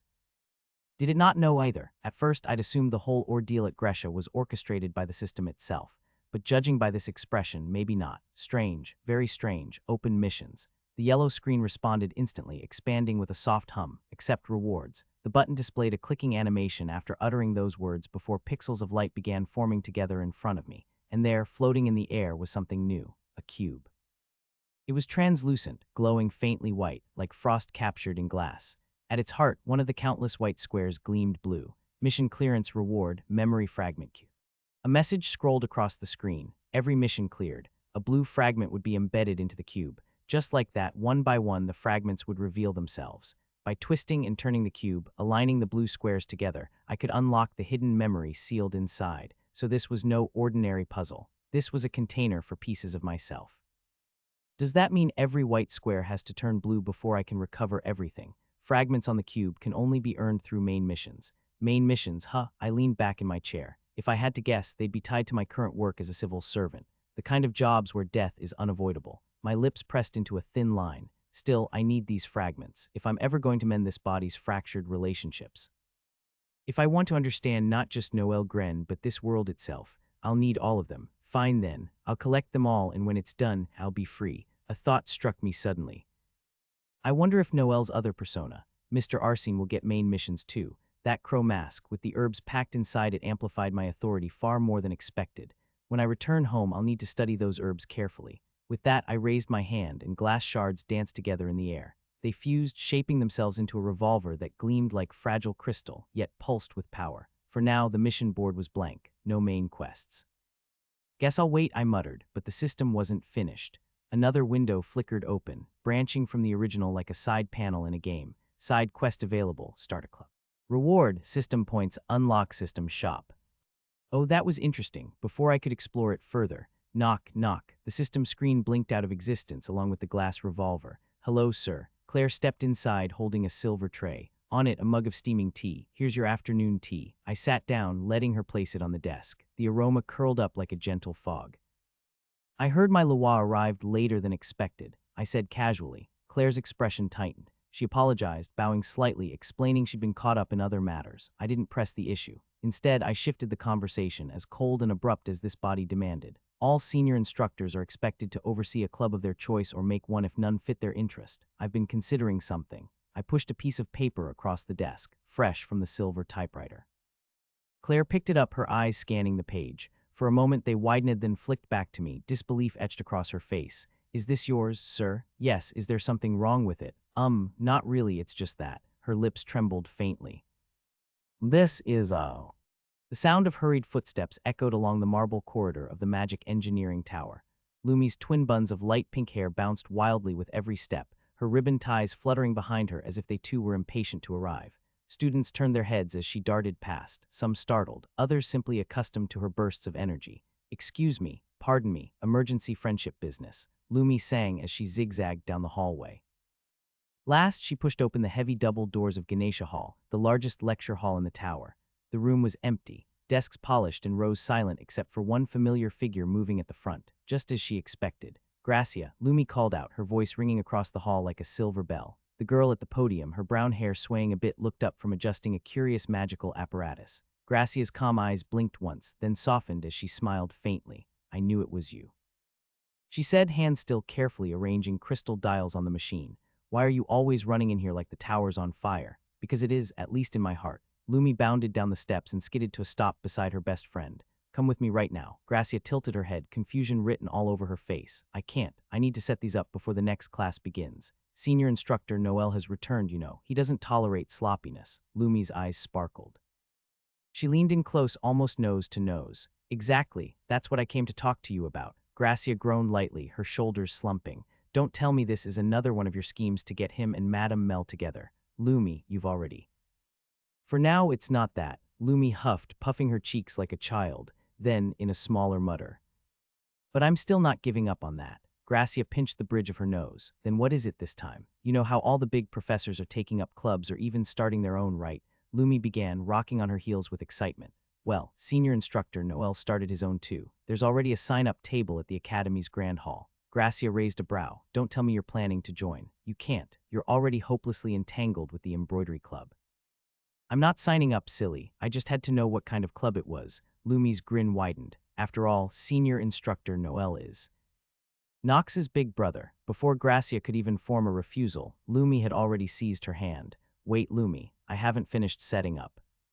Too late, Lumi bolted out of Ganesha Hall, dragging Gracia behind her like a leaf caught in a whirlwind. The grand hall was alive with chatter. Banners fluttered above booths, each decorated according to the club's theme. Students crowded in front of tables, filling the vast hall with a mix of laughter and negotiation. Oh, me wrist, Lumi. Gracia scolded, stumbling behind her. Do you want me to lose my hand before embroidery class? Sacrifices must be made.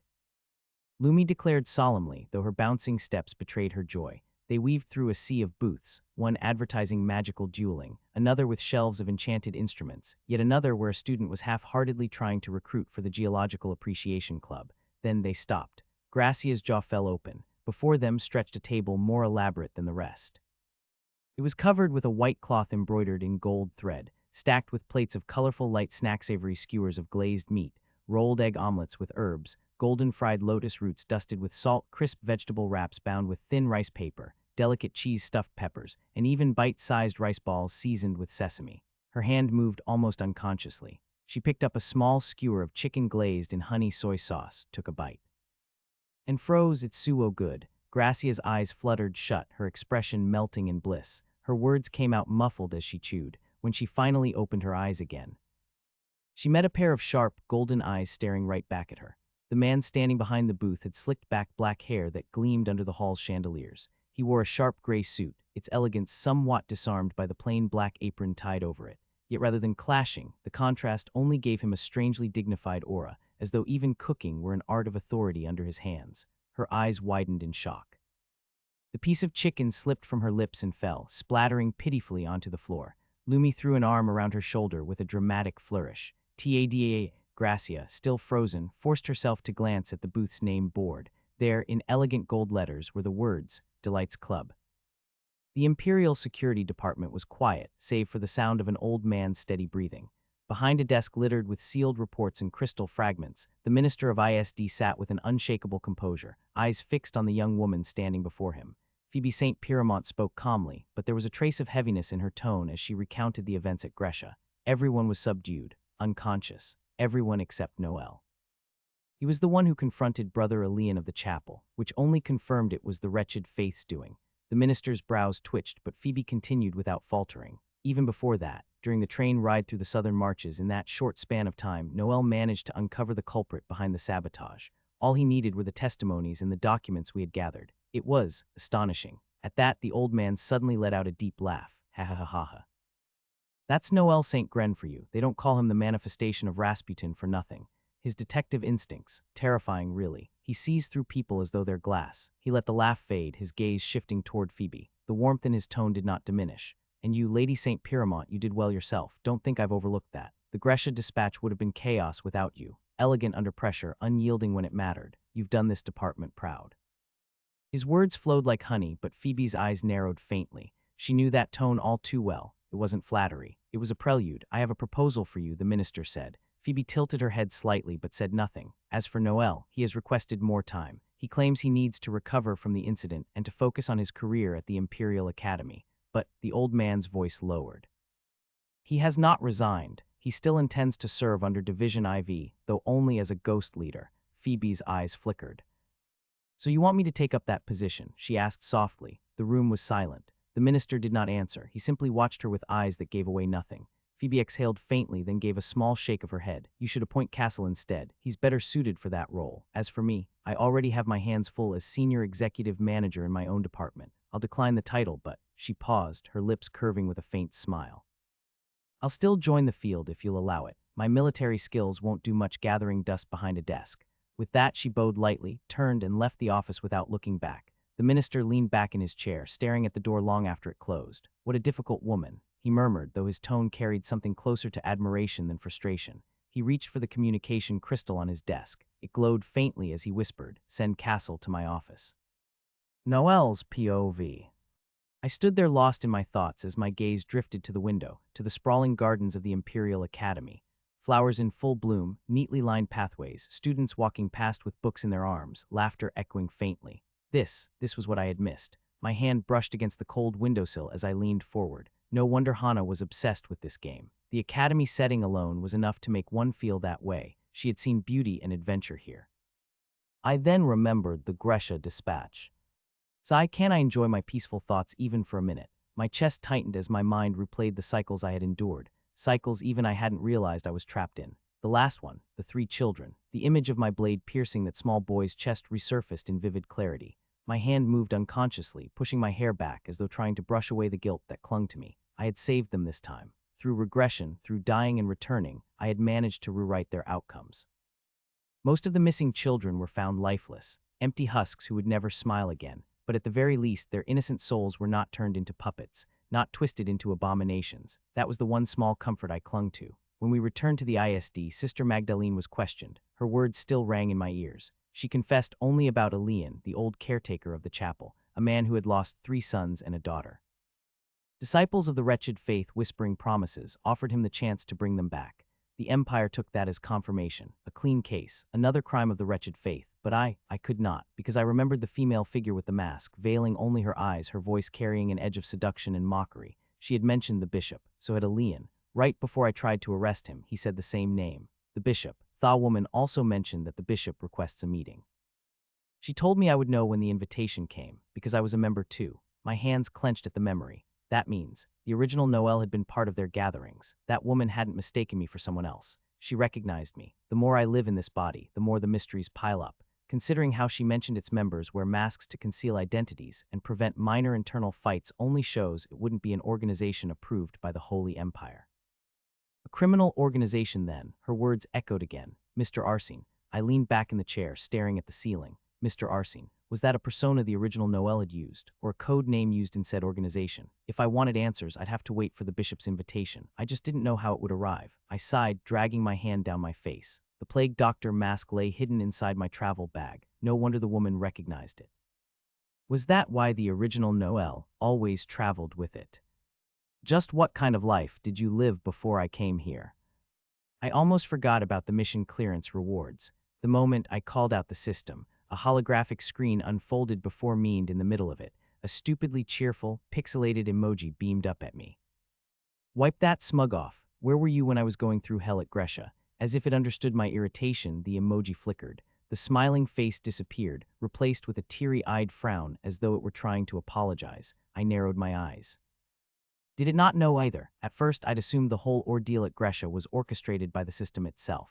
But judging by this expression, maybe not. Strange, very strange, open missions. The yellow screen responded instantly, expanding with a soft hum. Accept rewards. The button displayed a clicking animation after uttering those words before pixels of light began forming together in front of me. And there, floating in the air, was something new, a cube.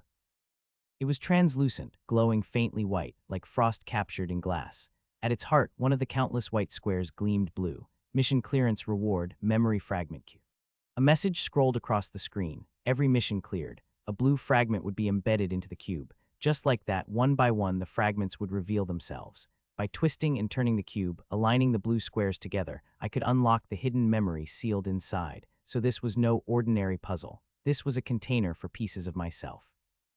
Does that mean every white square has to turn blue before I can recover everything? Fragments on the cube can only be earned through main missions. Main missions, huh? I leaned back in my chair. If I had to guess, they'd be tied to my current work as a civil servant, the kind of jobs where death is unavoidable. My lips pressed into a thin line. Still, I need these fragments, if I'm ever going to mend this body's fractured relationships. If I want to understand not just Noel Gren, but this world itself, I'll need all of them. Fine then, I'll collect them all, and when it's done, I'll be free. A thought struck me suddenly. I wonder if Noel's other persona, Mr. Arsene, will get main missions too. That crow mask, with the herbs packed inside it, amplified my authority far more than expected.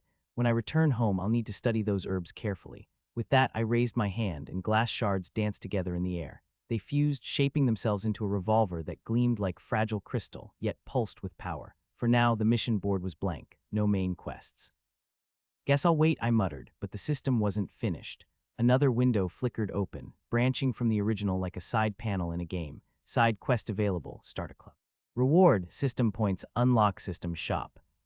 Oh, that was interesting. Before I could explore it further, knock, knock, the system screen blinked out of existence along with the glass revolver. Hello, sir. Claire stepped inside holding a silver tray. On it, a mug of steaming tea. Here's your afternoon tea. I sat down, letting her place it on the desk. The aroma curled up like a gentle fog.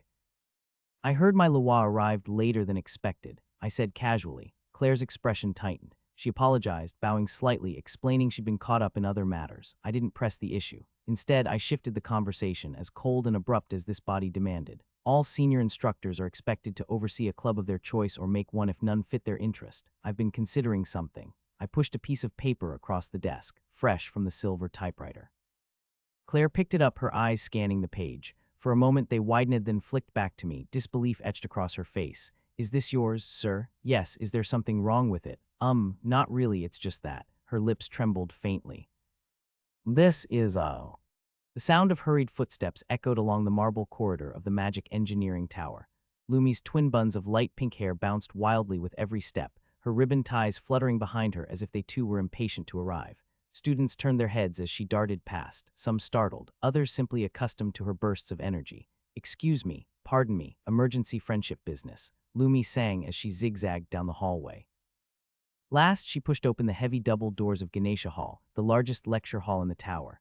The room was empty, desks polished and rows silent except for one familiar figure moving at the front, just as she expected. Gracia, Lumi called out, her voice ringing across the hall like a silver bell. The girl at the podium, her brown hair swaying a bit, looked up from adjusting a curious magical apparatus. Gracia's calm eyes blinked once, then softened as she smiled faintly. I knew it was you, she said, hands still carefully arranging crystal dials on the machine. Why are you always running in here like the tower's on fire? Because it is, at least in my heart. Lumi bounded down the steps and skidded to a stop beside her best friend. Come with me right now. Gracia tilted her head, confusion written all over her face. I can't. I need to set these up before the next class begins. Senior Instructor Noel has returned, you know. He doesn't tolerate sloppiness. Lumi's eyes sparkled. She leaned in close, almost nose to nose. Exactly. That's what I came to talk to you about. Gracia groaned lightly, her shoulders slumping. Don't tell me this is another one of your schemes to get him and Madame Mel together. Lumi, you've already. For now, it's not that. Lumi huffed, puffing her cheeks like a child, then in a smaller mutter. But I'm still not giving up on that. Gracia pinched the bridge of her nose. Then what is it this time? You know how all the big professors are taking up clubs or even starting their own, right? Lumi began, rocking on her heels with excitement. Well, Senior Instructor Noel started his own too. There's already a sign-up table at the Academy's Grand Hall. Gracia raised a brow. Don't tell me you're planning to join. You can't. You're already hopelessly entangled with the embroidery club. I'm not signing up, silly. I just had to know what kind of club it was. Lumi's grin widened. After all, Senior Instructor Noel is Nox's big brother. Before Gracia could even form a refusal, Lumi had already seized her hand. Wait, Lumi, I haven't finished setting up. Too late, Lumi bolted out of Ganesha Hall, dragging Gracia behind her like a leaf caught in a whirlwind. The Grand Hall was alive with chatter. Banners fluttered above booths, each decorated according to the club's theme. Students crowded in front of tables, filling the vast hall with a mix of laughter and negotiation. Oh, me wrist, Lumi, Gracia scolded, stumbling behind her. Do you want me to lose my hand before embroidery class? Sacrifices must be made. Lumi declared solemnly, though her bouncing steps betrayed her joy. They weaved through a sea of booths, one advertising magical dueling, another with shelves of enchanted instruments, yet another where a student was half-heartedly trying to recruit for the Geological Appreciation Club. Then they stopped. Gracia's jaw fell open. Before them stretched a table more elaborate than the rest. It was covered with a white cloth embroidered in gold thread, stacked with plates of colorful light snack-savory skewers of glazed meat, rolled egg omelets with herbs, golden fried lotus roots dusted with salt, crisp vegetable wraps bound with thin rice paper, delicate cheese-stuffed peppers, and even bite-sized rice balls seasoned with sesame. Her hand moved almost unconsciously. She picked up a small skewer of chicken glazed in honey soy sauce, took a bite, and froze. It's so good. Gracia's eyes fluttered shut, her expression melting in bliss. Her words came out muffled as she chewed. When she finally opened her eyes again, she met a pair of sharp, golden eyes staring right back at her. The man standing behind the booth had slicked back black hair that gleamed under the hall's chandeliers. He wore a sharp gray suit, its elegance somewhat disarmed by the plain black apron tied over it. Yet rather than clashing, the contrast only gave him a strangely dignified aura, as though even cooking were an art of authority under his hands. Her eyes widened in shock. The piece of chicken slipped from her lips and fell, splattering pitifully onto the floor. Lumi threw an arm around her shoulder with a dramatic flourish. Tada! Gracia, still frozen, forced herself to glance at the booth's name board. There, in elegant gold letters, were the words, Delight's Club. Instructor's Lounge. Mid-afternoon sunlight spilled through tall, stained glass windows, painting the wooden floors with patches of muted color. There was a faint aroma of roasted beans, courtesy of the small kitchenette tucked into the corner. It was here, between classes, that the instructors retreated to shed their dignity, sip tea, and more often than not, gossip. Today was no exception. At one round table, 3 female instructors had gathered. A plate of almond biscuits sat between them, half finished, alongside cups of warm chamomile tea. Professor Leora leaned back with a sigh, brushing her loose curls over her shoulder. Honestly, I think the placement exams this year are going to be utter chaos. Brainav's been telling me the questions will lean toward advanced applications again. Half the first years will cry. Professor Helena, a stern woman in her mid-30s who oversaw magical ethics, rolled her eyes, as if that's new.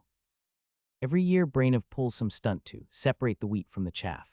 If I have to comfort another student bawling outside my office, I'll start billing him. They laughed, sipping their tea. Professor Alice, the youngest of the three, covered her mouth with a biscuit still in hand. Oh, don't pretend you don't enjoy being the student's confidant, Helena. I swear, you thrive on their drama. Drama makes the days move faster. Helena retorted dryly. Otherwise, this job would bore me to death.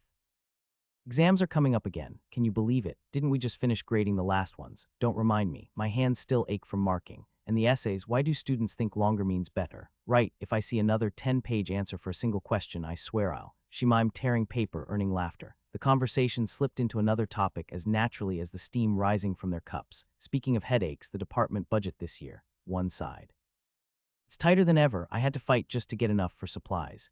You too. I asked for basic materials and they told me to make do. What does that even mean? It means they think we're miracle workers. Honestly, sometimes I think we are. They chuckled, shaking their heads, but soon the laughter turned into another shared groan. And then, of course, there are the faculty meetings. Don't say it. Hours of talking and nothing ever gets decided. Exactly. They spend an hour arguing over who gets which lecture hall, then postpone the actual decision to the next meeting. By the end, I forget why we even gathered. The three of them clinked their cups together in mock solidarity, sighing as though they had all survived some great battlefield. But soon enough, as was often the case in gatherings like this, the topic drifted towards something far more interesting, or rather someone. Speaking of faculty meetings. Leora set down her cup, her tone carrying that dangerous lilt of curiosity. Did either of you notice Noel St. Gren the other day? Helena raised an eyebrow. The senior instructor. Yes, that senior instructor. Leora's lips curved into a knowing smile. Ali's nearly choked on her biscuit. Oh, don't get me started. Every time he walks into the room, the atmosphere just changes. It's infuriating. Helena gave a low hum, pretending indifference but failing to hide the faint color on her cheeks. Well, it's not exactly surprising. At 28, he's already outpaced most of us. To be the youngest senior instructor on staff, to have cleared so many things at that and still maintain that composure, that posture, Leora added with a giggle, then bit her lip. The way he sits, hands folded, eyes always calm as if nothing can rattle him. Even the headmaster treats him like a cornerstone. Tell me that's not attractive. Alice leaned forward conspiratorially, her eyes glittering. Attractive, it's unfair. A man that capable, that young and still. Single, where's the justice? The three burst into soft laughter, careful not to be overheard by the other instructors scattered about the lounge. Then Leora suddenly clapped her hands together. Oh, speaking of him, did you hear about the new club he's starting? The Delights Club, I think it's called. Helena tilted her head. Delights Club, yes. Supposedly it's a cooking club, not full meals. Just light snacks, pastries, that sort of thing. Can you imagine? Leora's grin widened. Noel St. Gren, the stiffest, most serious man on campus, hosting a club for pastries. It's absurd, but it made them laugh harder. Alice fanned her face dramatically. Are you kidding? That makes him even hotter. You know what they say. Give a man flour and butter and suddenly he's 10 times more appealing. Helena smirked. Is that how it works? It does when he's the one baking, Alice countered. I actually tried one of the pastries he made. Don't ask me how. I bribed one of his assistants, but gods, it was divine. The man can cook. He's the definition of a sweet man. Sweet man, Leora repeated, and they all broke into another fit of chuckles. Helena, once she caught her breath, shook her head. Honestly, how does someone like him stay single? Don't tell me he's sworn himself to celibacy. Shush. Alice suddenly hushed them, her gaze flickering to a table across the lounge. The other two followed her eyes. At a corner table sat a woman with striking white hair. Her bangs fell forward, shadowing her eyes as she flipped through stacks of papers. A steaming cup of tea rested beside her hand, untouched for some time. Professor Melissa. The room seemed to cool just by acknowledging her presence. Helena murmured, lowering her voice.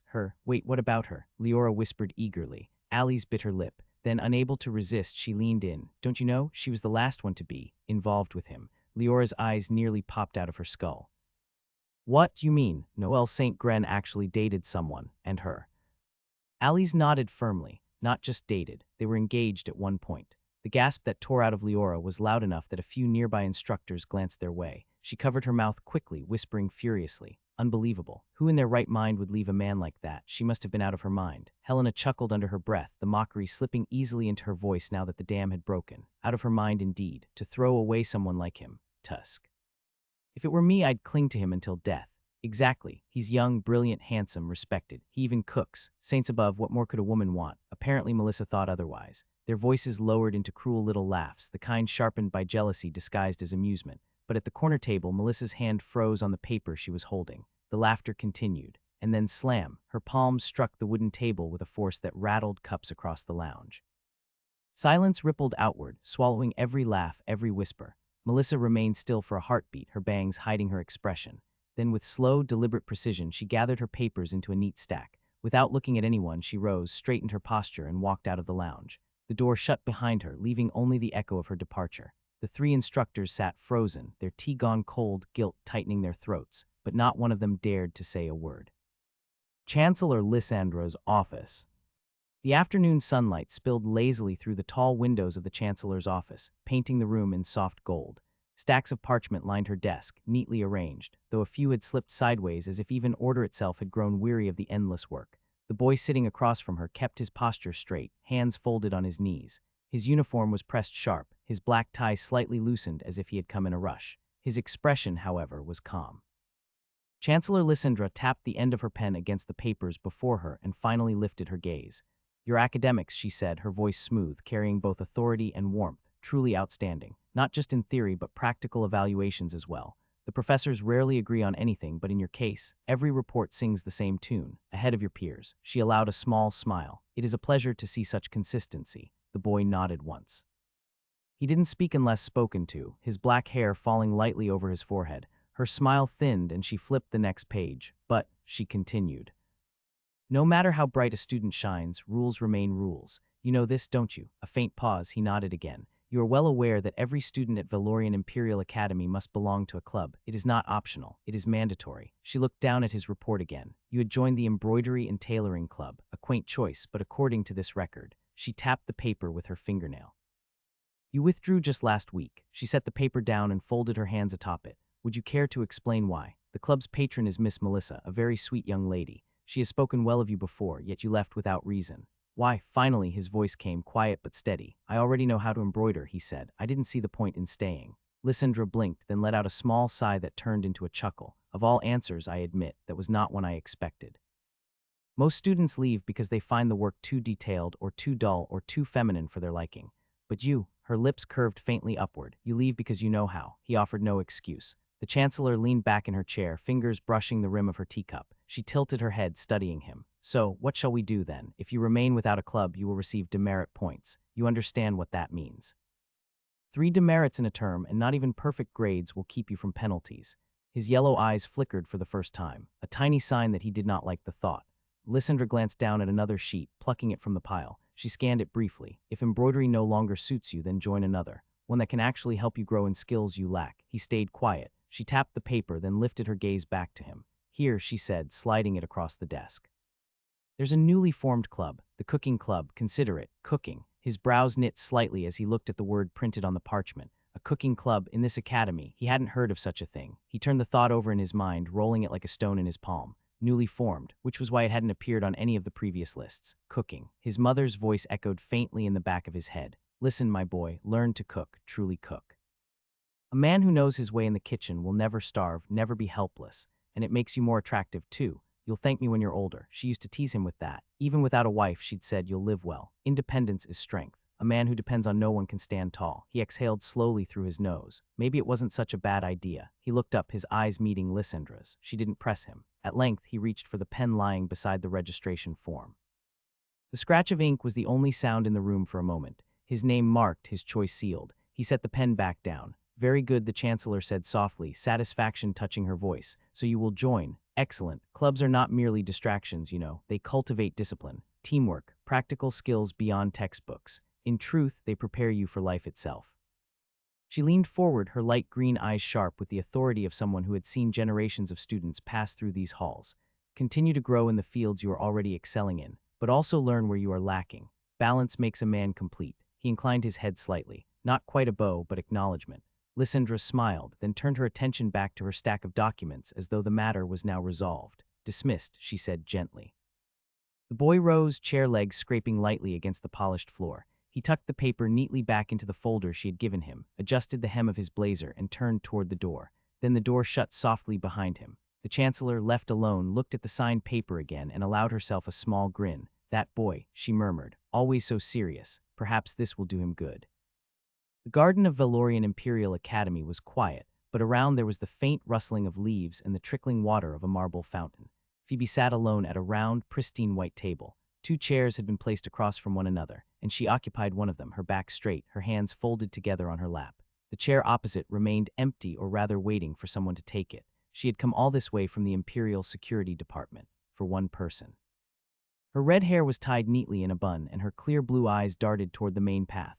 A figure approached the table, broad shoulders, measured steps, his shadow stretching long across the stone tiles. Black shirt, dark blue tie, a vest and blazer in matching dark navy, tailored perfectly. Dark trousers, black gloves tugged tight as if they were a part of him. Heard you were looking for me. His low voice cut through the silence as he stopped before her. Phoebe's lips curled faintly. Please take a seat. He didn't move immediately, his gaze lingering on her for a few seconds too long, as though weighing her intent. Finally, he pulled out the chair, the faint scrape of wood against stone echoing in the garden, and sat down. For a moment, neither spoke. The wind carried the faint scent of roses from the flower beds. Then Phoebe began. The results of the extended investigation from the Divine Chapel of Grescia are back. Noel's brow moved slightly, but he said nothing. She continued, pulling a folded parchment from her bag and laying it on the table. Among the materials recovered from Brother Elian's office, we found, let me see, she scanned the notes.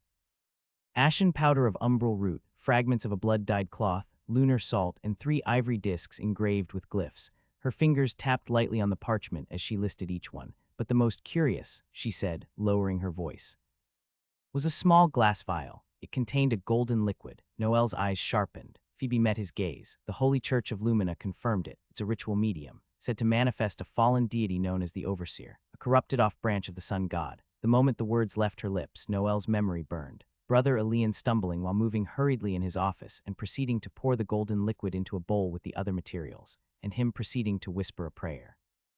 Then his body swallowed whole by fire, his face contorted not in agony, but ecstasy, as if consumed by divine rapture. I see, Noel muttered under his breath. Phoebe exhaled slowly, her expression hardening. The wretched faith have their own personal vendetta and motives against the Holy Empire, yes, but they don't worship fallen gods, certainly not the Overseer, this ritual item. It must have come from another group entirely. At her words, Noel's thoughts stirred. Another organization. Is she talking about the Black Pilgrimage? He clenched his jaw but kept silent. The original Noel was actually a member, but revealing that here would be reckless. Noel leaned back slightly, folding his arms. He let the silence drag long before speaking. I know you didn't come all this way just to deliver what you could have sent by letter, or even give me a call. His voice was calm but heavy. So what's your true reason for visiting me? Phoebe's heart skipped. She stared at him for a moment, that unshakable tone, that unchanging gaze. He hasn't changed at all, she thought bitterly. Her chest tightened, and her mind drifted to memories she had buried. The office late at night when reports were scattered everywhere and he had stayed behind instead of resting. She had kissed him once, lips trembling, words spilling out during her confession. She remembered the silence that followed and his unreadable expression. She remembered the stolen moments. Sharing coffee, exchanging remarks only they could laugh at, the way he had sometimes let his guard down around her. Just enough for her to feel seen. But did he even remember? Or had he chosen to forget? Does he even remember those nights, my confession, or did he just shut it down? Her throat burned. Is that why the distance keeps growing? She had felt alive with him, seen, but now, she was slipping back into her shell, suffocated by the silence he always carried with him, and with all honesty. I miss it, I miss what we had, even if it wasn't a real relationship, I still miss it. But I miss him. Her eyes grew wet, but she forced the tears back, biting down on the inside of her cheek. But I can't say that now, can I? Her fingers fumbled inside her coat pocket until they found what she had brought. Slowly, she drew it out. A small black key rested in her palm. She stretched out her hand, opening her fingers to reveal it. Noel's eyes flickered the moment he saw it. This is the key to my research room, in my office. His tone was sharper now. How did you come to possess it? Phoebe's voice was quiet, steady, though her chest ached. One of my assistants found it when she had been assigned to tidy up your office while your personal aide, Claire, was absent. She realized the key didn't belong to any of our rooms in the ISD, so she brought it to me. Noel reached out, took the key carefully, and closed his hand around it. Silence again. Then his lips parted. 2 simple words. Phoebe blinked. Of all the things she had expected, she hadn't thought she would hear gratitude from him. Her chest tightened all over again, but this time for another reason. The fountain continued to trickle behind them. Neither moved to rise nor speak further, yet the unspoken words between them weighed heavier than any investigation could. Phoebe lowered her gaze, forcing composure back into her face. She had come here with questions about faith, heresy, enemies of the Empire. But what lingered in her heart had nothing to do with any of that.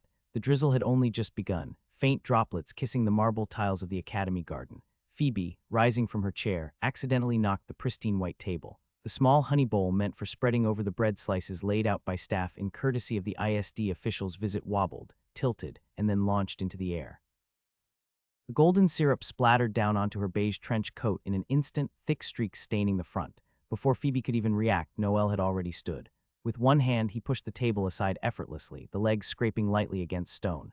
His other hand slipped into his inner pocket. A folded white handkerchief appeared. He said nothing, not even a sigh. Phoebe blinked up at him as he lowered himself slightly, handkerchief poised. His movements were precise. The fabric pressed softly against the honeyed stain, dabbing instead of rubbing, his knuckles grazing ever so lightly against the curve of her coat. The slow rhythm of his motions made her heart unsteady. Her blue eyes, wide and uncertain, followed every movement. Why? Why is he being so careful? His fingers adjusted their grip as he worked, thumb pressing at the cloth to absorb the stickiness. From her vantage point, she could see the sharp lines of his jaw, the cool concentration in his eyes. The drizzle above grew heavier, faint droplets slipping into his dark hair. The garden, the fountain, and the table all blurred in the background. Phoebe's lips parted, but no words left. The drizzle deepened. Noel finished with the front, then stood fully. His gaze lingered for only a moment before he moved behind her. She stiffened, startled by the sudden nearness. She felt the light press of his hand against her back. Phoebe turned her head slightly, shoulders tensing. "What are you doing?" Noel's voice was steady, almost indifferent. "Take off your trench coat." Her brows furrowed. What? No, it's fine. I'll just take it off once I return to my office." "No," Noel said flatly. "You'll be walking back through the academy. You don't want to return with honey smeared on your coat. If you don't care, then go like that. Doesn't matter to me." She bit her lip. Slowly, she slipped the trench coat off her shoulders, folding it over her arm. The drizzle pattered harder against her now exposed blouse. "He's still the same, still caring, even when he acts like he doesn't. Maybe I was wrong about him. Whatever happened with the ISD funds, whatever reasons he had, knowing Noel, it must have been urgent. He doesn't waste anything without cause." Her eyes flickered back up, only to widen when she felt weight on her shoulders. Noel had removed his dark blue blazer, draping it carefully over her frame. His hand lingered at the collar just a moment, adjusting it so it sat properly. His words came low, even. "Since you're heading back and it's drizzling, it might rain soon. Use this. Return it to me at my ISD office or hand it to Claire when she visits." Phoebe looked at him, the warmth of the blazer sinking into her skin. "But what about you? What will you wear? I'll be teaching indoors. Roof's above me. It isn't that bad. Besides, I keep a spare coat in my office here." Phoebe lowered her gaze. She turned, the blazer wrapped around her, and began walking down the stone pathway that led toward the academy's main building. The drizzle thickened, blurring the garden into silver streaks. Behind her, Noel walked the opposite direction, his stride purposeful, heading toward a tall building with a tower emblem etched into its wall. Its initials gleaming faintly met. Phoebe rounded a corner, mind heavy with unspoken thoughts, only to collide with someone. "Oh," she stumbled back. The woman before her steadied herself, bowing slightly. "Sorry." Phoebe froze, white hair tied into two neat ponytails at the sides, red eyes. The woman hurried off without another word, her steps quickening as the rain intensified. Phoebe stood there, staring after her, the sound of rainfall drowning her thoughts. "I didn't know she returned to the academy too." Ganesha Hall. The doors of Ganesha Hall swung open with their usual heavy creak. Noel stepped inside, black apron tied neatly over his shirt and vest. The apron itself wasn't ordinary, trimmed with pink linings that caught the faint morning light from the windows. His assistant, Claire, followed behind him, similarly dressed. She carried a tray of metallic tools polished to mirror brightness. The students were already seated at their long desks, pens ready, but their eyes were not on the tools. They were on the aprons. "Why is he wearing that? Pink linings. Is this a joke?" "No way," the senior instructor. "Maybe it's part of today's lesson." The whispers darted around like insects. Noel set down his satchel on the central desk and looked over the rows of students. "I know exactly what you're wondering." The hall stilled. Even the faint ticking of the gear clock at the wall seemed quieter. "You're asking why I'm wearing this apron in class. Why my assistant is wearing one too." His voice carried clearly, even without amplification. "If you pay attention until the end of today's lecture, you'll know the reason. More than that, I'll give you good news afterward." Murmurs rose again, curiosity igniting. Claire set the tray down, and Noel untied the leather fastenings on a long wooden case, revealing an array of engraving tools, compass arms, and crystalline measuring rods. He tapped the blackboard with a piece of chalk. With practiced strokes, he wrote, "Runic circuitry glyph engraving." Runic circuitry, glyph engraving. Sounds daunting, doesn't it? Noel began, sliding his sleeves up under the apron, but if you strip away the mystique, this is all it means. Taking a magical effect and translating it into a language that machinery can obey. A student raised his hand timidly. Instructor, does that mean? It's like writing code. Noel's lips curved. Yes, code, but in shapes, not letters. Where ordinary code speaks to a machine with numbers, we speak to mana with glyphs. He drew a circle on the board, bisected it with 2 lines, then added smaller intersecting arcs. The simple rune glowed faintly in chalk dust light. This, Noel said, is the glyph for ignition. It does nothing alone, but he sketched lines branching outward, forming a pattern like a circuit. When you connect it to conduits of copper or mithril, it translates into heat, a spark, even sustained fire. The difference lies in the circuitry. How you connect, channel, and reinforce the rune. He gestured, and Claire unveiled 3 devices on the front desk: runic etching looms, engraver's compass, steam-assisted rune presses. You'll be intimate with all 3 by the end of term, but for today, let's focus on the logic before the tools. He lifted the engraver's compass, its arms gleaming. This compass is not for circles. It measures mana density while carving glyphs. Without it, your lines wobble, mana flow breaks, and the rune becomes a lifeless scribble. He placed it down, then touched the rune press, a squat machine with gears and a steam pipe. The press is for mass production. Once a glyph sequence is tested, you don't waste hours engraving by hand, but his eyes sharpened. If you don't understand the logic of the glyph, you'll just mass-produce garbage. Or bombs, the students laughed nervously. Finally, he gestured at the etching loom, a contraption of pulleys and needles. The loom is my favorite. It weaves runes into cloth or paper, embedding magic in things flexible and living. One mistake and you'll have a tapestry that bursts into flames the moment someone hangs it. A correct weave, however, and you'll have a cloak that resists fire itself. He paused, letting the image sink in. So, circuits, glyphs, conduits, that's our battlefield today. Now, the most common mistake novices make. Noel continued, chalk scratching the board, is believing all materials conduct mana the same way. They don't. He wrote 3 words: copper, mithril, obsidian. Copper is cheap, abundant, and flexible. It bends mana like water in a gutter. Easy to channel, but it leaks if the circuits are long. Mithril, however, he tapped the board. Mithril is costly, yes, but it resonates with mana. It not only carries the glyph's intent, it amplifies it, which means one small glyph, properly carved, can power a whole mechanism. And then there's obsidian. His chalk circled the word. Obsidian doesn't conduct mana, it stores it. Think of it as a battery. Etch a glyph sequence into obsidian and it holds the magic until triggered. He turned, eyes sweeping the rows. So if you're clever, you'll design circuits that mix all 3. Copper for the skeleton, mithril for the core, obsidian for reserve. Each choice changes the outcome. A hand shot up. Instructor, what happens if we use the wrong material? You waste hours of labor or you blow up the lab. Noel answered bluntly. Both have happened. I prefer the first. The class chuckled, some nervously, some admiring the dry delivery. Noel moved to the front desk. Claire, yes sir. She placed a metal plate onto the stand. Copper base, mithril veins running faintly through its surface. Noel picked up an engraving rod, angled it, and carved a sequence with swift precision. The class leaned forward as the glyphs glowed faintly under his strokes. Watch closely. This is a simple 3-glyph circuit. First ignition, second containment, third release. The glyphs connected in a neat triangular loop. Noel snapped his fingers and the circuit shimmered. A small flame sparked in the center of the plate, suspended in air, flickering but contained. Gasps filled the hall. Now, Noel said calmly, observe what happens if I change just one conduit. He pressed the compass to the mithril line, scratched it out, replaced it with a line etched in copper. The flame sputtered, grew unstable, then vanished with a hiss.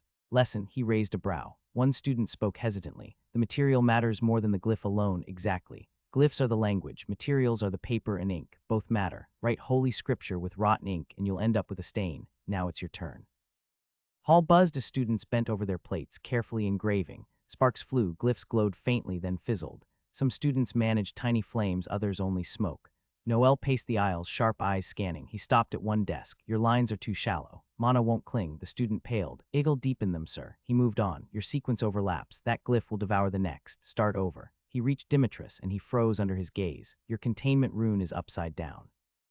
Unless you want your face scorched, flip it. Demetrius clenched his hands tight. The pencil he was holding snapped. The class grew more focused under his corrections. Claire moved between rows, assisting where needed, her apron catching occasional flecks of chalk and copper dust. After an hour of practice, Noel clapped once. Stop. The glyphs faded and silence returned. You've seen the basics, but the heart of runic circuitry isn't the glyphs themselves, it's the logic between them. He sketched quickly on the board a chain of 5 glyphs connected in a zigzag pattern. This is a circuit for a lantern. ignition for flame, containment for control, amplification for brightness, conduction to the glass, release as light. If you forget containment, he struck the glyph with chalk. You don't get a lantern, you get a torch, burned houses and dead neighbors. Laughter rippled nervously. Circuits must follow sequence, but sequences can be nested, layered, and multiplied. That's where complexity arises, and mastery. He stepped back, chalk in hand, the board now crowded with glowing diagrams. You see now, glyphs aren't just scribbles, they're logic gates, mana algebra. Learn it and you can build anything, from a stove that never cools to an airship that sails the skies. The students' eyes gleamed, and just like that the lecture ended. Students had filled entire notebooks with hurried scratches of glyph diagrams, some looking like they had grasped the lesson, others staring blankly as if their brains had been fried by runes. Noel tapped the chalk against the board once, letting the noise cut through the whispers that had started. "All right, that's enough for today," Noel said, brushing his hands together. His tone was flat but carried a weight that made every student sit straighter. "You've learned the foundations of runic circuitry and glyph engraving. Whether you sink or swim with it will depend on your own practice." The room stayed silent, as expected. No one dared move until he dismissed them. Class representatives, 3 students stiffened. Princess Talia Valoria, calm as ever, adjusted her posture and placed her pen neatly on her desk. Gracia fidgeted with his cuffs but tried to look composed. Lear Dawson, a boy with glasses so thick they seemed to magnify his nerves, looked like he wanted to vanish into his chair. "You 3, the class reps hurried to the front. "Yes, Professor," Princess Talia said first, her voice calm. "Why is she being so open today? She's usually observant of me, a feeling that makes my insides churn when I lock eyes with hers." Noel thought inwardly to himself. He then crossed his arms. "Tomorrow's class will not be held here in Ganesha Hall. We're moving to the East Workshop. The equipment for runic pressing is located there. I'll need the 3 of you to coordinate the class transfer." Gracia swallowed. "See coordinate, sir." "Yes, that means making sure no one is late. The workshop has limited stations. If your classmates dawdle, they'll waste everyone's time." Noel's gaze sharpened. "I don't tolerate wasted time." "Understood." Talia replied smoothly, giving a short nod. Lear fumbled with his glasses. Excuse me, Professor. Will there be a seating arrangement?" Noel looked at him. The boy nearly collapsed under the stare. Then Noel simply said, "Yes, I'll give you the list before tomorrow. Make sure they follow it exactly." "Yes, sir," Lear squeaked, his ears red. "Good, then that's settled." Noel dismissed them with a slight motion of his hand. The 3 reps bowed lightly and stepped aside, expecting him to leave. But instead, Noel remained where he was. His gaze swept over the students who were still pretending to finish packing their bags, desperate to eavesdrop. He let the silence stretch just enough for tension to build, and then he spoke. "I'm sure all of you have been wondering why I was wearing this." Noel tugged lightly on the black apron with pink linings still tied around his waist. A ripple of whispers broke out immediately. "Well," Noel continued, his tone dry, "the academy has its rules. One of them being that every student must belong to a club. Some of you still haven't joined one. You know who you are." His eyes flicked across the room, and several students shrank in their seats. He paused, letting the words sink in. "So," Noel said, "if you haven't joined one yet, you'll have the opportunity after this." The students straightened, unsure where this was going, because, he began, "I am now overseeing a new club, the Delights Club." The room exploded. "Delights? Wait, is that cooking? No way. The cold instructor Noel is." Murmurs filled the hall, louder than they had been all semester. A boy in the back blurted, "Did the school run out of female professors to patron clubs?" Laughter erupted, but another student quickly argued, "Idiot, that's not how it works. Clubs formed by instructors are based on their own initiative, especially new ones. Still, a cooking club from him." Someone whispered, disbelief thick in their tone. Noel let them talk. He didn't silence them. When the noise finally began to taper off, he raised one hand. The chatter cut instantly. "There are only 10 spots." Noel said clearly, his voice carrying to the far corners of the hall. "That's all the academy allows for a new club. 10 members. If you're interested, come to my table at the Grand Hall to register." The murmurs began again, but softer this time, like restrained excitement. "And one more thing."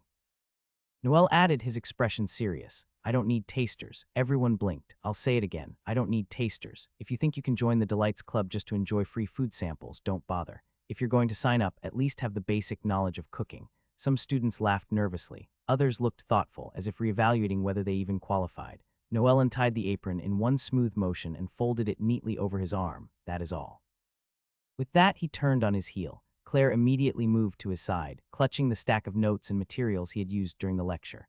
Her smaller frame was nearly hidden behind the pile, but she followed him without a word, her steps light and practiced. The students watched as the cold instructor, who had just introduced something as absurdly ordinary as a cooking club, walked out of Ganesha Hall. Their whispers trailed after him. "Unbelievable. Should I try joining?" "There's no way I'll get in. 10 spots only. But can you imagine, learning cooking under him, Forget cooking, imagine the pressure. The grand hall. Rows of tables line the wide marble floor, each one neatly draped in the Academy's crest embroidered cloth, with signs indicating the clubs that were either long established or newly formed. Students streamed in from every corridor, papers in hand, eyes darting between signs as they whispered to their friends which club to choose. At one side of the hall, a pair of girls sat at a table stacked with embroidery kits and colored threads. Gracia, quiet but sharp-eyed, rested her chin on her palm. Beside her, Lumi sat upright, practically glowing with excitement, her hands folded neatly like a polite assistant waiting to greet customers. The space in front of their table was empty. Professor Melissa arrived not long after, her arms full of rolled-up embroidery cloth, small wooden hoops, and a box of brightly dyed threads. Her pale hair, tied up neatly, swayed as she moved. She placed everything down on the table carefully and let out a small breath. Melissa said warmly, her white eyebrows arching with relief, "It's registration day, so things might get busy." "Yes, Professor," Lumi answered with a smile. Gracia only nodded. Melissa arranged the threads into a neat gradient, as if the order itself would attract students. She set the registration papers in the center, smoothed the cloth, and took her seat, posture graceful and expectant. And then, here they come. Melissa whispered, her eyes lighting up as a group of 3 students walked directly toward their table. She straightened, her lips curving into a welcoming smile. But just as she opened her mouth to greet them, the students veered right. Like a perfect military pivot, the group turned and walked straight to the table beside hers. Melissa froze, her words stuck in her throat. She blinked, confused, before shaking it off. It was fine. Perhaps they had already chosen another club beforehand. That was totally normal. A few moments later, another pair of students approached. Melissa leaned forward slightly, her eyes glowing with anticipation. "Welcome, would you like?" They passed right by her, straight to the next table. Melissa's white eyebrows twitched. Gracia coughed into her sleeve, trying not to laugh. Lumi hummed innocently, her smile still plastered on her face. Soon, a larger group arrived, 5 students this time. Surely at least one would come to the embroidery tailoring club. Melissa clasped her hands together, ready to speak, and watched as all 5 turned at the last second, every single one of them. The sound of their excited chatter drifted over. "Delight's club, I heard they're giving out snacks." Look. Melissa's head whipped toward the next table, finally taking notice. Her eyes widened. The sign on the table read, "Delight's Club, plates of light snacks, small tarts, slices of bread with honey glaze, delicate little biscuits" were neatly arranged at the center, catching the attention of every hungry student that passed. Behind the table sat 2 familiar figures. A brown-haired woman with glasses, looking as polite and diligent as always.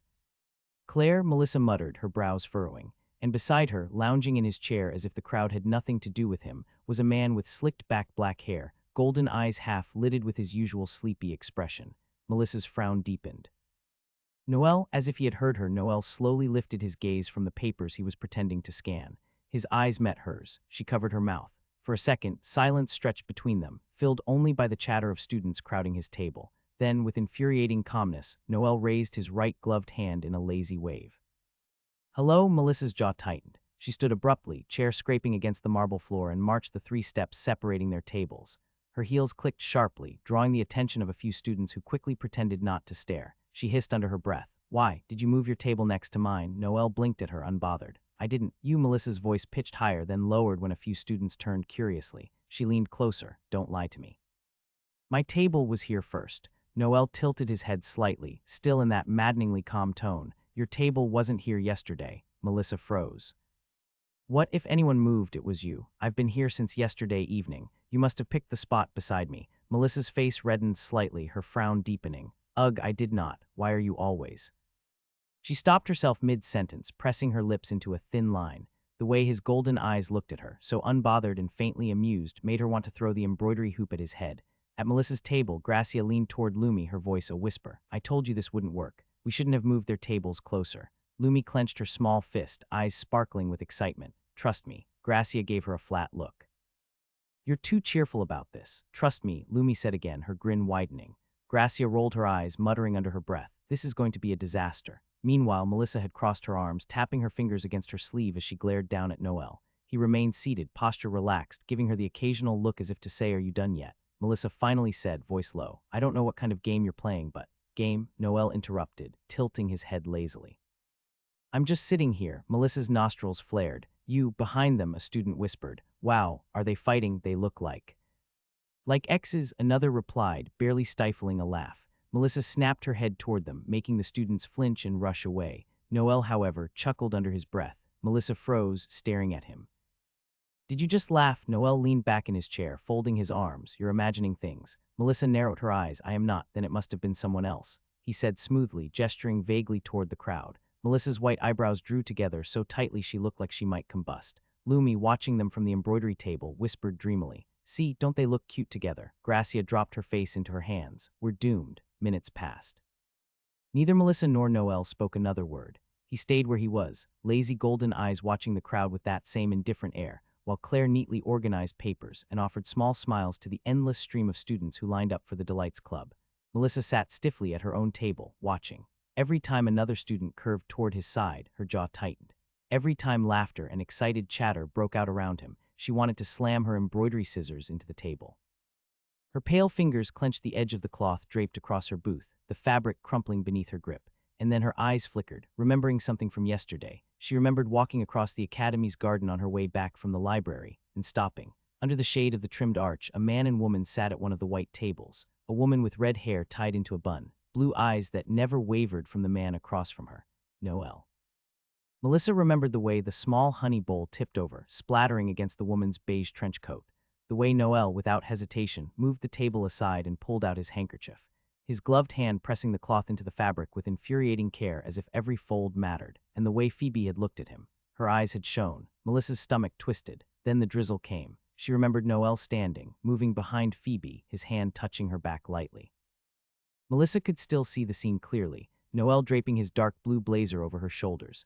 Melissa's had hidden behind a marble pillar, her throat dry, her pulse deafening. But when footsteps came, she panicked, turned to leave and bumped into her. Melissa's head down, lips pressed tight, muttered only one word, sorry, and left. And now, sitting in the grand hall, that memory stabbed at her chest all over again. Her thoughts spun. Wasn't she his old boss? Are they seeing each other? They must be. Her knuckles whitened around the tablecloth, gripping until it nearly tore. From the look in her eyes, the way she looked at Noel, Melissa lowered her gaze, teeth sinking into her lip. The pain did nothing to quiet the bitter storm swirling in her chest. Miss Melissa, a voice pulled her out of her thoughts. Gracia, still seated beside her, leaned closer. Do you want us to try and persuade students to join the embroidery club? Melissa blinked, shoulders jolting. You've been staring, Gracia said carefully. If you want, Lumi and I can call some of the students over. It's just, most of them are heading next door. Lumi nodded eagerly, hands clasped. We can say something nice about the club. Melissa swallowed, forcing her face into calmness.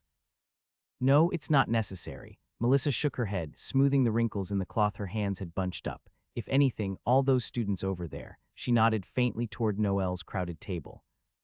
They're just tasting the snacks, that's all. Her voice was calm. The embroidery club already has its registrations. It's enough. There's no need to fight over numbers. Her words were firm, but her grip on the tablecloth still trembled, hidden from their sight. Gracia and Lumi exchanged glances. Neither said a word.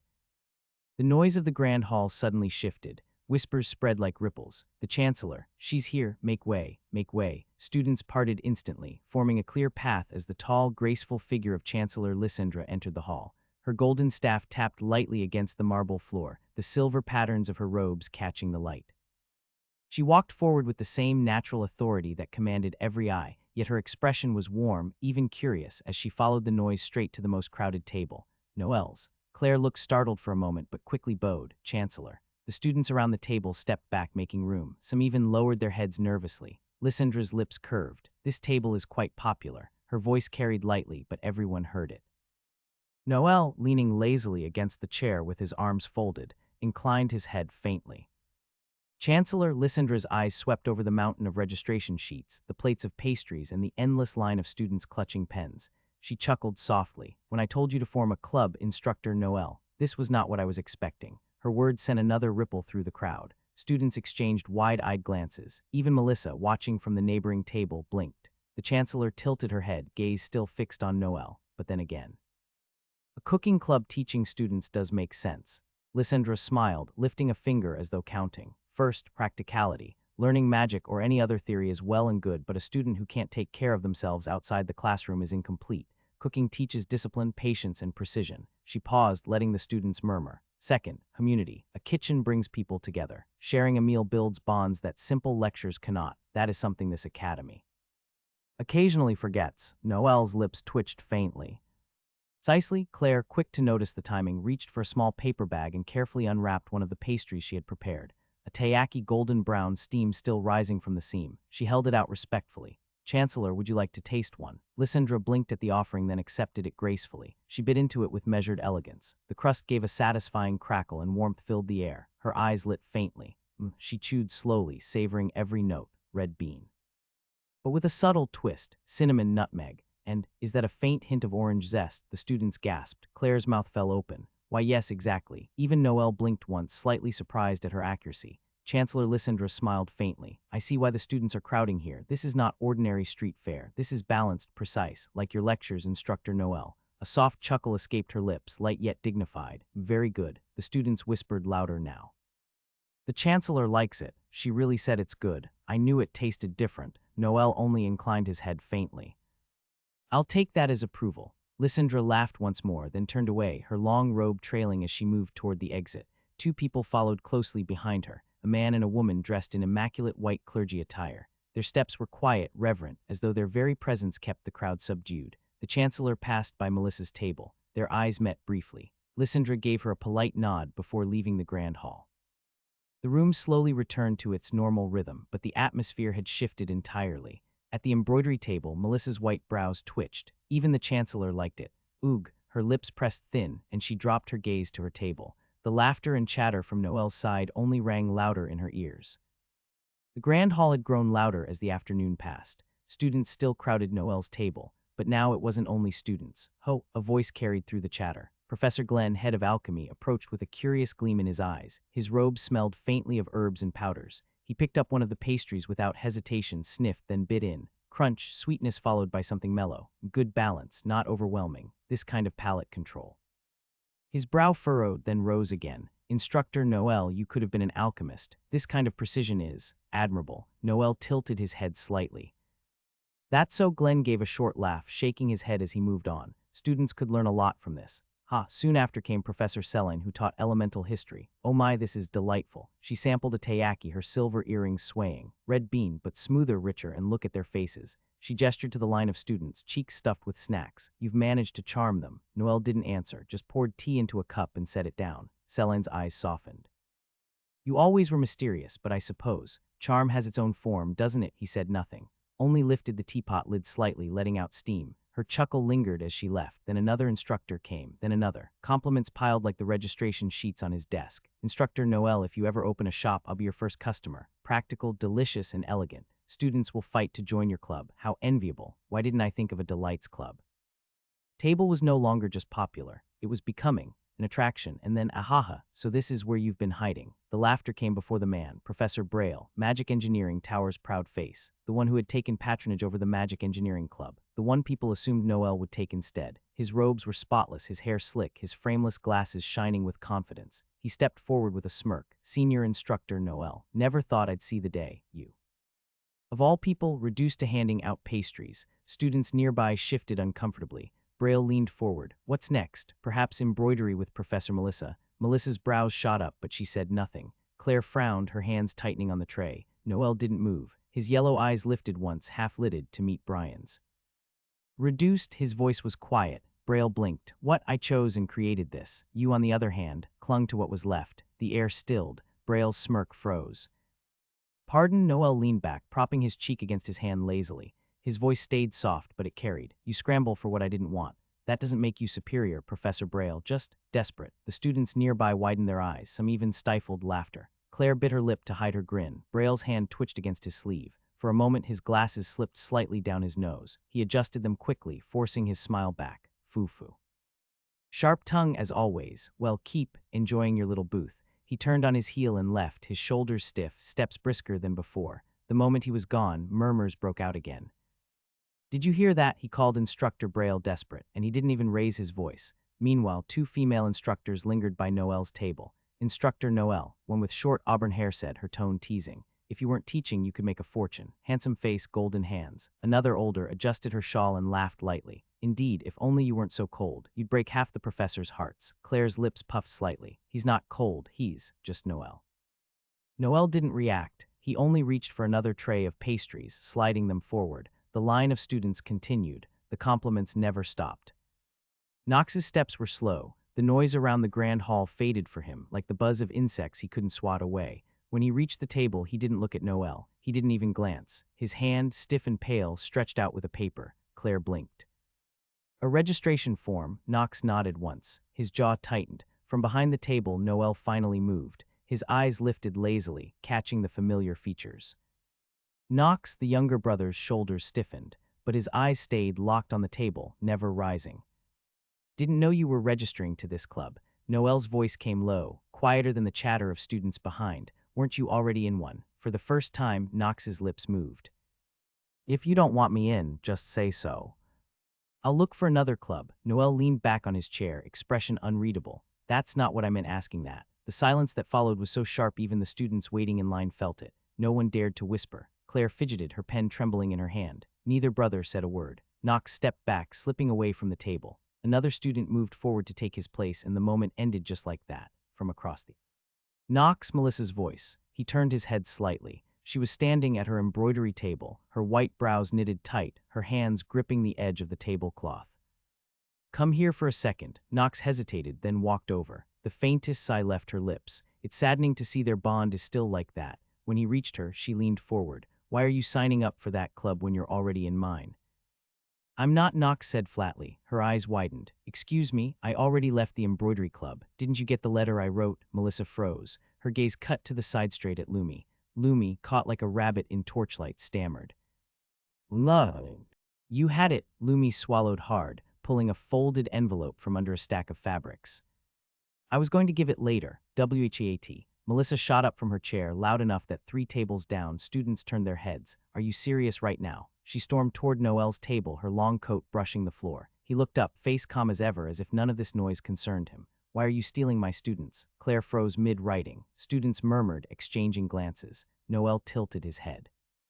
Stealing? Yes, Melissa's brows furrowed even deeper. Knox was in my club. Now suddenly he's in yours. I didn't steal anyone. Noel cut her off smoothly, his voice low but firm. Students can leave on their own accord. Doesn't mean I instigated it. Melissa's lips parted, but he went on. The club isn't even a day old. You think I have time to plot and scheme to poach members. The way he said it wasn't anger. He leaned forward slightly, gloved fingers resting against the table. Seeing how worked up you are about this, doesn't that just prove this is the best club in the empire? Ugh, Melissa groaned, stomping her foot before collapsing back into her chair. Her face puffed like a sulking child's, but her eyes still burned holes into Noel's table. Oi oi, you really told him that? One of the boys snorted. I swear on the founder's statue. Another replied, trying to hold back his grin. He was bragging that he could inscribe a rune with his eyes closed, so I handed him chalk and told him the board was in front of him. And he drew on the classroom door. The red-haired boy with blue eyes threw his head back, laughing so hard his shoulders shook. That's the dumbest thing I've ever heard. Still laughing, he stepped back without looking. Bump. Something soft collided with him. He turned, still grinning, only for his laughter to cut short. You again? The red-haired girl with red eyes stood frozen, clutching her books like a shield. Her lips trembled, caught between an apology and silence. The boy blinked, then smirked. Do you make a hobby out of bumping into me, or what? She shook her head quickly, red ears peeking through her hair. He sighed, reaching into his pocket. Anyway, you dropped this last time. He opened his palm. A small, light pink hearing aid rested there, catching the light. Her eyes widened instantly. He glanced at her ear and noticed the bare side, missing one. Seriously, he muttered, were you planning to survive academy life half-deaf? She lowered her head, fingers trembling as she accepted it. The boy then looked at the line she was standing in. It stretched forward, straight to a table piled with steaming plates of pastries. His lips curved. Wait, don't tell me you're registering for the cooking club. The girl froze. What, trying to win hearts with cookies, he teased. Or are you just here for the free food? Her wide eyes blinked at him, lips pressed tight. What, can you still not hear me even after I gave it back? He waved a hand in front of her. Testing, but she didn't react. No, she wasn't looking at him at all. Her gaze had drifted past him, fixed firmly on someone else near the line. The boy frowned and turned his head. Knox, standing quietly at the side, the second year with the expression that never seemed to change. The girl's eyes didn't move. They stayed on him. The boy narrowed his own eyes. Oh, figures. The noise of scratching of pens filled the place as students crowded around the registration tables. The cooking club's line was unusually long, drawing glances from neighboring booths. Knox stood across the hall when a girl with black hair and sharp red eyes stepped up to him. Her lips curved into a playful smile. Wow, she said, as she tilted her head slightly. You joined the same club as me. You really want to be around me, huh? Knox didn't flinch. His hand slipped deeper into his pockets, voice low and even. I did it for my own interests. Don't flatter yourself. The girl leaned a little closer, lowering her tone just enough that only he could hear. By the look in your eyes, I can tell you didn't expect your elder brother to be the club's patron. For a moment, Knox's expression stiffened. His jaw tightened, but he didn't answer. At a table where Lumi sat with Gracia and Miss Melissa, the lively chatter momentarily faltered. Lumi's gaze had fixed itself on the scene on Knox, standing there with the black-haired girl, their exchange pulling them into a little world of their own. Lumi, who'd been munching on a snack, nudged Gracia with her elbow. Hey, who's that girl talking to Knox? Gracia followed the line of sight, her brow furrowing slightly. Don't know their relation too well. But she's in the same class as him. Lumi's usual bright expression faltered, just for a heartbeat. Her lips pressed together in the kind of half-smile that wasn't really a smile at all. It was that subtle look someone wore when they caught sight of something they didn't want to admit bothered them. Her eyes lingered on Knox and the girl, her cheer dimmed in a way even she didn't quite understand, and the moment quietly ended there. Evening had settled over the St. Gren household, painting the tall windows in hues of deep indigo and gold. Lamps were being lit, and the halls were alive with the quiet rhythm of maids finishing their duties. The peace shattered when the front doors burst open. A chauffeur in a crisp black uniform stumbled in, his face pale, his gloved hands trembling as he clutched his small top hat against his chest. His voice rang out desperately. Help, help, someone, quickly. The clatter of trays halted. Maids froze mid-step, heads turning toward the frantic man whose words echoed through the grand foyer. From the staircase, a sharp voice sliced through the chaos. What is all this commotion? It was Madame Gresha descending with a hand lightly grazing the railing, her eyes narrowed in irritation at the noise that disturbed her evening's calm. The chauffeur spun toward her, bowing hastily, the hat nearly slipping from his sweaty grip. Madam, it's. He stammered so hard his words tangled in his throat. His breath came in gasps, too fast for sense. Madame Gresha lifted a hand, her tone calm but firm. Enough. Take a breath before your tongue ties itself in knots. I'm sure whatever has happened can be catered to. A solution will be found immediately. The chauffeur sucked in air, chest heaving, then spoke in a trembling rush. On the way back from the Imperial Academy. He blacked out in the car. Madame Gresha's eyes, sharp and poised only moments ago, widened. Who blacked out? Her voice cracked just slightly. The chauffeur swallowed hard. It's Sir Noel. He lost consciousness while I was driving him back. I could. Wasn't able to wake him. I'm sorry. For one suspended second, the world seemed to go silent around her. Then Madame Gresha swept down the stairs, her silken gown trailing behind her, all composure cast aside. She didn't stop for explanation and didn't wait for anyone to follow. She pushed through the doors and hurried outside. Her son. It wasn't the first time. Memories rushed like knives in her chest to times when she had watched his body betray him.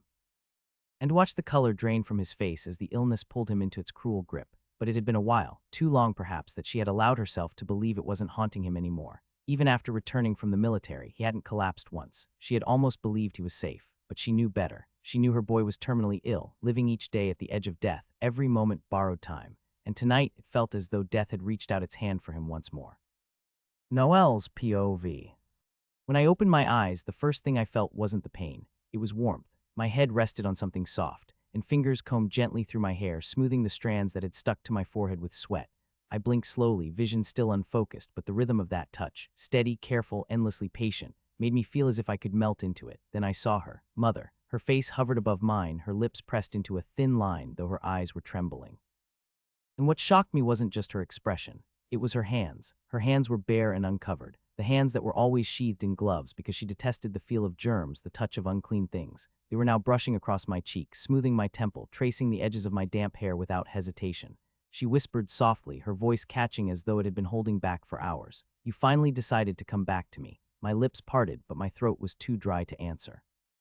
I only swallowed, struggling to remember. The car, the way the evening air had felt heavy on my skin, the growing heat inside my body, as if fire had replaced my blood. My limbs had grown sluggish, my vision blurred, water pooling until everything looked drowned. Then followed agony. It felt as if my heart and veins were being ripped apart from the inside. Mother's voice broke through the fog. Noel, dear, tell me, do you still carry the pills I gave you? Pills. My voice was hoarse, the word barely forming.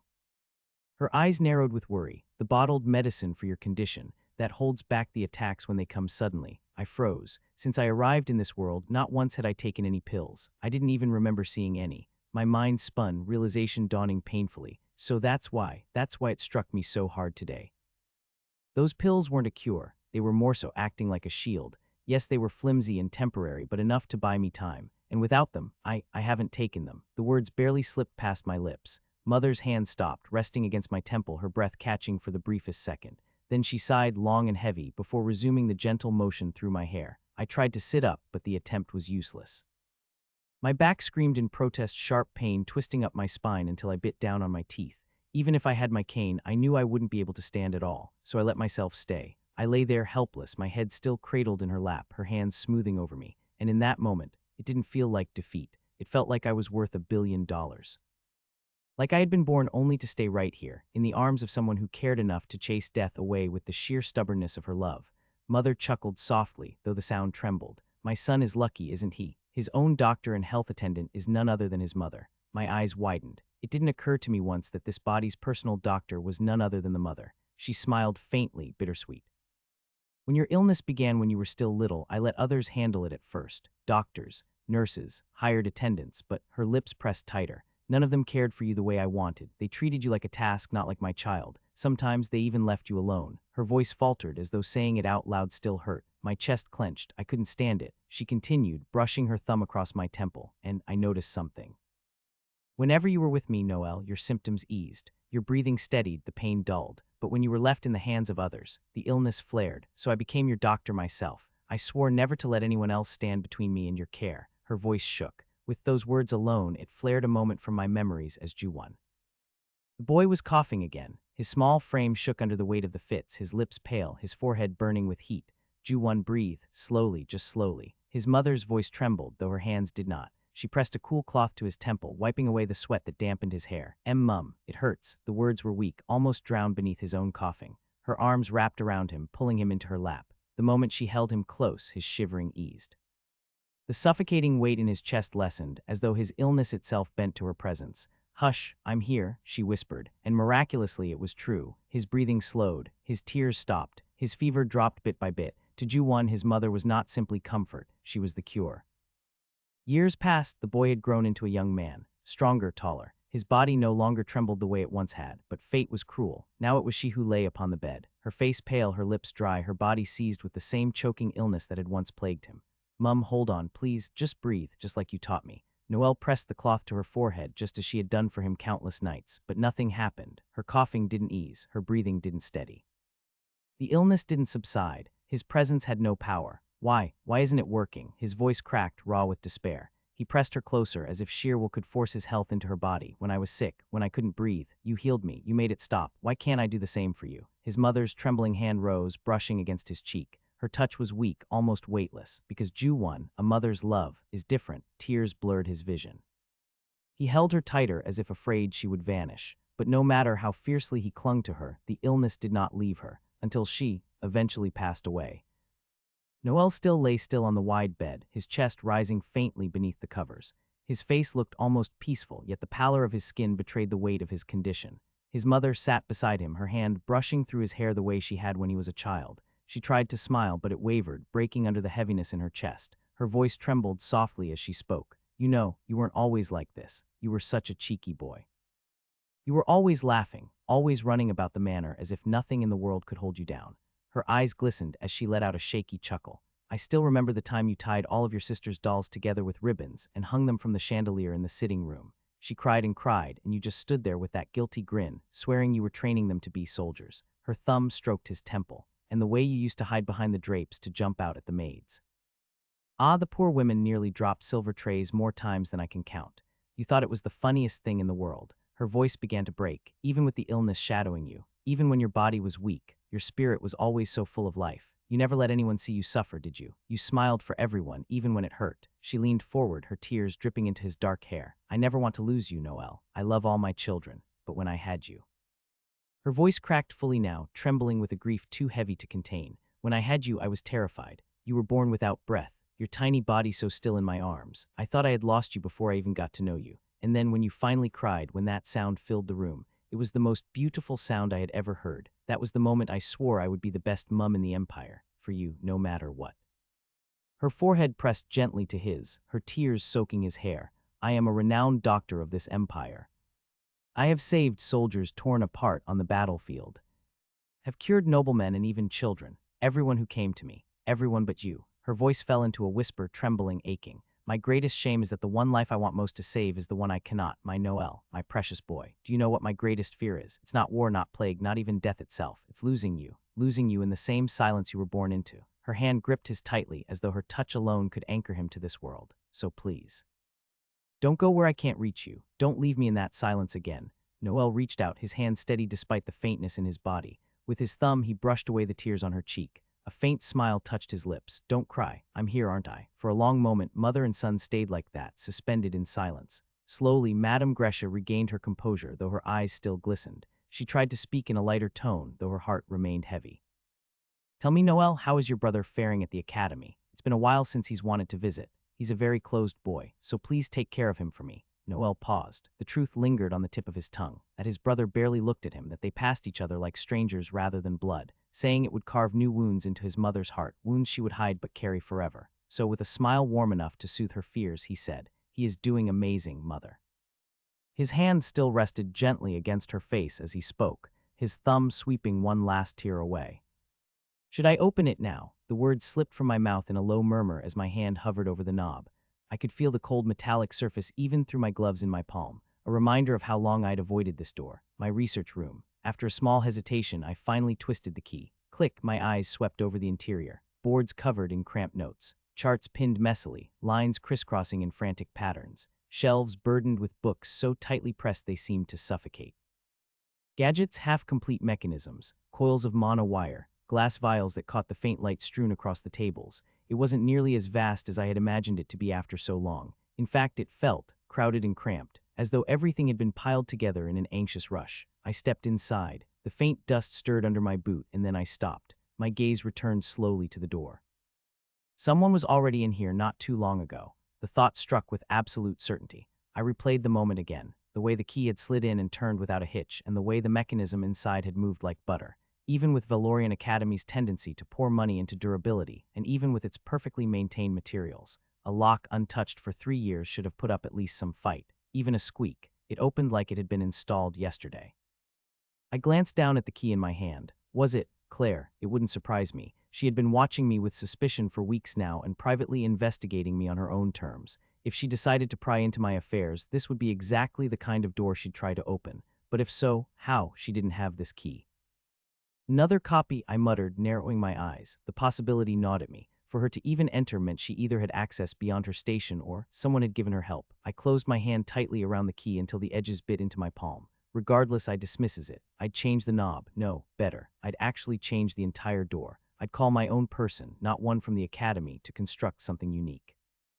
A lock built on a mechanism that even these pompous researchers couldn't imagine, tied to no system but mine. Because if someone had already managed to step foot in here once, that was proof enough. Proof of how valuable whatever Noel studied or researched here really was. Noel continued walking. Dust floated in the air, disturbed by the faint creak of leather boots against the tiled floor. Noel's eyes traced the long tables cluttered with parchment, alchemical tools, and old apparatuses that had clearly not been touched in some time. The room smelled faintly of old paper and herbs that had dried long ago. His gaze wandered, curious, until it fell upon a narrow door tucked into the corner. Noel hesitated, his hand hovering above the handle. Another door. Then he pushed it open with a soft groan of hinges, revealing a smaller chamber. The air changed immediately. It smelled alive. Yet damp, earthy, and sharp with the pungent tang of crushed leaves and sap. It was less a storage room and more a miniature greenhouse. Rows of shelves reached up the walls, each stacked with jars, trays, and pots holding strange herbs and materials. Some leaves glimmered faintly as if dusted with starlight. Others were dark, veined, and curled like the wings of sleeping bats. There were clusters of dried stalks the color of bone, tiny bulbs glowing faintly green, and bundles of twisted roots that looked like knotted hands.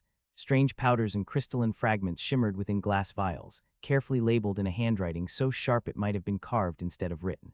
Noel stepped deeper inside, brushing a hand lightly across the edge of a shelf.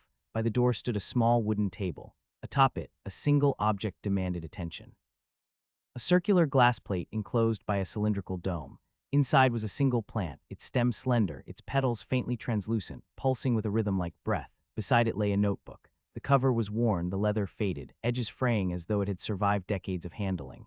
Noel picked it up carefully, turning to a random page. The ink was dense with scribbled notes, sketches of plant structures, and annotations in the margins. He frowned, narrowing his eyes as he read aloud in a quiet murmur. Patient recovery rate, 40% increase with powdered root infusion. Severe side effects if dosage exceeds 3 drops. His finger slid down the page. Combine, crushed leaf extract with heat-treated resin.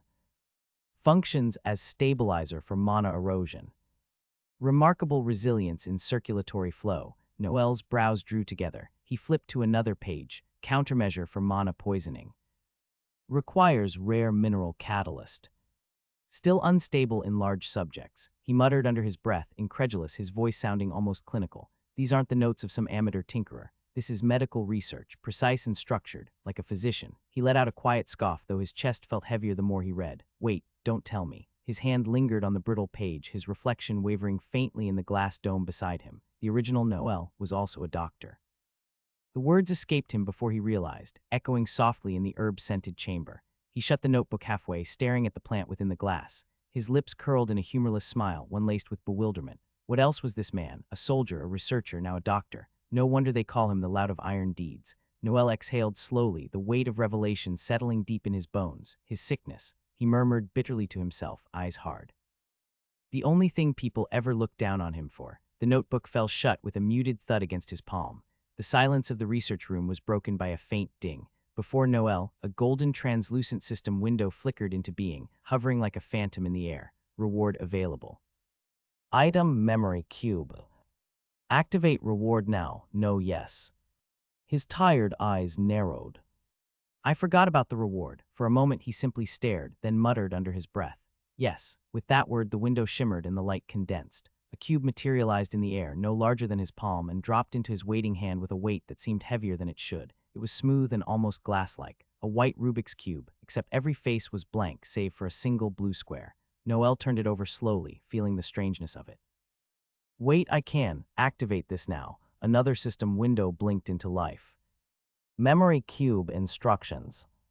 Each rotation unlocks resonance. The blue square is the core. When aligned to the center of any face, it reveals a shard. Shards are echoes of memory, sealed fragments of time. Handle with caution, resonance may overwhelm the user. Noel tightened his grip. His fingers pressed against the cool surface, and almost instinctively he twisted the cube.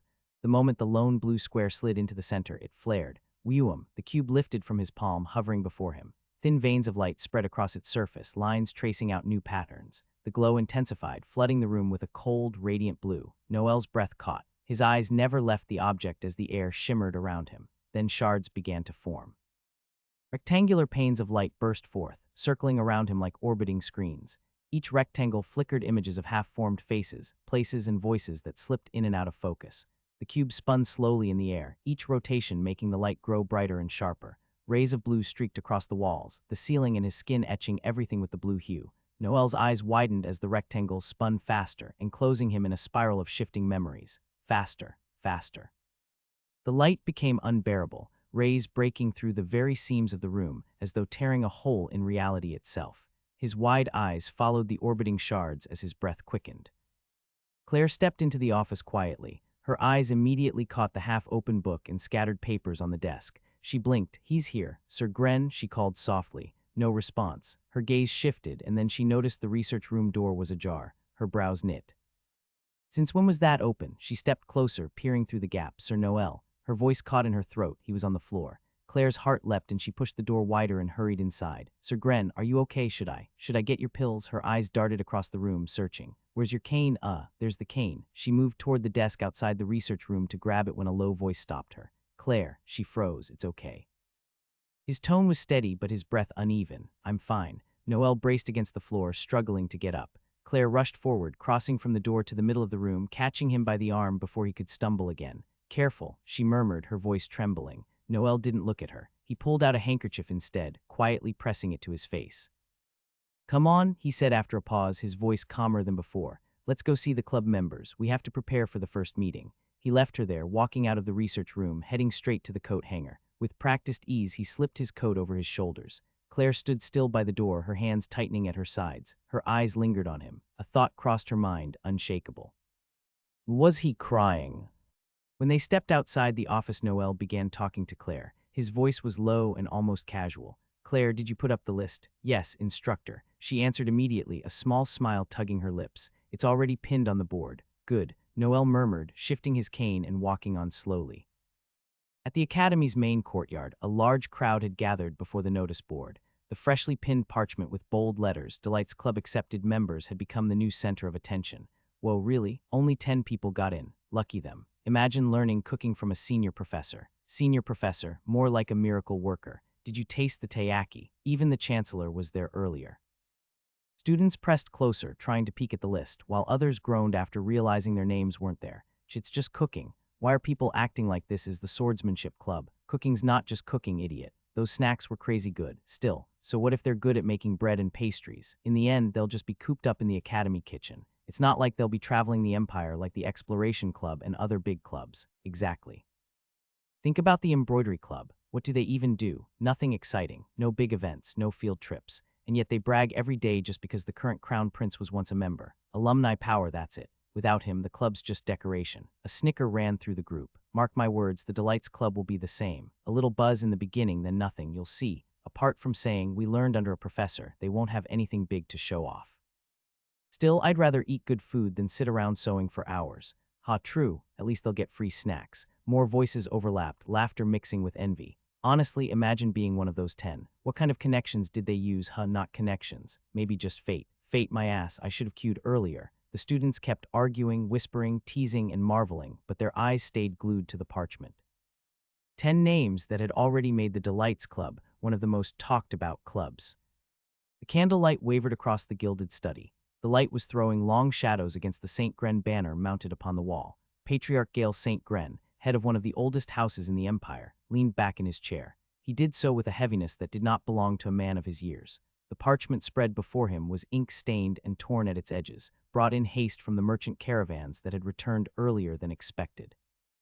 Gale's eyes, sharp and cold, trailed across the lines of trade reports, lists of goods, inventories, and expected profits. The agreement had been simple in design, yet monumental in potential. The St. Gren household had negotiated a three-way trade route between the western coastal merchants, the grain barons of the southern marches, and the iron-rich clans across the northern highlands. From coast, refined silk, salt, and exotic dyes transported through the St. Gren fleet.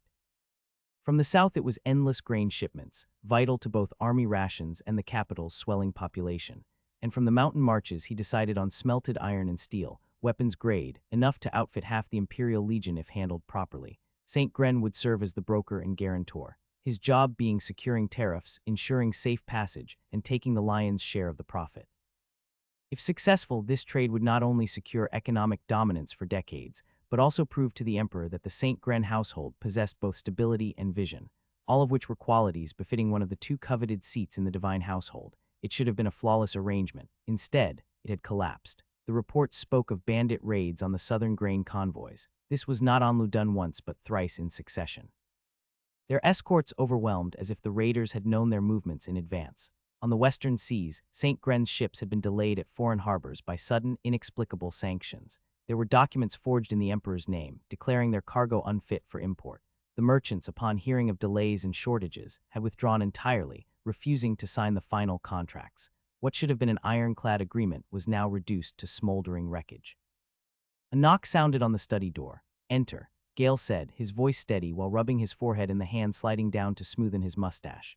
The door creaked open to reveal a man in the dark, modest robes of the Church of Lumina. His hair was cropped into a precise buzz cut, his face clean-shaven, carrying both the sternness of a soldier and the serenity of a priest. Cleric Dorian, Gale's longtime supervisor and confidant, stepped inside. Patriarch.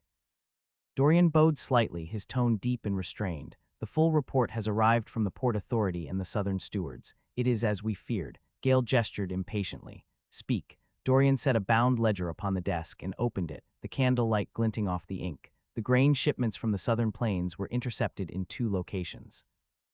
The Aldras Crossing and the Thenel Gorge. Both convoys reported overwhelming numbers, far beyond what common bandits could muster. Their supplies were burned, escorts slaughtered, and survivors scattered. Curiously, the raiders left coin purses untouched, and only the cargo was destroyed. "That is not banditry," Gale said flatly. "That's precision sabotage." Dorian inclined his head. "Indeed. As for the Varen shipments, their ships were barred entry at Delth Report. Local authorities presented decrees, stamped with the imperial seal, claiming import taxes were raised threefold, but the ministry swears no such decree was ever issued. Someone forged the emperor's hand." Gale's jaw tightened. and the Northern Highlands, they have withdrawn entirely, Dorian said. They claim the instability proves House St. Gren cannot guarantee security. Word is that House Valquez has already opened negotiations with them. The name for some reason left him spiteful, House Valquez. One of the great northern lineages, famed for their shrewdness and merciless reach. For a long while, silence filled the study. Only the hiss of the candlewick could be heard and the scratching of Gale's finger against the wooden desk. Finally, Gale exhaled, the breath carrying years of restrained fury. So it begins, he murmured. Dorian raised his eyes. Patriarch, Gale's gaze hardened. The contest for the divine household. We have not even entered the formal consideration, yet already the wolves bare their teeth. House Valquez, or perhaps others, are moving to cripple us before the Emperor can weigh merit. They would see us stripped of wealth and influence and dismissed as unworthy. Dorian's lips pressed into a thin line. Then it is political maneuvering disguised as chaos. More than that, Gale replied. It is declaration. They seek to minimize the competition before the game has even begun. Gale rose from his chair, walking to the tall windows overlooking the courtyard below. Guards were patrolling the perimeter. The trade was designed to succeed on every front. Gale said, his tone half bitter and half analytical. The southern marches hunger for the coastal salt to preserve their meats. And the coast covets southern grain to feed its ports. Both require steel from the north for their defense and tools. A circle of need, perfectly balanced. We stood at the center as the pivot on which it all turned. Yet now, the circle is broken. He turned. The raiders knew the convoy routes. Only nobles with access to the logistics could have supplied that knowledge. The forged decrees at Delthreport required an artisan familiar with imperial seals. Which of course is a work beyond common criminals, and the Northerns, yes, they could be prideful. But they would not sever ties so abruptly without a whisper from another house. This is orchestration, Dorian, not coincidence. Dorian bowed his head. The Church of Lumina preaches that light reveals all shadows, Patriarch. Yet in politics, the shadows are often deeper than faith can reach. A dry smile touched Gale's lips, ever the priest, but the smile faded as quickly as it came. His hands clenched at his sides, veins rising against the skin. If word of this spreads unchecked, we will be ridiculed at court. The Holy Emperor himself may look upon us with disdain. Dorian closed the ledger softly, and his eyes met Gale's. Then the question becomes not what has happened, but how we respond. Do we repair, retaliate, or retreat? Gale narrowed his gaze. Repair is impossible. The North will not reconsider once insulted, and the coast will look elsewhere if delays persist. Retaliation would expose us too soon and therefore paint us as aggressors before the Emperor's judgment like the houses want. Retreat is unthinkable. We cannot withdraw when the divine household is at stake. The Church will offer what counsel it can, Dorian said slowly. But know this, Patriarch, the faith does not look kindly upon households that descend into bloodshed for worldly power. Lumina's light demands dignity even in struggle. And yet, Gale said, his tone edged with iron. The Emperor does not appoint saints, he appoints survivors. Dorian's brows furrowed slightly, but he did not argue. He merely clasped his hands behind his back, watching the Patriarch pace. Silence broke after Dorian spoke. Patriarch, I also forgot to tell you, Dorian said. The Patriarch of House Velmora has arrived. He wishes to speak with you on certain matters. Gale raised his head. Velmora, yes. He came unannounced, but insisted the discussion would benefit both houses. Gale stood after a pause. Very well, let us not keep him waiting. They walked together through the halls of the St. Gren estate until they reached the guest salon. Inside, a tall man with streaks of gray in his hair sat comfortably on a cushioned chair. Patriarch Velmora rose as soon as Gale entered. Patriarch Gren, Velmora said warmly. It has been far too long. Velmora, Gale replied with a nod. It is good to see you in person again. They exchanged handshakes, firm and deliberate, before sitting opposite each other. Dorian remained standing at the side. Velmora smiled faintly. I must say, Gale, among all the houses, yours truly stands out in one matter. You are the only one who seems intent on stamping out that pestilent group, the Wretched Faith. Heck, even the Emperor treats them like a nuisance, not a threat. Gale's tone was calm. The Wretched Faith are not what people imagine them to be. They are not just some unholy sect that's against the Holy Church and Empire. They are nothing more than a squad of criminals who have learned to wear the mask of a cult. Once you strip that away, all that is left is lawlessness. Velmora chuckled in a low laugh that carried through the room. Ha, spoken like a soldier instead of a noble, direct to the point. If you keep saying things like that, Gale, the Wretched Faith will think twice before whispering your name. Gale allowed a thin smile. Let them whisper.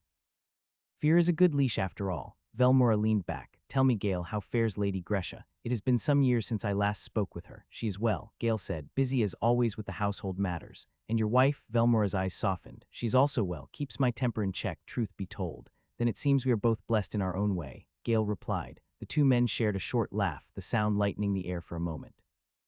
Servants entered briefly, setting a tray with tall glasses and a jug of dark beer. The liquid foamed as it was poured, each glass filled a quarter. Gale lifted his own glass and Velmora mirrored him. To old houses, Gale said, to surviving long enough to be called old. Velmora replied and they drank. After a moment of silence, Gale placed his glass down. Now, Velmora, why did you decide to visit me unannounced? Surely not just for pleasantries. Velmora's eyes narrowed with a playful glint. Straight to the heart as always. Very well, I came with a proposal. Gale leaned back slightly, waiting. Velmora rested his elbows on the armrest. Our two houses should arrange an engagement. My youngest daughter, your youngest son, a union of Gren and Velmora blood. Gale said nothing, his gaze fixed on Velmora. Velmora continued smoothly, voice like a merchant weaving a sail. Of course, I am not blind to your past difficulties. The arrangement with House Roseblood. Ah, the one between your middle children did not end well. Quite a shame if you ask me. But I believe this here is the correction you need. This engagement will work in your favor. There was a pause. Gale's eyes sharpened. He saw the move for what it was, a calculated step towards strengthening candidacy for the divine household. Velmora waited, sipping lightly from his glass, pretending patience. Gale finally spoke. So that is your reason for coming, a move upon the board. Velmora's lips curved. Friendship is never without purpose, Gale. Surely you know that better than anyone. What do you say? I stood before the long table. The sunlight filtering through the half-drawn curtains, painting lines across the polished surface. This was supposed to be a simple club meeting, a relaxed, comfortable get-together where students could learn cooking, baking, nothing too complicated. Yet looking at the stack of files in my hand, I could already feel the weight of regret settling in. I sighed quietly. This should be simple, I murmured, flipping open the list. Just read the names, confirm attendance, maybe talk about baking schedules. That's it, easy, except nothing in my life was ever easy.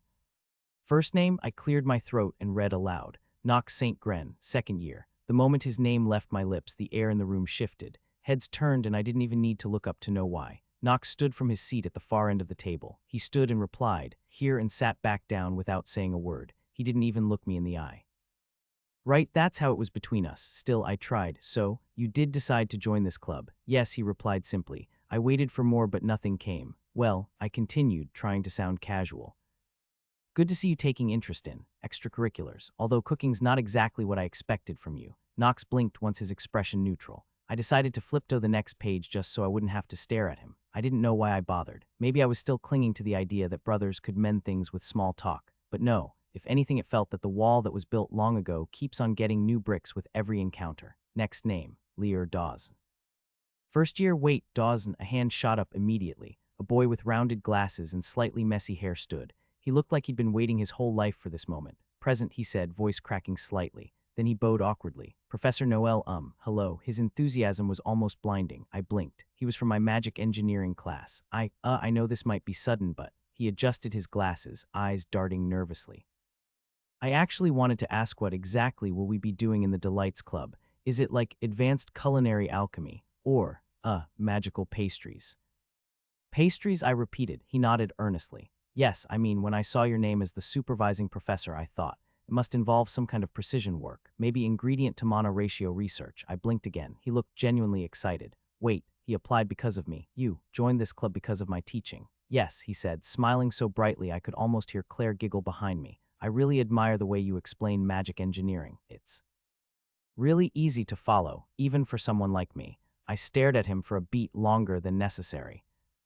Ah, I see, I cleared my throat. I'll do my best to make sure you don't regret that. He bowed quickly again and sat down, cheeks flushed red. Okay, that wasn't too bad. One enthusiastic student wouldn't hurt. Maybe this meeting wouldn't be as painful as I thought. And then I saw the next name. My throat went dry. Talia Valoria. A few seconds later, the soft scrape of a chair echoed through the room. A girl with long blonde hair stood, her posture very perfect. Her yellow eyes gleamed faintly under the light and her expression calm. Of course, the third holy princess of the empire, Talia Valoria. Present, she said politely, offering a small nod. She was also in my magic engineering class, and one of my class representatives. I glanced at my paper again. Which makes 2 class representatives present in my club. I muttered, looking at Lear and then back to her. Talia smiled faintly. I look forward to working with you. I nodded, turning the page faster than necessary. Inside, I could already feel the headache forming. A princess, my brother, and I wasn't even halfway done. Next name, Penelope Renee. A small hand went up near the middle of the table.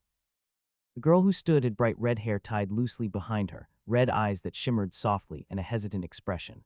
She was wearing a small hearing aid on both ears. Right, Claire's note mentioned she was partially deaf. I softened my tone. Penelope, correct, she nodded. I just wanted to confirm. Can you hear me clearly? After a brief pause, she smiled shyly and nodded again. Yes, I can. Her voice was light and slightly airy, the kind that made people unconsciously lower their tone to match. She sat back down quietly, hands folded on her lap. I made a small note beside her name and continued. Good, welcome to the club. Next, Ian St. Varquis. A lazy voice replied here. I looked up to see a boy with bright red hair and piercing blue eyes sitting near the end of the table. He wasn't wearing his blazer. His white shirt was half untucked, his tie loose, and the top button of his shirt open. My eyebrow twitched. I couldn't tell why, but it had to be my character trait. Perfectionist kicking in. Ian, I said slowly. Please fix your tie properly. He blinked. Your tie, I repeated. And your shirt, and where's your blazer? He scratched his neck. Lost it. I stared at him for a few seconds and then exhaled. You're from the St. Varquis house, aren't you? He grinned slightly. Guilty. Then I'm sure you can get another blazer. The academy requires full uniform before noon. Please replace it as soon as possible. Of course. There was another Saint household member in my club, because why wouldn't the universe stuff all of them in my club? The next few names went by more smoothly. Aaron Mylar. Present. Gavin Loire. Yes, sir. Risa Avalon, a polite beau, and Callan Drew. Here, all decent, manageable students. My brain was finally cooling down, until the last name. Kamia St. Velmora. The air shifted again. A girl with long black hair rose gracefully from her seat near the window. Her eyes were deep crimson, catching the sunlight, and her smile was slow. Kamia St. Velmora, she said softly, her tone dripping with charm. It's a pleasure to be in one of the senior professor's classes. She looked like the type to pose in UT and then later apologize while smiling. And yet again, another person from a Saint household. I managed a polite nod before lowering my gaze to the paper again. And that was it. Everyone accounted for. But as I looked up from the list, I couldn't help it. The realization hit like a slap across the face. Knox St. Gren, Ian St. Varquis, Kamia St. Velmora, and Talia Veloria. That was 4 high-ranking figures from Saint or Imperial households. 4, plus a partially deaf red-haired girl, commoner prodigy, and 4 well-off students from noble lines. Was this some kind of joke? I turned my head slowly toward Claire, who was conveniently avoiding eye contact. You did this. I could practically feel a vein pulsing on my temple. Internally, I screamed. What is this lineup? Did she pick people out of a main character generator? I looked around again. A royal princess, 2 Saint House heirs, my estranged brother, and a partially deaf beauty. I exhaled slowly to the point I laughed internally. From the outside, I looked composed. Inside, my soul was halfway across the continent. If someone like Lumi had joined this club, I would have officially lost it. I'm not even joking. All right, I said finally, closing the list. It seems everyone's here. A few murmurs of acknowledgement echoed. Since this is our first official meeting, we'll keep things simple. The academy will provide us with a designated room specifically for culinary practice. I'll notify everyone once it's ready. Lear perked up. Will we start with confectionery? Eventually, I said, for now we'll focus on the basic sanitation, safety, ingredients, and learning to not blow up the kitchen. Any questions? I asked. None, which was good for me. Speaking further would only have my already weighed thoughts of the main characters club scramble further. Then that's it for today. I just wanted everyone to meet, familiarize yourselves with each other, and understand that this club, while under the extracurricular department, is still bound by the Academy's code of conduct. My voice was steady and authoritative. On the outside, I was the perfect image of a responsible instructor. Inside, I was internally weeping. I leaned a hand against my forehead, the faint headache returning. A few strands of hair fell over my eyes, my thoughts tangled in disbelief. Just why? Of all people, why these ones? Is this what divine punishment feels like? A student who has a broken and closed-off relationship with his brother, the holy princess, a commoner who could potentially be a genius, a partially deaf girl, and an entitled delinquent, 3 of them from Saint households.